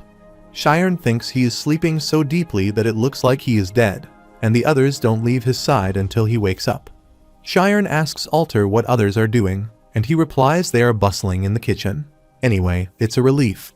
Besides, no one else got hurt when Lumina fell and hurt herself, and they were pretty shocked. He says that tomorrow, he will go with adults to put things back in order, and those monster pelts and teeth should be worth money. After all, he asks what he said to those monsters. Shiren replies, saying wargs and their canines are expensive. He hears and shockingly notices Alter apologizing to him. Alter, looking away, tells him he is actually jealous of him while Shiren speechlessly looks at him. He remembers the past time when he was studying books, keeping his axe in the stem. They are in his childhood. Martin asks if he knows that Shiren isn't really cool for some reason and wonders about it. Alter is silently looking at Shiren. In the current time, Alter says his dream that he has, hoping to achieve it, and Shiren smilingly looks at him and then looks at the stars again. At Lumina's house, they are saying he should stay another day, and she asks why he is in a rush. Shiren shakes hands, and Alter replies he wants to do that, but he has things to research. He needs to get back to the academy, and Alter says he will see him and tells him to ensure he becomes a mage. Shiren, in his formal clothes, replies he will visit again later while Lumina runs and hurriedly hugs Shiren, telling him he must come back again, and if he pretends not to know him anymore, just because he became a mage, she will hit him. He smilingly says he gets it and wishes them safety and health heads back. They are also saying bye, waving their hands while Alter taps Lumina's shoulder, asking if she feels bad and if he should go capture him and bring him back.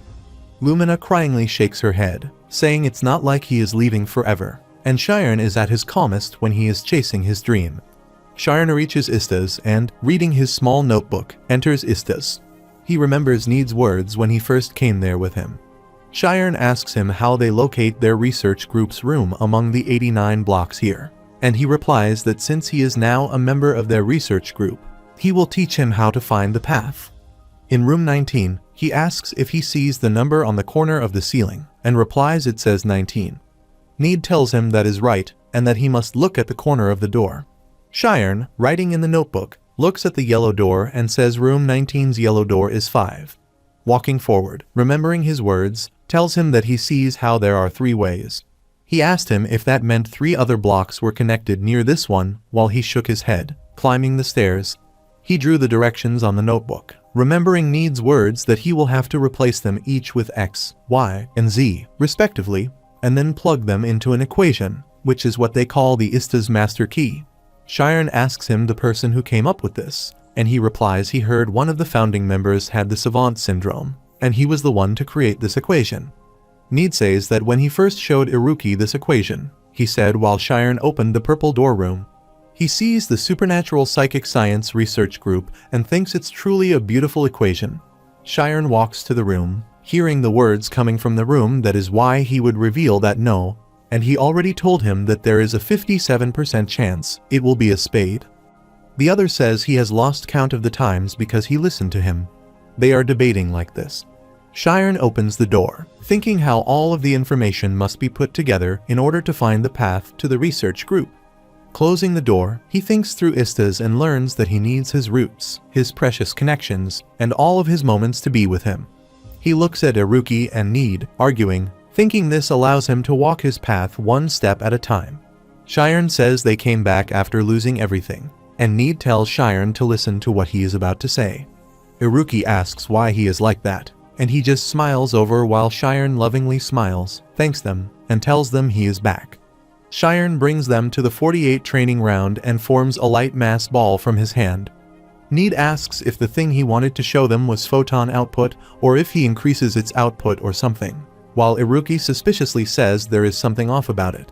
He says photons are supposed to radiate outwards, but that looks like it's converging inwards while Shiren suddenly throws the light mass ball into the wall. Iruki and Need look at it shockingly while Need checks it from all sides, saying he made a hole using a light. Need, looking at Shiren, says this is magic. This is actually magic, and unbelievably says that it is a high-tier joke. Iruki asks if the spells he used are fake, and Shiren replies that this is a spell he developed and calls it a photon cannon. Iruki thoughtfully says, based on what he knows, that a fusion involving photon types is supposed to be incredibly difficult and asks what sort of spell this is. Shiren replies that he will explain, asks if they can go somewhere else first, and tells them he also has things he wants to say. At a certain restaurant outside the academy, Iruki, leaving his noodles unchewable, asks if that is true, and Need, before taking the bite, asks if he has added mass to photons. He is saying that it makes no sense to ask if he can do the same to electricity, and Iruki, putting down the fork, thinks he can grant mass to a massless particle. Need surprisingly says it makes his head spin and asks if he is saying that he used that nameless knowledge. Shiren tells him that thanks to that, the morning sensation is gone, and he has discovered the meaning behind the nightmares that used to hunt him. Need surprisingly says it's incredible, and if he can organize that knowledge into a theory and present it, it would be a groundbreaking discovery for the magic society, but the whole world. Iruki says it is really an amazing thing, but just because he knows the theory behind it doesn't mean he could use a photon cannon. Even if he had omniscience, understanding the omnipotence would be difficult.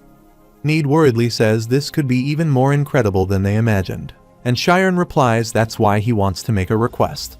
Shiren tells him he wants to research this further, but since they are currently on school break, they can't go to the library. He can't enter the noble library alone, so he was hoping they would take him there. Need replies that he has no problem with that and asks why he can't enter and the thing he wants to talk about earlier. Shiren embarrassingly looks down, thinking that if he tells them the truth, they will still see him in the same manner. However, if he leaves things as is, they can't become true friends. He thinks he won't run away, saying he is not a noble. He is a commoner. When he was an infant, he was abandoned in a stable where his current parents found him and raised him. His father is a normal hunter. There is silence between them. Need says he was wondering why his expression seemed oddly dark, and that's what he wanted to tell them, while Iruki asks him if he thinks that makes any sense. Need furiously looks at him, and Iruki asks him if he understands the meaning, what is the meaning behind what he just said, and arrogantly asks whether it is education or magic, asking if that doesn't mean he just started this year. In just 3 months, he jumped all the way to class 5, and he beat him in front of the entire school while Need and Shiren spaced out hearing him. He says not to mention that he is dating a genius medical girl, but Need suddenly makes him silent, keeping his hand on his mouth and nervously telling Shiren his social standing doesn't matter to them. He loves making a finger heart and says to him that he is his one and only precious mass. Shiren thanks them with teary eyes while Iruki annoyingly asks if Amy already knows about his identity. Need curiously asks how long they have known each other, and Shiren replies that they are little. At first, it was a bit of a negative relationship, though when Need asks him to tell him in detail, his curiosity gets serious. The narrator narrates about the photon cannon's attributes in the photon series. Its nameless knowledge is fusion, and classification is active. Nameless knowledge. This spell is a furoin of the omniscience of photon output. An incredible physical force is produced by granting mass to photons and emitting them at near light speeds. It is expected that as the omnipotence over light increases, the speed of the photon and the amount of photon output would increase. While it is a powerful spell like most fusion spells, and the mental strain and its consumption of focus is extreme. At the Thormia Kingdom's capital, someone is running through Bashu Cassidy.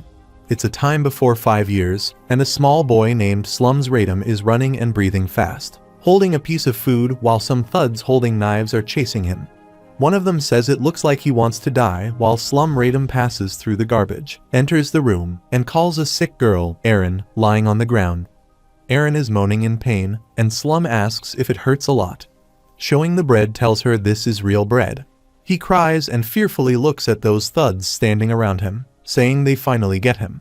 One of them punches so hard on Slum's face, and Slum falls away. The narrator says this is a problem, and the place that should never have been discovered is completely revealed. They are beating Slum, asking how long he is planning to run away, while one of them takes the bread from him, making fun of him, and calls him Cannies, who says he is really nothing. Man eating bread says to think he is hiding away this delicious piece of meat and trying to keep it all for himself, and then keeps foot on his face. Slum shouts he will kill them if they put their finger on Erin and kill all of them. The man, holding his foot on Slum's face, laughs arrogantly, asking his fellow if they hear that he said he would kill him and tells Slum to try his best. maybe he can do it in his next life. The brown-haired man tells the light blonde-haired man to kill him. Looking at Eren lying on his back, Canis wonders if he has strength. But suddenly, a black fog appears and kills them all. Slum shockingly looks at them, wondering what just happened. He shockingly sees that black fog safely lifts Eren up and then lies her on the ground. Canis holds Eren in his arms while someone appears from the black fog, asking him his thoughts. The ghost asks him if magic isn't fun, and Slum smiles while looking at him. At the Bashuka capital city of Thormia Kingdom, someone sitting on the roof of a building and inspecting the building in front of him said the security is tight. He says it's his first time seeing so many relics, and they all hold high archaeological value, while a boy asks about the thing they are after. He replies they are after the mana control system's core, named the Dragon Heart Artifact, which is in the middle of the steel room on the 3rd floor. He says 15 security guards are protecting it. Furthermore, before they retrieve the artifact, which is the core of the mana control system, they can't use their spirit zones inside the building. He replies that he has no choice but to personally go down there, while the other person tells Canis to be careful, and he, smirking, takes the long jump. Canis throws his black fog earlier to break the window. Canis jumps into the building, and the guards shout, calling him an intruder, while Canis attacks the guards in an instant. The guards fall away, saying how he can use magic, while Canis moves forward and sees 3 more guards tell each other to get him. He is a mage. His fellow tells him to hurry, and he throws them away using his black mist. He runs to the iron room, breaks the door, and enters the room, looking at the stone and thinking there it is, the mana control system's core. Canis snatches the stone while a few more guards hurriedly enter the room to catch him.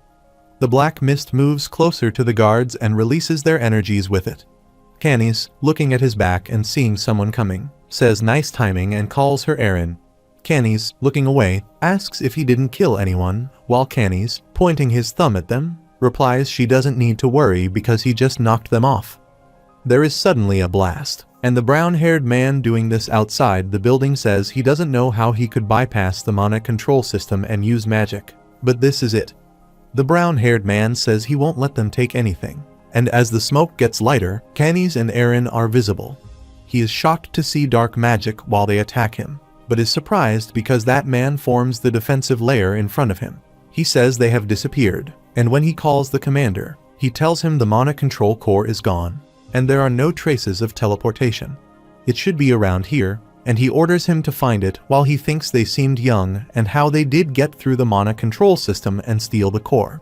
He flaps to the ground, considering it's too bright, but how they did use darkness magic. He thinks of a person that there is one mage who is able to command such magic, the darkness that engulfs the light. A rare being whose shadow can't be erased by the light, who brings chaos to the kingdom, is the Archmage Victor Arcane. He worriedly and fearfully thinks he heard that he died in an accident 40 years ago. But now there is someone who can use his magic. In the subterranean mountains of capital city Bashuka, they enter the room looking at the tube. Holding the core in the bottle, Canis says they have brought the last material while Arcane is silently lying in the tube. Eren gulps, saying with this, he will be able to reclaim the honor of an Archmage Master. She plugs the bottle into the machine, and the tube has an intense blast.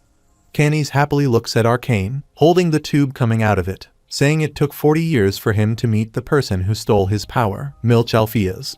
40 years ago, there was a strong in which Arcane told Alpheus that this magic wasn't purely his and that this was his life's research. He asked how he could while Alpheus laughed arrogantly, looked at him, walked away, and left him in the burning fire. Arcane looks at his hands and says it took him 40 years to recover, and furiously says calling Alpheus's name if he thinks he would be safe after he messed with the great Arcane. Arcane sits on the chair, and Canis and Eren bow to him, calling him master. Canis says he saved them when they died and gave them great power, then requests him to use them as he wishes. Arcane looks at him, saying he trusts them by calling them their beloved disciples. Eren trembles with fear while Canis confidently looks at him. He tells them they must be careful because Alpheus was once a crazy murderer who was killed due to greed. At the Alpheus's office, Alpheus looks outside the window, gets up, walks to the book rank, and takes out the book. He leaves the book there, but comes out of the office holding the lamp. He keeps the lamp on the table and, holding his stopwatch, says the thunder is roaring like that day. He keeps the stopwatch on the desk and, looking at the picture, says don't forgive him. At the same time, at capital city Bashuka, the academic conference was hosted by the kingdom's Teachers Association. Thad nervously flips fingers in his hair, thinking he understands why the teachers keep protesting their attendance and how they can talk for 3 days straight. Thad annoyingly slurps his drink and thinks he wants to go home. Looking at the group, people think they are amazing. The conference ended long, but to believe they were still discussing things during the evening party. There was no reason why he was still there and he could talk to her. He wonders if her name is Ojent Riane, and she is an elite artist affiliated with the 99 Artists Association, the court's pianist, and the disciple of Melody's merchant. She doesn't get annoyed even though people are crowding around her, and if Professor Sina's personality is half as kind as hers, she suddenly stops thinking when Rihanna glances at him. Thad embarrassingly looks away, throwing water, thinking if she just sees him while she comes to him. Thad asks if she knows him and replies he is a professor. Thad from Althea's Magic Academy, and the leading estate of Ojent is in Kriya's. Thad nervously laughs, thinking he won't be able to talk to her. He looks at her, thinking if she is also. When he gets married to her and has a baby, Rihanna asks if Shiren is well, and he comes to his senses. He remembers the time of taking a test Shiren, thinks of her as Shiren's guardian, and tells her she sent a very talented student who is the star of their school. Rihanna replies that she is glad and asks if he is getting along with his friends, and he replies that he is popular with both the girls and boys. The news that Shiren has a girlfriend and she is known to be the prettiest student in the academy falls on Rihanna like electricity. She replies with a shaking voice that he is doing well. She is so glad when Thad asks if there is something she needs to tell him and if she should leave a message with him. She replies that she is just glad that he is doing well, and Thad asks her not to worry because he is not boasting. But Althea's academy is a prestigious academy that is recognized by the kingdom. She tells her to rest assured, and that they will do their best. She can leave him in their hands while Rihanna smilingly thanks him and says she will leave Shiren to him. Rihanna, clapping hands, says it's fate that they met like this and asks him if they will travel to Kreese tomorrow together. And he replies he also wants to treat her to a grand lunch. She tells him she has a concert in Bashuka, and Thad hesitatingly asks if he could also watch her concert, and she replies it would be a pleasure. Thad becomes excited. Rihanna tells him something bad has happened in the capital, so she worries there won't be many audience members. He wonders if something is happening in the capital. Rihanna told him last night that Inferno was ambushed, and a B-class criminal escaped. Rihanna worriedly tells him the criminal was an unidentified dark mage. Because of that, the capital is basically in a state of martial law. Thad is shocked to hear that and requests her to tell him in detail. Then she tells him they said it was a white-haired old man. Thad becomes furious and instantly bows and apologizes to Rihanna, saying he has somewhere to go. Thad runs away from there, and Rihanna asks him where he is going, but he doesn't listen to her. He thinks the dark mage criminal has escaped, and there is no doubt about it because it's his way of doing things for it to happen while he is on a business trip. The night before, at Inferno Criminal Housing Facility, many criminals are being killed mercilessly by the Black Fog.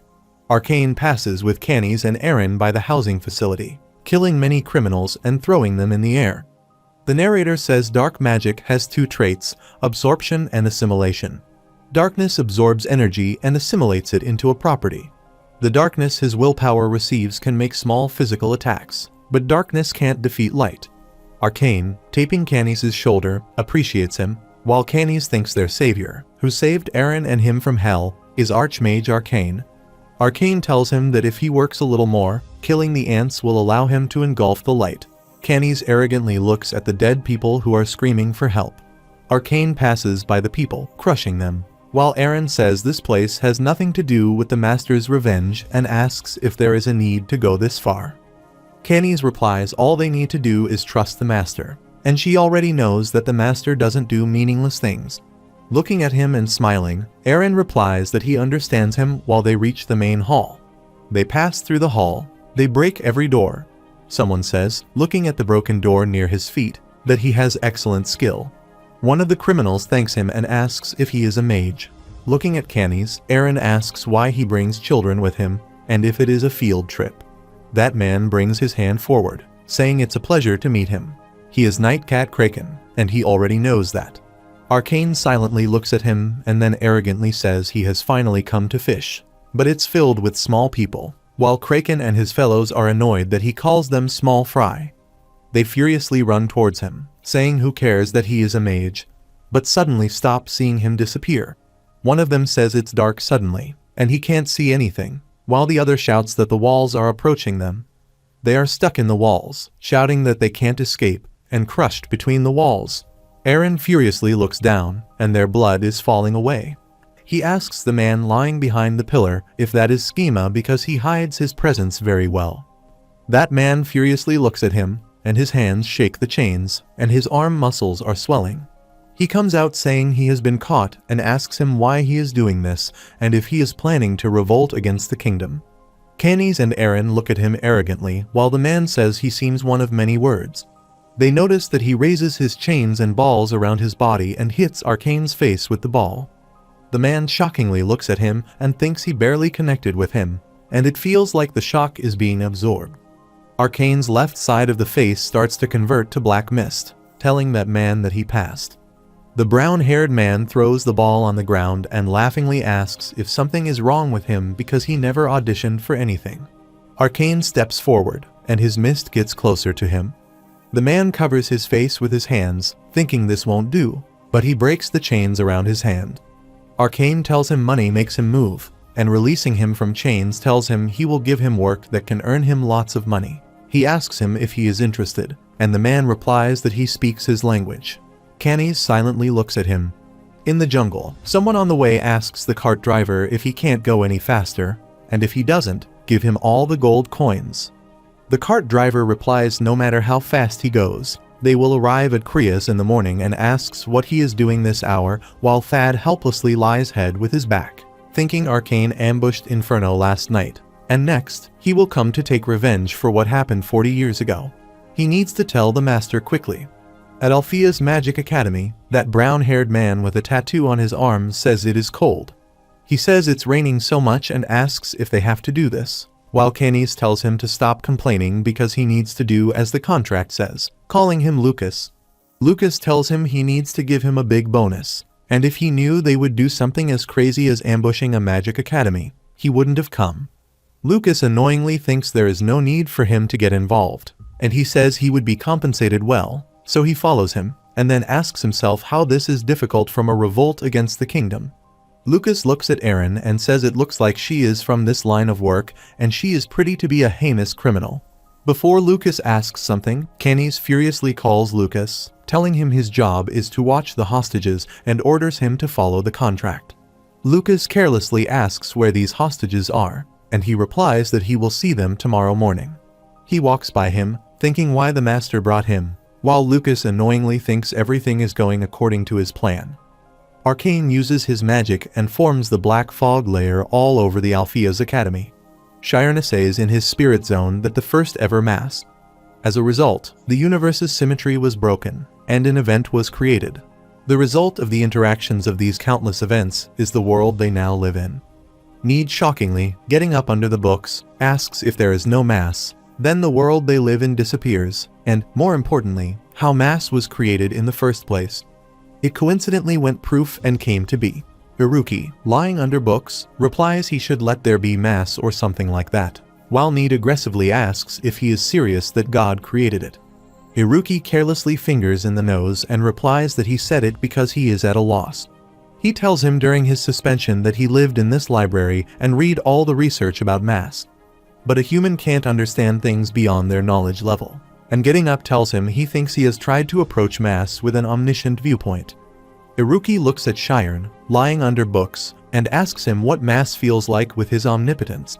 The narrator says a mage's omniscience is the base of their objective, but a mage's omnipotence is subjective. Shatters puts down a book from his face and thoughtfully replies that it's hard to explain in numbers. Shatters, in his thoughts, sees the broken pieces of mirror flying in space and forming into small light balls. He says existence, and on their asking, he tells them he feels something like the will to exist, and it's quite fierce. Shatters, touching the light balls, says that it is trying to make its existence known.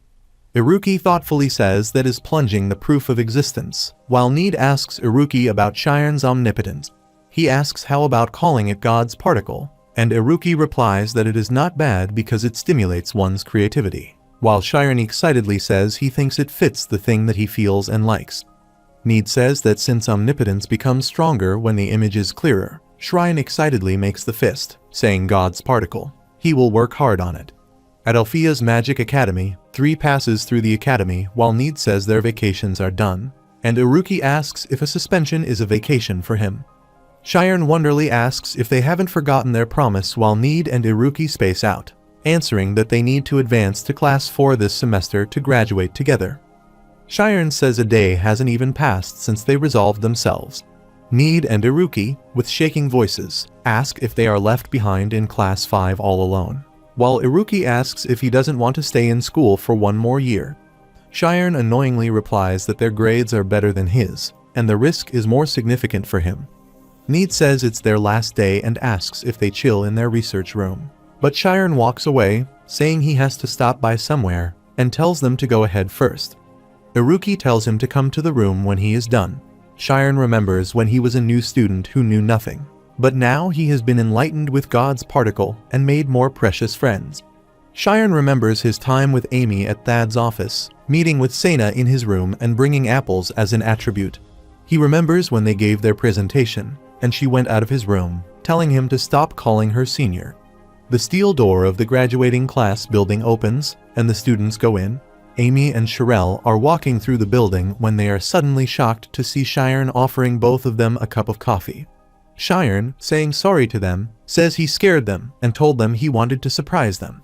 Sharon thanked Amy and was shocked when Amy asked him why he was talking to her so casually. In contrast, Sherelle asks him if he knows where he is right now and furiously tells him that she commends his bravery for coming to the graduating class, but if he is taking this too far. She tells him a student should think about studying and passes by him carelessly, telling Amy that she thought things would stay quiet for a while. Sharon turns to them, asking if they are messing with him because it's been a while. They throw him on the ground with coffee, saying she was just going to let this slide, but this is called stalking if he knows. Shirley aggressively tells him to go away while she is being so nice and if he doesn't want disciplinary action against him. Sharon, with fear, starts to tremble, thinking why they are like this to him all of a sudden while Amy, holding her arm, tells her this is enough, and they should go because their lunch is almost over. Sharon gets up, thinking of it as lies, and embarrassingly starts to run while Sherelle, looking at him, says he is a weirdo and looks innocent but so stubborn. Sherelle thoughtfully tells Amy not to worry too much and that she already has a handsome, but suddenly stops silent while Amy worriedly asks who that is again. Sharon running suddenly bumps into Mark, and Mark furiously asks him what he is doing. Mark looks at Sharon's class tag on his uniform and suddenly respectfully bows, saying sorry to him. Sharon asks him if he doesn't know him and tells him it's him. They did the teleportation test together while Mark suspiciously looks at him and then nervously looks away, saying he is not sure. Sharon shockingly asks if he doesn't know him while Sena appears, asking what is happening with them. Sharon looks at her, about to say something, but again startles when Sena asks Sharon about him. She asks if he is a new student and she hasn't seen him before and asks him about his name. Sharon speechlessly looked at her. The students start to gossip that they have never seen him before and that he is suspicious or if he is a thief. Sharon runs from there so fast that they tell each other to catch him because he is suspicious. Sharon, while running, thinks this isn't real, and it is fake, and then opens the door and looks at Need and Iruki. They shockingly look at him while Sharon, calling their names, swiftly enters the room, asking if they know him. Need arrogantly asks how Sharon got in here, and both ask him about himself while he thinks he had this thought for a moment from the beginning that he was never here in this school. He asks himself if he is just dreaming. Need asks him how an outsider knows the master key of Istas, and if another group sent him here, and again, he asks him about him. Sharon's eyes are watering up while Need and Iruki giggle and are still awake. They burst into laughter while Iruki asked how long he had to do this, and Need said his face was so good. Need mimics Sharon's words while Sharon suddenly falls on his knees and cryingly asks if they know him. Sharon cries so hard while Need says sorry for joking. After a few minutes, Need asks him if no one else remembers him, and Iruki wonderingly says it's strange because Professor Sena doesn't recognize him either. Shiren, crying, tells them he saw the look in her eyes, and she really didn't know who he was, while Need says they need to confirm it. Shiren worriedly shouts, asking what would happen if they forget. Iruki asks how they come up with a sign while Iruki writes something on Need's hand. There is a starlight tattoo on Need's hand, while Need says he thinks it will be fine even if they lose their memories, and Shiren, looking at his tattoo, asks if something happened before in the supernatural spirits group. Need replies that he is not sure, and from what he knows, he doesn't think so. Iruki says that they need to confirm it first. At the academy, they come to the academy. They shockingly look at all the students who are unitedly going somewhere. They are saying it's a lot stranger than Shiren describes and where they are going, and they should get closer. Shiren asks if they become like them, and Iruki replies it's unlikely because that is unlikely because he has already approached them physically. Shiren thoughtfully says that since things haven't changed, Need suddenly calls the gray long-haired boy Gabe, asking where he is going. Gabe shockingly asks him if he knows him while Need furiously comes to him, saying yes, and asks again where he is going. Gabe asks him to tell him who he is and what this sound is he has been hearing. He tells him he can hear a sound but suddenly starts to scream while Need asks him about the sound. Surprisingly, Iruki says he forgot what his voice and the language were like while Gabe was shouting.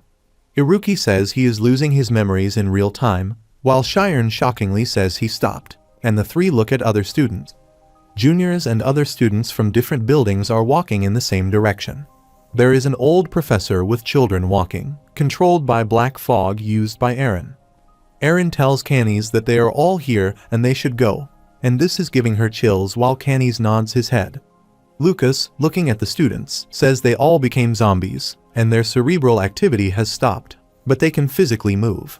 That means no matter what they do, it's okay, and suddenly, Amy says there is someone pretty here.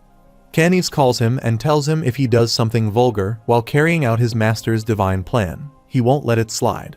Lucas asks if he can have this much fun, but Canis furiously tells him that he will kill right here if he ignores what he says. Lucas, annoyingly looking at him, thinks of him as an arrogant child, and he doesn't like him, and he wants to kill him right here. But he won't do something as foolish as fighting in a mage spirit zone and bringing away his hand from Amy. He thinks he will cut him first when he gets the chance. Lucas looks away, saying if he doesn't get paid, it will be his loss, and Canis silently turns around. Shiren, Iruki, and Need are visualizing them, asking if they are behind this. Need furiously asks if they shouldn't go and stop them. Still, Iruki saying no tells them the magic that erases memories is very difficult, and they also used that difficult level of magic on more than 500 people. He says that among those 500 people, there are brilliant minds who have trained their mentality in a prestigious magic academy. An official Class 6 mage, Professor Sena, and other professionals, while Shiren says there is a more potent mage, much stronger than they think. Iruki tells them they should follow them, and that it won't be too late for them to take action when someone's in danger. Need surprisingly, he looks at him when Shiren says he is not there because the headmaster and Professor Athela aren't there. Athela is sitting in a quiet place doing meditation and holding herself in. She is getting annoyed hearing the rumples of birds and flies away. Athela furiously opens her eyes and breathes fast, thinking if really a strong mind demon appeared during the night. She puts on her glasses and comes to the gallery, thinking it is way past class time. But no one has come to find her, and she sees an intense light falling. She comes to the academy and looks around worriedly, saying no one is there. She sees a bright light sparkle in the sky, and Thad jumps into the academy. He runs towards Athela, asking if she is alright. Athela asks how he got here, while Thad tells her they have been ambushed and tells her again that the school has been ambushed. Thad tells her it's dark magic while Athela asks if it is the mind demon that infiltrated last night. Thad replies he thinks the whole school was attacked and the guards at the entrance have also lost their memories, and tells her the person who did this is Victor Arcane, the archmage who created world chaos long ago, while Athela shockingly looks at him, saying an archmage. Thad tells her he is class 3, and the mages who are class 3 or above are given the title of archmage. The narrator says what determines a mage's class are achievements and reputation. If one defeats a class monster, one will be awarded 500 achievement points. If one has an audience with the king, one will be awarded 100 reputation points. The number of points required to go from class 10 to class 9 is 1,000, and the number of points needed from class 4 to class 3 is 28 crores. Half a century ago, a legend reached class 3 because of dark magic, a non-mainstream type of magic. Athela surprisingly asks why someone like him is here, and Thad wonders if it will be okay to tell her the truth. He tells her a few years ago, someone looking at her information asked if it was the bishop of the crisis order. The headmaster says a bishop is one of the strongest in the capital, and an official class 6 zoner, and asks why she wants to be a professor at their school. Athela replies that, according to Bishop Karsus Young's teachings, she wants to live a life of being light and salty. However, Ta Academy only teaches its students how to become strong magicians. On the other hand, Headmaster Alpheus understands the students' freedom and teaches them the responsibility of power. She smiles and tells him that she respects him, and that is why she has applied to become a professor here. Thad shockingly looks at her while in the current time. He gathers the potential and opens his eyes, saying he hopes that she listens without any bias. He tells him Victor Arcane was the headmaster's mentor, and Athela becomes speechless. She becomes furious and enters her spirit zone, saying it doesn't matter what their relationship is. Someone who harms the students is evil, and they should save the students first. She tells him the students are headed to the mountains, and she thinks it's in the direction of the bridge that can't be crossed. She says 3 people are leading them, and, surprisingly, says there are 3 at the back. Thad asks her if she can see who they are, and she replies she can't see clearly, but can tell their gender, and surprisingly says Shiren. On the other side, Shiren, Need, and Iruki silently and hidingly chase them, while Need asks why they brought them here to the bridge that can't be crossed. He asks if they are going to make them all fall off the cliff. Iruki, suspiciously looking at them, says if they do make them jump, it will be disadvantageous to them, and they are all useful as hostages. Need says he will go and report them, while Shiren tells him to wait and says him to look who is being mind-controlled. He says the headmaster, Professor Thad and Professor Athela are not here, and one of them should have realized what is happening and requested for backup. But if there is a situation where they harm the hostages before support arrives, they might need to fight while Iruki and Need scarily gulp. Iruki says if a fight were to occur, it would be a significant risk due to the difference in numbers, and Need says they can only watch for now. Shiren says he doesn't think they are planning to make them jump off, and they seem to be waiting for someone. Canis notices Lucas furiously calling, asking why his leader isn't coming, and if they don't know that speed is key in these things, and if they all want to be executed. Canis replies bot before they lure Alpheus out and tells him to just think about his contract. Aaron calls him, saying it's been a while since the master has gone to recover and why he isn't coming, and he replies he doesn't know, but it's past his arrival time. Canis thinks she doesn't doubt him, but it's hard for her to accept why the master isn't coming when he has been looking forward to this day more than anyone. Lucas aggressively asks him to at least let him have fun, and if he can do that much while Canis is getting annoyed, thinks why he brings him along. Canis deathly glares him, calling him abusively, and Lucas tells him he is pissing him off and asks if he is looking down on him. Lucas's aura spreads, and Aaron, looking at her, thinks he uses red eyes, and it's strong enough to numb the central nervous system, and an eye skill that can only be learned by someone who has committed countless evil deeds. Canis arrogantly says in Landum, where he grew up, many useless people saw people as food, and he is the same, and there are so many people like him in Landum. Lucas laughs insolently, saying that he now understands why he didn't like him from the start. He asks him if he thinks he is different from him, that he is useless, and that he is a high-ranking believer. There is a student who falls on the ground while Lucas says these zombies have lost their memories, but their nerves and physical bodies are still alive. They can't eat, drink, or sleep, and they will slowly die, even if he doesn't push them off the cliff. Lucas holds Sena's neck tightly, saying, in other words, he is planning to kill them in the end. Sena shouts and trembles with pain while Canis furiously tells him they didn't bring them here to kill them, they are captives. Lucas, lifting Sena up, says they should decrease the number of them, and after they finish things, they will all be murderers. Aaron worriedly looks at Sena, and Canis angrily looks at him, asking if he is going against orders. Lucas says killing this woman is a waste when he notices Canis's mage's field lines crossing his mage's field lines. There is a blast while Canis and Aaron speechlessly look at it. Iruki pinches, saying so close, and Need furiously thinks they will throw people off. Iruki says he was planning to blow up their legs while Lucas drags them away, asking who they are. He sees a yellow light fall, and it's Shiren jumping down, holding Sena. Shiren furiously says he will never forgive them, and Canis shockingly asks them about themselves and how they escaped the mind control. In the deep mountains, Arcane emerges from a mini cave, notices Athela, and asks if she is alone. Before this, Thad tells Athela that they are smart and he is sure they can buy them some time. Athela asks what about them then, and he replies he will look for the headmaster because he will be done with. Athela tells him what she needs to do has been decided, and Thad says he will leave it to her and tells her to find Arcane. Athela comes to Arcane, and Arcane says she is religious. Athela respectfully greets him, saying she is Athela, a bishop of the Karsus order, and it's an honor to meet someone of a legend, while Arcane shockingly looks at her, thinking he can guess that she is a seeker who has surpassed Abyss Nova, even though she is just standing there. He thinks all the bishops he has met are old, and he sees that she is a genius, and she has already transcended the 8 immortals and reached the level of a Zion. Arcane smilingly thinks, as expected, that this world is quite interesting, then arrogantly asks about Alpheus. She replies that dragging this on is pointless, as he used powerful magic last night. He must not have much willpower left. The only thing he can do is to wait for the darkness while Arcane silently looks at her. Athela says if he lifts the magic that he has cast on the students right now, she will create a space where he can officially fight against the headmaster. But Arcane arrogantly laughs, saying he is dragging on this. Athela notices many tree branches getting closer to her, and she is shocked to see that while he calls her a foolish young lady. Arcane arrogantly says it's a shame, but she should die, and the branches drag her down to the ground.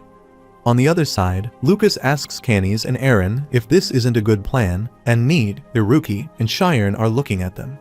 Lucas asks he ignores what he said, and now he has 3 witnesses, and this plan is the sloppiest. He asks if he pays him more, he can take care of them, and asks what he says while Canis is frustratedly looking at him. Aaron calls him while Canis tells her he will take care of it. He tells her she needs to control hostages and he alone is enough. Lucas, sitting on a rock thinking, says kids fight as much as they want. Canis comes forward, asking them how they escaped the mind control, and Need confidently replies they broke that dark magic with their strength. Canis arrogantly says if that were possible, all of them wouldn't be able to stand here like this, and entering his spirit zone, tells them to come at once because he has time. Need says it didn't work, and Iruki says the murderous energy is overflowing in the spirit zone, while Shiren tells Need to support Sena. Shiren walks forward, saying if it is dark magic, then his magic has more of an advantage in terms of compatibility, and he will fight him, so they take care of that swordsman. Need asks if it isn't better to fight together, and he doesn't think that swordsman is going to interfere.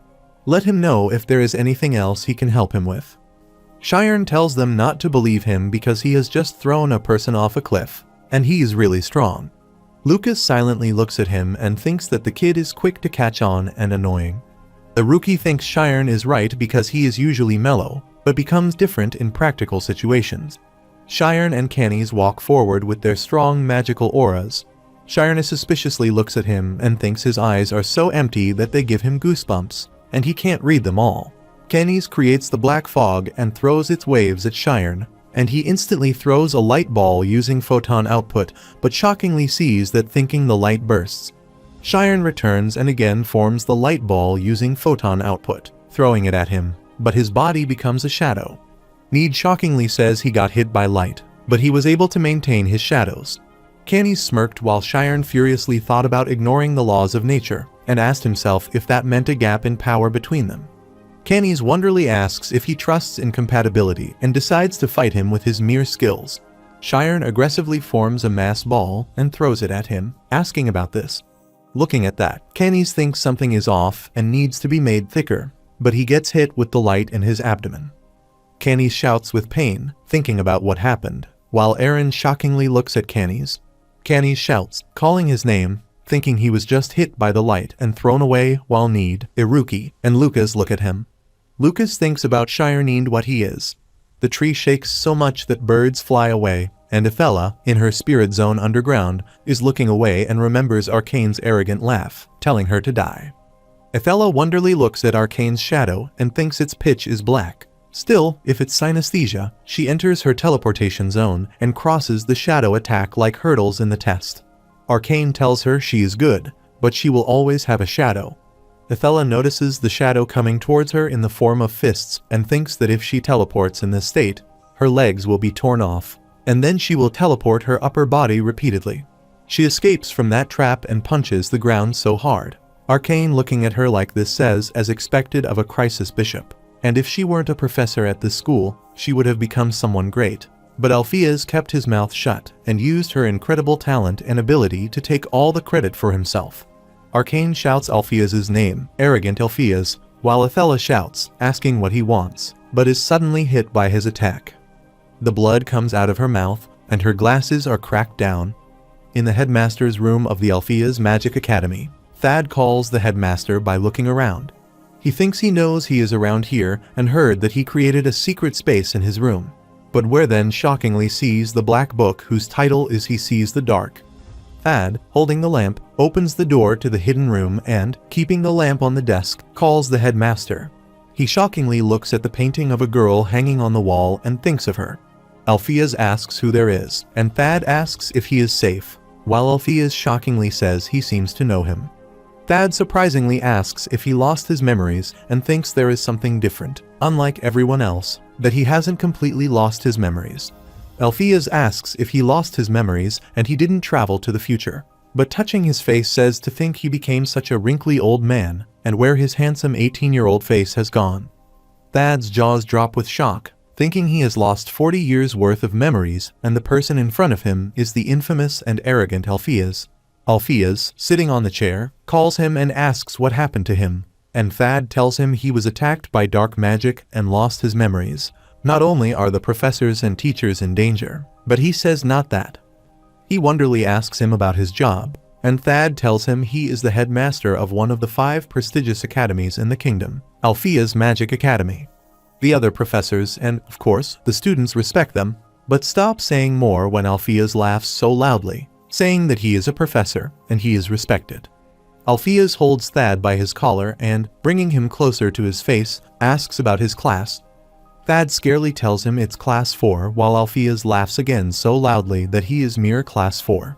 Alpheus, punching on the bookshelf, says class 4, not class 1, and he was called the continent's smartest genius. However, he is almost 60 and just a mere headmaster. Thad speechlessly looked at him. Alpheus looks at that girl's painting and says he is holding such a gaudy painting of a man in his room and throwing it on the ground. He calls Thad and asks if he is really his student. He knows how to use photonization magic and give him his memories back right now. He needs to know what this loser did for the past 40 years, while Thad fearfully and teary eyes ask if he really can't see his memories. Alpheus looks at him crying and says if he is really his student, he is expelled right now because he doesn't need a weak student like him, and asks if he thinks the great Alpheus will feel crushed by what happened in the past. Thad, holding his tears, starts to quiver and thinks that when one person experiences the same memories twice, their personality will be the same as the first time. Thad, holding his head, thinks he is nervous, and what if he doesn't return to how he was before and can't trust the teacher as he is right now? Thad tells him he will remove the darkness that is sealing his memories with photonization magic. But after that, it's all up to him. Alpheus asks if he is worried and tells him to worry about him. Thad thinks, using photonization magic, that the past 40 years were the most horrific years of his life, while Alpheus sees the pretty girls calling him, and one of the brown girls asks how he is so bright. Alpheus, looking at the drink, tells them to stop whining so much and, raising his glass, says that tonight is endless. The narrator says if he had to define a place where one could lose one's life instantly, it would be the battlefield, and they have lived on the battlefield their whole lives. In order to live, they became sharp swords, so those who went to school to get a good job didn't stand a chance against them. This is what the master said. Canis's body trembles while lying on the ground, and the narrator says developing dark skin magic was instinctive. Canis looks at him and thinks, if he had been 0.5 seconds too late, what the thing would have happened. Someone tells Canis that would have been dangerous, and he asks him what attacks him. and he replies mass. He tells him he was hit in the abdomen with a light loaded with mass while Canny stands up, not getting what he is saying, and asks what he is talking about because light doesn't have mass. That person tells him it's possible because there is a medium that can interchange light energy and mass. While Canny's replies he has never heard of such kind of physics before, and he replies it seems like he has.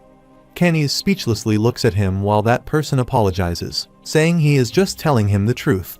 He tells him Shiren is strong and special, and it's a special skill for a mere Magic Academy student to have, while Canys asks him if he can defeat him, and that hidden person tells him he can. He says if they are together, they can, and Canys, emitting his dark fog too much, walks forward. Eren happily calls Canys, but Needworthy shouts, "No way, he endured that attack." Canys laughs arrogantly, saying that it wasn't too bad and that if it was for his tricks, he thought this would be a good fight. Shiren silently looks down while Canys asks him if he can make it more fun for him. Shiren walks forward, forming the mass ball, saying he is holding people hostage. But he wants to fight while Canys carelessly sighs and tells him his magic no longer works on him. Shiren bows to attack him, saying to block this, but Canys sits, keeping his hand on the ground to deflect his attack. Shiren teleports from there, saying the same approach, and then attacks him repeatedly, but his attacks reflect towards him. Need, Iruki, and Eren worriedly look at them. The narrator says magic can be divided into types, the magic he can dodge and magic that can't be dodged. Lucas, looking at him, thinks that Flash, he has to get rid of him first, while Shiren shockingly looks at the ground where he was attacking Canys, who disappears. Shiren wonderingly looks around while Canys is sitting behind him on the branch of a tree, and suddenly, two sharp edges shadow attack Shiren. Shiren steps aside using teleportation magic, thinking he is suddenly behind him. Shiren and Canys are attacking each other from different angles. Need shouted, saying he was using shadows to move around, while Canys formed different field lines by stepping forward. Need asks Iruki if that isn't too OP and says he can teleport to whatever coordinates he wants. Iruki tells him there is a limit that he can only move to places linked by shadows, and Need says that they can't predict where he will appear unless they analyze the entire shadow. Iruki asks if he forgets that Shiren is someone who calculated the dragon's maze. Shiren, using his spirit zone, analyzes the spots where Canys will go next and forms the fireball, thinking he finally gets him. He throws the light beam deep into the jungle while Canys is sitting on the ground, while Need and Iruki say yes. There is a big black shadow that appears laughingly. Canys laughs insolently while the black fog rotates around the light mass ball and eats it. Shiren is stuck there and shockingly looks at it while that hidden person, converted to a human, tells Shiren that glowing is tasty. 40 years ago, at a bar in the capital city of Bashuka, the brown-haired man holding the glass appreciated a man calling Sheriff for his good work. The black-haired man says light is a very difficult field, and in his field, his thesis is getting attention. The brown long-haired man named Sheriff, a light specialist mage, says he also contributed a lot to this research, and if the results are good, he will buy them a meal. The narrator says he was one of the very few who would have been considered top prospects within the light field if Alpheus hadn't existed. Someone keeps his hand on Sheriff's while Sheriff is shocked to see Alpheus. Alpheus appreciates him, saying he heard he released a thesis recently. Alpheus tells him he defined the trait of light, and he can tell he worked a lot, while Sheriff surprisingly asks if it's really true. Sheriff is startled when he says the light wave theory he quoted is wrong. Sheriff asks him what he is talking about because the wave theory is an established theory supported by many experiments. Alpheus tells him it's an old story and asks how long they will rely on those results. Alpheus says he, the expert on light academia, assures him that light is closer to a particle. Meanwhile, Sheriff embarrassingly looks down and furiously stands and walks away, telling him not to talk to him ever again. Alpheus smilingly looks at the girls standing closer to him and asks why he would be angry. He only told the truth, and one of the girls said that everything he said was correct. Alfie surprisingly notices Ogent Clumph, 23 years old, and asks if he is a Chihuahua, and if he knows what people have been calling him recently as arrogant Alpheus.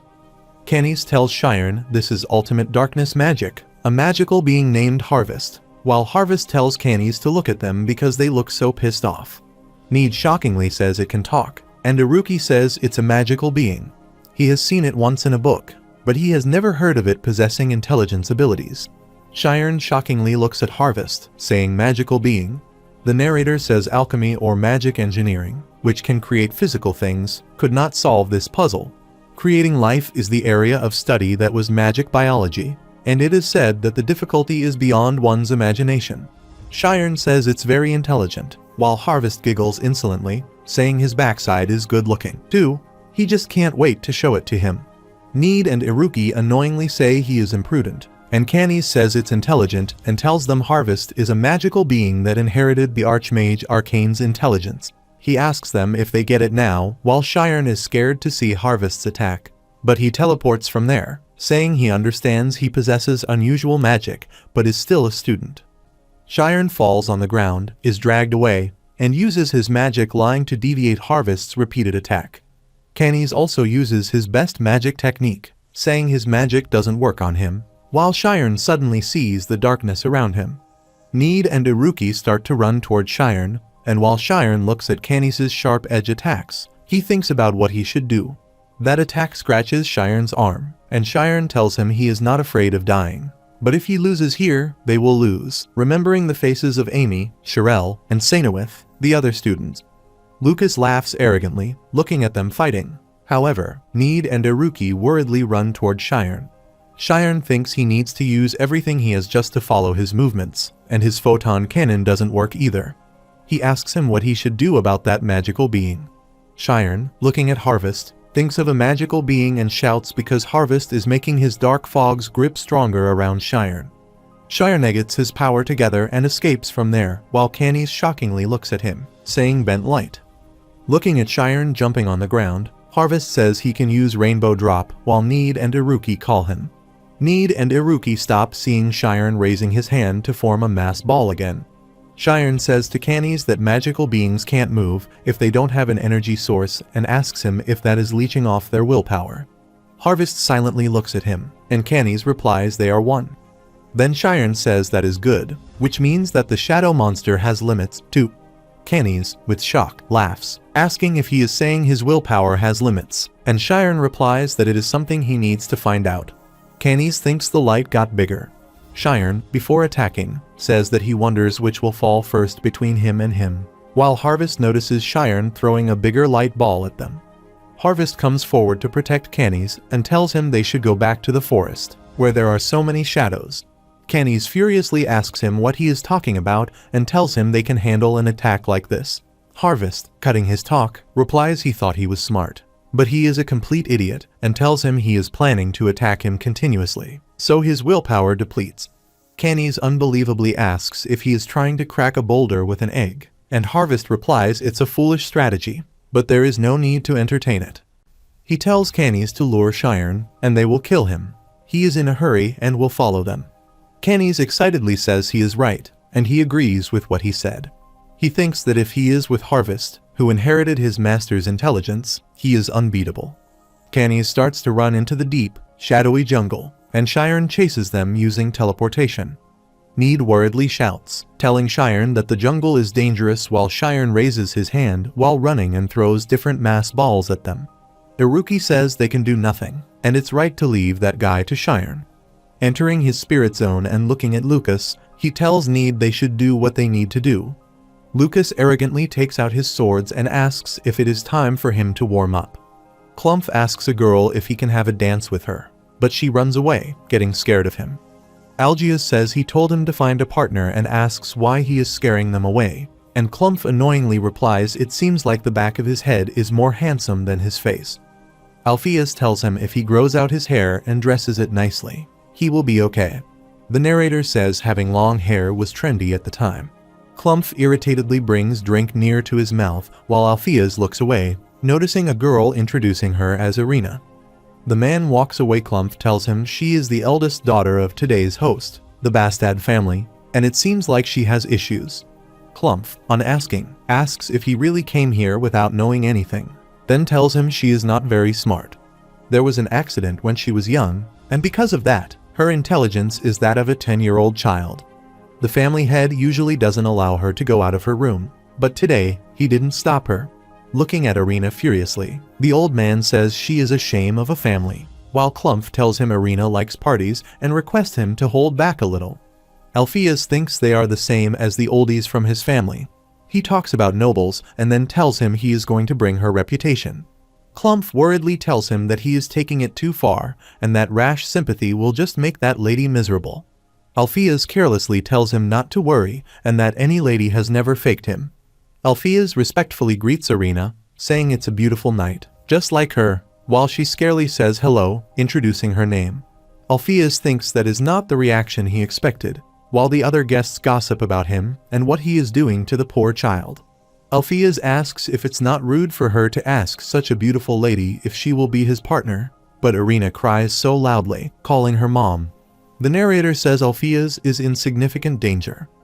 At Alpheus Academy, there is heavy rain. Iruki asks Need what he is doing, and if he isn't going to fight, but Need silently looks down. Meanwhile, Iruki surprisingly notices that Need doesn't want to make him fight, if possible. Need is sweating so much, and Iruki calls him and replies that he gets it. He asks if he is telling him to be careful, and Iruki silently looks at him and replies that is right while Lucas steps forward, abusively calling them. He takes a long jump to attack them, saying it's not something that is possible just because he is careful. Iruki and Need enter their spirit zones and deflect Lucas's sword attacks. The narrator says schema. In theory, one could strengthen the entire body, but just strengthening a random part could destroy one's sense of balance.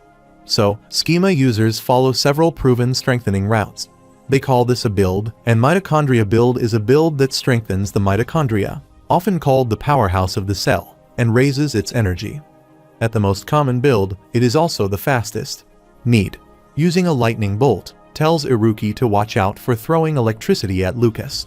Iruki uses detonation to attack Lucas while Lucas escapes from the attack.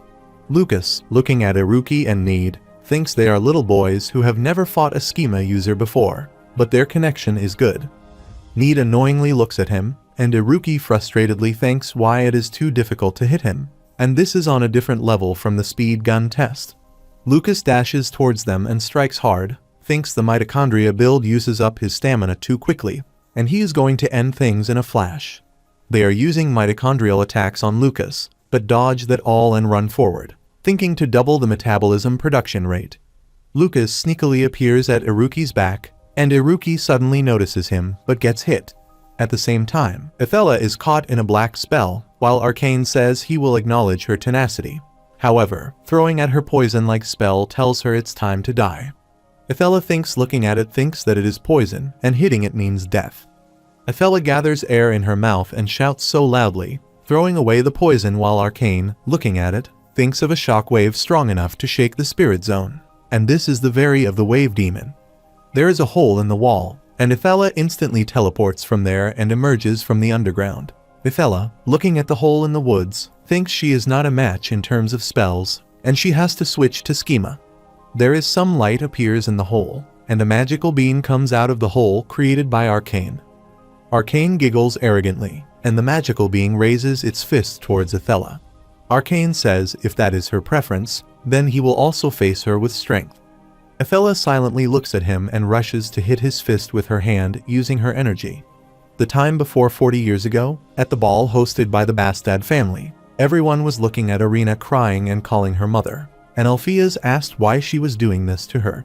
Irina, looking away, replies her mother told her that anyone who tries to come talk to her is a bad person, and that is why she will go.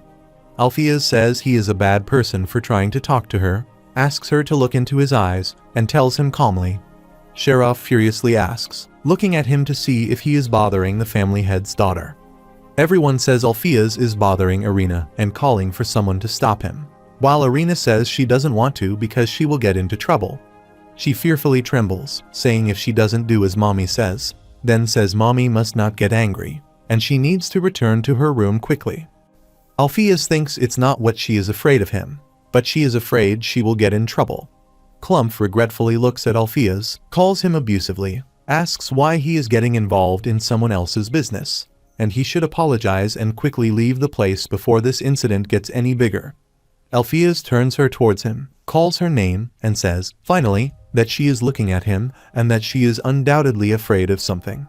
He tells him no one gets in trouble for dancing during a part, and she did nothing wrong. He asks if she doesn't want to dance and if she should try it out freely.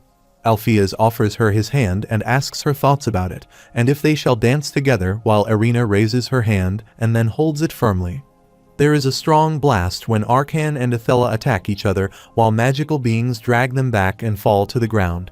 Athela jumps to the ground, thinking if this is really the dark magic she knows. She continuously punches him while the magical being and Arcane silently look at her. He takes her lowly and thinks she has quite the kick to her punch, while the magical being raises both its fists and punches Athela. But she escapes the attack. Arcane again makes a fist and a waving hand. The magical being following him attacks Athela, but she dodges that. Athela jumps in another direction, thinking she doesn't need to think about this deeply and that all she needs to do is destroy it. Then, she punches him like rain at a magical being and leaves the vibrating fields in its body. Arcane arrogantly smiles, thinking of a shockwave. The narrator says such an attack allows one to destroy the insides of a person rather than the outside. The continued shockwaves following the attack interfere with the inner workings of the body, and its effects are increased tenfold or even 100-fold. Arcane has shockwaves in his body, saying this is insane. He asks insolently if she had dug just one well and says she could have been standing at the peak of the world. Arcane tells her she has let her talent rot because of her stupid truth-seeking efforts, while Athela is about to fall on the magical ants going on the ground. The magical being again gets up with the help of Arcane, who tells her it's all pointless because of a mere human struggles in the world's grand scheme. He raises his fist again at Athela and punches her so hard that he crashes everything. Arcane silently looks at Athela and jumps into the air. She thinks that if someone like him were to get into the school or the city, it would be really bad, and she needs to stop him, even if it costs her her life. Athela uses schema attacks into the Arcane's head, creating the intense shockwave to make the previous shockwaves work more actively. She teleports back while the shockwaves blast into his body. Arcane shouts with pain while Athela, suspiciously looking at him, thinks she sees how it was that all the previous attacks were just preparations for this one ultimate attack. Arcane's hand is shaking so much, but he gets his power together, thinking how badly he missed this. He thinks of the time when he used to compete against the geniuses of his era. The body of the magical being starts to combine while Athela is annoyingly looking at him. Arcane laughs loudly and arrogantly and spreads shadow all around with his full strength. Athela, bearing the power, thinks that the effects of the shockwaves aren't enough, and she thinks she is better than this. There is a huge blast occurring there. On the other side, Need, using his mage, calls Iruki, asking if he is alright, and he, holding his minor injury, replies it's just a scratch. Iruki laughs haughtily, looking at Lucas being caught up in electric waves, and appreciates Need. Lucas is shouting, thinking that the green-haired boy is pretending to attack, but covers the region with a magnetic field instead in order to stop him. Need holds Lucas's body while Iruki flips down his finger to bow to Lucas. But Lucas furiously thinks there is no way that he would lose to the kids. A black fog appears around Need's legs. Need notices it and suddenly stops using his magic. He looks at Eren, saying it can't be that girl. Iruki flips his hand to his right side, and a blast occurs, but Lucas escapes the blast to attack Need. Need survives Lucas' attack while Iruki furiously shouts, saying it is all his fault.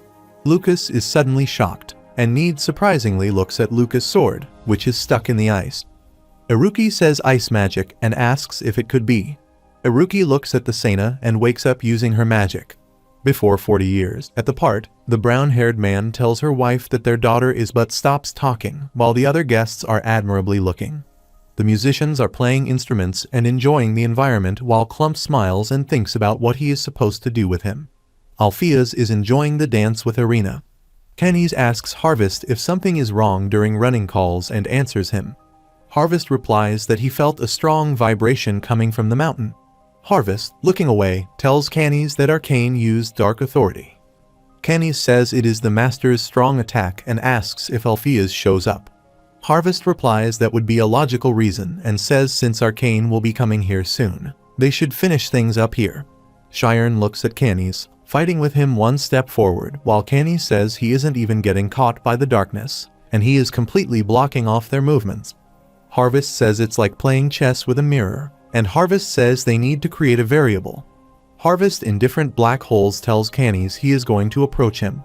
At the mountain, Lucas asks if he broke that man's magic, while Aaron thinks it's impossible to stop Master's Abyss Nova, and she has to be a high-ranking or an archmage. She looks at Sena and thinks if a professor from an ordinary magic academy can do that. Need happily says it's nice that she is awake, but suddenly shouts, looking at his hand becoming ice. Need starts to tremble, saying it's cold, while Iruki says something is wrong and tells him she isn't awake. The students are trembling while an ice cube falls from the sky, and it's hit Lucas so badly. Lucas shouts with pain and tells Sena to stop asking if she is going to kill her students. Lucas thinks a small number of such people exist. People whose bodies are repetitively forced onto death's door become murderers who can kill in their sleep. He looks at her suspiciously, thinks he is brainless, and sees Lucas leaving his sword there and starts to run, thinking 1,000,000 gold coins is nothing, and teleports from there saying he knows he was unlucky. He suddenly looks down, shockingly noticing his legs stuck by Sena's magic. He thinks that even though she is just 20 years old, she is a class 6 mage with the best omniscience for ice magic. With absolute zero, Sena forms a tornado while Lucas' feet start to freeze, and then his legs are fully frozen. Lucas falls on the ground, thinking Arcane said it was an awful school, and looks at the bombing glaciers falling to the ground. All the glaciers are all over the mountain, and a few glaciers are falling at Aaron, but Nita King take the long jump, saves Aaron. Aaron asks him what he is doing, and Need cryingly tells her to release the mind control, or they all are going to die. Aaron tells her she doesn't have enough time while Iruki, coming forward, says he will do it while Iruki is looking at glaciers. He thinks the weight of glaciers is about 15 to 20 tons, and he needs to predict the vector and break it up into tens of thousands of fragments. He thinks he can't make any mistakes using his deviation form now. Need and Aaron shockingly look at Iruki breaking glaciers into small fragments, while Aaron thinks there is no way there are guys like them in a magic academy. She looks at Need and throws him away while Need says he saved him and didn't do anything. Aaron tells her they are animals and who he is saving, and Need shouts at Aaron, asking her to release the mind control and if she is really going to kill them all. Aaron tells him she doesn't care and asks if it's for Canis, remembering when Canis protected her in heavy rain. She cries and tells him she doesn't care what happens to the rest of them, while Need wonderingly asks what she is thinking. There is a sudden blast behind Aaron, and they look at it. Aaron shockingly looks at Canis and stands up in injury. In the past times, it was a dark, starry night with a bright moon. Alpheus sitting in a flowery place. When Arena asked Arena if she had seen that person's face, she replied that it was so good. They smiled at each other while Alpheus told her that, according to the prism experiment, there is a high possibility that light is a particle.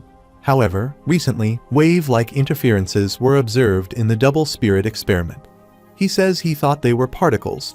Alpheus thinks they have been talking for so long and says sorry to her that this topic is boring, but suddenly shockingly looks at her when she tells him that he is a good person.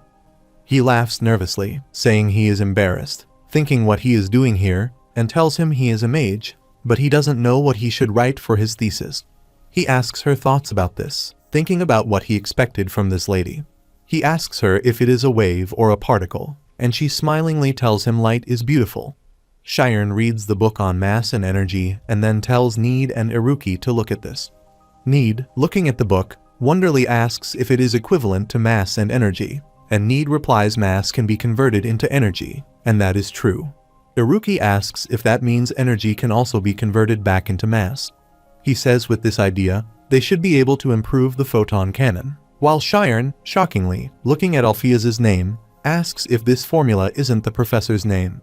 At the current time, Harvitz shouts, saying he is adding weight behind his attacks, while Canis says that during this battle, he has gotten stronger while Shiren is chasing them, throwing mass light balls at them.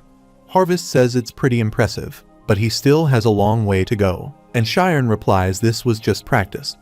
Harvitz speechlessly looks at the new and big attack from Shiren, tells Canis he can't stop that, and asks him to run.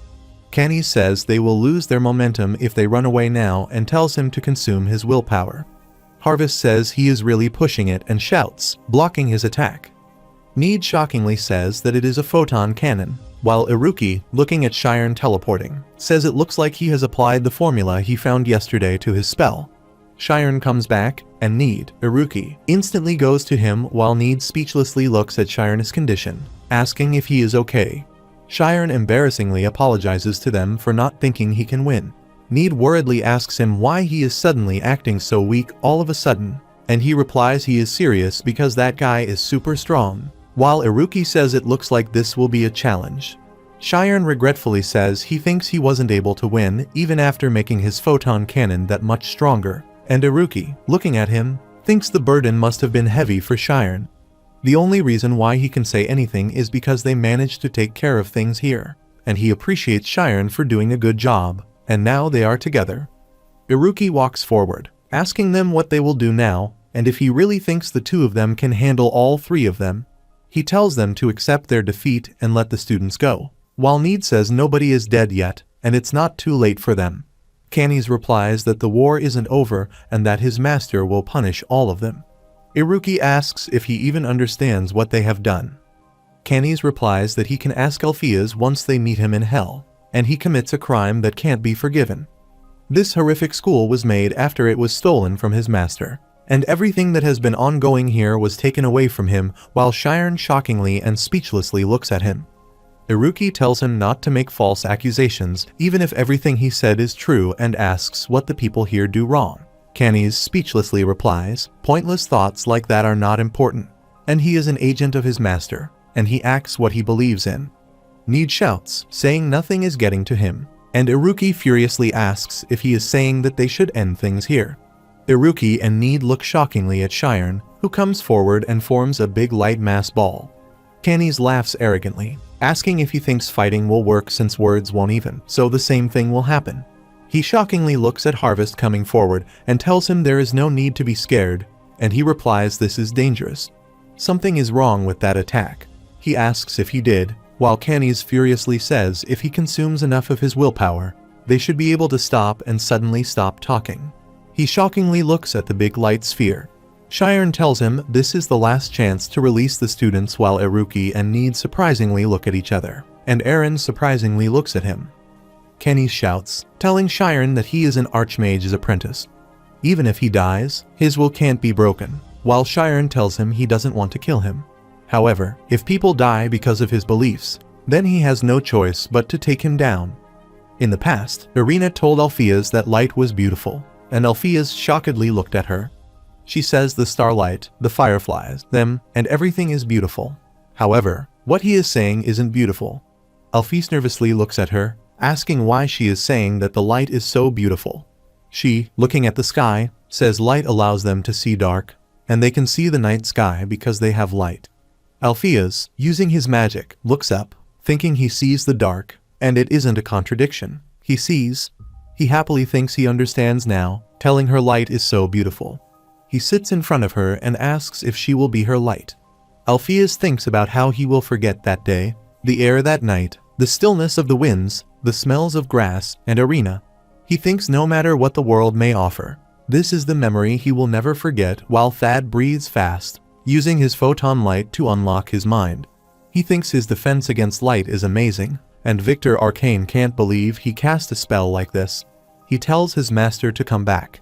Shiren suddenly stops thinking about what is going on. Shiren and Canis shockingly look at Arcane while Canis says master. Arcane surprisingly looks at Lucas deadly lying on the ground and Canis, who apologizes to him. He calls Canis stupid and then looks at Shiren and wonders if it is because of him. Shiren arrogantly asks if he is behind this, while Iruki and Need silently look at him. Arcane giggles arrogantly, calling Shiren insolent, and asks him his name. Shiren shoutingly replies he doesn't want to tell a murderer his name and tells him to release the mind control and leave the school. But Arcane laughingly replies that he can't do that. He arranges his beard, tells him all Alpheus's students need to be punished, and shows his aura that includes him. Shiren shockingly looks at his power and attacks him, but is surprised to see him disappear. Arcane says he has a radius of 52.7 meters, which is a big spirit zone despite his age. Need says he dodges that while Shiren is about to attack again, but suddenly, Athela comes and tells him to stop. Shiren surprisingly looks at Athela, who is coming injurely. Arcane, looking at her, asks if a loser dares to show their face here, and if she is lucky enough to be alive, she should feel embarrassed. Athela replies that she doesn't care about winning or losing because she protects students. Shiren asks about him and why he is doing this, and then Athela tells Shiren his full name. He is a Class 3 Archmage, and it seems like he has a grudge against the headmaster, while Arcane says it's so rude to whining her students. Athela deathly glares him, saying she doesn't think he should be relaxing right now, and he suspiciously looks at her. Canis, shockingly looking at Arcane, believes that the master's willpower has only 10% left, while Harris tells him that it's still 10% of an Archmage, which is enough to destroy them. Canis says they haven't caught Alpheus yet, and he should, but he stops saying his thoughts when Aaron asks him. Canis steps forward, calling Arcane and requesting him to leave this to him. Arcane looks at him, asking if he, while Aaron furiously thinks of Canis and why he is cornering himself. Arcane, arrogantly smiling, looks at Shiren, asking if he said that he was Alpheus's student, and Shiren tells him not to take the headmaster's name so lightly. Shiren says, compared to the headmaster, that he remembers his past time with Alpheus, shouts, and says someone isn't a mage.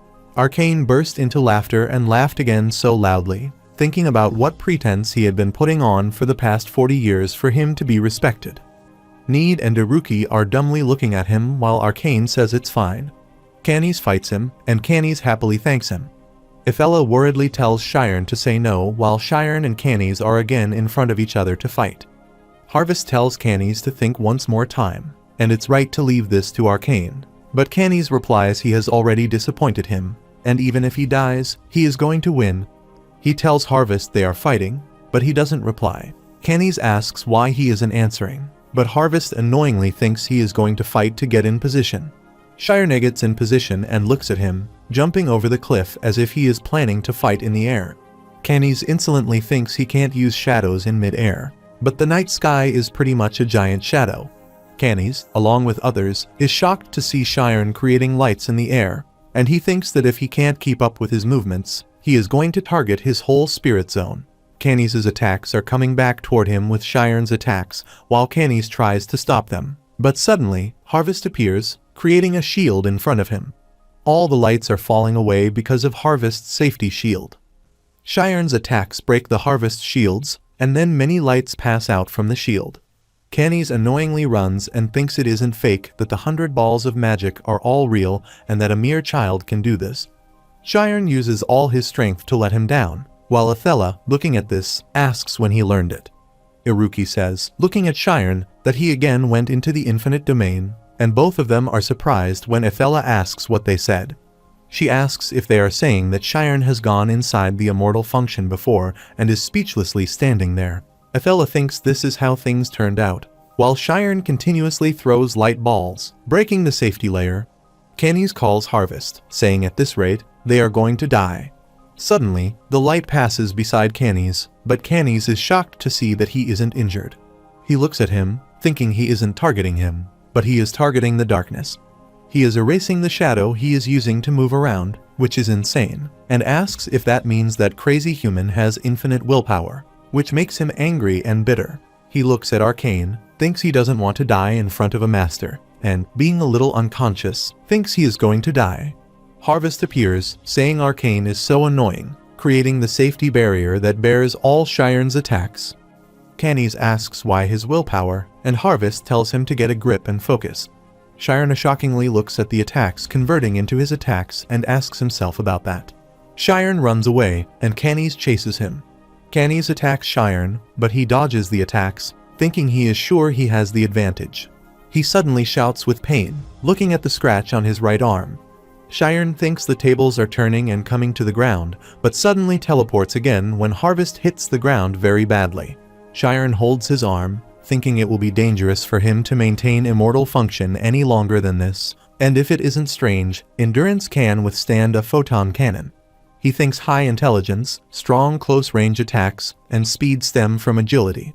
Why didn't he fight like this from the beginning and notice that Harvest was leeching off his willpower? He remembers his words, saying they are one, while Athela looks at Arcane, thinking he is a cruel person. Aaron worriedly looks at Canis, vomiting, while Aaron wonders if he is a fuel tank that moves that thing. Canis is becoming dizzy and breathing fast, calling Harvest.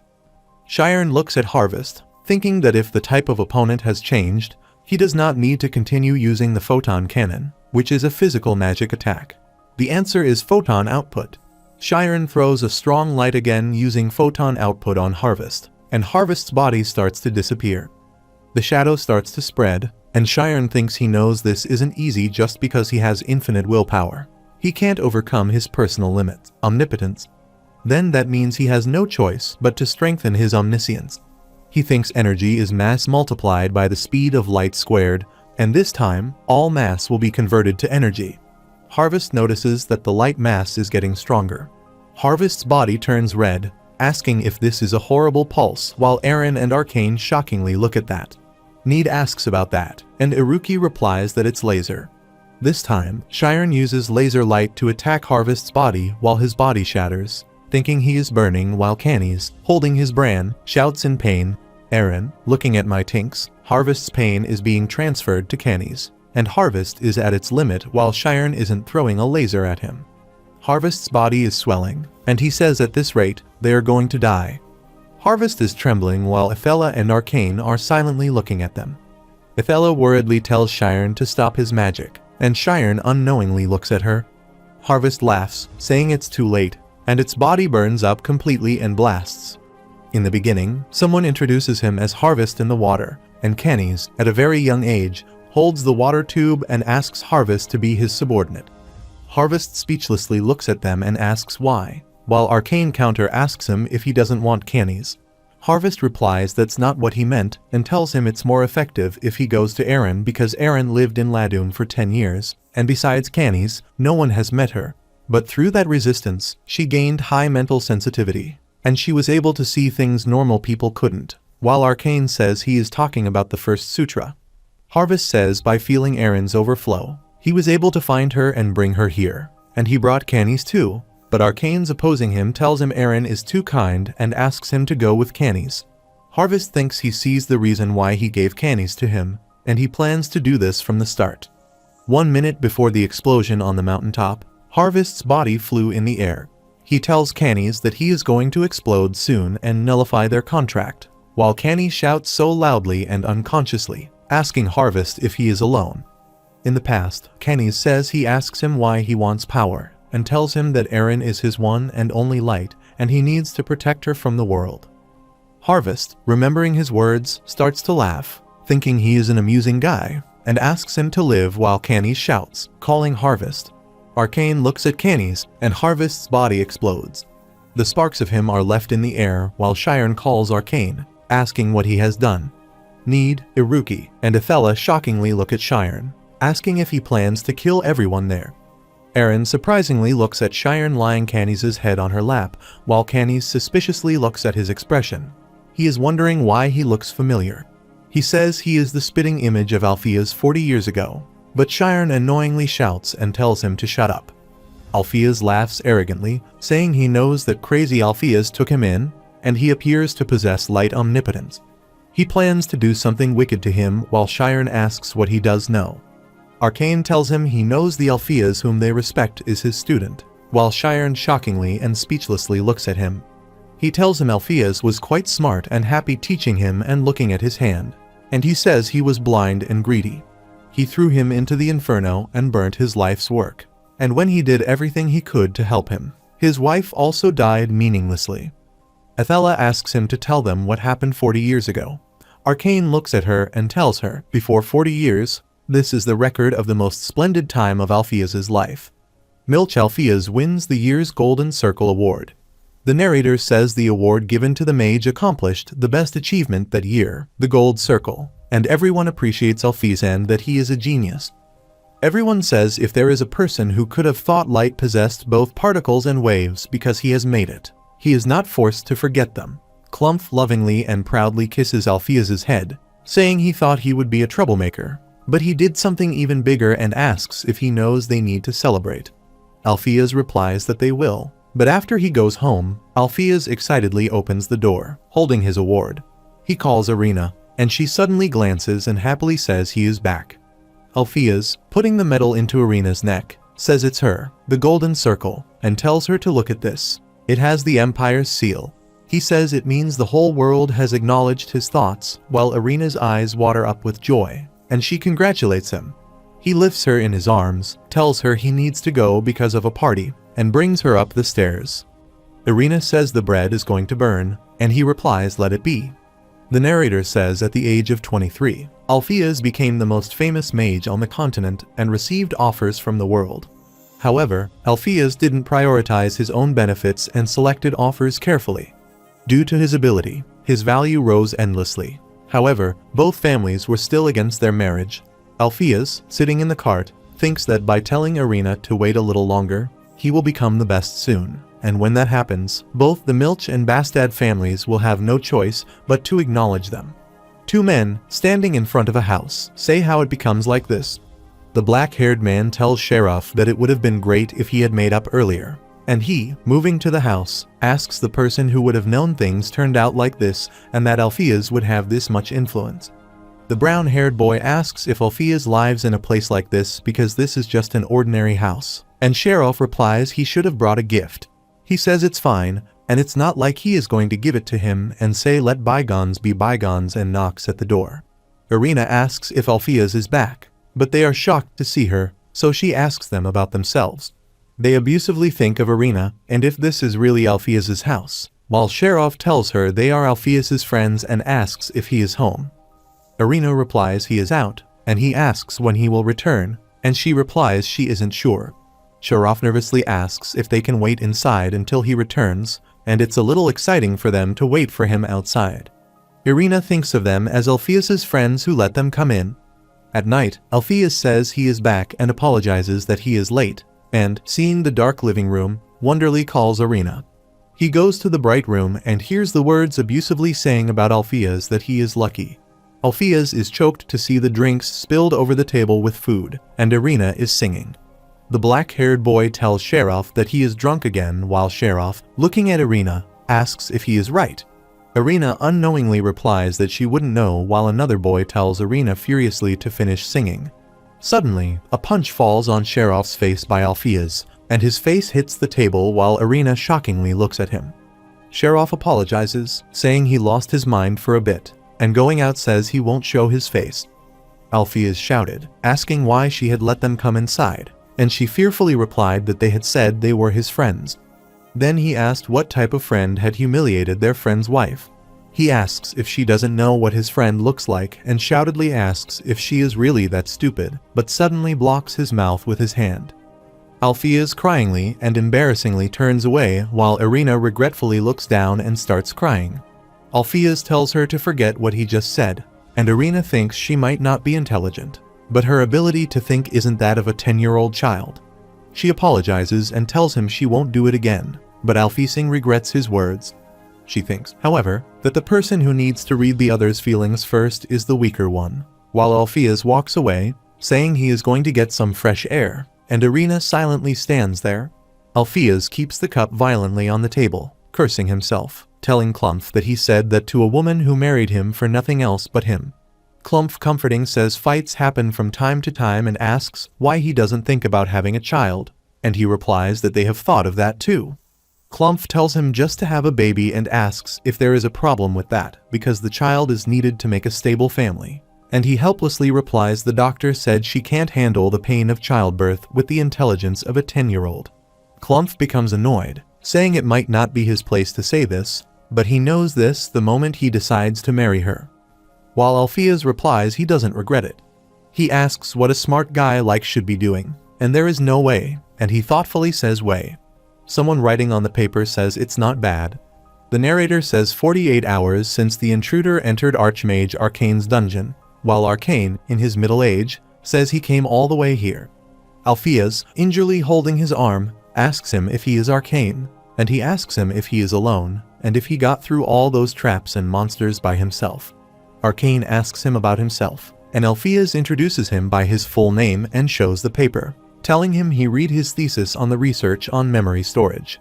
Arcane says it's interesting that the genius Milch's Light, who presented the quantum theory of light, is interested in dark magic. At the same time, Alpheus tells him he wants to give his wife his memories and then unconsciously falls on the ground. Alpheus suddenly gets up from the water tube and looks at his healed body, and Arcane says he saw notes he wrote and found them quite interesting. He says storing memories by using the absorption of dark magic, and on the other hand, he establishes an imaginary mind realm with light magic, and he will transfer the memories that are stored into the mind realm made of photons through assimilation. Using light as a medium to send information is an original and brilliant idea. However, it moves one person's whole life to another, and it won't be easy, and the person's character will also be a problem. Alpheus requests him to take him as his student, and he will definitely try it, and he wants to protect his wife from this world. Arcane tells him before making his decisions, he has a question and asks if his wife agrees to this experiment while Alfie silently looks at him. Clump furiously shouts, asking if he is a criminal, why he did go to him, and if he is planting memories into a human brain. He says there is no way that is possible, and Alpheus replies Arcane is the continent's best dark magic scholar, and he is familiar with that, but stops saying further when Clump says he is stupid. He says he isn't as smart as him, but he knows that he is kicking the luck that came to him willingly, and if he associates with him, his position as a commissioned officer will be gone, and his family will disown him, too. Alpheus replies he doesn't need either of those, and if Irina is happy, she can, and then he will be happier than he is right now. Irina thinks of Alpheus's happiness and says she will do it while Clump taps his head helplessly. She says she trusts his husband and lovingly says Alpheus is going to make her happy.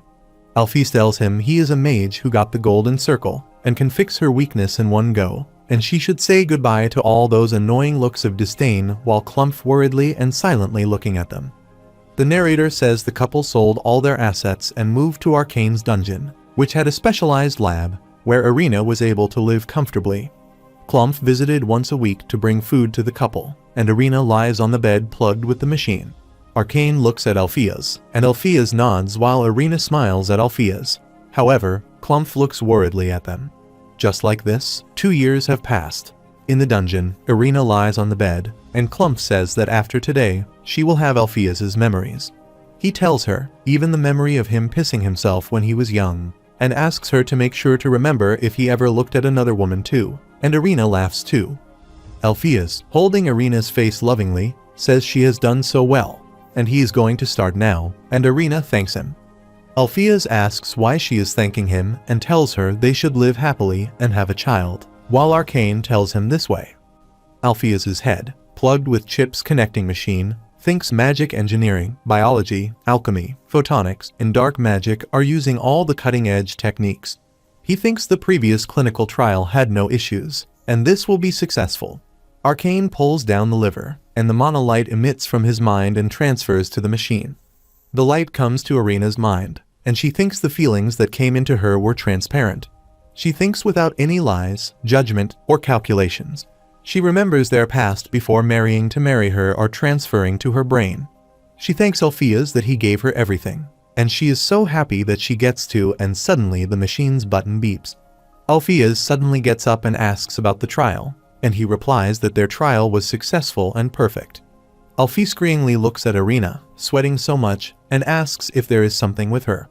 Irina replied that the physical transfer was perfect, but the nerve endings throughout her body rejected it.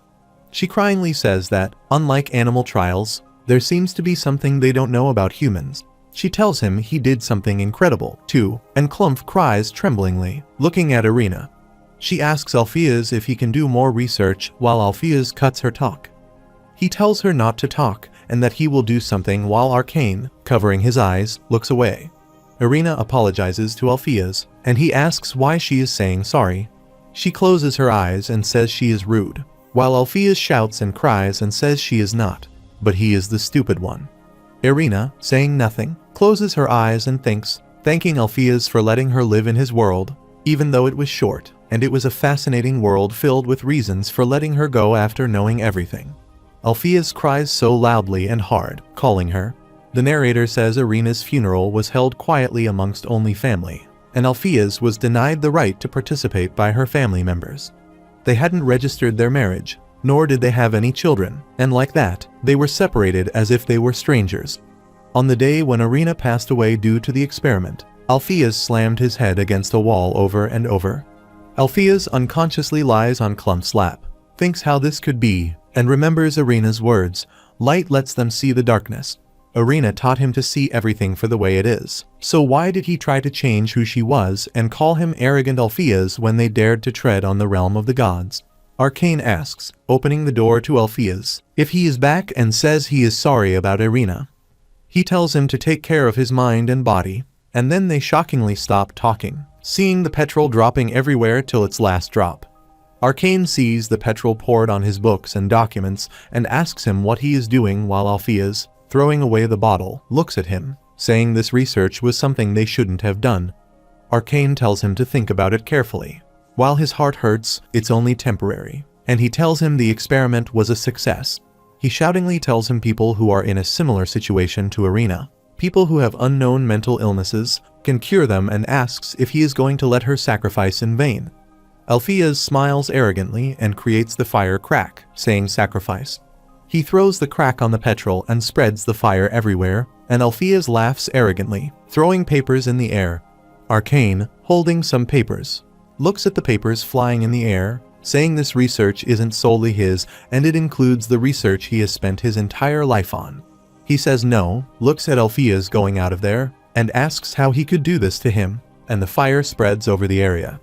Arcane tells them he threw him, who helped him both physically and spiritually, into a sea of flames and ran. Not only that, but he let his wife die in vain, and he abandoned several tens of thousands of people who could have benefited from that research. Need unbelievably asks if the headmaster really did that, while Iruki and Shiren shockingly look at him. Arcane says he understands that he was heartbroken. However, his actions did not befit a mage. He tells them the reason he has come here today isn't simply revenge, and it is to stop any mages who inherited his thinking from being born. He shoutedly asks if they believe him to be an impressive master, while Need and Iruki speechlessly look at him. While he says Alpheus is imprudent, insolent, and crazy, he loudly tells them he returns goodwill with harm. Need, Iruki, and Athela shockingly notice Shiren cutting Arcane's words and say he is right, that he behaved in a way that mages shouldn't. Need hurriedly about to run towards Shiren, but Athela stops him. Shiren says he understands his perspective as someone who was betrayed. However, his choice was also good. He says, as someone who became an archmage, asks if this is all he can do, while Arcane, giggling arrogantly, replies it's because he is strong, and blowing the air says that is why he is allowed to do something like this. He shows his mage and says he is talking about judgment, and a laser scratches Shiren's cheek, while Shiren says, as someone as powerful as him, asks if he could do nothing but be stuck in the past for 40 years. He yells, saying he talks big, shouting about this and that, but in the end, he just misses that period in his life. Arcane silently and shockingly looks at him and remembers his middle-aged time. When at his dungeon, he greets Arena, and she asks him to take care of her husband. Arcane welcomes her and tells her to think of this as her home and be comfortable. He shockingly looks at her when she looks around and asks if he lives here alone, while Alpheus nervously tells her this person is. But Arena doesn't notice Alpheus's words and asks him if he isn't alone. While Arcane thinks when he first sees that girl's eyes, he feels an unknowable dread, an endless purity, and eyes that don't recoil when faced with darkness. It was as if they existed solely to shine down on the world's darkness. Alpheus feels those eyes again and starts to tremble and laughs arrogantly. Athela, looking at him laughing, thinks understanding and empathy are exceedingly human emotions. However, despite these traits being very human, the moment they reach an extreme, they are no longer human. A superhuman level of insight goes beyond discrimination between good and evil and asks Shiren in her thoughts if he is able to see through cause and effect. Arcane, holding his face laughingly, says he sees that they will never be able to get along, and he is someone who shouldn't exist in this world. He raises the thin streams of black fog and forms a black hole. Shiren asks how he ignored the law of equivalent exchange, while Arcane asks if he is surprised. He raises his fist in the air, disappearing into the hole, and says magic is mysterious. Iruki, seeing a big stone, says if something like that falls on them, the entire cliff will go flying. Eren shockingly looks at that, while suddenly a yellow light appears and falls on the mountaintop, breaking the black fog. Athela, Need, and Shiren are shocked to see the headmaster and Thad. Arcane suspiciously looks at Alpheus, and Alpheus looks at him arrogantly. Arcane tells Alpheus arrogantly that he has aged, and he didn't think he would fall for the memory-sealing magic so easily. At the same time, Alpheus replies that it was good to reminisce about the past and remembers Irina's picture hanging on the wall. Says he is thankful, looks at his students, and says he is sore because he was immortal. He thanks them for protecting the others and is glad Professor Athela was with them. Athela respectfully apologizes for not being able to save the students instead. Shiren worriedly runs to the headmaster, saying something while the headmaster asks if his willpower has completely recovered. Shiren shockingly asks if he knows, and he replies the most powerful magic Arcane created is abyss magic, the magic that controls memories. He tells them as Arcane erases his memories of using magic, he temporarily recovers his willpower, so a method like that exists. He asks Shiren to mark his words, saying he can't call himself a combat mage if he doesn't possess a trump card that can turn the tables in any battle situation. He tells them to let the old men fight this out and asks Arcane to stop acting indecently and release the children. He replied that it was simple since his old student had asked him if he would release them. What he will do now because he can't be their headmaster anymore, while Alpheus silently and furiously looks at him. He says the hundreds of students here heard all about his offensive past. In contrast, Need says the one who disclosed the headmaster's past was him. And Iruka says that was so calculated. Arcane's eyes, glowing with his magic, ask insolently about his thoughts about burning this place to the ground like old times, but Alpheus replies that it's not a joke. He asks them how they follow him, and they will finish the research on memory implanting, as he has already successfully implanted his memories. He tells him to look at Harvest, whose shadow spreads on the ground, and says this was possible because of Irina's sacrifice. Alpheus, with the same glare from the past, says sacrifice. In the past, Alpheus says this research was all part of his plan, and showing his papers to him asks what he did plan to create by taking Irina and his memories.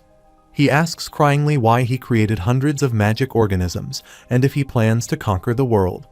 Arcane replies with the same arrogant expression and asks if that is so bad. Shiren surprisingly says the reason why he burnt the research, while Alpheus says he thinks that magic organism has Irina's and his memories and asks if he is right. Aaron was surprisingly looking at Harvest, and Arcane was furiously looking at him. Alpheus says the fact that it went far away from here and exploded means that it went against his orders because it's like him. Aaron asks, looking at her hand to see if it is him. Looking at the students, he throws black fog at her, saying that he ordered Harvest to self-destruction. Aaron asks if he is planning to kill them all, including Cannies, while Arcane helplessly taps his forehead.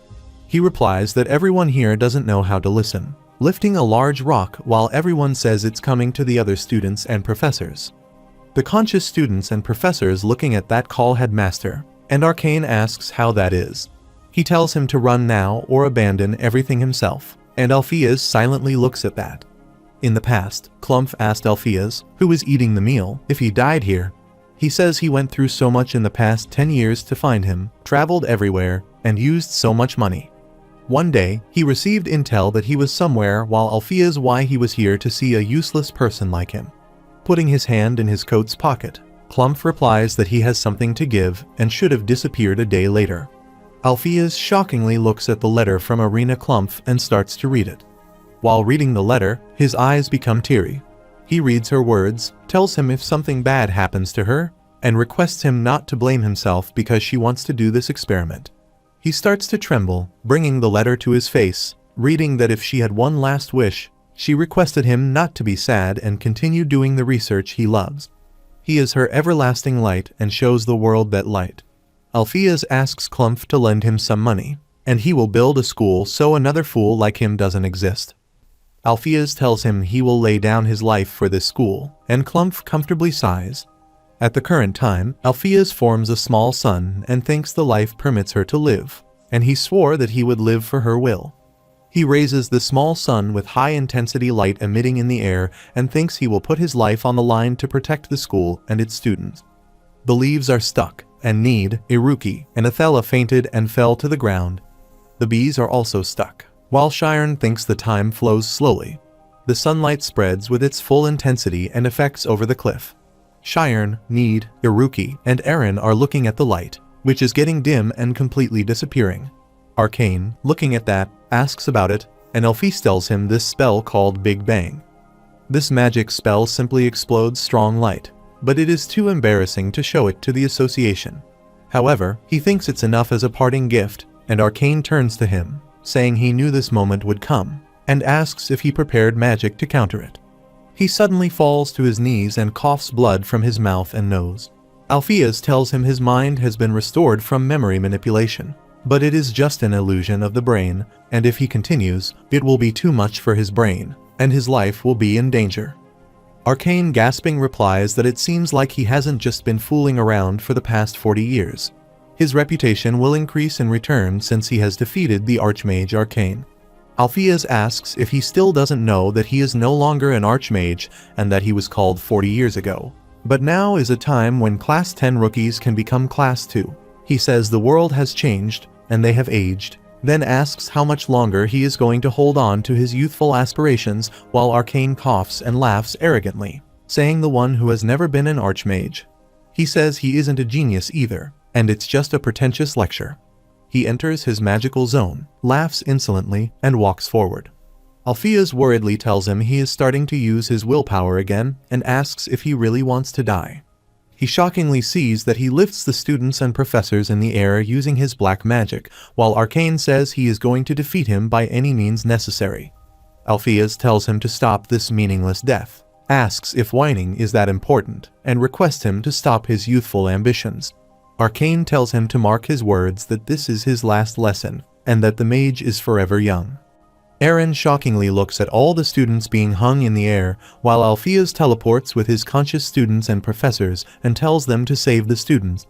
Need, Thad, Iruki, and Shirn are teleported to save the students and teachers. Thad heads forward and forms a big shield, and a few students fall there, and then he teleports again to hold other students. Iruki looks at his literature professor, thinking about the past time when he was getting angry with him. Need, crying and holding his friends, thinks they are falling towards the cold ground. Shirn heads forward cryingly, seeing Amy call her shouted, and thinks she is falling toward her cold final destination. Amy suddenly opens her eyes and turns red, then thinks of the voice who is calling her. She thinks of it as a familiar voice and the person who it is. Shirn says it's him, Shirn, while Amy nervously looks at Shirn, then opens her eyes wide. Shirn moves his hand towards Amy and then holds Amy's hand. Amy suddenly comes to his senses and calls him, asking why he is crying. Shirn remembers her words telling him they should fight fairly where she can, and he replies he will definitely catch up to her. Shirn tells her he doesn't. He can keep his promise and apologizes to her while she asks what he means. She cryingly asks what he will do right now and what he thinks while Shirn closes his eyes. Thanks, Amy. Amy hugs Shirn, telling him not to go, while Shirn sees his body disappears and says goodbye to everyone in his thoughts. A light emits and spreads over the mountain students, while Alphys shockingly looks at Arcane, faints, and falls to the ground. Arcane, coughing blood and looking at the lights falling like shooting stars, asks if that is sacrifice. He thinks this world is interesting, and to the point where it's shameful even though he spent his whole life here, and asks Alphys if he wouldn't agree. He silently looks at the lights falling. Need, Iruki, Shirn, and professors teleport students safely on the mountain while Canis sits on Arcane's body, asking cryingly if he thinks this is over, if he is dead, and what about them. Eren, surprisingly looking at Canis, shouts, saying he doesn't care if he is just a means to an end, and he just doesn't want him to throw him away, but he is wrong, and it is all his fault. Eren tells him to stop saying that it's not his fault and that there is nothing because of him. And suddenly, Harvest says that he is right. It is all because of him. Eren looks at Harvest, saying if Canis didn't screw up, Arcane would have survived and protected them. But now that Arcane is gone, they all are going to die. He asks if he says that everything is his fault, if anything is going to change, and tells him Arcane just lived his life and passed on, and he did everything he wanted to do and was happy when he died. He is gone now and asks Canis what he wants to do, and cryingly remembers his time when Harvest asks him what he did want.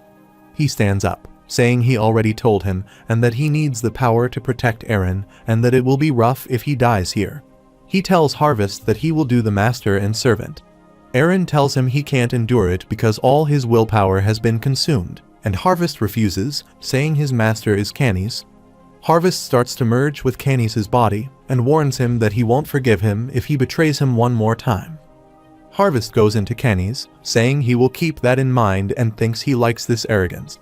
Canis faints and is about to fall, and Eren holds him, saying they should create their life.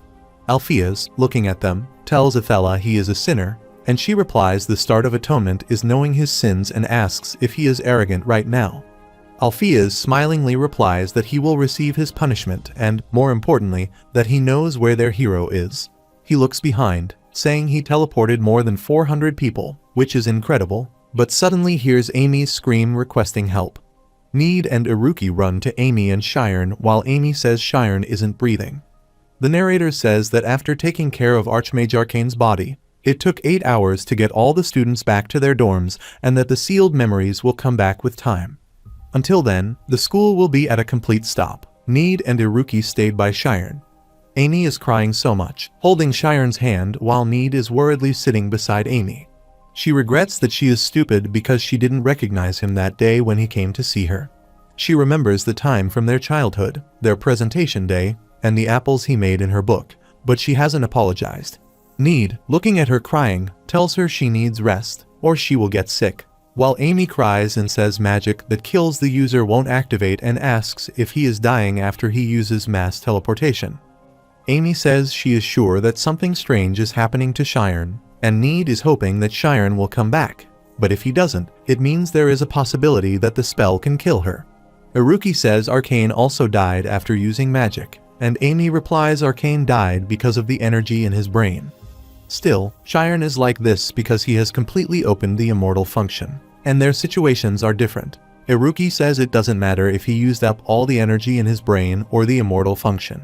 Moreover, knowing the reason changes nothing because what is important is that Shiren is already dead. Amy gets up, answering that he is still a downer, and comes to Iruki, asking if he has made up his mind that Shiren is dead. Iruki replies he hasn't because he is dead, while Amy furiously holds his shoulder and lifts him up, saying Shiren is like this because he saved them. She raises her punch while Iruki silently looks at her, but she suddenly stops. Iruki carelessly looks away, saying it's a relief, and Amy says he knows that she is going to stop. She asks if he knows why she stopped herself because a person like him doesn't have the right to have friends, and Need surprisingly looks at her.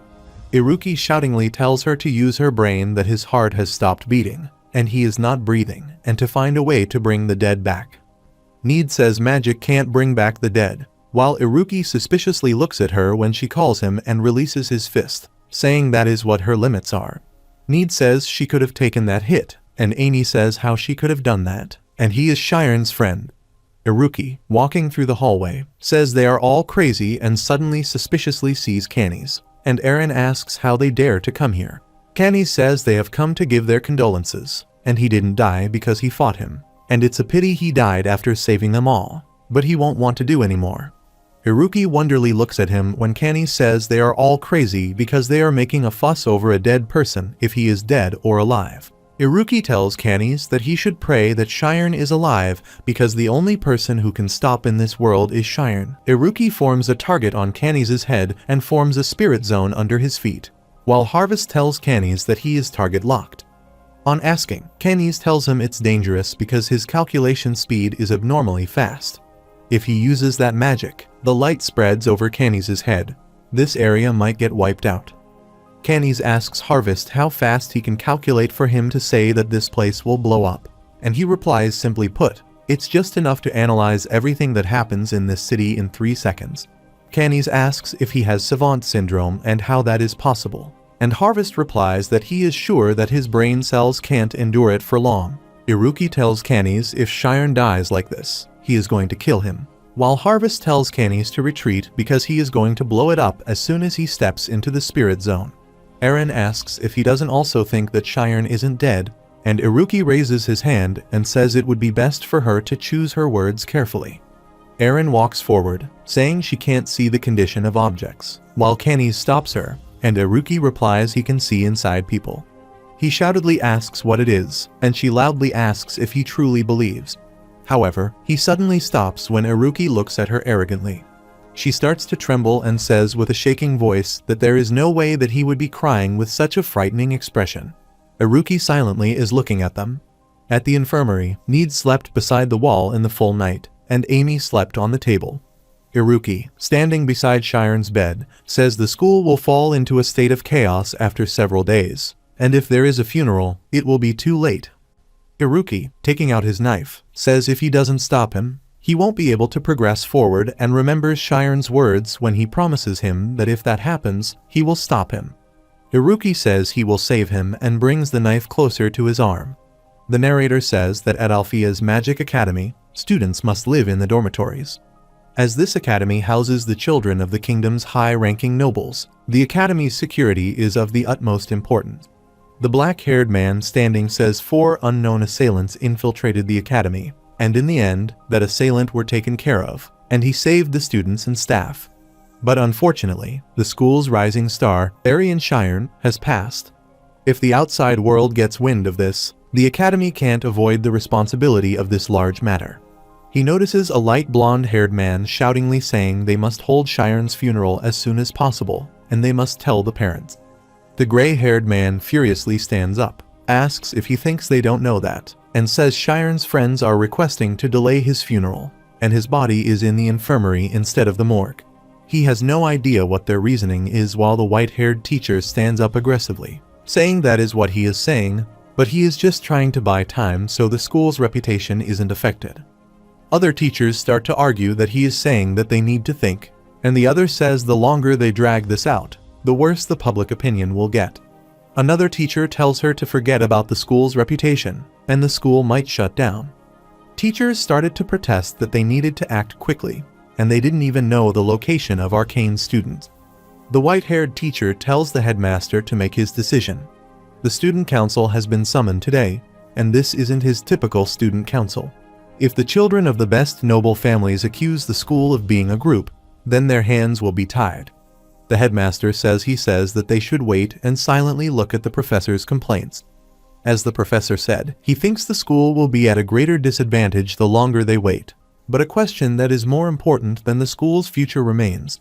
He remembers the time when Shiren teleports students safely to the ground and thinks if Shiren did die, or if he is thinking rationally about this, or if he thinks that Shiren is special. He has asked himself this question several times, but those subtle feelings won't go away immortal function, and that is a domain they don't know about.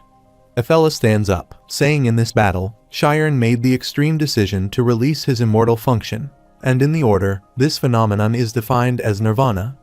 She explains that nirvana is a kind of state that is different from life, and it's just because he reached nirvana doesn't mean he died. An orange-haired teacher says he doesn't understand, and the brown-haired teacher says this is a magic academy, while the white-haired teacher says she understands what the headmaster is saying. There is a possibility that Shiren, who is an unlocker, is still alive, which he completely understands. However, there is no guarantee that the child will wake up. They might face the worst possible situation while waiting for Shiren without knowing when he will wake up. Althea's asks about that, and she replies that it's the school shutting down. Althea's says this is not the case, but the worst case scenario is the students and staff being annihilated. If it weren't for Shiren, no one would have survived, including them all. Then, they ask if there is a possibility that it is below 1%. The child threw his life away for them, and, as professors of this magic academy, ask if they shouldn't try and tell them if he takes responsibility and gets punished, the school won't shut down. He asks for that child if they should also make such a sacrifice. Students enter the building while Amy sits beside Shiren, holding his hand, and Need stands with the wall. Amy calls Shiren and says it doesn't matter if it takes years or decades for him to return. She will wait for him and asks him to say that he will return. Need is worriedly standing there while Amy cries loudly, asking Shiren to say something. Shiren lies unconsciously on the bed but suddenly opens his eyes and gets up naked. He looks around and asks himself where he is. Shiren starts to walk, thinking he remembers that in order to save everyone, he released the immortal function to its max. He looks at his hand and asks if this is the afterlife and if his memories of when he was alive are still with him, but asks him the reason for it. Shiren shockingly looks around white and an unknown place, thinks the same view no matter where he walks, and feels like his 5 senses are numb. As he steps forward, he feels like he is climbing stairs and suddenly stops and looks away, thinking he knows it. He thinks the same view, and there is no distance because distance can only be calculated if there is an object to be measured. And if the object is nothingness, the concept of distance disappears, and space is not established. He glances at his back, thinking no matter where he goes here, he is not moving, and suddenly hears the voice saying, to think he grasped the meaning of space. He knew he had the right to come here. Shiren, looking at her, asks it about itself and asks if he is dead. Shiren is surprised to see the light spreading out, and then there is a light blast. He sees their pillars forming, and a human-like fairy appears from that light. She comes out, telling him he was waiting for him, and Shiren again asks him about herself. She replies she is God. After the 5th day of Shiren's death, due to the recent tragedy, the professors decided to take the risk and delay all countermeasures. However, the students disagreed. The council heads and the members are seated in the student council meeting room. The students felt really betrayed by the headmaster whom they trusted so much.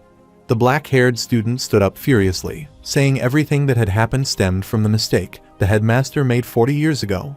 But now they were making excuses that their classmate Shiren didn't die. The headmaster's charges and Shiren's funeral have been delayed.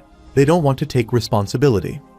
While the student president of Class 2 named, Amira furiously replies that the student council must step in for this case. Some students shout in excitement, saying the headmaster must take responsibility for this incident and proceed with his charges. Athela stands up, introducing her from Class 5, saying they are assuming that Shiren is dead. But that is not the whole truth, that Shiren's heart isn't beating. However, his body is not decomposing. The students start to gossip about if it is true. She says the professors have decided based on this suspicion, and Amira asks if this is true and why Shiren's heart stopped. She requests that she tell them the details. Shirel replies the reason is that it's the result of unlocking the immortal function, and the immortal function is a concept that doesn't directly impact one's life. It is still being discussed at the Ivory Tower. Shirel says it's still an unknown topic while the students start to gossip again. One says he doesn't understand what it means, and the other says he heard it's the highest level a mage can achieve. But magic is a phenomenon based on knowledge. Shirel's sweat drips nervously, thinking why they all are acting like this, while Amira, with a blank mind, thinks, even though it's an unknown topic, asks herself if it isn't second nature for intelligent mages to make a decision after thinking about the matter multiple times.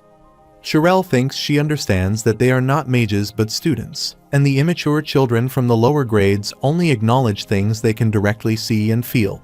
The students from the upper grades are biased due to their hatred of the headmaster, and they do not have the luxury of thinking reasonably. At this rate, the headmaster charges at Shiren's funeral, while her mind goes crazy that Shiren is going to get buried. She is thinking of a solution while Mark raises his hand, saying he is from Class 7 and stands up. He says the school's honor comes from the honor of its students, and if word gets out that this school has untrustworthy professors, the trust in them and their students will also decrease. However, they know the person who helped them realize what a true mage is, while the other students silently and surprisingly listen to him. He remembers his childhood and says the people who showed them love since childhood. The brown-haired student embarrassingly says they turned them into decent human beings, while Mark says even though the headmaster made a mistake in the past, he doesn't think there is a need for mutiny against the teachers they respect so much. Shirel thinks if logic doesn't work, then they should strategically use their emotions to appreciate him and give a thumbs up. Amira, tapping her finger on the table, thinks that if they vote, it will be 5 against 5, while lower class students get emotional and cry and ask to forgive the headmaster. Amira thinks that expecting the beginner class children to agree to the protest would be too much, and at this rate, the charges won't be pressed, so she asks herself what she would do. Ardenofferme from Class 1 raises his hand and stands up, while Athela thinks of the reason why he is standing up. Ardenofferme says they have forgotten something important, that they owe their lives to Shiren, and asks if anyone isn't sad about his sacrifice. Because of that, they shouldn't go forth with mutiny, and for their savior, they must fight to honor Shiren's soul, while Cheryl furiously shouts, standing up, that Shiren isn't dead. Fermi says from what he knows that Shiren's body is being treated with preservatives and asks if he is alive and why that is being done. Amira asks Fermi if that is true and asks Shirel if she knows that, and she asks her to tell them. Sherelle stands silently and angrily, saying she pleads the fifth and apologizes to Amy, while Amira shoutingly announces that they will start to vote. On the board, a statement is written that if they disagree with the complacent countermeasures from the professor's meeting, the students will protest, saying Alpheus should resign and be interrogated. They are saying they should proceed with Shiren's funeral and cease the act of creation from the body of the deceased. Amy and Need look at the large number of students protesting and look at the headmaster using his spell. They say it seems like they found out that they used slow magic, and they don't have much time. God asks Shiren if he doesn't believe him and says, like how objects created by humans take on the thoughts and forms of humans, everything that God makes resembles God. From that, he resembles God the most while Shiren speechlessly looks at her. She raises her hand, asking if he will not create a world with her. Shiren nervously looks at him, asking if he is with him. He suddenly looks at his body and ashamedly says sorry to her that this is so sudden and he is not that type and tries to do something, but words stuck in his throat.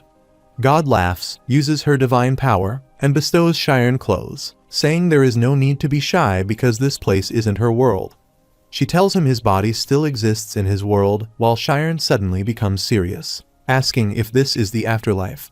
She laughingly replies that it's not and tells him this place is another place from where he lives. She shows a dot and says it's like a spot. From the outside, it looks like there is no space, but in reality, it is infinitely condensed. Shiren looks at his hands and thinks there is a distance between his arms, or in other words, his body is three-dimensional. He says there is a three-dimensional world inside a spot, while God appreciates him for his exceptional insight and tells him that is the essence of time and space. A world that looks like a door from far away. If he looks at it closely, it's an infinite world, and God is who creates that world and then asks him his thoughts about it. Shiren worriedly asks if he can't return, and she replies he can't, then asks if he didn't give up on his life by himself. She asks if he regrets doing that, but Shiren replies that it is not it, and that he was well aware. Shiren asks if he can ask one more question and asks why she is lying. She shockingly looks at him and replies God doesn't lie, and there is no need to lie because if she defines that it doesn't exist, it doesn't. Shiren suspiciously looks at her, saying she is lying again, and God speechlessly looks at him. Shiren wonderingly asks if she is really God, and she replies that it seems like there is a misunderstanding because their definitions of what God is differ. She tells him she will show what God is. She shows the farmland, farms cultivating crops, females bringing goods to homes, and two boys jumping to capture flies. Shiren shockingly looks at a man sitting on his knees, busy cultivating crops, while God says, as he can see, this world is a replica, and tells him she can move that farmer. She brings her hand near to the magical glob and puts it in her fingers. Shiren, surprisingly seeing the fingers coming and lifting that man. Shiren says the fact that space has changed means time has been granted, and she tells him it is because space and time are one. She says something similar exists in his world, and if he makes a knight in his world, a time until of one turn has passed in chess. He is manipulating a sub-dimensional space-time called chess. She says God isn't someone incredible and sublime as he believes. They are just a designer capable of creating a dimension that is one level lower than the one they exist in. She walks by the farmer and says their creations think that God is an absolute being because they have a power that they themselves can't comprehend. God is capable of manipulating them without them knowing. This farmer doesn't know how they moved, and he doesn't know that this world is a replica. She says there is only one way for him to know, and Shiren surprisingly says that it is an immortal function. When she touches that farmer's shoulder, a big light spot appears, and the farmer's body starts to disappear. The body completely disappears and lifts in the air like stars, while God looks at it and says the immortal function is a sense that finalizes the whole world. The stars are spreading over the sky, and she says the farmer's world is still this glass orb, and he can't recognize an existence from a higher dimension. She asks Shiren, who is looking at the globe speechlessly, if he understands now. She says she brought him, who unlocked immortal function, and was almost ripped apart to this special place. Shiren suspiciously asks what she wants from him, and she shows a spot emitting light and tells him to go into the space-time she created and create another space-time. Inside that, another space-time and then another one, and if they repeat this endlessly, it will become a perfect universe. She tells him this is called a space matrix, while Sharon says he can't. She asks if she is sure she doesn't have a reason or just justification to refuse and asks if he doesn't like her offer. He replies it's not bad, and he thinks becoming a god in a new world is great, and her plan to create a perfect universe is good. But if she goes into her space-time, another person like him needs to be sacrificed. God suspiciously looks at him and tells him she is not asking him to choose. She tells him that if he refuses, then she has no choice but to let him be ripped apart, and Sharon replies that he won't be. She attacks him, throwing a light, saying he will see, and she shockingly notices him saying he gets it now that a spot in the space-time matrix she talked about is like a spirit zone. Sharon brings his hand forward and, raising it, forms a red light and tells her this is her spirit zone, which means she is a mage. God walks forward, calls Sharon, and tells him not to do something that he will regret. God enters her spirit zone and asks if he thinks that he can defeat her, and Sharon thinks there is no way that he can win because she also was someone who has reached the level where she calls herself a god. She is probably stronger than Arcane and says this isn't where he should be because his body vanished without a trace when the farmer unlocked the immortal function. However, she says his physical body existed in another world and asks if he can go back, and she replies he can. She tells him there is no possibility of him succeeding. He will only experience death again, while Sharon replies, even so, he will still try. She thinks capturing him isn't a problem, and looking at his hand, she thinks it's his overwhelming energy. If it's that, it can damage this space, and she raises her hand. She forms a black hole and tells Sharon that this domain is a spot that passes through space-time. The moment he steps foot inside, he will go through the process he took to get here in reverse, while Sharon asks if she is really going to let him return. She asks him to promise her one thing. If he fails to return to his original world, he will come back here and do as he wishes. Sharon wonderingly looks at the spot, and then inside the spot while God tells him she will repeat that he won't be successful. Sharon thanks her for letting him return, and she tells him it's too early to thank her because it is not an easy feat for a pure and spiritual being to return to a complex physical body, much less a human's body that is filled with disgusting elements. She tells him if he can't overcome that, he will return to a strange being instead of a human, and if he wants to give up, he will walk back this way. Sharon aggressively says he will not give up and steps in to say goodbye. She wishes him safe travels. Sharon walks inside the spot, thinking if he goes past here, he can go back. While walking, Sharon suddenly stops, looks away, and thinks it is the same. He nervously looks away, thinking it's the same space as the white space from before, and shockingly looks at God, who is looking at him. Sharon terrifyingly thinks now that he thinks about it. There are many things that are strange that are why she gave him up so easily. Sharon looks at his back, and he is trapped in the space-time prison. He thinks he recalled a certain memory. It was a memory of when he was at Sir Armin's house 2 months ago. Armin, showing his eyes, tells him it stops magic, and Sharon shockingly looks at him, asking if they are traveling with the speed of light. Armin, appreciating him, says he is quite smart, which is true, and that is why it appears as if space and time had stopped. Armin, closing his eyes, says light is quite strange, and that light can make a mage fast. After a certain level, it can catch up to time. That is the foundation of stop magic, and at the present time, Sharon thinks if this place is a time-space that is trapped in the speed of light's domain, he might be able to get out of here. If he transcends the speed of light and asks him the way, then a solution comes to his mind, which is superluminal speed. It's a speed that only exists in theory and not in reality. He remembers God's words that as he steps inside, he will go through the process he took to get here in reverse. Sharon touches the surface under his feet and shockingly says he can see an immortal function. The speed at which immortal function spreads throughout the universe is instantaneous, and currently, he is just a spirit with no physical body. He doesn't know if surpassing light will be possible, and using the annihilation, he thinks he won't give up and starts to run. Covering a long distance, he says he has succeeded and sees his body lying on the bed and thinks he is returning to where his friends are. Alpheus is trying to treat him and suddenly stops doing it while other professors are also standing there. 8 days after Sharon's death, Sherelle tells Amy to look over there. A student showing the petition says, as the representative of Alphea's Magic Academy's student body, Amira says they submitted a petition to all professors that the headmaster Alpheus should turn himself in. Amira says the Magic Society must interrogate him while Class 5 students appear and request them to calm down. Sena, furiously opening the window, asks if it is the student council's role to incite other students and ensure chaos within the school, and Amira, showing the petition, replies there was no instigation. She tells him they didn't want to go that far, but it has been 8 days since Shiren passed away, and she asks why there haven't been any announcements. Sena tells them Shiren has fallen into a coma, and Amira says that is only if the heart is still beating. She says it's useless to fool them by saying his body isn't decomposing and asks if that isn't possible to do with the headmaster's magic. Moreover, they are also sad about Shiren's death. Their alma mater doesn't want the school to fall because of this, and Sena apologizes and tells her this is the best decision that the professors have made and are taking responsibility for. She asks if they all can take responsibility for their actions, and Amira furiously looks at her and thinks that is the reason for her saying this. She thinks she has read the entire report if there is something they have missed and brought down her hand.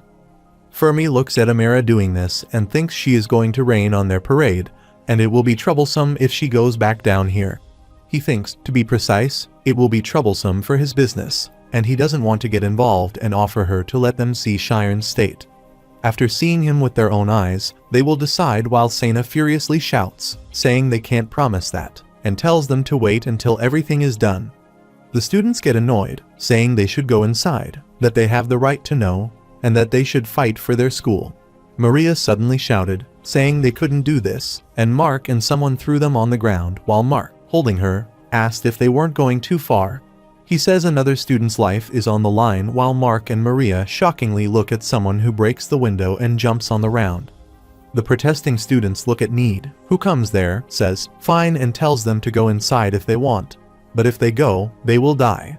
The protesters look at Need while Amira asks if they treat him favorably because he is doing well, and this is how he speaks to his seniors. Need arrogantly asks if he should say this again, creating electricity magic, while the protesters shockingly look at that. They are saying that it's plasma magic and ask if he isn't just a Class 5 student and in their school. Raken from Class 1 can use it. Amy says that it is legitimate lethal magic, and Sherelle replies that he was hiding magic like this, while Iruki thinks he is using that magic despite knowing what will happen if he does. Need, furiously creating the electric ball, says Shiren isn't dead, and he will kill all of those persons who dared to lay hands on Shiren. Shiren suddenly notices some red amoeba-like balls coming and sticking to his hand. He thinks something is poking at him. Shiren sees his body and sees red amoeba-like cells clinging to his body. He hears the continuous voice telling him to consume and multiply. Shiren annoyingly covers his ears, thinking a strange voice is ringing in his head, and asks himself about this. The voice says reincarnation is the lowest existence. It says mortals are always so determined to live. He suddenly remembers God's words that it isn't an easy feat for a pure and spiritual being to return to a complex physical body, much less a human's body that is filled with repulsive elements. He thinks about what she said and stops thinking about it more, shouting, saying he is going to go back. The voice asks where and tells him no place would welcome him, and the only thing waiting for him is death. Shiren furiously tells it to be silent and try to move forward. He says he is going to go back to his world and tells it to leave him. It pushes him away. Amira asks Need why he refuses to accept his friend's death and enters his magical zone. He says this is whether that absorbs and asks if he can face all of them alone. Iruki comes saying he can't believe he got himself into a fight he can't even handle and asks if he should help him. Need shockingly looks at him, asking if he thinks Shiren is dead and if he isn't on their side. Iruki replies he isn't, and tells him he doesn't want them to do as they please and take Shiren away. Amira annoyingly looks at them. Shiren, without movement, lies on the bed. Alpheus, looking at Shiren's condition, says it seems this is the end, while Amy worriedly looks at him, asking what he means to say that it is the end, and if he is saying that he is going to bury Shiren. Sena and Othello worriedly stood there. Alpheus, looking outside the window, tells Amy to look outside, saying that those children have unleashed lethal magic and are trying to kill each other, and if things continue, this will lead to another tragedy. Amy holds Alpheus's arm, says he can't because Shiren isn't dead, and says he knows that and cries, bowing in front of him. Fermi laughs arrogantly, enjoying the situation, and thinks he will be the one who will come after them all. Amira thinks if this is really that fellow alumni are readying lethal magic against one another, then calls Iruki and asks if he is him with savant syndrome, who wields logic colder than anyone else. She asks if he is making such emotional judgments and if he really believes that Shiren is still alive. Iruki replies he has one answer to that. Shiren is not dead, while Need suspiciously looks at him. Amira wonderingly asks if that is so and furiously shouts, saying he is sure that he has prepared a perfectly logical explanation to convince them.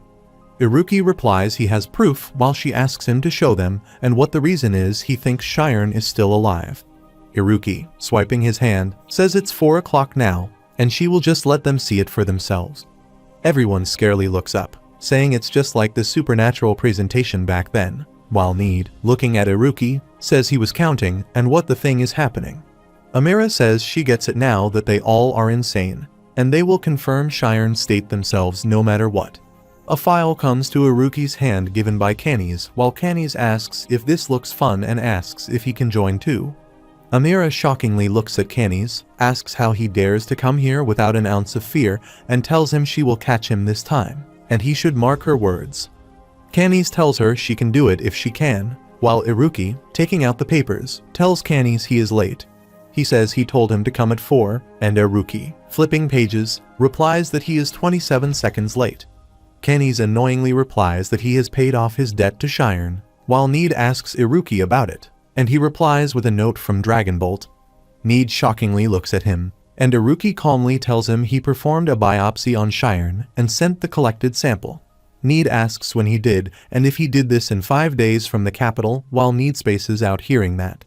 Amira asks what kind of trick this is and asks if he thinks putting forth the Mercadane name will change anything, and Iruki replies he uses an alias. If he used his real name, his father would get more annoyed, and if she doesn't think what thing is more important written in this document. Amira asks if it contains a spell that can raise a person from the dead or something, and Iruki, flipping pages, says it is said that analysis on immortal function and bodily function suspension. Upon analysis of the structure of the subject's cells, they are in a state of suspended animation. Within the sample collected 24 hours after the subject's death, no changes in the characteristics of organic beings were found. Considering the recorded data, the subject may be considered to be in a state where bodily functions are suspended, but it can't be concluded that bodily function has ceased. The students start to gossip about if there is a difference, and the other says if it means Shiren isn't dead. Iruki says Dragonbolt has 3 classifications of cardiac arrest. 1. The heart completely ceases function. 2. The heart temporarily ceases function. The third is that the heart is not ceasing function, but in a state in which it appears to have, while Amira nervously says the third one doesn't make sense. Iruki, flipping one more page, tells her it is more critical and listens to it carefully and says, while it may be possible to view an organism in cardiac arrest as dead, considering the immortal function, it is possible for there to be 2 new cases. Case 1 is that if willpower expansion is delayed due to uniqueness until the mind concludes, there is a possibility that the body will temporarily cease bodily function. Case 2 is that even if the subject's willpower expansion has concluded, there is a chance the observer's perception of time may differ while the body is functioning normally. It may be impossible for an outsider to observe this activity due to a space-time barrier. Flipping one more page, he says that based on the active magiological finding, the subject means the lying in the bed, Aryan Shiren, can't concluded as dead. He closes the Dragonbolt, asks how it is, and says it seems like he found a way to revive a dead man. Amira embarrassingly looks at the Dragonbolt and thinks that, in the end, this means the student council was wrong, and the nation's most excellent magic organization is saying the faculty council's decision was correct. The students ashamedly look at each other and shockingly notice the headmaster coming to her. She bows ashamedly, saying they didn't do this to trouble him, and they just believed that covering everything up wasn't right and thought that the school would eventually end up. The headmaster, saying sorry, keeps his hand on her head for making her do this, and she surprisingly looks at him. The headmaster says this might be out of line, but if she can believe in him one more time, she says once this situation regarding Shiren concludes. He is more than willing to bear responsibility for everything so as not to embarrass himself in front of the students he loves. And she cryingly asks if she can believe that he is still the same headmaster he has always respected. The headmaster swears by everything he has while Amira is crying, covering her right eye. Everyone is gone while Fermi is still standing there looking at the headmaster. He says having the headmaster up is cheating, and he replies that he has become a hindrance. He tells him he should graduate already because he is 22 as of this year, and he, by saluting, replies he has found a job where he can earn as much money as he can hear. He turns, and the headmaster helplessly sighs. Need and Iruki walk through the hallway while Need furiously asks him how he could not tell him anything about this, and if he did this to show off. Iruki, putting his finger in his nose carelessly, asks how he could plan anything with someone drowning in his own misery. If anything gets out, then all of it would have been for nothing. Need embarrassingly says he is a fool, and Iruki, making fun of him, says he really is and asks if he sees the face he made earlier. Need annoyingly moves his hands on the wall and replies he doesn't have time to think about it, and Iruki says he was so cool that they probably won't even remember someone like him. Need asks if he even calculates this, and he replies if he is going to crawl for him. He fully welcomes it while they notice Amy standing at the door. Iruki explaining Amy that since they have managed to protect Shiren, he gets shocked when Amy cries out to him. She thanks him while Iruki, having goosebumps and ignoring her, opens the door. Shirelle cries and jumps on Iruki, but he escapes her. Need, Amy, and Shirelle hug each other, saying they saved Shiren, while Iruki spaces out, saying that is why he can't deal with them. Iruki looks at Shiren, thinking they managed just barely to avoid classifying him as dead. It's not like a miracle has happened for anything, and she asks him to come back, and they will wait for him as long as he needs. In space-time, Shiren is nervous and thinks if he is going crazy when he has already lost his mind, if that would leave him in the right mind, or if it is something else. That weird sound tells Shiren that he was picked off the streets, and his parents would have been fine with one, and he didn't have to be him. Shiren shouted, saying that is not true while that sound told him he was not their son and anyone could have adopted him, and those people weren't his parents. Shiren annoyingly shouts while that sound tells him his nature is that of a despicable predator and he crushes others beneath him with his superior abilities. His victories inevitably lead others to their failures, and nobody in this world needs him, while Shiren thinks he's finished and, leaving his body freely, thinks this is the end. As his sense of self was bearing a part in the face of countless contradictions, he found the last part of himself still remaining is the origin. Some call it a spot, and others say it is the yin-yang, and magicians call it infinity.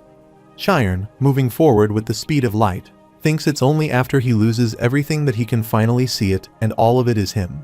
However, those awful voices tearing his heart to shreds, and the voices denying them, they all are him. These contradictions make up who he is, and he must fully accept them. Shiren enters into a crystal-like sphere and, passing that out, enters the white space. Shiren looks at his motionless body lying on the bed and notices God's voice saying he has fully determined to leave. She tells him about a transcended being who returns to being a human with a contradictory existence, Vajrayana. God says she never thought he would be able to pass the event horizon, and he is worthy, while Shiren asks if he were lonely. She appreciates that he is quite kind and tells him that God can't feel lonely, though she may be a little sad that he is leaving. Shiren thanked her for allowing him to go back, and he really wanted to say that while God told her to remember this, there would not be a second time. He is the one who has reached Vajrayana. He will no longer be able to receive an invitation from her, and he nods and steps forward. He walks through the smoke and is suddenly shocked and opens his eyes when she requests him to give her regards to Headmaster Alpheus. He looks at her and thinks how she does know him. On the morning of the 11th day since Shiren's death, Need and Iruki are sleeping on the floor, and Amy wakes up sleeping beside Shiren, saying she ended up falling asleep there. She brushes her teeth and comes out, asking Shiren if he did sleep well. Opening the window, she asks how he is feeling today. Shiren's eyes are open, and she doesn't notice it. She picked up the vase, saying she would like it if he could open his eyes today, and started to trim flowers. She asks if he remembers that day when she fell off that cliff. He was the first one to come looking for her. It's already been so long since then, and she said her goodbyes and went off on her own. She remembers the past. She cries so much, remembering the apple's drawing on her notebook, saying she didn't get to say a thing. She wipes her tears with a shaking voice and asks if he knows how many things have happened since then. She has so many things to say, and looking at him, she asks him to come back. She was startled, seeing Shiren's eyes open, and electricity fell on her head with shock. Suddenly, her voice gets stuck in her throat, and she calls Need and Shiren but stops calling, seeing them sleeping. She shouts so loudly that her voice spreads over the building. The headmaster comes to Shiren, keeping his hand near to his face, and says it seems that Shiren has had his eyes open all night and Need asks if he is alive. Sena says it's because he has slow magic cast on him, and the headmaster, using his light, says they should release the slow magic. Need and Iruki bow, getting closer to Shiren's face, and Shiren's eyeball relaxes. Shiren, fearfully seeing them closer, gets up and, gasping, asks if something has happened, saying he just saw this weird vortex of light while everyone is shockingly looking at him. He nervously says that even the headmaster is here, and then he sees Amy crying. He nervously says hi to her, but she pinches his cheek furiously and asks what he is saying hi for. She pulls out Shiren's cheek with her full strength and, getting closer to him, asks if he knows how she was worried for him. Shiren timidly says sorry and thinks going to another dimension and crossing the event horizon felt like just a day to him. But while he was there, a lot happened. Shiren is about to say something. Need and Iruki take a long jump excitedly, saying Shiren is back. They are about to fall at him, and he steps aside from Amy while she is so shy. Professors look happily at them while Need tells him he was dead for a whole 10 days, and Shiren shockingly asks if he was dead. Iruki tells him his heart wasn't beating, which means he was, and asks him to explain himself, and Shiren asks about Arcane and others. Athela and Thad enter the room and see Shiren, Need, Iruki, and Amy fall off the bed.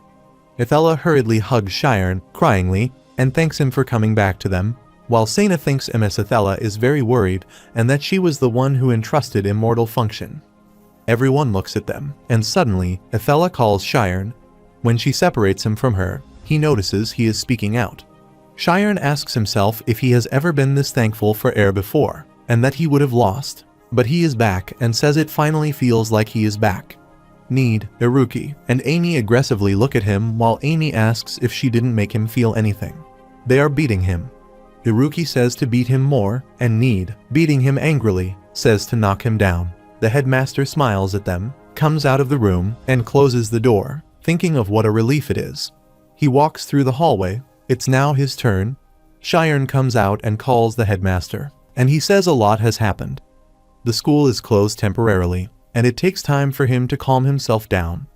Shiren thanked him for his consideration and told him he had something to ask. He tells him he went to a different dimension through the immortal function, and the headmaster is shocked by the different dimensions. He replies that Shiren starts to explain everything, and he is listening to him calmly. He suddenly becomes shocked and asks if the woman knows who he is, and Shiren replies her memories are vague. Remembering her face, he says he is sure she wanted her to give him her regards. The headmaster says after thinking a little that he knew her. Shiren asks how he knows her. Alpheus thinks he doesn't believe in things like fate, but Shiren meeting her may be fate or inevitable. Alpheus tells him her name is Adria's Myro, known as Myro of space-time, and that child is his disciple specializing in scale magic. Alpheus asks if he has ever heard of the term unlocker, and he replies that it is what the Magic Society calls those who have unlocked the immortal function. The headmaster says that will speed things up, and Myro is also an unlocker. Scale magic is a type of magic that can only be commanded by those enlightened by the infinite nature of space-time. At the same time, Shiren shockingly asks himself if those powers are all existing magic, while the headmaster tells him Myro is not concerned with reality. Many things can't be explained with knowledge, and that is why she and her classmates created a research group in Istas. Shiren surprisingly looks at him when he talks about Istas. The narrator says everything from here on is confidential. The headmaster says Myro was the first president of the Science of Supernatural Spirits research group. Shiren says it looks like it's his first day in the infirmary and thanks Amy and Sherelle for visiting him. Meanwhile, Sherelle replies because school is closed, she is able to laze around with them all. As a graduating student, she says all that studying was killing her, and Iruka carelessly asks if she is already tired and why she just took a break.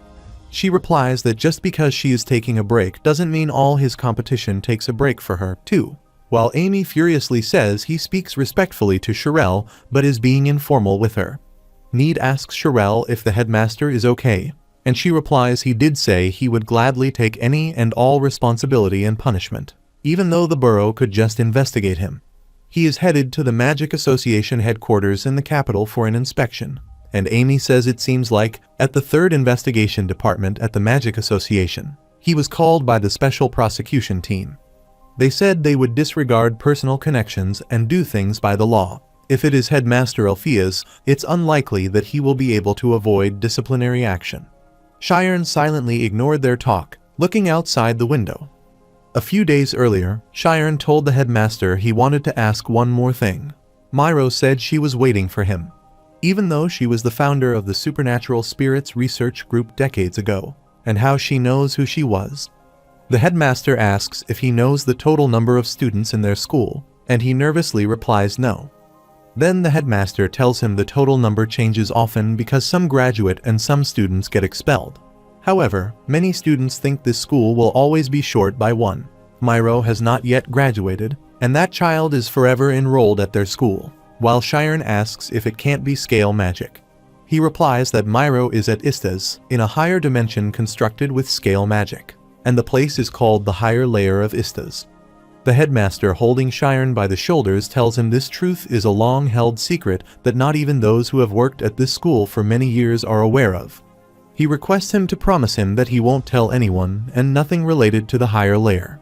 Not only would it endanger the entire world, he asks if he does promise, replies he will keep that in mind, and nervously tells him this is a bit scary and can't believe she is at Istas. The headmaster shockingly looks at him when he says he doesn't think he will be able to sleep at the research group again, and the headmaster tells him as long as he doesn't enter the immortal function, Myro won't be able to look into him. He tells him Myro will never leave that space that she created herself. Looking out of the window, the headmaster says, "For Myro, this world is far too painful." Cheyenne looks at his friends talking, thinking what a warm and comfortable atmosphere. Those ugly truths that confronted him at the event horizon, and the terrifying truth lying in Istas. It's as though, while he is here, all those thoughts are hiding away while Amy embarrassingly lifts her book and tells Sherelle she can't look at this. He thinks of words like scale magic, unlocker, and a higher layer of Istas. He wonders why they keep calling out to him as if the path he must walk is that very one. At the association, the narrator says the contents of his testimony may be used against him in court, and with this, the investigation has concluded. The headmaster walks through the hallway with soldiers and hears someone tell Canis and Aaron to come this way. Canis and Aaron come with soldiers, and Alpheus asks the soldier behind him if he can talk with these children for a moment. He replies he can, but they can't allow him to do so for too long. Canis thinks that though they are both being subjected to investigation, they are speaking formally to him and informally to them. Alpheus goes to them, saying there is nothing to be nervous about, and he just has a few questions he needs to be answered. But Canis replies carelessly as he cares and tells him not to treat him like any of his disciples. Alpheus tells him this is why he wanted to speak to him and says once this is all over, they will be coming to the Magic Academy. Canis is shocked to hear that and furiously shouts, asking if he is telling him that he will be under him. He is about to ask more, but Alpheus tells him not to get him wrong because he is not a winner here. Canis replies if it was a proper match, someone like him would have been done in by his teacher with a single, but Alpheus cuts his talk, saying that is right. However, if it were not that, he would have begged on his knees first, and that is what evil is. Whatever appropriate justifications he may provide, he will always incur animosity, and he will be able to rise far above this because they were disciples under the same master, and he wishes to provide a future outside of the darkness for the two. The soldier knocking the door of the interrogation room B and opens the door for Canis and Aaron. Canis thinks the only thing he has learned is how to fight, and the only density waiting for him is the battlefield. The soldier tells the man doing work that he has brought Canis and Aaron. The white-haired man tells them to sit over here, and they sit on the chairs. The white-haired man tells them that he is an inspector with the 3rd Investigation Department, Sakari, and asks if they are Canis and Aaron. Kenny says that is right and asks if something is wrong. At the same time, Erin shakingly replies she can't read him and can't read him. Kenny looks at Sakari wonderingly, thinking what she did see for her to be so shaken up. While Sakari says it seems the lady was quite surprised and asks if she did call it the first sutra. Erin sees him as a crystal body who is saying the usage of magic is obstructed inside the association.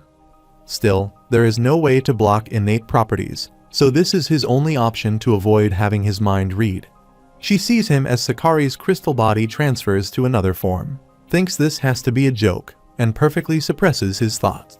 Sakari says he would appreciate it if the two of them didn't disturb Erin while the air blew through and something came to Erin's forehead. He says if he would, and they are in the middle of official business, after all, and asks if her name is Erin. Erin shockingly looked at the crystal coming to his mind. Sakura says that person was right, and tells him on asking Canis that they wouldn't cause any trouble, while Canis replies suspiciously, looking at him that he is incredibly strong. 30 minutes later, Canis, holding the envelope, wonders about the master's will, and Sakari requests him to check it himself. It seems Arcane had appeared this, so it could be sent to him, and the lawyers on the other side have already notarized it. Looking at the papers, Canis thinks if Master left this for him, there is no way. He reads the line on the papers that he leaves all his belongings to be inherited by his disciple, Canis. He reads the will, which is 4.8 billion gold.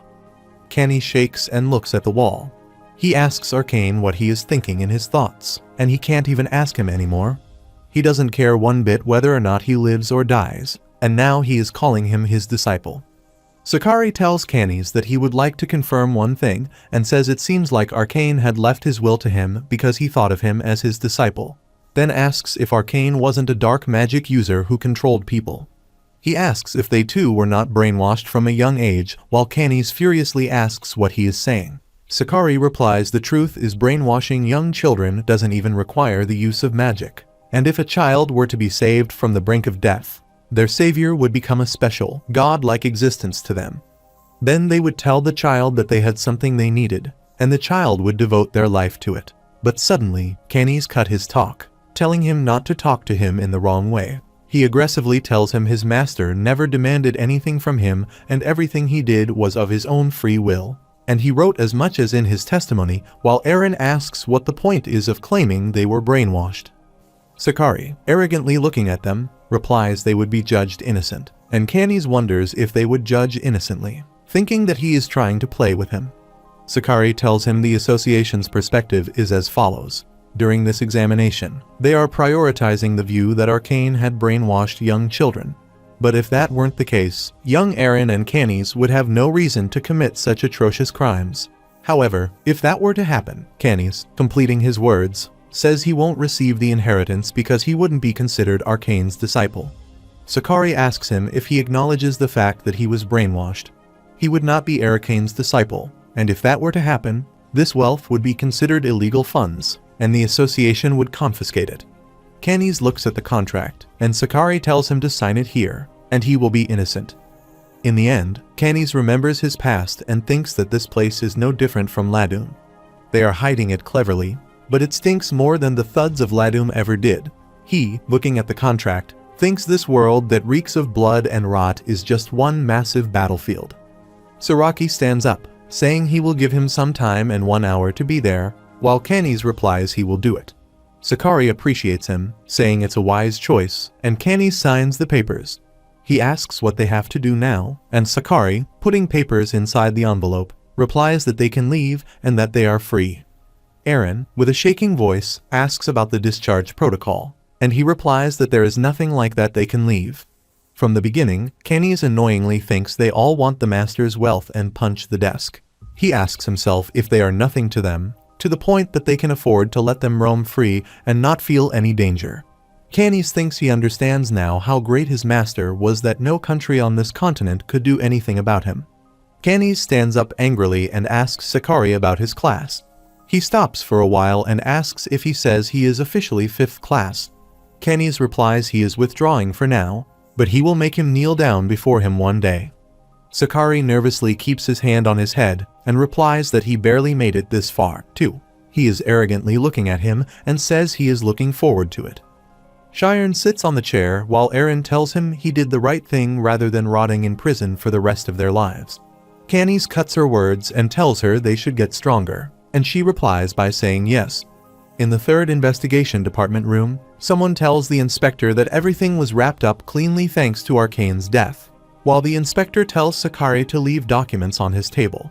Sakari asks about Alpheus's case, and he counter-asked if he thought this would cause public outrage. Sakari replies he wonders if 6 months of the license is too light a punishment, and it may have been 40 years out, but he participated in an illegal experiment.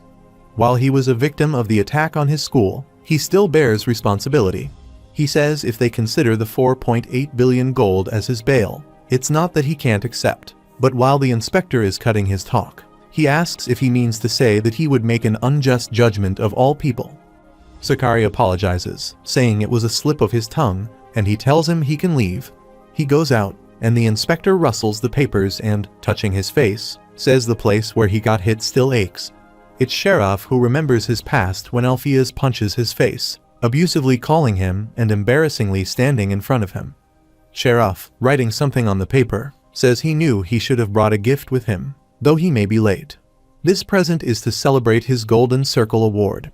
At the Alpheus Magic Academy, Shiren, Iruki, and Need come to the headmaster, who is trimming flowers. They tell them they can't call him headmaster. He is just an old man. Need opposes it, saying once a headmaster, always a headmaster, and Shiren rolls up his sleeves and asks if he should help.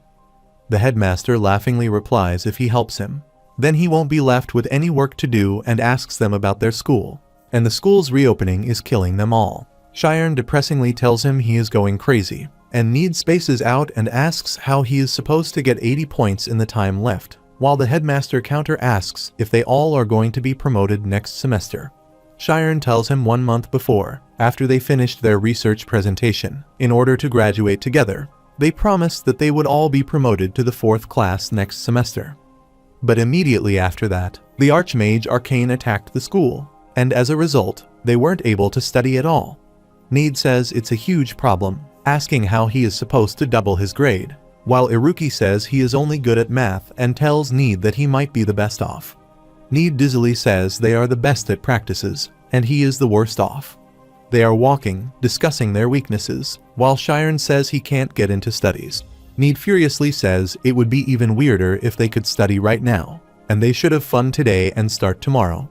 Shiren agrees with it, saying it is pretty convincing, and suddenly, pointing his finger, tells them to look over there. Need and Iruki are shocked to see Candice and Aaron. They are walking into the academy. Candice, looking at them, wonderingly says, "Class is over," and Shiren walks forward, asking if they still have something to do at this school. Candice replies they will be staying here from now, and they come to take a look around. Need angrily looks at them, and Shiren surprisingly asks him the meaning of saying this, while Candice replies he doesn't like it much either, but if he wants to succeed, then attending a magic academy would be the fastest way. Need aggressively asks if he is looking down on the magic academy and asks about the person who says that they would take them in. Candice raises his finger, saying senior, and asks if he heard they are in class 5. He arrogantly smiles and tells them that he is in class 4, and he is their senior. They said he was lying and thought those strict teachers put him in class 4 the day he entered the school. Candice asks if that isn't given because they were the disciples of an archmage for 10 years and had already finished the basics years ago. Need, with a shaking voice, says he lost to Shiren while he asks them if their grades aren't terrible. He tells him he was a bit disappointed that one guy is a flunky outside, and another whose practices are just average. Looking at Shiren, he says he doesn't believe he struggled with them, then walks away, telling them good luck, and saying he is ready to treat his cute seniors well. Shiren, Iruki, and Need silently look at them while Shiren aggressively says their today's off is cancelled. Need annoyingly says he would rather give up magic than have those guys as his seniors, while Iruki asks why they need to do that because those guys will be enrolled starting next semester. Shiren replies that no matter what, they will graduate by next semester. Shiren thinks that within the remaining month, they will be able to double their grades, and the first thing they have to do is make good use of time. They will break up each hour into 10-minute segments. With them, they will be able to reduce how much time they waste and will be able to maintain a high degree of focus.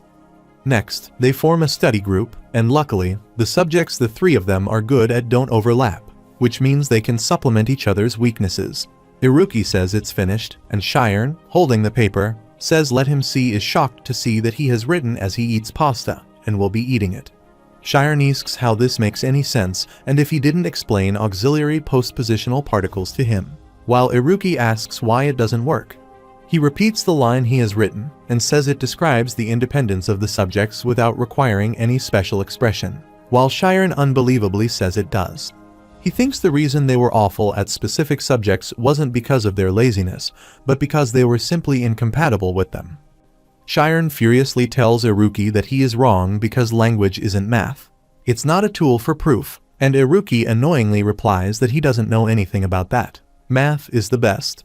Shiren suspiciously asks if he is not going to graduate, and Iruki looks at him confusedly and then aggressively starts to practice again.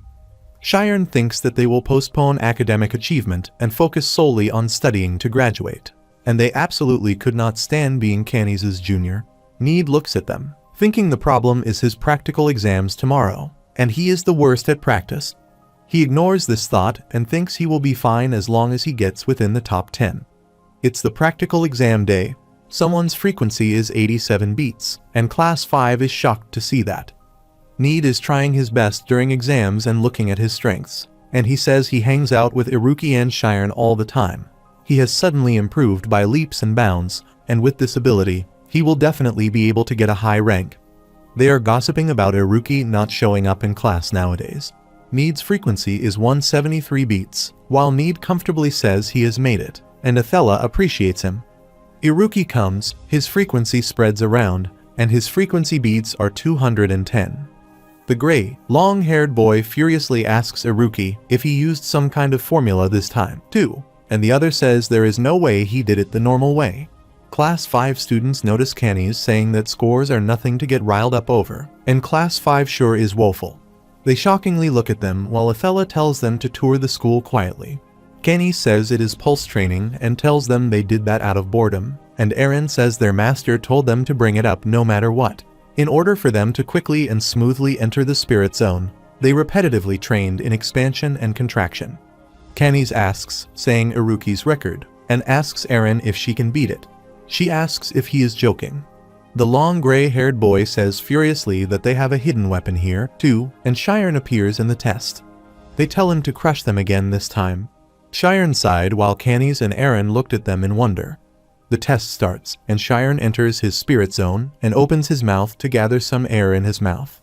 He releases the air with his zone spread around. Class 5 is shocked to see that, and, looking at the machine, says 120 beats in 10 seconds means 12 beats in a second. Canis and Eren are surprisedly looking at him. Eren thinks that is impossible because that would cause his mind to implode on itself, while Athela, looking at him, thinks it seems the initially strong, the Vajrayana, the adamantine body. It's likely a trait he guarded while coming back from the immortal function. Once, all teachers thought that Shiren, a convergent-type magician, would grow into a defensive form magician. However, his string durability has reached into the strong foundation that allowed him to endure the immortal function. She asks herself how great this child's potential is, and the timer is off. Everyone is shocked to see Shiren break Iruki's record and make his record 410 beats. They are saying it's incredible, and if Shiren, this was strong while Shiren is looking at Canis and Eren sitting on the stairs. Eren says he is really amazing, and Canis says he has to be at least this good to match him and tells Eren they should have seen everything they needed to see. The black-haired boy laughs, making fun of him, asking if Archme's disciple is everything, while the long gray-haired boy laughs arrogantly, asking if he dares to look down on Magic Academy's Class 5. Canis tries to go back to thinking during their battle. He thought his loss was due to disadvantages regarding their innate traits. However, that was a mistake. If they were to have a contest of pure strength right now, he can't guarantee his victory, and in order to be best, he will take him down. There is a student who asks how Class 4 dares address an advanced class teacher. He suddenly stops asking and looks at Canis. He and his fellows furiously look at them, and Canis asks them if they know Shiren and what kind of Shiren is. Canis thinks the first things he investigated after he entered the school were those three's grades and personal connections. He holds the drawer handle and opens it, thinking their grades are disappointing, but suddenly stops thinking, looking at a paper that they were absolutely appealing, and given they would beat him, he thought they would be at the top of their class. They were barely above average. However, he was surprised once he investigated their personal connections, and not everyone took those three lightly. They were viewed as competition that could overtake them at any moment, and think of the words unlocker, massful light, and excellent durability.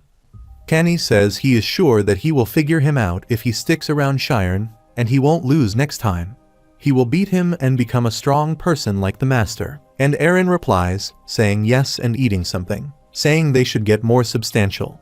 She is eating continuously, and Kenny tells her to eat slowly. The day converts to night, and students study in groups in the library. They are discussing their work and teaching each other.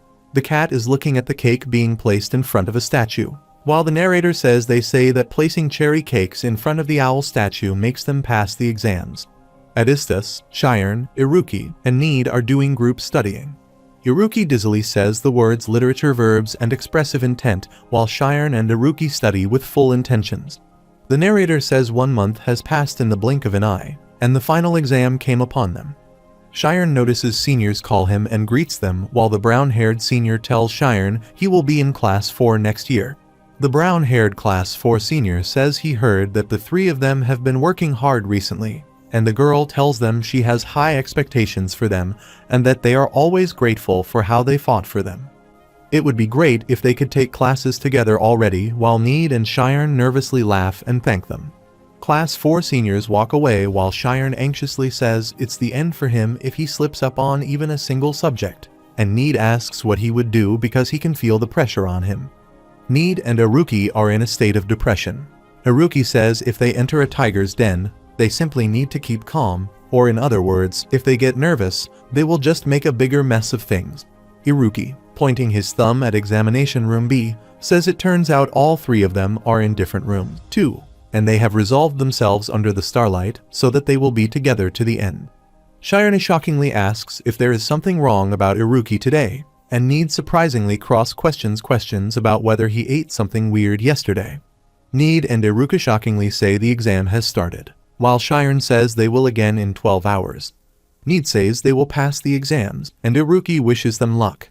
It's been evening, and Iruki is tiredly sitting on the chair at Istus. Shiren thinks, thanks to the fact that Iruki had memorized the entirety of the exam's questions. The narrator says Need is writing down the questions that Iruki is reciting, and Shiren is making an answer sheet from the textbooks.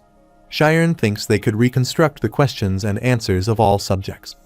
At Istus, Need exasperatedly says it is bad that he bombed a couple of subjects, and Shiren depressingly says this is awful. In contrast, Iruka says it's over for them if they get lower than 80 points on a single exam. He says the phrase that there is no use crying over spilled milk tells them they can't collect what they have already spilled, and they should finish grading first. Need and Shiren think the same thing, that they can't get used to it. Need excitedly says he already did 82, and he got over 82 points. He excitedly jumps that class 4 is confirmed, then suddenly looks at Iruki trembling, and he suddenly excitedly says 80 points in all subjects. He eagerly says that his language grades shot up by memorizing their language teacher's speech patterns and copying them. Need is looking at Iruki, jumping with joy, saying he would have done it if he had missed a single question but made it. He looks at Shiren and asks him about himself. Need shockingly looks at Shiren, spaces out, and asks what he did get, and he replies with a total average of 86 points. Iruki thinks that it is incredible that, being a commoner, he managed to get over 80 points in just a single semester. He asks if it isn't great and his problem. Shiren replies with a trembling voice that he doesn't know and, writing the math problem on the paper, asks him if this math problem is a multiple choice. Iruki replies it was a tricky question, and the solution was really long too, while Shiren worrifully sweats, saying the answer he picked at the end, but he doesn't remember it. Need tells him to think carefully that the answer was 1.5, while Iruki wonderingly asks what his math grades would be if he got it wrong. They are both bewildered when Shiren tells him 79 points, and nervously says he feels like he picked option 3, but he can't recall if 1.5 was option 2 or 3. They think the same thing, that he might end up stuck in class 5 for another half year, while Shiren says it just had to be a 2-point question too, and shoutingly says he can't take it. Need and Iruki, holding them, start to run fast, saying they should go ask the teacher, and Shiren replies that sounds good. They call Sena, and she asks why they are. Class 5's exams ended yesterday. Shiren says the last multiple choice question of math exam asks its answer, and she asks what this is all of a sudden. Need asks her to tell. They are in a hurry, and she thoughtfully replies that it should be number 2. Shiren is completely dazed out and falls, saying 2 numbers while Need is holding him, and Iruki tells him he has an adamant body. Shiren asks why it has to be 2 numbers while Need, seeing his condition, tells Sena that they will be off today and they are going back, dragging Shiren while Sena looks at them and says they are excited every day. In the teacher's office, Sena sits on the chair and, looking at the papers, says they have asked her about exam and, specifically, its last multiple choice question. Sena wonderingly looks at the paper and embarrassingly laughs, saying the correct answer was number 3 all along. The narrator says Aryan Shiren's Class 4 advancement is confirmed. In the capital city of the Kingdom of Thormia Bashuka, at Kaizen Swordsmanship Academy, a girl tied her hair in the street fighting movements. She went up the stairs in the class and called someone's instructor. She said he never showed up even once during the semester, but still performed well during the practices. The instructor is Ryan, and she is asking if he thinks he will do good. The blonde-haired girl says the instructor put all those things in the practical, even though she hadn't heard of them all semester. She goes to Ryan, and Ryan tells her to sit down, or she will be punished if the instructor sees her. She asks if Ryan the Great is scared of the instructor, and then sits on a seat while Ryan replies he doesn't want to deal with extra stress with the exam looming over his head, and why she moved her seat. She asks if maybe to calm a friend down while he asks when he has ever needed any consolings. She says he can't fall any further and says what a relief that it is being dead last. Ryan annoyingly looked away. The narrator says Ryan is ranked 30 by 30 in Kaizen Swordsmanship Academy's first year. Ryan says he opened a schema a month ago, too, and asks if she knows while the girl smilingly looks at him. The narrator says they would get angry if any other guy heard that, but he is different. He never shows any fear, no matter the situation, and he is a first-year student who goes through the hardest training. Why is a guy like him in the last place? The girl asks him if he knows that he was in the first place when they entered their first year, but he carelessly looks away. The narrator narrates Ryan entered Kaizen Swordsmanship Academy at the top of his class. Before 6 months, it was winter at Kaizen Swordsmanship Academy. During its 200-year history, it has produced 10 official first-class swordsmen, and of them, there was even 1 month with the title of the greatest swordsman. Displaying an iron will and courage, he was the most prestigious of knights, and countless aspiring knights wished to leave their mark on history, and more than 300 gather every semester. The majority, outside the 30 applicants who pass, fail to continue the month-long probation period and are eliminated. A man is sitting on the blonde-haired boy who tells him to head on. It's Richard Feiger from Group 1 who tells that blonde-haired man to go faster, asking if this is all he has got. They are racing the horseplay while a yellow-haired man announces that if any of them haven't placed his bets, they should hurry and place them. The narrator says the schema users are in Group 1. Some men come while one of them says he will bet on silvers, and the other says he will too. The narrator describes that those who have not learned schema but possess outstanding physical ability are in Group 2, and those who have achieved nothing but entered unwillingly due to their parents' meddling are placed in Group 3. The short black-haired girl and long blonde-haired girl looking the men gossiping. The long blonde-haired girl Elzine, from Group 1, thinks it's unfortunate, but this is the world they live in, and those who they can't entrust their backs to on the battlefield are not comrades but nothing more than fodder. Feiger tells his fellow he is ridden on his back and tells him to move on. Feiger says he is first this time, too, but suddenly someone appears. It's Ryan, and he kicks his leg to throw him from that blonde-haired man's back while everyone is shockingly looking at them. Ryan tells him to cut this out because this isn't a playground. Feiger abusively calls Ryan's name, standing up and getting closer to him, saying he will kill him. Elzine surprisingly looks at the short black-haired girl standing beside her, saying Ryan looks like it's finally happened. Elzine asks if she knows his name, and he must be pretty strong then, and she replies he is actually weak. She tells her Feiger was collecting money from Group 2 students because it was his birthday. but they were the only ones who refused, so he is marked by Group 1. But she didn't think Ryan would be the one who started to strike first and looked like he was a shorty-tempered guy. While Ryan told Figer they should take this outside and it wouldn't be good for their grades if the instructors found out. Figer excitedly agrees and looks at his fellows to accompany him. The group of 3 members are looking at them. Figer says what happens if they mess with him. They come out of the academy, and Figer abusively calls Ryan with the Group 3 members and tells them he will give them a chance while the Group 3 members terrifyingly run toward Figer's side.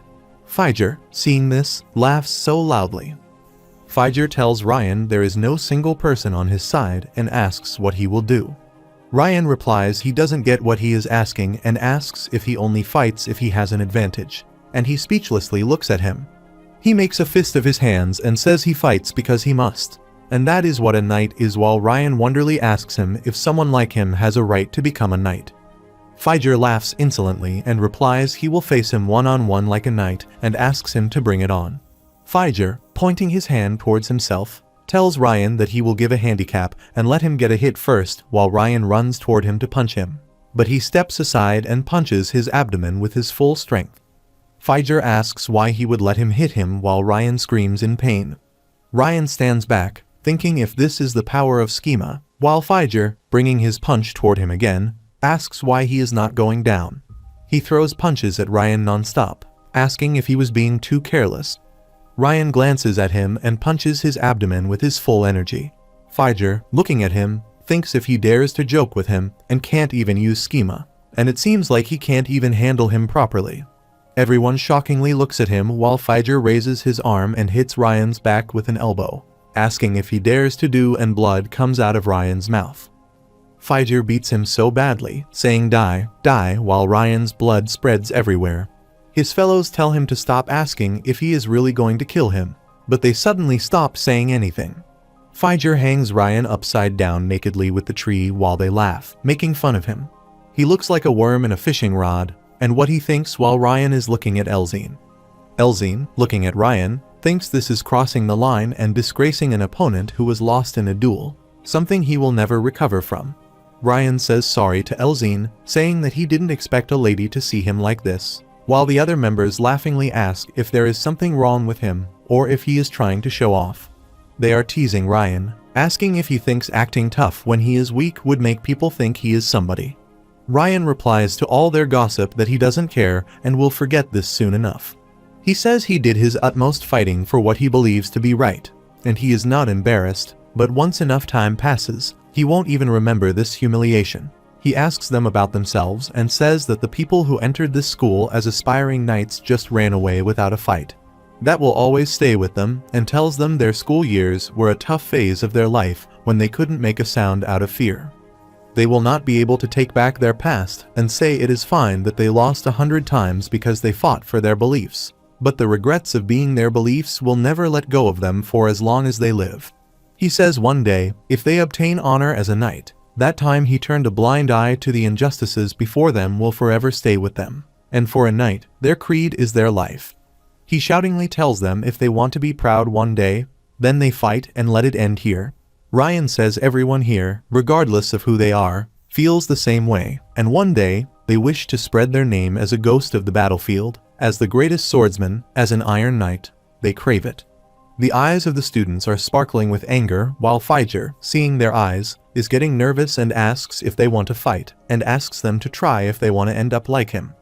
Figer notices Elzine jumps over and takes out her knife. She cuts the rope off Ryan's feet, and Ryan falls on the ground, and his head hits the ground. Elzine, bringing her hand forward, says she has decided and asks his name and introduces her, telling him they should fight together. Ryan, silently looking at him, thinks his hands are still tied. The blonde-haired boy asks if Elzine Tess isn't super strong, while the other boy tells Ryan he can't sit still if he calls himself a man. The students are stepping forward to Figer and his fellows, asking if he thinks they will just let themselves get pushed around by a thud like him, while Figer asks if they are going to go that far, then raises his fist and asks if they think he would back down. They take the long jump, saying it's a war, and ask if he thinks using a schema is everything. Figer is beaten up calling the instructor while Elzine says she just ended up tossing a fork into the table he set. Ryan tells her it's fine, and he never wanted to be a hero anyway, and that is why he brought him somewhere without instructors, and she wonderingly asks if he really didn't get it. She tells him there is no way the instructors would just let them be. Even right now, everything is being guarded while Ryan shockingly and speechlessly looks at her. The narrator says that despite their high grades, Figer and his companions were all denied admission, and Ryan was admitted first out of 300 students. At the current time in the class, Elzine is making fun of Ryan, saying that Ryan is now in last place, and Ryan embarrassedly says he never asked to be in the first place. Elzine asks how he can train every day without a break, and she would have burned out already, and he replies he has long since gotten over that. She asks if he is not worried that he has to graduate and that he will have to spread his name as a swordsman, too. The boys are walking, and one of them tells the other that he will be held back without a doubt if he ends up in last place on this exam, too. Ryan tells her that it doesn't matter, while Elzine asks him to answer her because she is worried about what the thing is that motivates him. Ryan tells her there is something more important than graduating or fame, and his goal is to become stronger for his lord. She suspiciously asks if he has already pledged a knight's oath and says he can only do it once in his time, but he already did it. She asks if they must be super famous. Ryan asks why she is so curious about prying into this, and she replies that she is curious because he is studying after he has already gotten a job. She asks who that person is whom he has entrusted the entirety of his life to, and he replies it's Shiren. She hesitantly asks what that person does, and he replies that it's his friend and that he attends a magic school in their hometown. This news falls on Elzine like electricity, and she thinks if she mishears him, it's not a magician but a student because this is an oath made to someone with no fame or future prospects. She thinks about it if he oaths to a girl, and she suddenly stops Ryan, asking if that friend could be, but Ryan cuts her talk, saying the exam is starting and they should hurry up to get over there. They quickly head to the examination room while Elzine thinks she will ask him later. Everyone is gathered at the CQB training hall, and an instructor is standing in the little high place. The instructor tells them that today is practical, which is about movement, and they will especially be grading how they shift their center of gravity. The instructor is Parka Qn, official class 6, who points his finger at a black-haired boy and asks him to tell him where a swordsman's center of gravity is. He replies it's the belly button and, saying the wrong answer, asks another boy, and he replies it's the soles of the feet. Parka abusively tells him he is mistaken and asks the gray-haired man, and he replies it's the belly, but he cuts his reply, saying they have already been through this, and tells them to get down and give him 200. Parka tells them the correct answer is outside their body while the three are doing push-ups. He tells them that, in schema terminology, they call this external gravity and asks them to repeat it after the external gravity. They loudly repeat Parka's words while one of the black-haired boys thinks it's his first time hearing this. Parka, holding his sword, says it's only natural for them not to know of this because he couldn't be bothered to explain it before. He draws out his sword, saying he will demonstrate it just once, and asks them to watch closely, and they will be tested on this immediately while the gray-haired boy thinks if he is going to test them without teaching them. The other boy thinks they are taking the exam now, and he is only just teaching them, while Parka starts to explain that as they step forward and slice. Step back and slice. However, the students looking at it are scared. The black-haired boy fearfully thinks he just swung his sword. But what with this energy is while the instructor tells him this is the fundamental movement of swordsmanship. They will lean their body to shift the center of mass, and using that momentum, they increase their sword's destructive power. If they apply schema, the destructive power will be exponentially increased. The expressions on their faces tell him they think that is obvious, and that is why all of them would die in 3 seconds in a real fight.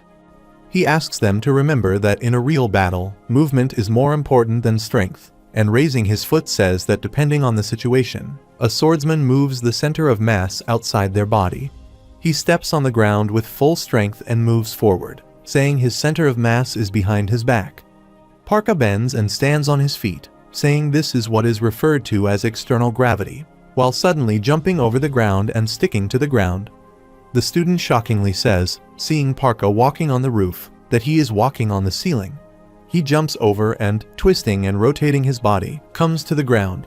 The students surprisingly say, "Whoa, and if a person can spin that quickly?" Parka calmly stands there while Elzine thinks there is no way to block something like that, and that attack wasn't made with strength, but was based on inertia. This is the swordsmanship of a man once known as the Mage of Death. Parka puts his sword back on the cover, saying this is the application of external gravity.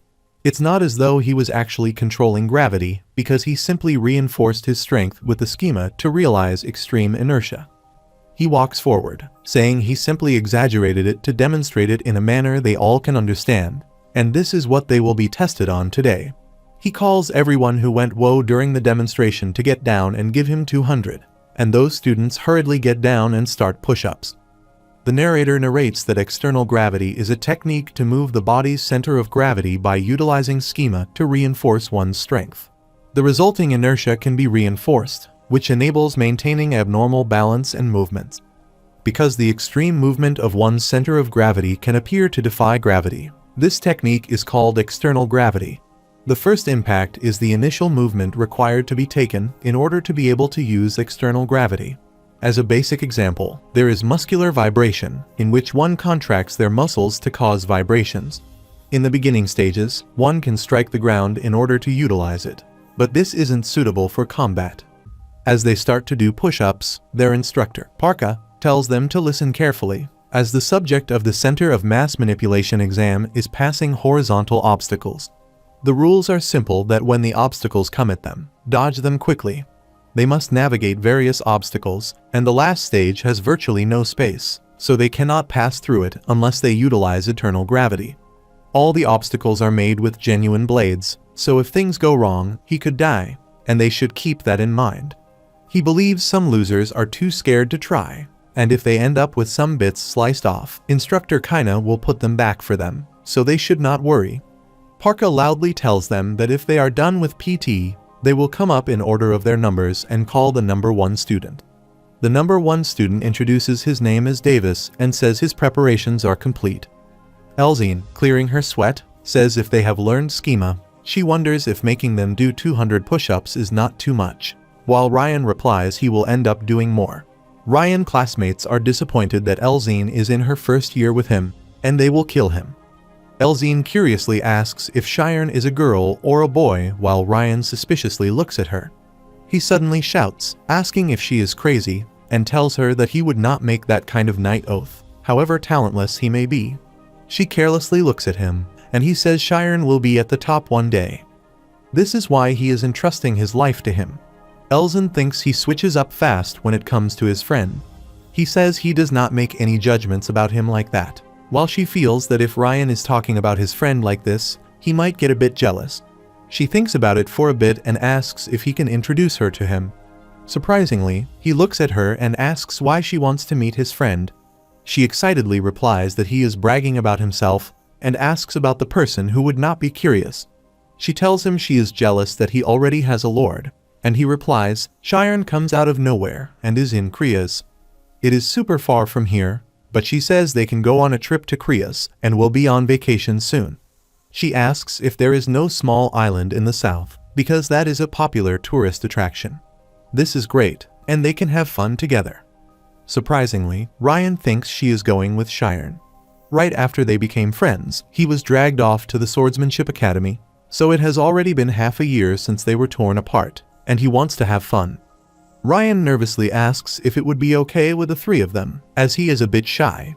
Elzine devilishly smiles, thinking he is reacting. She cheerfully tells him to ask his friend to bring a girl along and curiously asks if he would not know plenty of people at the Magic Academy. She asks his thoughts about having a double-day trip, while Ryan instantly looks at her. He clears his throat and says he will think about it. She adjusts her hand muscles and asks if she can show off a bit for their final exam before they go on break. Parka calls Elzine, who comes out adjusting her muscles, and says examination preparations are complete. He silently looks at the paper board and tells her to begin. She instantly takes the long jump and heads toward the hurdle. She jumps over it and twirls above it. She thinks she can no longer make do with her flexibility. This huge obstacle blocks off the entire stage except for that small gap at the bottom, and if she does not use external gravity, she will get diced up like the salad she had for breakfast. At first, she applies impact stepping, hardly on the ground, and staring at the blades, moves the center of mass. She lies down her body under the obstacle and slips out under it. Parka announces she passed the test while breathing fast and thinks this was definitely her first time trying it, but he did it perfectly. She is curious about the training they have been doing, which is the foundation of this. She looks at Parka and thinks his personality is a disaster, but an instructor is still an instructor. After writing the performance of Elzine, Parka silently looks at Ryan, who appears, saying his preparations are complete. Parka tells him to try it while he starts to run, takes the short jumps, and moves to the obstacle. His classmates surprisingly say that he is pretty fast. He taps his hand on the ground, steps on the side of the obstacle, and looks at it, thinking this is where he needs eternal gravity. He tells him to use the schema to pull out the central mass of the body. As he steps with full strength on the ground, the floor crushes, and ignoring the blades, he lies down over this obstacle. Parka surprisingly looks at Ryan, who is about to pass it out through it. Ryan surprisingly notices the blades are closer to his mouth. Parka uses his swordsmanship technique to break the obstacle and throws Ryan away.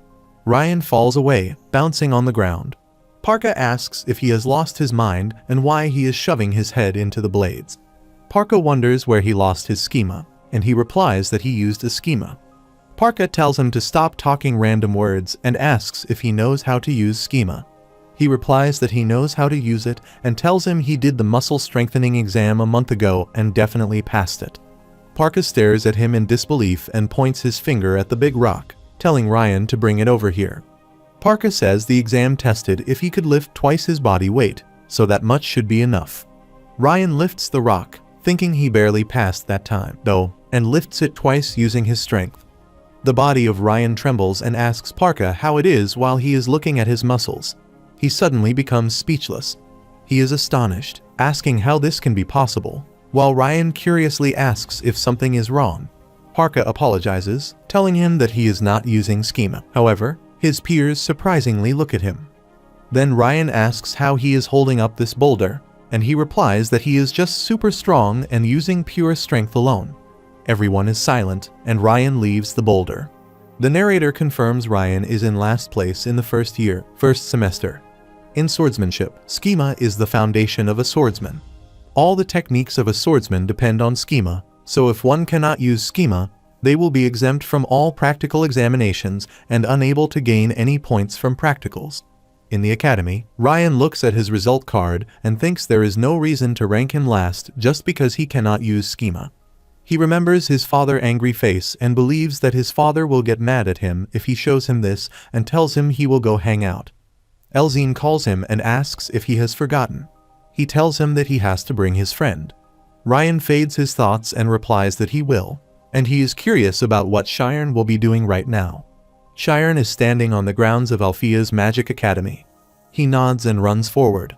He teleports and then quickly moves horizontally. He is teleporting to the ground area using Rainbow Drop. He stands up, takes his position, and raises his.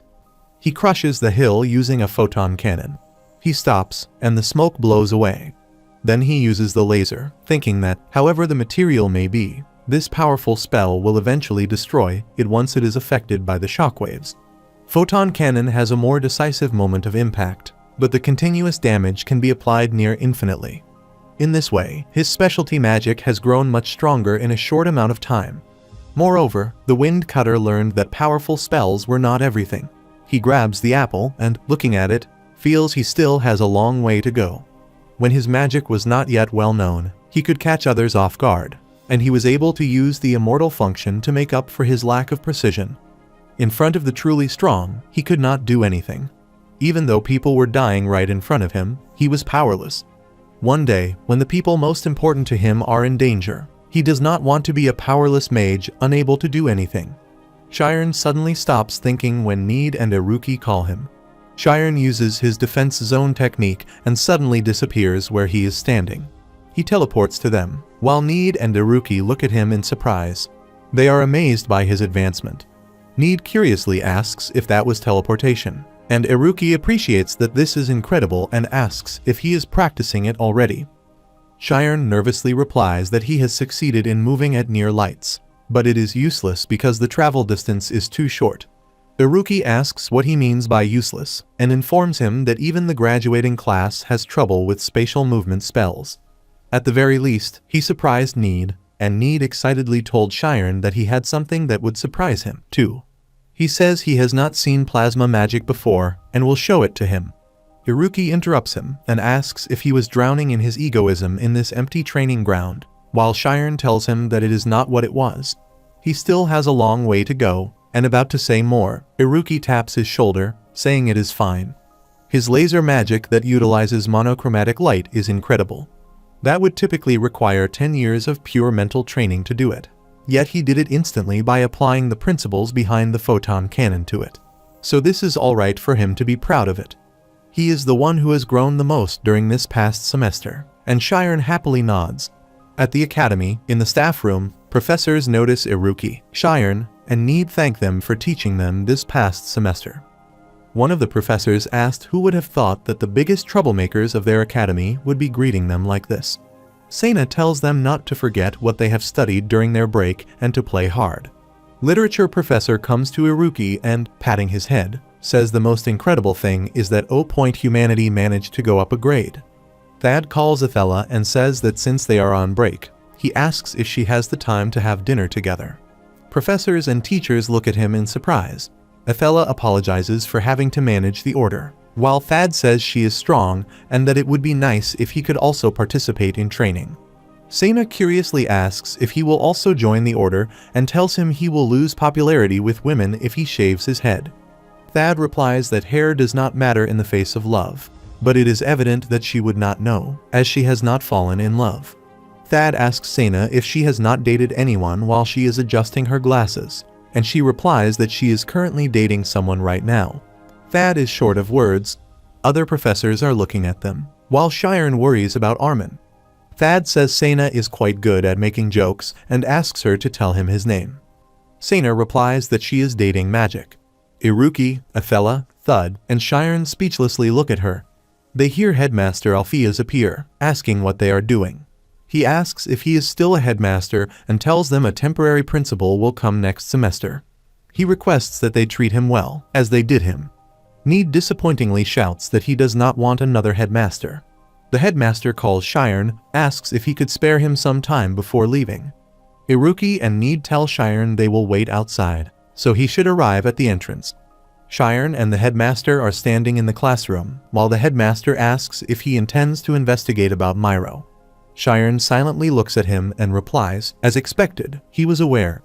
The headmaster says he has been looking for children for years and can tell just by looking at their eyes. Shiren tries to say something, headmaster butts in telling him to try to investigate the Kurgo ruins. Shiren shockingly looks at the headmaster. The headmaster tells him that if he looks there, he will be able to get a rough idea of what the world Myro lives in is like. Shiren stares at him, saying Kurgo ruins. Elzine calls Ryan from the window of her carriage, asking if he remembers where they are going, while he, standing at the entrance of his carriage, replies that he does. He asks what she thinks of him, and Elzine instantly asks about it. Shiren says Kurgo Ruins is on Galliant Island, on the other side. Ryan also replies the same thing to Elzine. The narrator describes the attributes of a laser as light, magic, and photon-based. Its current type is active and mental focusing. The energy within a photon is amplified and focused, then fired as a beam. Typically, light is made up of various wavelengths, but a laser consolidates those wavelengths into one and fires them as a thin array of light that does not spread. The attributes of spatial movement are light magic and photon type. Its current type is passive, a high-grade spell that bends space and time to travel long distances while ignoring obstacles. This magic requires a sufficient understanding of near light speeds to be used, and precise calculations of the starting location and destination are essential. Because the range of travel is limited within one's spirit zone, spatial movement must be used several times in succession in order to travel long distances. There is a risk attached to movement without a sufficient understanding of the surrounding space, and thus, it is realistically impossible to use it in battle. When utilizing spatial movement, the user will feel like they have traveled instantaneously from the starting location to the destination. The active magic of Shiren is photon output, photon cannon, lightning, laser, and wind cutter. His passive magic is teleportation, spatial movement, and flying. The headmaster tells him why he is saying it is alright for him to investigate the Kurgo ruins because he believes in his judgment. As such, he must not let his guard down, and he asks if he understands. Shiren thanked him and said he would be careful, so he did not need to worry about anything. The headmaster curiously asks why he is investigating Myro and then waits for his response. Shiren replies that he heard a voice while he was crossing dimensions. The headmaster asks about the voice, and he replies that it was his voice. They spoke of things he had hidden so deep in his mind that even he had forgotten about them. The headmaster looks at him, thinking he has already heard everything about Shiren from Clump. Shiren tells him it was only because he had accepted all of that as him that he could attain an adamantine body. But he still has a long way to go. He wants to get stronger. In order to do that, he needs to know more about himself. And he believes he needs to know about his conflicts. That is why he started thinking, although it is just a feeling, that if he learns more about her, someone who created countless dimensions and chose to isolate herself, he might be able to find the answer he needs. The headmaster stands beside the window and looks at Shiren going. He feels that kids around that age always get lost. In truth, every person on this vast earth is a lone traveler. He hopes he will find what he is looking for soon. The path to find himself and protect those dear to him. He looks at the couple of pictures of him and his wife, saying it is truly fascinating. He remembers the words of Clump. He thinks that the child who resembles him grows conceited with his talents, finds good friends, and chooses not rage, but understanding. It is as if he is doing everything he could not do. He says he could not protect Myro, but it is unclear if it is he. He suddenly stops thinking and asks himself if he hopes once more. At the gate entrance, Iruki asks Shiren if he has told the headmaster about the Myro person. Shiren replies that the headmaster told him to try investigating the Kurgo ruins, and he did not think he would permit him so easily. Need excitedly flaps his hands and asks if he is talking about those famous ruins, or if he is really going there. Shiren replies that he will go during his vacation, and Iruki, embarrassed, looks away, seeing the guards come to pick him up. He says he would like to go with him, but his father will not leave him alone. A student, looking at the protocol, surprisingly says it is his first time seeing something like this. Need and Shiren shockingly think this guy is from a huge family. Need helplessly says the same thing goes for his family too, though it is in a different way from him. Need thoughtfully says that it is pretty shocking that Shiren met the first president of the Supernatural Spirits group. Micaiah Gold, the leader of the Magic Association, was a founding member too. Iruki says he heard the person who made the Istas formula was a founding member too, and who would have thought there were so many incredible people in the association then. Need tells Shiren to inform them at the school when he conducts an investigation, and replies that he will let them know. The door of the carriage of Need opens, and he, waving the piece of cloth, says goodbye to Iruki and Shiren and tells them he will write them letters.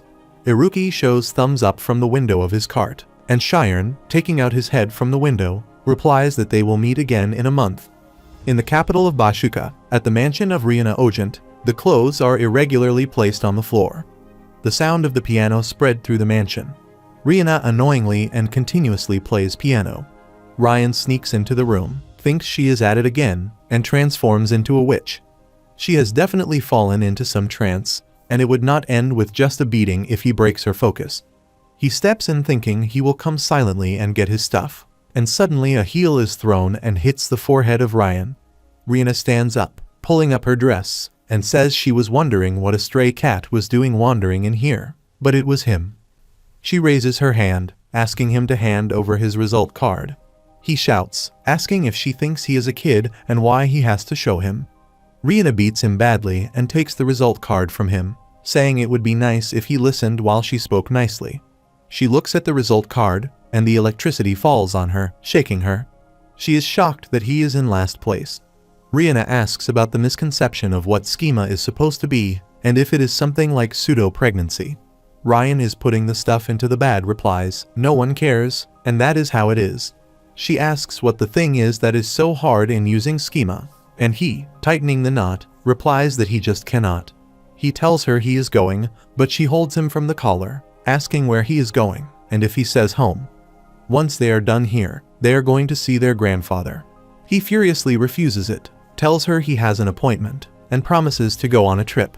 She taps his face with her feet, asking about the person because he does not have many friends.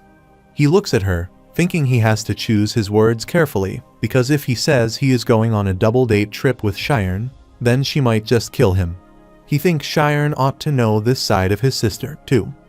He asks her if she knows the Elzine family, and they have an only daughter named Rihanna, while Rihanna furiously shouts at him that he should be limited to what lies he tells.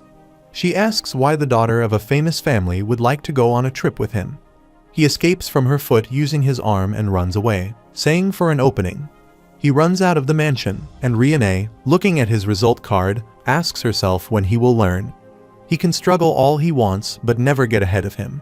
She will get a carriage and see who gets to Kriya's first. The narrator discusses the schema misconception, which is a phenomenon that occurs when a person who cannot use schema strongly believes they have used schema. Occasionally, a person's strong beliefs can result in abilities on par with schema usage. This can result, without the person themselves even knowing, in an increase in their abilities. Even the instructors of the Swordsmanship Academy are unsure whether Ryan was affected by misconceptions regarding his schema or if he had powered through with pure strength. The cart is on the way through the jungle. Cheyenne and young Master Rai have already been officially certified. Timurin replies that he has just received his Class 10 certification and is busy working on the front lines. Young Lady Rihanna has become the kingdom's 7th orchestra concertmaster. The patriarch is as busy as always, and the elder has retired and returned to Kriya's. Cheyenne says he heard that his elder brother Ryan is there too and asks how he is doing. Timurin replies that he cannot comment on that matter, other than to confirm that he is an officially certified Class 6 swordsman. It could be best not to mention the eldest son in the main house. Cheyenne is amazed that he has been basically disowned, while the patriarch loves his children. If so, then it could be that there is a political problem. Cheyenne asks about Ryan, saying he feels he will see him soon, and Timurin replies that they have not had any contact with him in half a year. Cheyenne astonishedly looks at the beer bottles and the meal on the table. Ryan and Vincent, who are cheering in glasses, are talking. Ryan calls Ryan and then asks his father about the situation.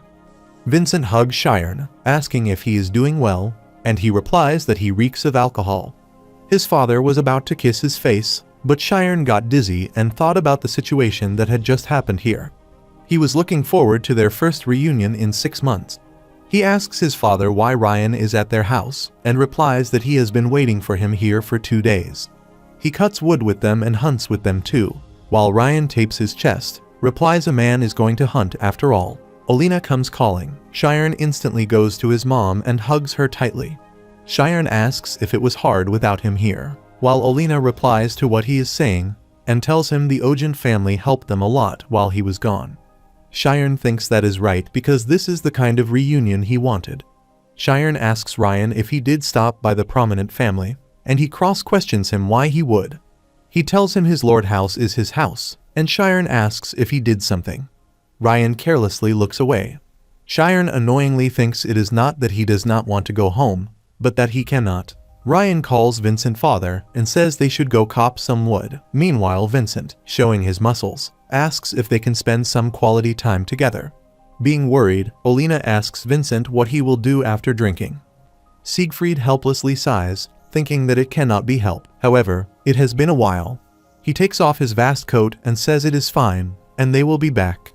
Olina, concernedly, replies that it is too dangerous to go up into the mountains after drinking, and Cheyenne, tightening his belt, tells her not to worry because he is here. Olina is curious if it is okay because he is here. It has only been half a year since she has seen her son, but he seems entirely different. Keeping the battle axe on his shoulder, Ryan asks Cheyenne if they have a bet that the loser has to listen to the other order. The one who fells a tree with fewer strikes is the winner, and Cheyenne replies he feels like he made a similar bet with his dad when he was younger. A loud noise happens in the woods while Cheyenne is surprised to see Ryan about to cut down the tree with 1 strike fully. Ryan tells Cheyenne that it is not that, and there is no need to use a schema to hit a tree. He lifts the battle axe and waves it in the air, asking if he knows that he is just getting started. Cheyenne looks at him and notices he uses Thunder Strike. The electric waves spread in the tree as Ryan hits the tree with a battle axe, while the tree separates from the tree. Sharon excitedly says he has learned slaughter and replies, sitting on the tree, that he is not the man he was before. Ryan confidently thinks he did it nicely and was worried about what he would do if he fails. He remembers when Sharon used Thunder Strike on him last time, which is sword slaughter. He has learned this secret technique from Vincent. It was worth taking a day to undergo special training. Vincent thinks Ryan is a fine friend and is not stubborn despite being a noble, and politely asks to be taught. On top of that, he has the tenacity not to give up until he succeeds. He looks at Sharon, saying he told him it would not be easy, and asks if he still thinks he can win. Sharon replies that he wonders if, in order to win, he will have to do it in a single strike, and Ryan tells him to use his axe. Sharon replies that it is fine and touches the tree. Ryan and Vincent curiously look at him. Sharon closes his eyes and enters his magic zone. They are surprised that the air starts to blow and gathers in Sharon's hand. Sharon uses his spell, and the voice emits from the tree. Sharon pushes the tree with a finder, displacing it from its place and causing it to fall on the ground. Sharon raises his fist and cheerfully says he wins. Ryan shockingly asks what kind of magic this is, and he shows the victory sign and replies that it is called woodcutter. Looking at the stem, Vincent is surprised and says he thought it would be some interesting play. He laughs that they do not need to worry about living off lumber, and Sharon replies that he can leave it all to him. Ryan thinks this is incredible. However, it has been half a year, but he knew he was right all along. Sharon orders Ryan to move the lumber and replies that he will do that either way. At night, in the Vincent place, Ryan, Sharon, Vincent, and Alina have a big meal. Sharon is talking, and his parents are enjoying his talk. Ryan smiles at Sharon. Ryan asks Sharon if he was planning on going to Gallant Island too, and he replies that he wants to investigate a place called the Kurgo Ruins. Ryan wonders if it is for his studies, and he replies that it is fine to hang out a bit because he said it was a popular tourist spot after all. Ryan excitedly gets up and wonders if his condition is okay, so he must bring along a girl. Sharon thoughtfully replies who would have thought he would return with a girlfriend from the Swordsmanship Academy. He asks if he is studying properly because it is suspicious that he came here instead of heading home, while Ryan nervously replies that it is not crucial, so he should leave it. He asks him to tell him if he has someone he can bring, thinking that the biggest hurdle in this plan is Sharon is an idiot who cannot even look into his sister's eye. Honestly, there is no way he knows girls, and if he doesn't, then he guesses he has to tell Elzine the truth. Ryan is about to say something, but Sharon cuts him off, telling him he will bring someone, meaning a girlfriend. The jaws drop of Ryan in shock, and the parents of Sharon are also surprised hearing him. The narrator describes about the Gallant Island. It is a vacation spot belonging to Krias in the Kingdom of Formia. It is a tourist location famous worldwide and close to the southern continent, so it stands out in how the climate of the southern region strongly influences it. Additionally, its signature Kurgo ruins are historically and culturally significant, drawing considerable attention. Ryan asks if he is famous with the girls and tells him Rihanna is going to be sad. Sharon asks Rihanna if she is doing well and says having such a kind older sister must be nice. Ryan is curious if his partner is pretty, and he replies that she is charming, but should put his hopes high because she might turn him down. Ryan tells him that he has to get her to agree to go.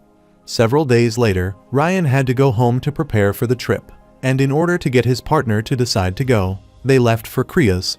Sharon tells his parents they will be back, and Alina shows the leaf, telling him to take this with him. Sharon asks about it, and she replies that she made a charm with 4 four-leaf clovers. She asks if he remembers when she collapsed with a high fever. She lay on the bed and opened her eyes. She gets up and notices Sharon and his father sleeping beside her bed. He collected so many 4-leaf clover leaves on the mountain.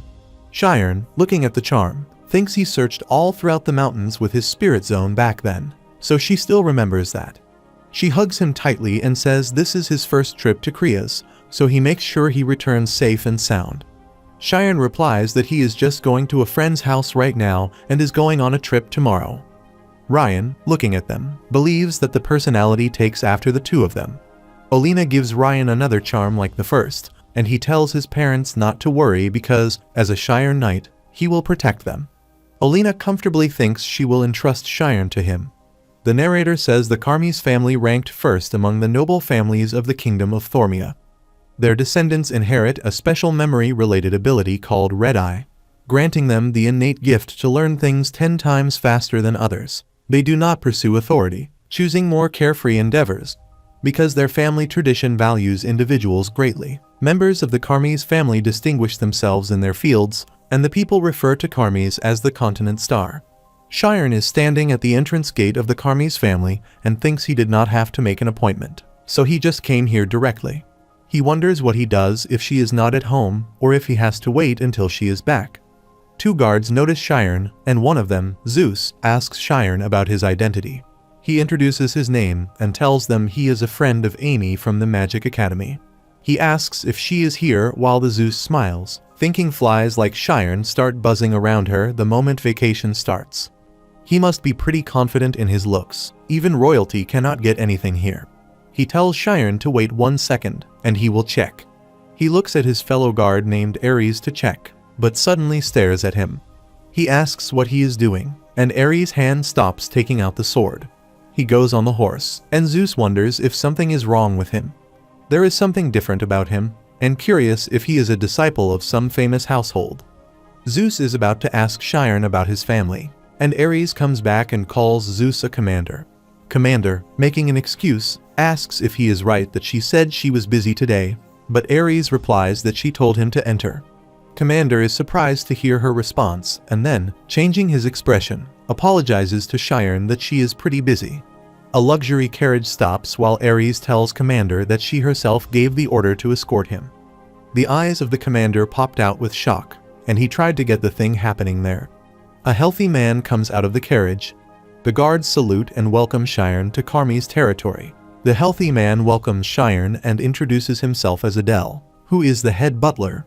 Shiren introduces him to Adele, and it is a relief that she is home. The guards wonder if there is an event they are unaware of because the head butler comes to greet them. Adele tells Shiren this may be presumptuous of him, but before he escorts him to the residence, there is something he would like to confirm. Shiren asks about it, and he replies that he would like to confirm his identity to make sure he truly is Sir Shiren because Amy said that if he is truly Shiren, bring him there. That is why he has interpreted her words to mean this, only to let him in if he is really Shiren. Shiren is surprised by the way Amy talks and wonders if she is really going to interpret it that strictly. Shiren asks Adele how he intends to do that, and he replies that he cannot. He must confirm the identities of those who intend to enter, and he has the authority to do so. Shiren starts to argue but suddenly feels himself immersed in the infinite world. He holds his neck and thinks he cannot breathe. It is like every organ in his body is being twisted, and he wonders if this is a nerve disruption type schema technique. Everyone there are silently standing there. Ares thinks Adele is using eye technique pressuring, and Zeus thinks it is a terrifying technique that conveys compressed emotions directly to someone. He is applying what he uses to punish them against that child, and is curious if that is not too severe. Adele is staring at him as he is still holding out. He sighs, thinking he did not want to use this much force. The water rotates around Shiren and disappears. He tells himself that he should stay calm because they are just emotions, and he can control them. He is floating in there while Adele, in shock, thinks this is the strongest application of pressuring, but he can withstand that. He cannot withstand endurance alone because if he can, he is either a fool, a crazy person who has reached Vajrayana, or a madman.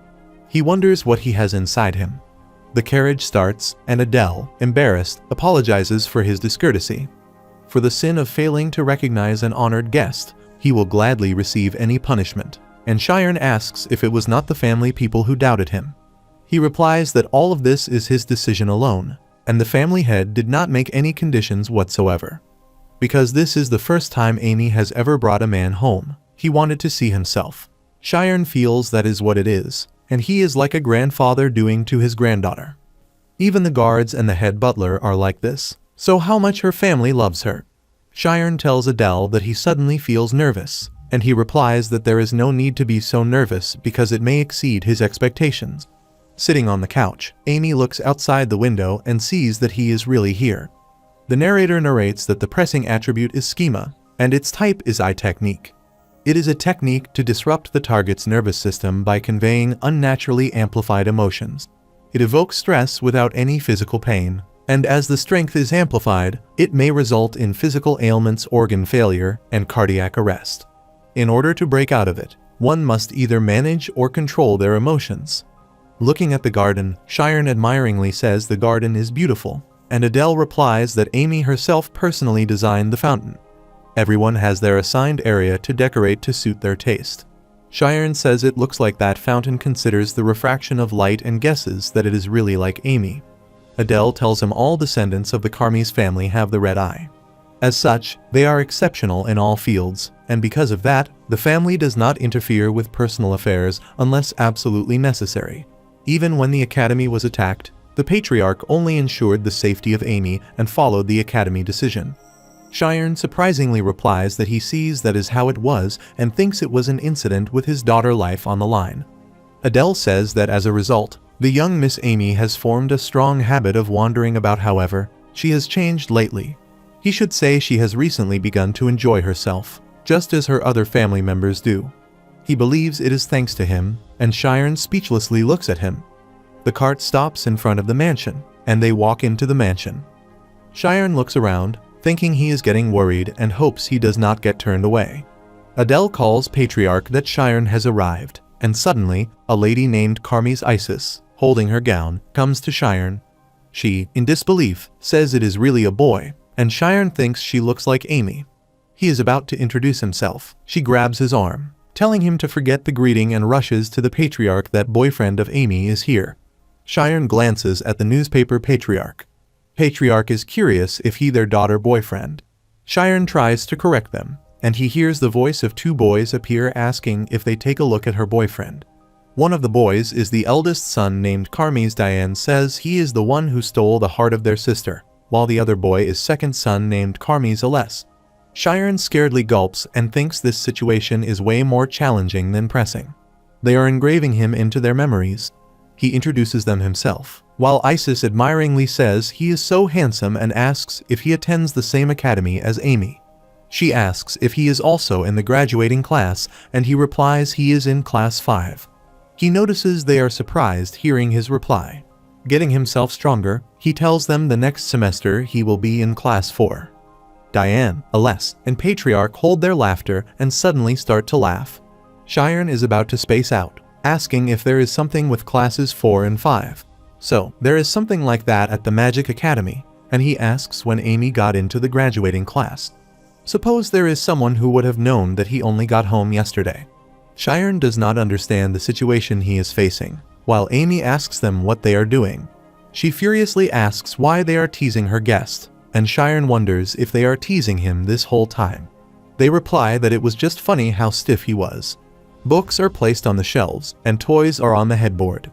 Amy brothers say this is how her room looks, but given how tough she acts, even so, she will always be their cute little sister.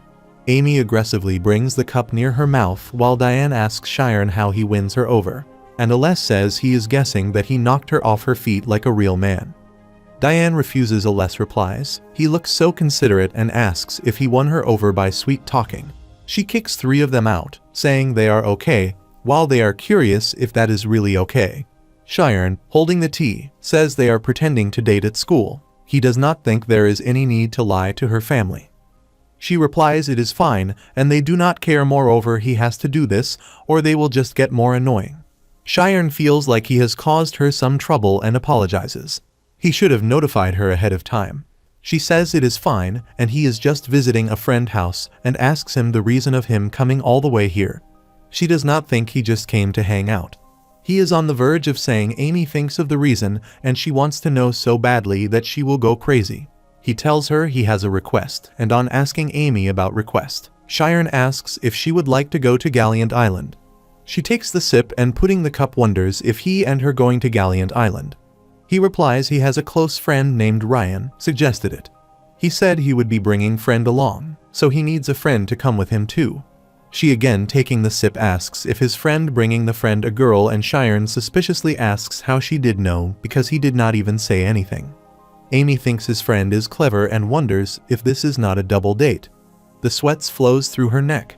She is curious why he would bring her along for that. He did not even bat an eye at them pretending to date, but why now? She remains her image and asks why her because he has friends in the advanced class. He knows that she is in the graduating class and everyone else is incredibly busy undergoing special training. She does not have the leisure to play around and again asks why. He calls her name and tells her she is the only one. First, she spits tea into the cup and then at Sharon. He sees the reflection of light through tea particles while she timidly asks what he is saying. She throws the piece of cloth at him and tells him to wipe off his face hurriedly. She also wipes her mouth thinking it has been bothering her.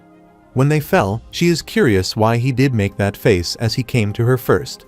If it was because he were sorry about not being able to keep his promise, but if it is not, if he likes her.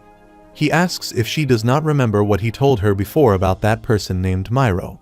Amy wonders if the president of the Supernatural Spirits Association and says he said she was trapped in another dimension. He tells him he has a hypothesis that the immortal function is linked to superluminal speed. That is why he wants to know more about her and Amy gets it now. He tells her that the headmaster said he would be fine with him investigating the Kurgo ruins. Since Ryan invited him anyway, he figured he would do that on the way while she is carefully listening to him. Amy replies since the Kurgo ruins belong not to the Thormia kingdom, but to the Galliant self-government. She is the perfect fur as someone who can respond to all the uncertain factors and Sharon responds that this is not what he means, but she is right. Amy thinks although they had an ill-fated beginning, they understand each other because of that and genuinely cheer for each other. The countless pieces of the past in which they worked to protect each other combined into trust. She gets up and stands beside the wall thinking if he needs all that. This investigation is not out of pure curiosity. Perhaps he is trying to find the answer to a question that he has had since returning from another dimension. She wonders about the concerns he holds because she cannot pretend not to know after all this time. She is curious if not her, who would be so worried about him. Sharon looks at when she says they will go to Galliant Island. The next day, at Ogent family estate, Elzine comes and introduces her full name. Father of Ryan Ogent Biscoff walks to her and says he has heard many things about the fame of her family. He asks if it is not a well-diplomat family, and if his father is well. Ryan securely thinks it is going according to plan. The plan is to stay at Sharon Place and then use Elzine as a shield to obtain permission to go on a trip successfully. He knew it would work. Elzine tells Biscoff that during staying in their occupied territories, father is continuously training in the sword. She thinks actually she does not know where the father is and what he is doing. Biscoff replies a family established in swordsmanship sure is different, and if Ogent uses upstanding swordsmanship, their swordsmanship is the peak of acuity. She is the talent of Swordsmanship Academy and looking at Ryan says he is unexpectedly dating a girl from a good background. Ryan replies they are not dating but just friends and asks if he allows them to go on the trip. Elzine furiously looks at him. Ryan tells his father that the Swordsmanship Academy was so tough and he needs time to rest his mind and body, while his father looking at his result card replies he definitely did work hard. Biscoff does not believe that he opens his schema, and Ryan evil laughs thinking this certificate for passing his strength. Since it has been revealed that he has a schema misconception, it is an entirely useless scrap of paper. He notices his father bites his lips and gets emotional, appreciating that he truly works well. Ryan speechlessly wonders if his father is really happy, and he has never seen him like this since birth. Biscoff asks Ryan about his grades, and he replies that Rihanna has those, and she also wanted to show them to grandfather. He asks if he can take that now. Biscoff suspiciously looks at him, then Ryan tells him what he promised to give him if he learned the schema, which is the sword of the grandfather.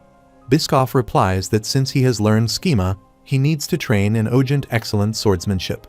Ryan goes up the stairs, stops in front of the room of the grandfather. He opens the door and enters the room, looking at the sword hanging on the wall. He stands closer to the wall and, looking at the sword, thinks this is the great sword of his grandfather, which he has wanted since he was young. The symbol of rightness is the soul of Ogent.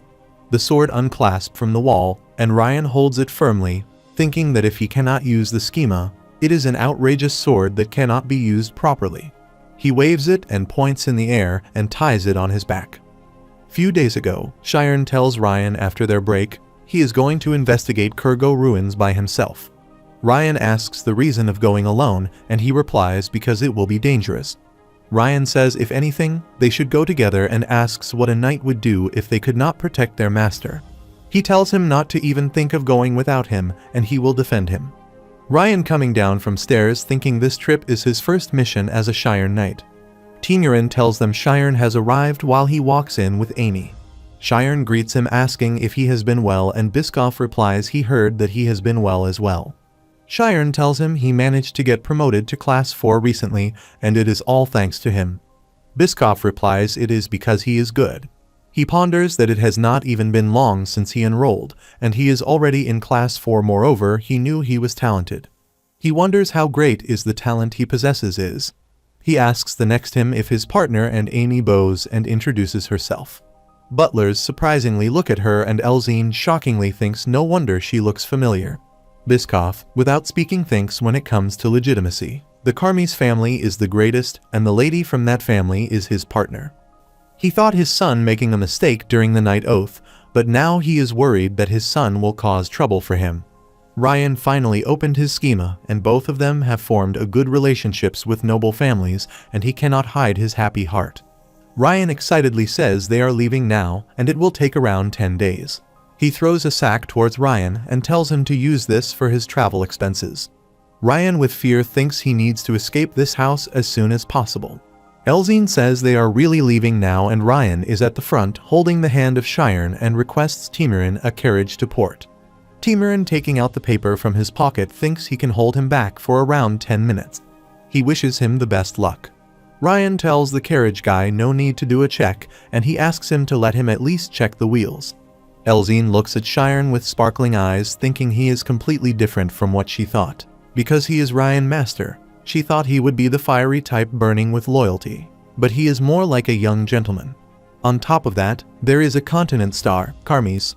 She goes to Amy and asks if they should introduce themselves, and then introduces herself. Amy shakes hands with her, identifying herself. Shire introduces himself with full name, while Elzine thinks she has never heard that last name before and wonders if his original home is Kriya's. Shire replies he does not have an original home, and he is a commoner. She speechlessly looks at him, and Amy silently staring her. She looks at Ryan and then glances them. She raises her fist and salutes them, tells them to look at her go, to be in a daze in front of Ryan Master, which is embarrassing. She shakes hand with Shire apologizing and says she does not care about identity. Amy carelessly looks at her. Ryan looks at them and tells them to get on the carriage. He heard a scream and blast happens behind him. They look at Biscoff, who is asking Ryan if he dares to come at last place. The narrator describes that the Elzine family is like Ogent family was established through swordsmanship. Unlike the secular families who work hard to raise their noble status, it is a prideful family that sticks to tradition.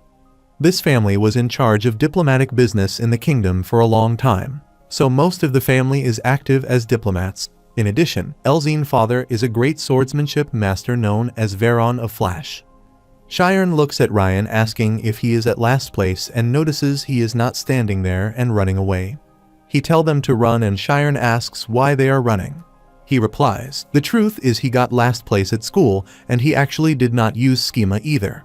Shire tells him just to tell his father and asks why he does this all to just go on a trip, while replies he can try if he can. Ryan tells him his father is an official class 4 swordsman. 3 of them get scared hearing him, while Biscoff using tornado skill about to catch them. He destroys everything with his power. Elzine notices Amy holds her hand, telling Shire to use teleportation. He replies okay and holds Ryan collar. He enters his spirit zone. He and Amy, holding Elzine and Ryan, start to teleport to escape from Biscoff. They are running, passing through the jungle. Ryan, looking at Shire powers, is amazed at how magicians views the world. Elzine looks behind and tells them that Biscoff is catching up. Shire calls Amy and tells her to hold on to him. He offers his hand to her, saying he is going to use spatial movement because if they want to run away, they have no choice but to get to their destination in an instant. Elzine is surprised that Shire can use spatial movement. Shire looks at Biscoff coming.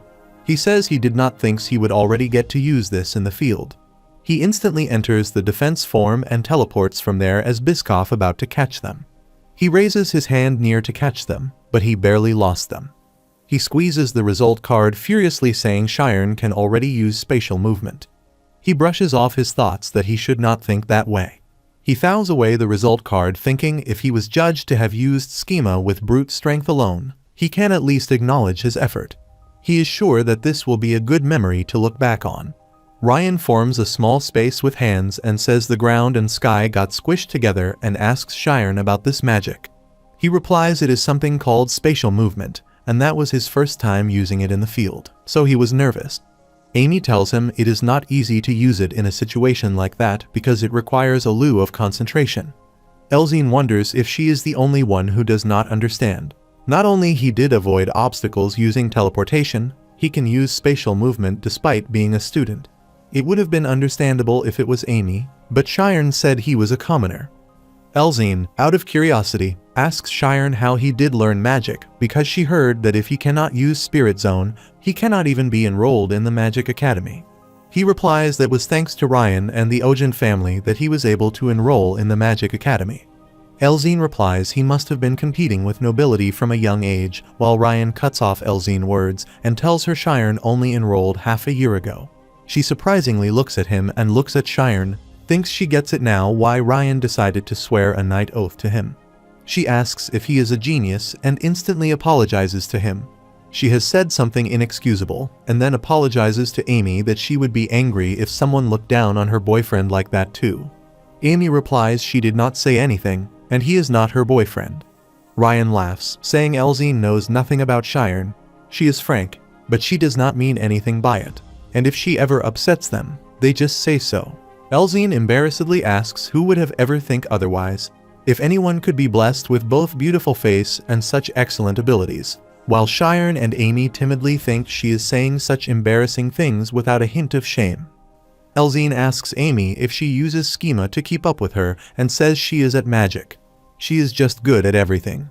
Shiren thinks they shared each other's stories in the carriage. Perhaps because they were all students around the same age, they were able to relate to each other, and like this, he managed to divulge his secrets to yet another friend. The bird flies over the Kriya's harbor buildings.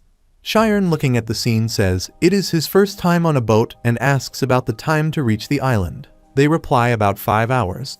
Amy tells them she did some research beforehand and Elzine appreciates her that she is really meticulous. Amy says that Gallant Island, an area of 1,500 square kilometers.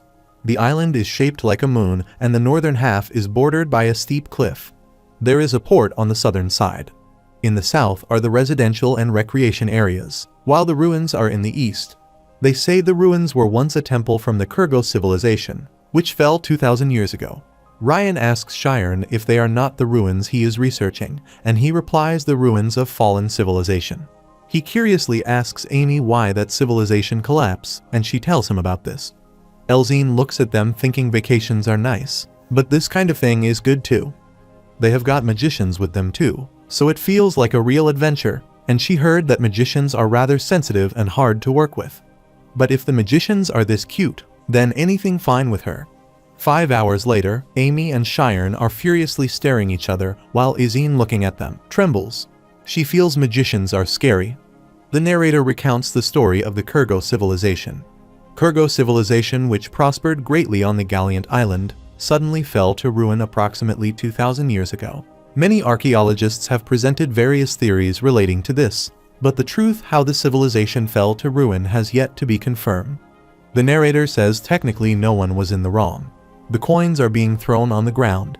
Shiren holds Amy's hand while Ryan, looking at them, asks Elzine if there is something wrong with him and Amy is not like her. Elzine thoughtfully replies she gets it, and on asking Ryan about, she excitedly says it is a lover's quarrel. 1 hour earlier, on board of ship headed to Gallant Island, Elzine, looking at the drawings on the notebook, asks if she draws this and tells her she is so prepared. Shiren says this is really thorough and Ryan appreciates her that she is really good at drawing. Amy asks if something happens to them, and it is not even much. She just simply looked into why the Kurgo civilization ended. Elzine says she is all red, which is cute. Shiren says according to Amy, the people of Kurgo thought of a rot called loop as sacred because they used it for their ancestral rites. But this loop is kind of stimulant. Amy tells him if he consumes it, he falls into a trance-like state, and the indigenous people thought of it as meeting God. People say that the downfall of Kurgo was due to religious conflict, but recently historians have been saying that it might be due to internal conflict from the misuse of this loop. Shiren wonders if a stimulant causing the downfall of a civilization, and she replies their descendants live in the center of the island at independent Kurgo authority. Elzine says they should go in there while Amy tells her. This is what she also thought at first, but they do not let outsiders in. She asked her second brother just in case, but he will not tell her how to get in. Shiren curiously asks if he is right that her second brother is an explorer. She opens the notebook to find what he did say. This is the end of a civilization is not decided by a historian. If she wishes to know more about them, she will have to pay with something more valuable than entry fee. Shiren suspiciously says there is something more important than an entry fee and asks what he is trying to say with that. She annoyingly closes the book and replies beats her, and he thinks he is all cool when he uses riddles. He should have told her this straight. Ryan asks Elzine what she is thinking, and if she is trying to solve the riddle, while she replies it is such a mystery. Elzine tells Ryan her mind that she is thinking about Amy. It was not any simple research, and it was so thorough. However, she must be here to help Shiren.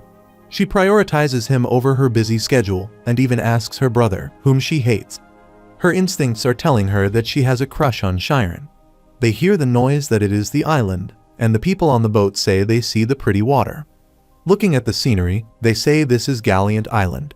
Elzine calls out Ryan in a whisper and asks his thoughts about helping Amy get together with Shiren. Ryan smirked that this was a good idea and thought that if they worked together as messengers of love, things between her and Ryan would go well, too. On the island, different shopkeepers attract customers with their stuff. An old lady calls to say she has the best southern traditional seafood dishes here. A guy calls let him carry their belongings because they have healthy porters.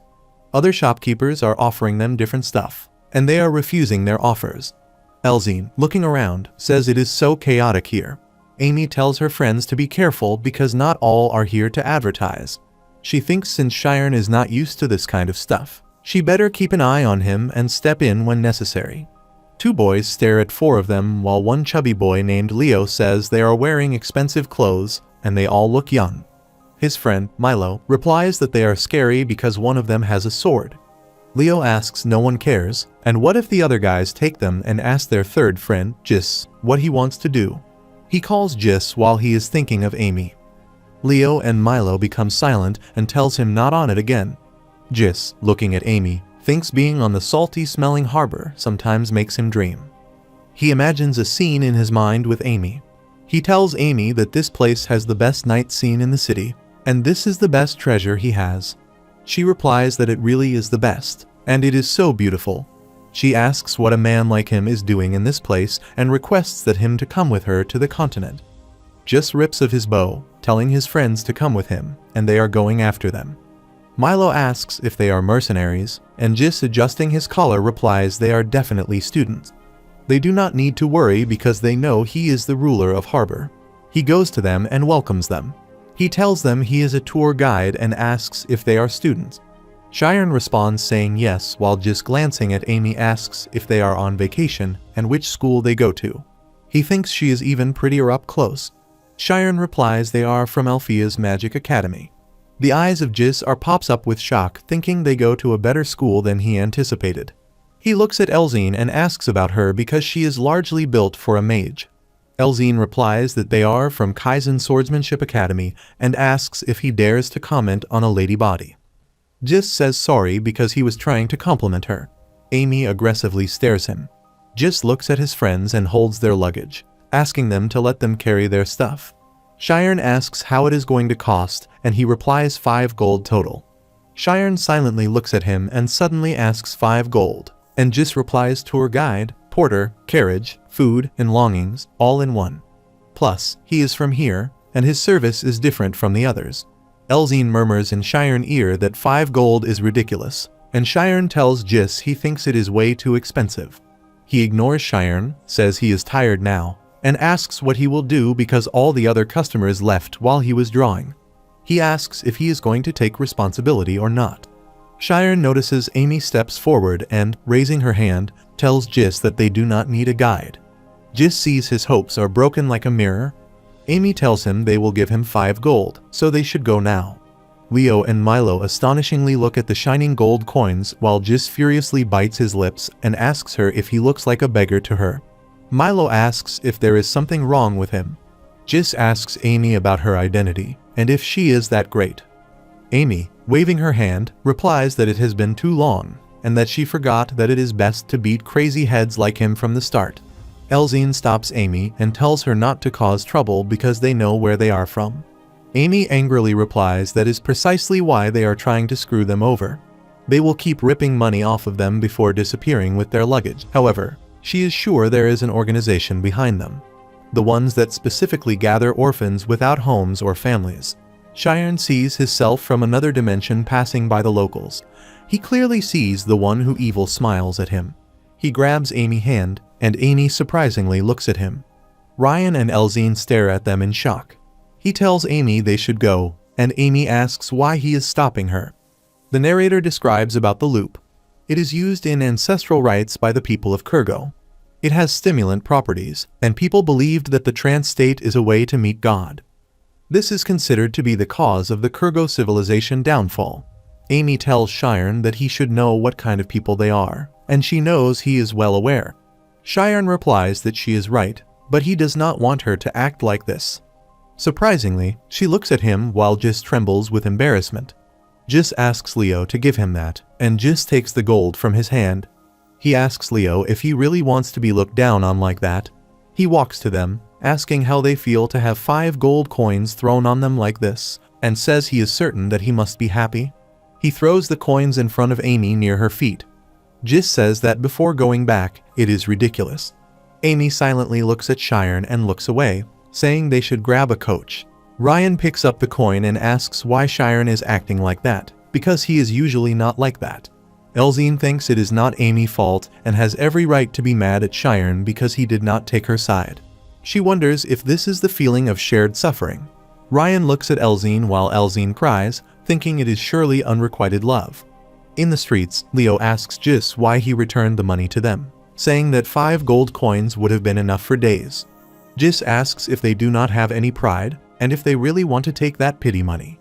Milo replies that money is money, and Jis tells him this is the reason they call them beggars. Milo tells him to be honest that he fell for that red-haired girl, and he replies he did not. He asks if he thinks he would like a girl like her. Milo tells Jis that he has a weird habit of acting stubborn in front of people he likes, and Leo says if they are wealthy enough to give out 5 gold coins like that, they are probably of high status.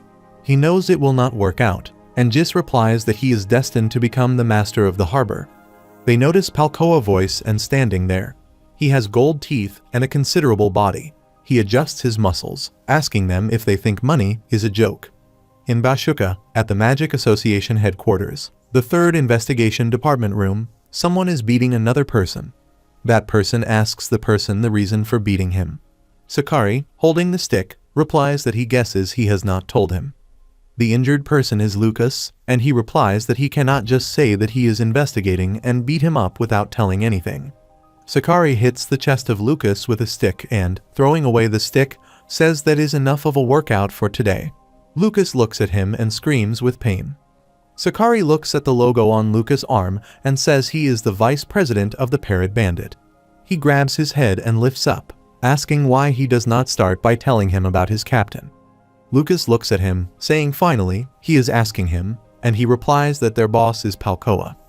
On the other side, Palkoa lifts the head of Lucas, telling him this is why he should have accepted the money. He slaps his face and tells him his little pride cost him 5 gold. Jis curiously thinks if he was watching the whole thing. Palkoa asks him if he realizes how much effort he puts in for this group, while Milo and Leo kneel in reverence to Palkoa. Jis injuredly lies on the ground, and Palkoa tells him he owes him something, which is that red-haired girl he was talking about. He asks him to bring her to him, and he will make sure to get proper revenge. Jis thinks he is insane for wanting to hurt an outsider. Amy is standing beside the tree, and Elzine cheerfully tells Amy to look at this and asks if this is not amazing, beautiful, and the best. She asks about her thoughts on the place she found. Amy replies that it is pretty and asks how she found this place. Elzine told her one of her relatives works in a related field. Ryan is looking at Sharon, and Sharon is looking around. Ryan looks at the charm given by Olena. He remembers when she tells him that something is troubling Sharon, but he does not want to tell them. Since Sharon is not a kid anymore, she thinks this time he will need help from a friend. He calls everyone and shouts, telling them he is hungry. Sharon says he feels it is about time for dinner, and Elzine asks if he wants to eat outside because there are a lot of good restaurants. He raises his forefinger, saying he has one suggestion, and asks why they do not cook for themselves. 3 of them unitedly ask if he wants to cook. Elzine replies that she likes that idea and knows how to cook, while Amy thoughtfully asks if she should cook as well. Sharon asks Amy if she really knows how to cook, and she asks what he takes her and tells him that noble women all take cooking lessons. Ryan makes the team with Elzine vs Team Sharon and Amy. Ryan tells him the plan is that the one cooking will write down the ingredients and their partner will do the same for them. Elzine proudly thinks Ryan has a good idea because he tries to help Sharon and Amy make up. Elzine says they should add a punishment that the losing team has to do the dishes together. Sharon replies that it sounds fun, and Amy agrees with it too. Amy writes the ingredients while Ryan and Sharon take their ingredients list with buckets. Ryan says they will return in an hour, and Elzine and Amy wave hands. Amy ties her hair, and both of the ladies stand beside the kitchen shelf. Elzine, looking at Amy, thinks now it is time for girl talk. On the way, Ryan looks at Sharon, thinking now it is time for boy talk. Jis is standing on the mountain, walking beside the sea, holding his arm. Walking through the streets, Ryan asks Sharon if it is his first time fighting with Amy and if he was hurt by what Amy said. Sharon remembers what Amy said, his father bowing to the Ogent family and telling the truth. He feels Ryan can be really considerate sometimes. He tells Ryan that he will not deny that it is something that has been bothering him recently. But it is not like he is hurt by what Amy said or anything. It was not a fight either. He just wished that Amy would not act that way, and 2 people having different opinions is quite common. Ryan interrupts him and calls him an idiot, saying that is what fighting is. Ryan startles being called an idiot. He tells him he is off to buy some meat, so this is where they part ways, and he looks forward to it. He winks that he will make sure he washes the dishes with Amy, so he had better make up with her. Amy tells Elzine that they did not fight, and that it was not a lover's quarrel by any means. She furiously says that clashing opinions between 2 people are pretty common, while Elzine cuts off her words, wondering what they did say about strong denials. She is curious if they are not strong affirmations, and Amy gets annoyed even more. Elzine says she is upset that Sharon did not take her side against those delinquents, but if it was her, she would have been very upset. Amy thoughtfully looks down and asks if she knows that Sharon tends to be very hazy at times. Elzine suspiciously asks if this is some kind of poetic expression. Amy tells him he is so sometimes to the point where she feels like he could just disappear from her side. Elzine shouts that if that is really true, an intruder almost killed everyone at the Magic Academy. Amy makes her silent, putting her hand on her mouth, and says she told her a secret. Elzine replies that it is just a shocking story. However, Sharon is an unlocker, and he sacrificed himself to save everyone. To an unlocker, unlocking the immortal function is similar to leaving this world. The return of Sharon is basically the same as a dead person walking out of their own grave. Amy says it truly was a miracle, and suddenly asks if she has a lot of friends at school. Some students are friends she is close to, and others may envy her or even dislike her. Moreover, there are probably more students she has never met before. She wonders if she could have thrown herself into an eternal infinity to save not only her close friends, but even strangers. Sharon takes the vegetables and thins the next one, but suddenly notices a strange smell. An elder sitting there tells Sharon that if he were him, he would cover his nose, and it is a loop. Sharon asks what by loop he means, and he replies that he is right. Once anyone gets addicted, there is no returning. Sharon, looking at the addicted people, thinks they are eating it in such a crowded area. The elder says this was such a good island up until 3 years ago, but suddenly, the number of troublemakers started increasing. Before that, the air and the sweater were so clean. Twice or thrice a year, the blue dragon would come to visit them. He wonders how things turned out this way. Sharon looks at a small boy who gives the piece of bread to his brother. He closes his eyes helplessly. Amy tells Elzine that there are 3 perspectives in this world, and Elzine asks about these. Amy replies that the first is the perspective of a child. No matter the person, as a child, they can only view the world from a self-centered perspective, and some never grow out of that perspective. But most people grow to be able to understand other people's perspectives. They refer to those who have successfully grown that way as virtuous people. Elzine replies that she believes that is the adult perspective. Amy tells her there is a third perspective on top of that, which allows a person to see things that are not visible to their eyes. Justice, love, good, evil, the concept of God, and the impact one generation can have on the next. Because of that, they understand the value of things that are not visible. They are willing to place their lives on the scale to weigh them against what they believe in. She is sure that from Cheyenne perspective, the value of everything in this world will seem equal. Perhaps she may be just a single flake when viewed from a higher place. Elzine, hearing her, becomes speechless. Cheyenne notices a girl is captured by thugs and screaming for help.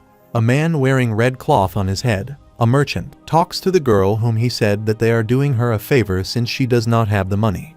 They are letting her pay with her body, and she should be thankful to them for being so merciful. Thugs notice Cheyenne tells them to stop and let her go because people are watching. He will call security on them, while the thugs, who are not taking him seriously, laugh arrogantly. The merchant, making fun of him, asks if he is going to call security on them, and why he does not call them over. If he thinks security will go for them or this woman. The woman runs and hides behind Cheyenne. Cheyenne asks them what they said. Merchant replies that the lady just got caught stealing a vase worth 50 silver and ended up breaking it. He told her he would let her go if she paid for it, but she said she had no money. So instead of reporting her, he gives her a chance to pay it off. He asks Cheyenne if he understands now. Furthermore, from the looks of it, he must be a young master here for sightseeing. He asks if he minds his own business and moves along. Cheyenne asks the lady why she does not turn herself in, and she replies that she cannot because he runs this area. She asks him to believe her and says that it is of no use. Cheyenne silently looks at them and puts her hand in his pants pocket. He offers the 50 silver saying he will pay in her stead, so he should let her go. Merchant bursts into laughter, saying he gets it now that he is going after that woman. That makes sense because where else could he seduce a woman with just 50 silver? Cheyenne helplessly sighed and replied that he was just trying to stop this problem from escalating. She committed a crime worth 50 silver, and he told her he wished to be paid for it. He would willingly spend 50 silver to stop an even bigger problem from occurring. Unless he is scheming something else against this woman, he requests that he take this money and end this here. Merchant stares at the coins and wonders how he dares to touch his prey. Elzine tells Amy that it is not true, and she is more than a speck. She hugs her, saying she is a special person, and that is why Cheyenne brought her, despite knowing it was a couple's trip, while Amy silently looks away. Merchant tells Cheyenne that he is acting pretentious, but is helping a thief out. He asks if he thinks he is some saint and tells him he is unwilling to look after that woman, but he wants to act all high and mighty. Cheyenne replies that it is a strange thing to say and arrogantly asks if it is not better to act all high and mighty than do the wrong thing. The merchant is full of anger and tells his fellows to get rid of him. They take out the sword, and the civilians are scared to see that. All the thugs point their swords at Cheyenne while that girl runs away. Cheyenne angrily thinks this is how judgment is. He remembers Iruki and arcane words. They stand closer to Cheyenne, pointing their swords at him while he clenches his hand. He is about to show his magic, a bomb being thrown in the air and blasting smoke into the environment. Thugs say this is the smoke screen while someone appears, covering his face beside Cheyenne, and tells him to come. Cheyenne obliviously looks at that person while that person grabs his hand and tells him they should run away. Merchant furiously flaps his hands and tells his fellows not to let them get away. The thugs run to find them and enter the restaurant. The hand of an older man, clearing the glass, stops and catches a coin. The unknown person tells Cheyenne those guys are an infamous crime organization around here, but he should be safe. He asks the old man if he can tell them when they are gone and replies, certainly. The unknown person is a girl named Marcia, who says he does not seem like an idiot and tells him he should not have wasted his pretty face acting like a hero. An organization also hired the girl he was trying to save. She was probably doing that on purpose to bait them out. He should take this as an unlucky day. She is sure it was a shocker for a pampered little prince like him, while Sharon replies he was not trying to act like a hero. He just wanted to set things right. Marcia tells him he talks like a mage and has a very cold mindset. He replies he is striving to become that way, and she suspiciously asks if he is trying to become colder and guesses that he is not the arrogant young master she thought he was. Sharon excuses her, and she puts the glass of drink on the table, saying that he hides his weak self and struggles to get stronger while putting up a strong front, which is similar to her. He asks her about her identity, and she replies that she has a good eye for people, and tells him he was also abandoned. Sharon again suspiciously asks her about her true identity, and she introduces herself, saying that she is the same as him. She asks if he knew a newborn baby would die in a few hours if left outside the care of adults. They abandon them, knowing that, and they should not have given birth in the first place. From the looks of it, he must have gotten lucky with his adoptive parents, and he replies that they are great people. He asks her about her parents. She replies that her adoptive parents were a former mercenary, and he beats her up whenever he drinks. He says it was her fault that he got fired from his mercenary job or whatever, and he was a total crazy person. The thought of resisting never even crossed her mind. She asked if he knew what she said one day because she was afraid she would die after being beaten so badly, why he did not kill her already, while Sharon, out of words, stared at her. The hand of the old man suddenly stops. Marcia says that after that, he left with an arrogant face, so she kept on using it. It was amazing, and it was like a magic spell that stopped the beating. Sharon asks what happened to him, and she cross-questions him about his age. He replies that he is 17. She puts the glass on the table. She asks what he would do if, 2 years ago, when he was 15, he found out that his foster father was not only a crazy person but a monster in human skin. Sharon looks at the twister in the drink when he imagines that she might have killed his father, thrown the weapon, and run away. Sharon glances at his tea and thinks that if such a person had raised him, he wonders if he would have become the person he is right now. He cannot judge this person's life with just his thoughts and values.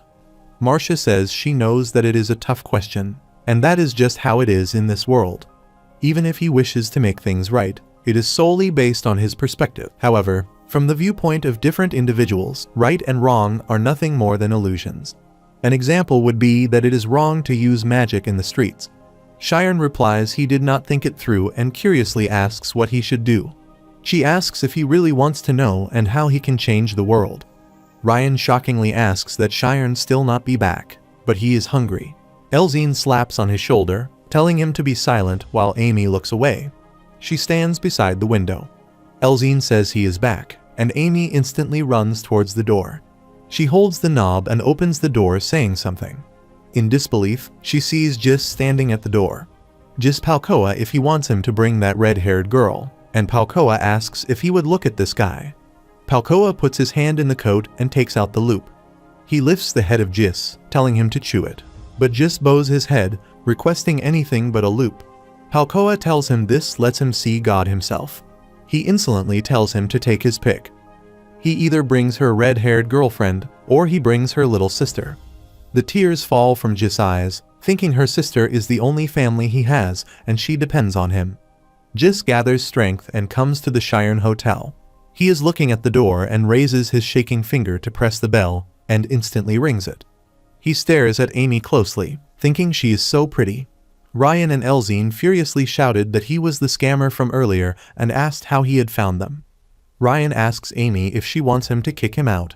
Jis gets sacred and respectfully bows to apologize for what he did earlier today. As an apology, he will show them a fantastic night view and tell Amy that only she can come. Elzine whispers in her ear that she should not bother and close the door while Amy asks Jis if he hears and says goodbye to him. She is about to close the door. Jis holds her arm, and Amy furiously looks at her arm. Elzine angrily shouts at Jis to keep his hands off of her. Amy tries to release her arm, but suddenly glances at Jis to see that he is holding himself. He brokenly begs Amy to let him show her around. Amy believes that there was an organization using him, and she understands now what Sharon meant. On the other side, Sharon mysteriously asks how he can change the world, and she replies that what he needs in order to change this cruel world is family. Sharon is about to ask something about family, But she interrupts, saying she knows what he wants to say. All she is saying is that they should change their perspectives slightly. Family does not only include those he cares about related by blood, but it can expand to much more than that. A place he can always go back to, no matter how lost he is, and someone who can trust him at any time. That is what he needs to create. After leaving her home, she met many children in the same situation as her. She does not know if it is because of the trauma she got from her foster father, but she developed an eye for telling those kinds of children apart. They say that one's life begins by being embraced by their parents after they are born. That made her think that if someone was willing to embrace those who had been abandoned, she asked if they would not finally be able to start their lives. If he focuses on his misfortunes, the world will only become harsher, and if he thinks this world is harsh, he needs the warmth of a family.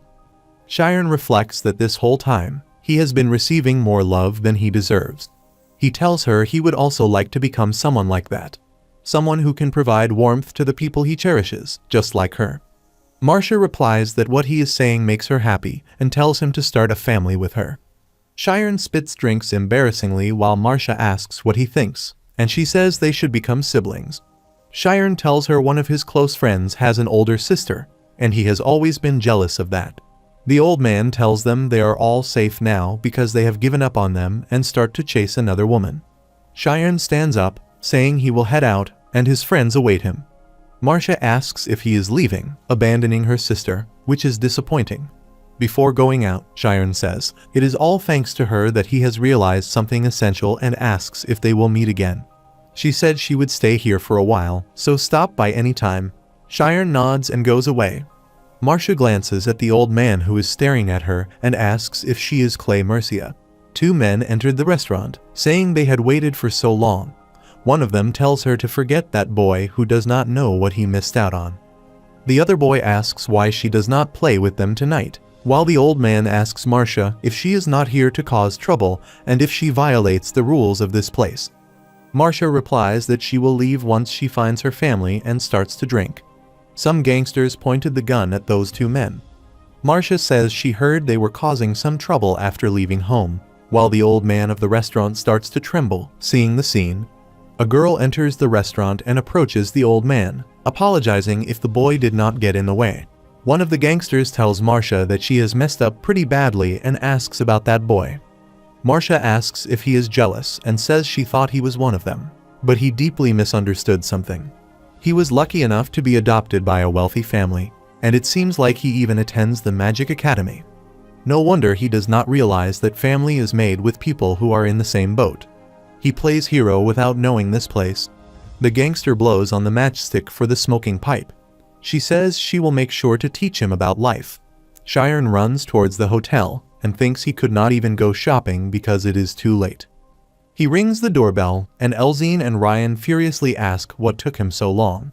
He apologizes for being late and tells them he got caught up in some trouble. Elzine fretfully tells Cheyenne that Amy got on the carriage of Jis from earlier and left. Cheyenne asks what Amy said before leaving, and Ryan thoughtfully replies that he and Elzine tried to stop her from going. They were sure it was a trap, then said they did not need to worry. If something happens, she will just beat them up and get out of there herself, and she will be back soon. He also should have done the same thing. Cheyenne starts to think about what Amy said while Elzine, holding Ryan in her arms, says Amy is feeling hurt and she was feeling lonely the entire time he was gone. Cheyenne replies that it is not and remembers what Marcia and Amy said about her past life and the current situation on the island. Both Marcia and Amy are aware of the dark side of this island, and Amy willingly follows him. He starts to run, saying he will look for her, and Ryan runs, too. Elzine tells him to take her with them, too. The carriage is on the way to the city, and Jis, looking outside the window of the carriage, says this is the biggest seaside beside the park in Galliant. It would have looked even better during the daytime. The store owner in that park was like, and suddenly stopped talking. He admires her beauty so much that it feels like a dream, and he cannot believe that he is with this girl in the carriage, chatting, cruising along the coast. Now her cold attitude and her spiteful expression are gone. Furthermore, she looks more prettier. Amy asks how long it lasts, and he replies that they will be there soon because it is a little far. Amy says his boss, who beats him up, must be at the best spot in Galliant. Jis surprisingly looks at him and asks how she knew. Amy asks if he thinks she is foolish, and he shows up with a bruised face. She will play along just this once, so he should quit if he can, because he is not fit for this job. Jis embarrassedly looks down and asks with a shaking voice if she plays along because she feels sorry for him. Amy replies that it is only part of it. However, he threw gold coins on the ground earlier. He really threw gold coins before nobles, and she likes his guts. That is why he is telling him to quit, and it would be a waste for him to continue this. Jis remembers his younger sister pressing his clothes on him. He tells her that she does not need to do this every time, and she replies this much is nothing.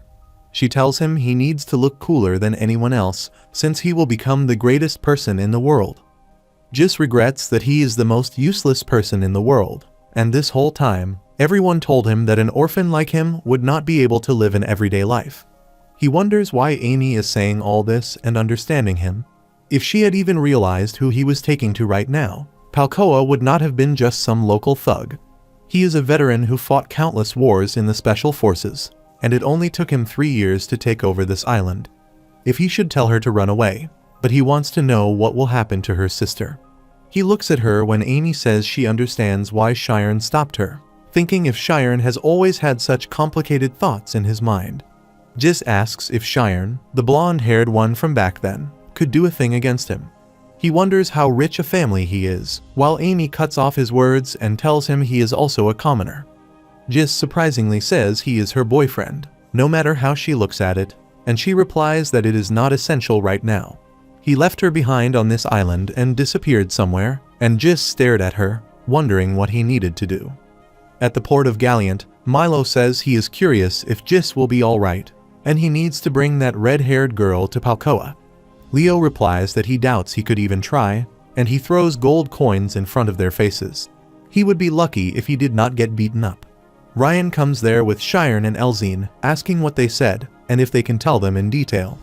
Leo and Milo eyes popped out with shock. They start to run to escape from them. Ryan steps forward and lifts them up, asking if they will talk here or take it outside. The old man seems to be the driver, smoking as Shiren, Ryan, and Elzine get on the carriage, and asks if they are already back. He asks where they would like to go now, and they unitedly reply, take them to the palace. The driver starts to run the carriage, telling them to hold on tight, and the night in Galliant is still young. Elzine thinks the friends of Jis were in the port just like Shiren was. She talks to Amy, telling her that she will wait a little because they are on the way to get her. In the palace, at the Palkoa base, Palkoa chews a loop and enjoys with the girls, thinking this is amazing. He looks at Amy sitting on the chair, thinks she is definitely a high-ranking noble, or maybe second class. She asks Palkoa if sitting here really all she needs to do, and he replies certainly and asks if she thinks he would do anything to a lady. He just wanted to apologize for the rudeness of his men earlier, so she just enjoyed herself. Amy holds the glass of drink and looks away, wondering what he is trying to do. She looks around suspiciously, wondering if he brought her here for this, which wastes time. Suppose this is really helpful for understanding Shiren. She puts the glass to her lips to drink while Jis anxiously looks at her and thinks she cannot drink this because he put a loop in it. Palkoa sneaks up on Amy while Jis looks at Amy holding his anger. Palkoa is enjoying the scene. The guards are standing at the door and tell Ryan, Shiren, and Elzine that this place is not for kids. Ryan kicks the first guard in the face, and Elzine punches the second guard in the face. Palkoa tells Jis to go to his little sister, and Jis, unwittingly, thinks looking at Amy to see if he has really done this. He looks at the waiter mixing a loop in the drink. He has heard that Palkoa controls many noble families. He is doing that through this kind of thing, turning them into puppets who cannot live with it. Guards stop Shiren, Ryan, and Elzine, saying this place is not for kids. Ryan and Elzine beat them up. Surprisingly, they fell on the ground, and another guard looked at them. The guards shouted that they had intruders and asked if anyone had seen them while they were passing through the crowded area. They say this place is so big. Elzine wonders if Amy is in this kind of place, and Shiren replies that he does not know what they are trying to do to Amy, but they need to find her fast. They should stay on their toes, and there is no security for them to call. Ryan says they should search the upper floors and go up running up the stairs. They check the casino on the 3rd and 4th floors of the VIP rooms. They opened the room, but they mistook it. Shiren says searching room by room will take long. Instead, they should make it so that everyone has to evacuate the building. 2 guards catch them, saying those crazy humans are here. A man with a considerable body named Rex taps his foot on the ground with full strength and, adjusting his hand muscles, says they have got some troublemakers. Rex says the girl is not bad and asks if there is something wrong with her clothes because she should have dressed a bit better. He raises his hand to hold Elzine, while Elzine grabs his finger firmly and breaks it instantly. She tells him that, in place of judging someone's fashion, she asks why he does not strengthen his fingers. Rex furiously raises his punch while Elzine escapes his punch attack. He gets closer to him and punches his face. Surprisingly, he falls on the ground, and another guard looks at him. Elzine tells Rex that he is just a weakling, and Shiren appreciates her. That was amazing. She replies that she knew he would understand, unlike someone who does not say a thing, while Ryan, standing away from them, says she is so strong. He goes to the guard, who fearfully tells him to stay away from him and asks if he knows they have people everywhere in the building. He is about to say more. Ryan lifts him up, holding his collar, and asks about Amy. The guard replies that he does not know who that is. Shiren says he suspects that it would be useless to ask him something he does not know, and Ryan asks what they should do now. Shiren tells him they need to ask him what he knows. The guard looks at Shiren, who insolently asks him about Palkoa. He terrifyingly replies on the first floor of the basement, in the temple. The guards in the hallway look at 3 of them and tell each other not to let them get to the boss. He shouts stop them, and suddenly the fist of Ryan appears and punches him in the nose. Ryan and Elzine instantly beat them up badly. 2 guards remained standing closer to the door. Ryan punches the first guard, and Elzine kicks the second guard. The door of the room opens, and they fall to the ground. Palkoa looks at them and wonders how they dare to intrude on his sacred temple. Jis is also shocked to see them and curious about how they got here. Shiren looks at the empty glass and drunk Amy. Elzine furiously asks Palkoa what he did to Amy, and Palkoa evil laugh says they are here for their friend, and she does not recognize who they are. The eyes of Shiren shine, look at Amy, and tell her they should go back. Palkoa tells them she does not want to go back, and it is not like he kidnapped her or anything. He tells his special guard to send away those intruders. He asks where, and Palkoa arrogantly cross-questions where he thinks. Certainly to hell, and then the guards step forward using their red eyes. Elzine tells Shiren to watch out because it is pressing. Ryan asks about pressing, and Elzine replies that those people are schema users. Shiren does not believe it that on this small island, they are all schema users and suspicious about Palkoa identity. Elzine tells Shiren to calm down and advises him that he cannot let his emotions take over him. Shiren enters another world, sees a massive wave heading towards him over his head, and sinks into the water. Being in there, Shiren wants to become stronger, so he could protect his friends, and he did not want to become a mage who could not do anything in dangerous situations. That was why he tried to find his origin and roots. He wanted to erase the agony that was making him hesitant. His shadow walks out and tells Shiren that he should understand that he is a rootless being, and a tree that has lost its roots will shrivel to death. Shiren closes his eyes and replies that his roots do not only come from his past. He realized that after talking to Mercia. Some people support him, and people who are willing to be his roots, and this is the reason he will not hesitate anymore. He trusts the trust others have in him. His image is disappearing into flames. There is a massive light that spreads through the room. Everyone is barely seeing others. Palkoa wonders what Shiren is holding. Shiren creates the intense light ball, while Ryan, Elzine, and Amy look at it. Shiren raises his light, saying he will not hesitate anymore, and Amy shouts, telling Shiren to wait. Shiren bends and throws the light full strength on the ground. Before 30 minutes, Amy holds the glass, thinking he puts a loop in this, which is such a predictable tactic. He is not trying to hide it, and Jis might be in danger if she starts anything. She starts to drink, thinking she will strengthen her mind with red eye, and he will probably reveal his true intentions once he sees her drink this. She looks at the blast at the entrance and, looking at Ryan, Shiren, and Elzine, wonders how they did get here. At the current time, Amy thinks she missed her timing to acknowledge them. The ground is destroyed too deeply, and Palkoa falls back, looking at it. Everyone jaw drops with shock. Palkoa calls Shiren crazy and asks him about his identity and which line he is from. Shiren tells him his name and that he is from Althea's Magic Academy. Ryan and Elzine stare at him and just wonders why Shiren must reveal his identity. Palkoa evil laughs that he is a student and he is acting up when he is not even a mage.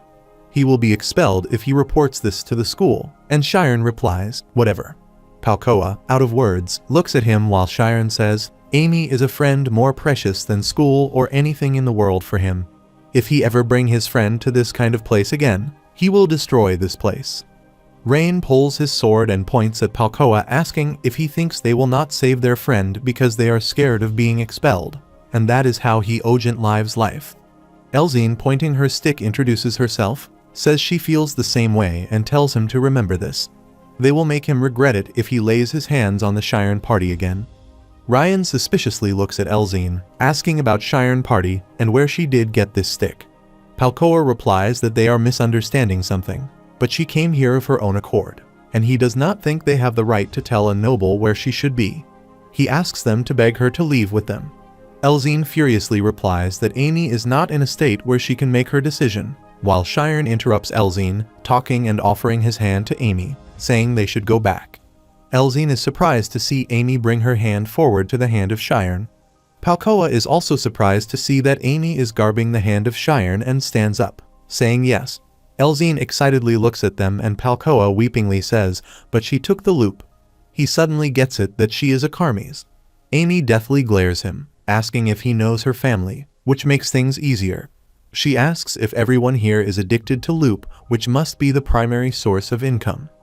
She warns him that if he dares to send anything to the school, she will ensure he cannot earn a single penny in this business.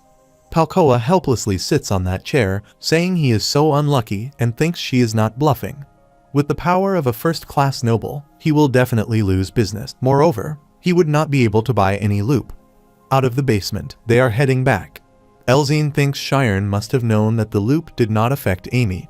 The reason why she did not move the first time when Shiren called her, it was not because of the loop, but she was still upset about what had happened earlier. Ryan looks at Elzine, blushing. Elzine wonders what kind of spec this would be cute. Elzine says that must be nice, and Ryan asks if she said she was hungry. Outside the palace, people are curious about whether there was an earthquake. Shiren party notices Jis tells them to wait. Amy says he is good now, and she will make sure they cannot do anything bad to him and his sister. Jis tells her he is quitting this job as she said, but he wants to thank her for helping. He furiously points his hand at Shiren, saying he does not dare to make her or he will never forgive him. Shiren nervously asks if he makes Amy cry while Amy laughs, asking Shiren if he hears and to be careful. She calls Gist, asking whether he is a pirate or the Lord of Harbor. She is sure he will be able to become whatever he wants and wishes him luck. Gist clenches his fist and looks at Shiren and Amy together. He decides he will become much cooler than that guy. Ryan asks if they will eat now because he is hungry, and Elzine replies they should get something to eat near the place they are living. Amy says she does not feel like they will be able to cook today. Ryan asks Elzine how long she is going to hold that stick, and she throws it away. Palkoa is sitting on the chair, crying and asking himself if he has fallen this far. He puts his hand in his coat pocket, saying he was once called the ghost of the battlefield and is losing to some kids. He takes out the empty tiny pouch and furiously throws it at his guard, asking if they are not embarrassed and they are losing to kids because all of them do is take loops all day. The red-haired guard replies he has never seen such magic, and it would not have been fun if they had gotten hit by that. There was no room to avoid it either. The guard asks if he really going to get away like that, and Palkoa replies that there is no other option because she is a first-class noble, right beneath the royal family. If they mess with them, their entire business might be gone, while the guard asks if he has forgotten that there are things scarier than losing money, that they are the parrot bandits. The Magic Association is hunting them down, and what if they find out where they are? Palkoa asks him to bring him a loop because his headache is killing him. The next day on the beach, Ryan, Shiren, Elzine, and Amy are having fun throwing water at each other. After that, they change their outfits and have a delicious meal. At night, they walk through the streets. Ryan and Elzine, eating corn, look at each other while Amy offers a corn stick to Shiren. He takes it, thinking this is what a vacation feels like. Ryan points his finger, telling them to look at the fireworks in the sky. Sharon says he should bring his parents here sometime. The next day, the carriage is on the way through the jungle. Ryan furiously looks away, and Elzine asks how long they will be upset because it is not like they were that late. Ryan aggressively asks why it took her so long to change, and they are going to get there around lunchtime. Elzine replies that it is all for their sake, and asks if he really thinks his sword matches what he is wearing. Sharon thinks he was planning on taking only Amy to explore the ruins, but they have gotten too close, so they cannot be separated. Amy hesitantly tells Ryan that Elzine was ready before her, while Ryan tells Elzine that she can tell Amy to put effort into getting ready. Elzine furiously asks if he is saying that she is not pretty. Ryan carelessly looks away and replies that she is pretty. Elzine starts to blush and looks down, saying she is cute. Amy looks at Ryan, feels like Ryan has feelings for Elzine, but he does not know how to express it. This makes sense because expressing his feelings to a woman stronger than him is hard. Sharon looks at Amy, who is thinking by making weird faces. She believes that she closed the gap quite a bit, while Elzine, looking at Amy, thinks Amy is having weird thoughts again. The narrator says the Kurgo ruins are located about 2 hours away by carriage from the tourism spot. Mount Toa, at the center of Gallant Island, is a dormant volcano that was active 500 years ago, and back then, a large-scale volcanic eruption buried Kurgo in ash. As a result, it is believed that only a fraction of the civilization Golden Age remains. At Kurgo ruins, Gallant Island, Amy tells them the history of this island. The government of Gallant Island proposed the restoration of the ruins, but the plan was scrapped due to resistance from the locals. Elzine curiously asks if restoring the ruins would not be a good thing for the locals, and she replies that she is right, and they could have increased their tourism revenue. Ryan wonders if there is a secret, and Sharon replies that it seems like a regular tourist spot. Elzine tells them to look at the man standing at the entrance, asks if that person is from Kurgo, and he replies she is right. Sharon gives him their tickets and thinks he can tell that this person is strong. At Kurgo Temple of Gallant Island, Ryan, admiringly looking at the temple, says he cannot believe these buildings were built 1,000 years ago. Elzine says that from what she overheard from tourists, it was initially much bigger than this, but most of it is buried in ashes. The children standing beside the wall look down, saying this is too deep, and the girl says she bets that it is 100 meters deep. Their mother tells them not to stand there because it is dangerous. Amy looks at Sharon sitting and asks if something is wrong and if he will not see the central temple. Sharon excitedly tells her it is a spirit zone, and Amy sitting in front of him asks if he used his spirit zone synesthesia to detect something. Ryan asks Sharon what he finds, and he asks if they said the ruins were buried under the ashes. He says he searched underground with his spirit zone just in case, and strangely, he could not detect anything for over 50 meters. Amy suspiciously asks not even dirt, and Elzine curiously asks what that does mean. Sharon replies that it is not like there is nothing at all, but something is off. Ryan thoughtfully asks if they should dig it up. Amy touches the ground, saying she will try because she can look up to 500 meters in sniper mode. Sharon gladly requests that Amy do it.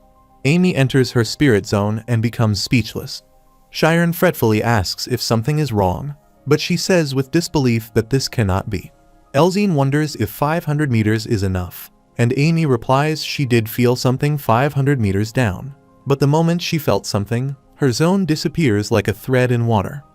Sharon thinks the consciousness of Amy is not that weak and says that something is definitely there. Amy says they could see further if it were a zoner, and Sharon asks like Professor Athela. Amy responds that even her second brother, a chief detector, always keeps a zoner in his squad. Ryan says if it is at the level of needing someone to help. He asks if they should not stop the investigation. He thought his principal recommended it, and he probably wanted to give up if it was above their level. Sharon believes that losing sight of the basics when pursuing a goal is possible. He remembers of Alpheus, who is allowing it because he trusts his judgment, so he should not let his guard down. Sharon thinks if he is in a dangerous situation, he must give up and not forget this. Amy says Ryan is right, but it is a bit of a pity because their destination is right in front of them, and they have to turn back. Ryan says there is a way if they dig 500 meters deep. In the Kurgo temple, they ask Sharon why they came here, and he replies that he was already confused. He does not get it, and the principal said that if he came, he would know immediately, but he does not see anything special. These ruins from thousands of years ago and how they are connected to Myro. Ryan says maybe if they dig, Myro will come out. Amy says they need to use the spirit zone, and Sharon asks if they do not try to ask the natives. Amy replies that they probably can learn nothing from the natives who work in tourism. But if they want to talk to the real natives, they probably need a translator. Ryan furiously asks why they are ignoring him. Elzine raises her hand, saying she has a good idea, and asks if they want to hear it. Ryan says if it is digging, he has already come up. Elzine says that while they were looking at the ruins, she was looking at something else. They are people. She tells them to look carefully among the tourists, some people not interested in sightseeing or ruins. They are mercenaries. The mercenaries enters there, and the old waiter walks them to their place. Sharon, looking at them, says it is true. Like Elzine said, the mercenaries are gathered at the tavern. Amy appreciates Elzine that she is amazing, and she did heard that her family had great scouting skills, while she replies she is a skill beginner. The spoon of Sharon suddenly stops hearing the gossip about them. The world has gotten better that kids carry weapons. Ryan furiously says that table feels like talking about them, and Elzine tells Ryan to ignore them because they are drunk. The person from that table makes fun of Ryan that he probably cannot even swing that sword, and obviously trying to look cool in front of the lady next to him. The arrogant person looking at Ryan and Elzine asks what they are glaring for. He says his mood is already destroyed and asks his fellows if they should see some blood. A lady among them asks if he is having fun teasing kids. The guy says that blonde-haired kid is pretending not to hear them and asks him if he can listen to them. Ryan annoyingly thinks they can say whatever they want about him, but not about his friends. He suddenly stops thinking and looks at Sharon, silently enjoying his noodles. Sharon glances at Ryan, who is staring at him, and then closes his eyes. He holds his anger. The arrogant guy gets up, saying he wants to relieve his stress and ask Ryan if he is not being ashamed being a loser in front of a girl, and his fellows tell him he got lucky. The old waiter came to Sharon party and called someone, provoking and insulting some kids. Sharon asks if he knows them and replies that they come often. They are thugs with nothing to lose, and they held well. Elzine appreciates Ryan, he has done a good job, and she was worried about what happened. Ryan replies that he was about to explode, but they have to meet again, and asks Sharon if he is right. Sharon looks at him and replies they should get going. Looking at them going through the jungle area, they say it is a tourist spot, but they are still staying in formation, and they must have experience. Amy says they did well not to start anything. Elzine says that since archers usually have a sensory-type schema built, if they had charged in, they would have countered immediately. She looks at the arrogant guy from earlier and says it looks like then is a leader because his sword is from a famous brand. It is not a limited edition, though, and Amy says that the woman does not have weapons or equipment. There are no signs that she fights with her body either, while Sharon says she is a mage. If a party including a mage is here, this historic site has something special. The party is heading toward a gate where two guards are standing. The leader talks to the guards and looks at the lever puller. He nods, and he pulls the lever and opens the gate for them.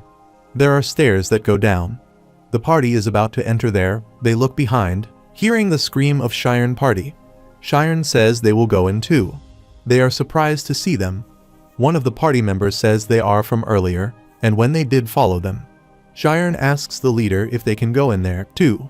The leader points his sword at Sharon, asking if he wants to die. He astonishingly wonders if he was not the idiot from earlier. Sharon smilingly looks at him. The friend of the leader tells him they should leave them alone because they said that if they fight here, they will not let them in. He furiously looks at Sharon,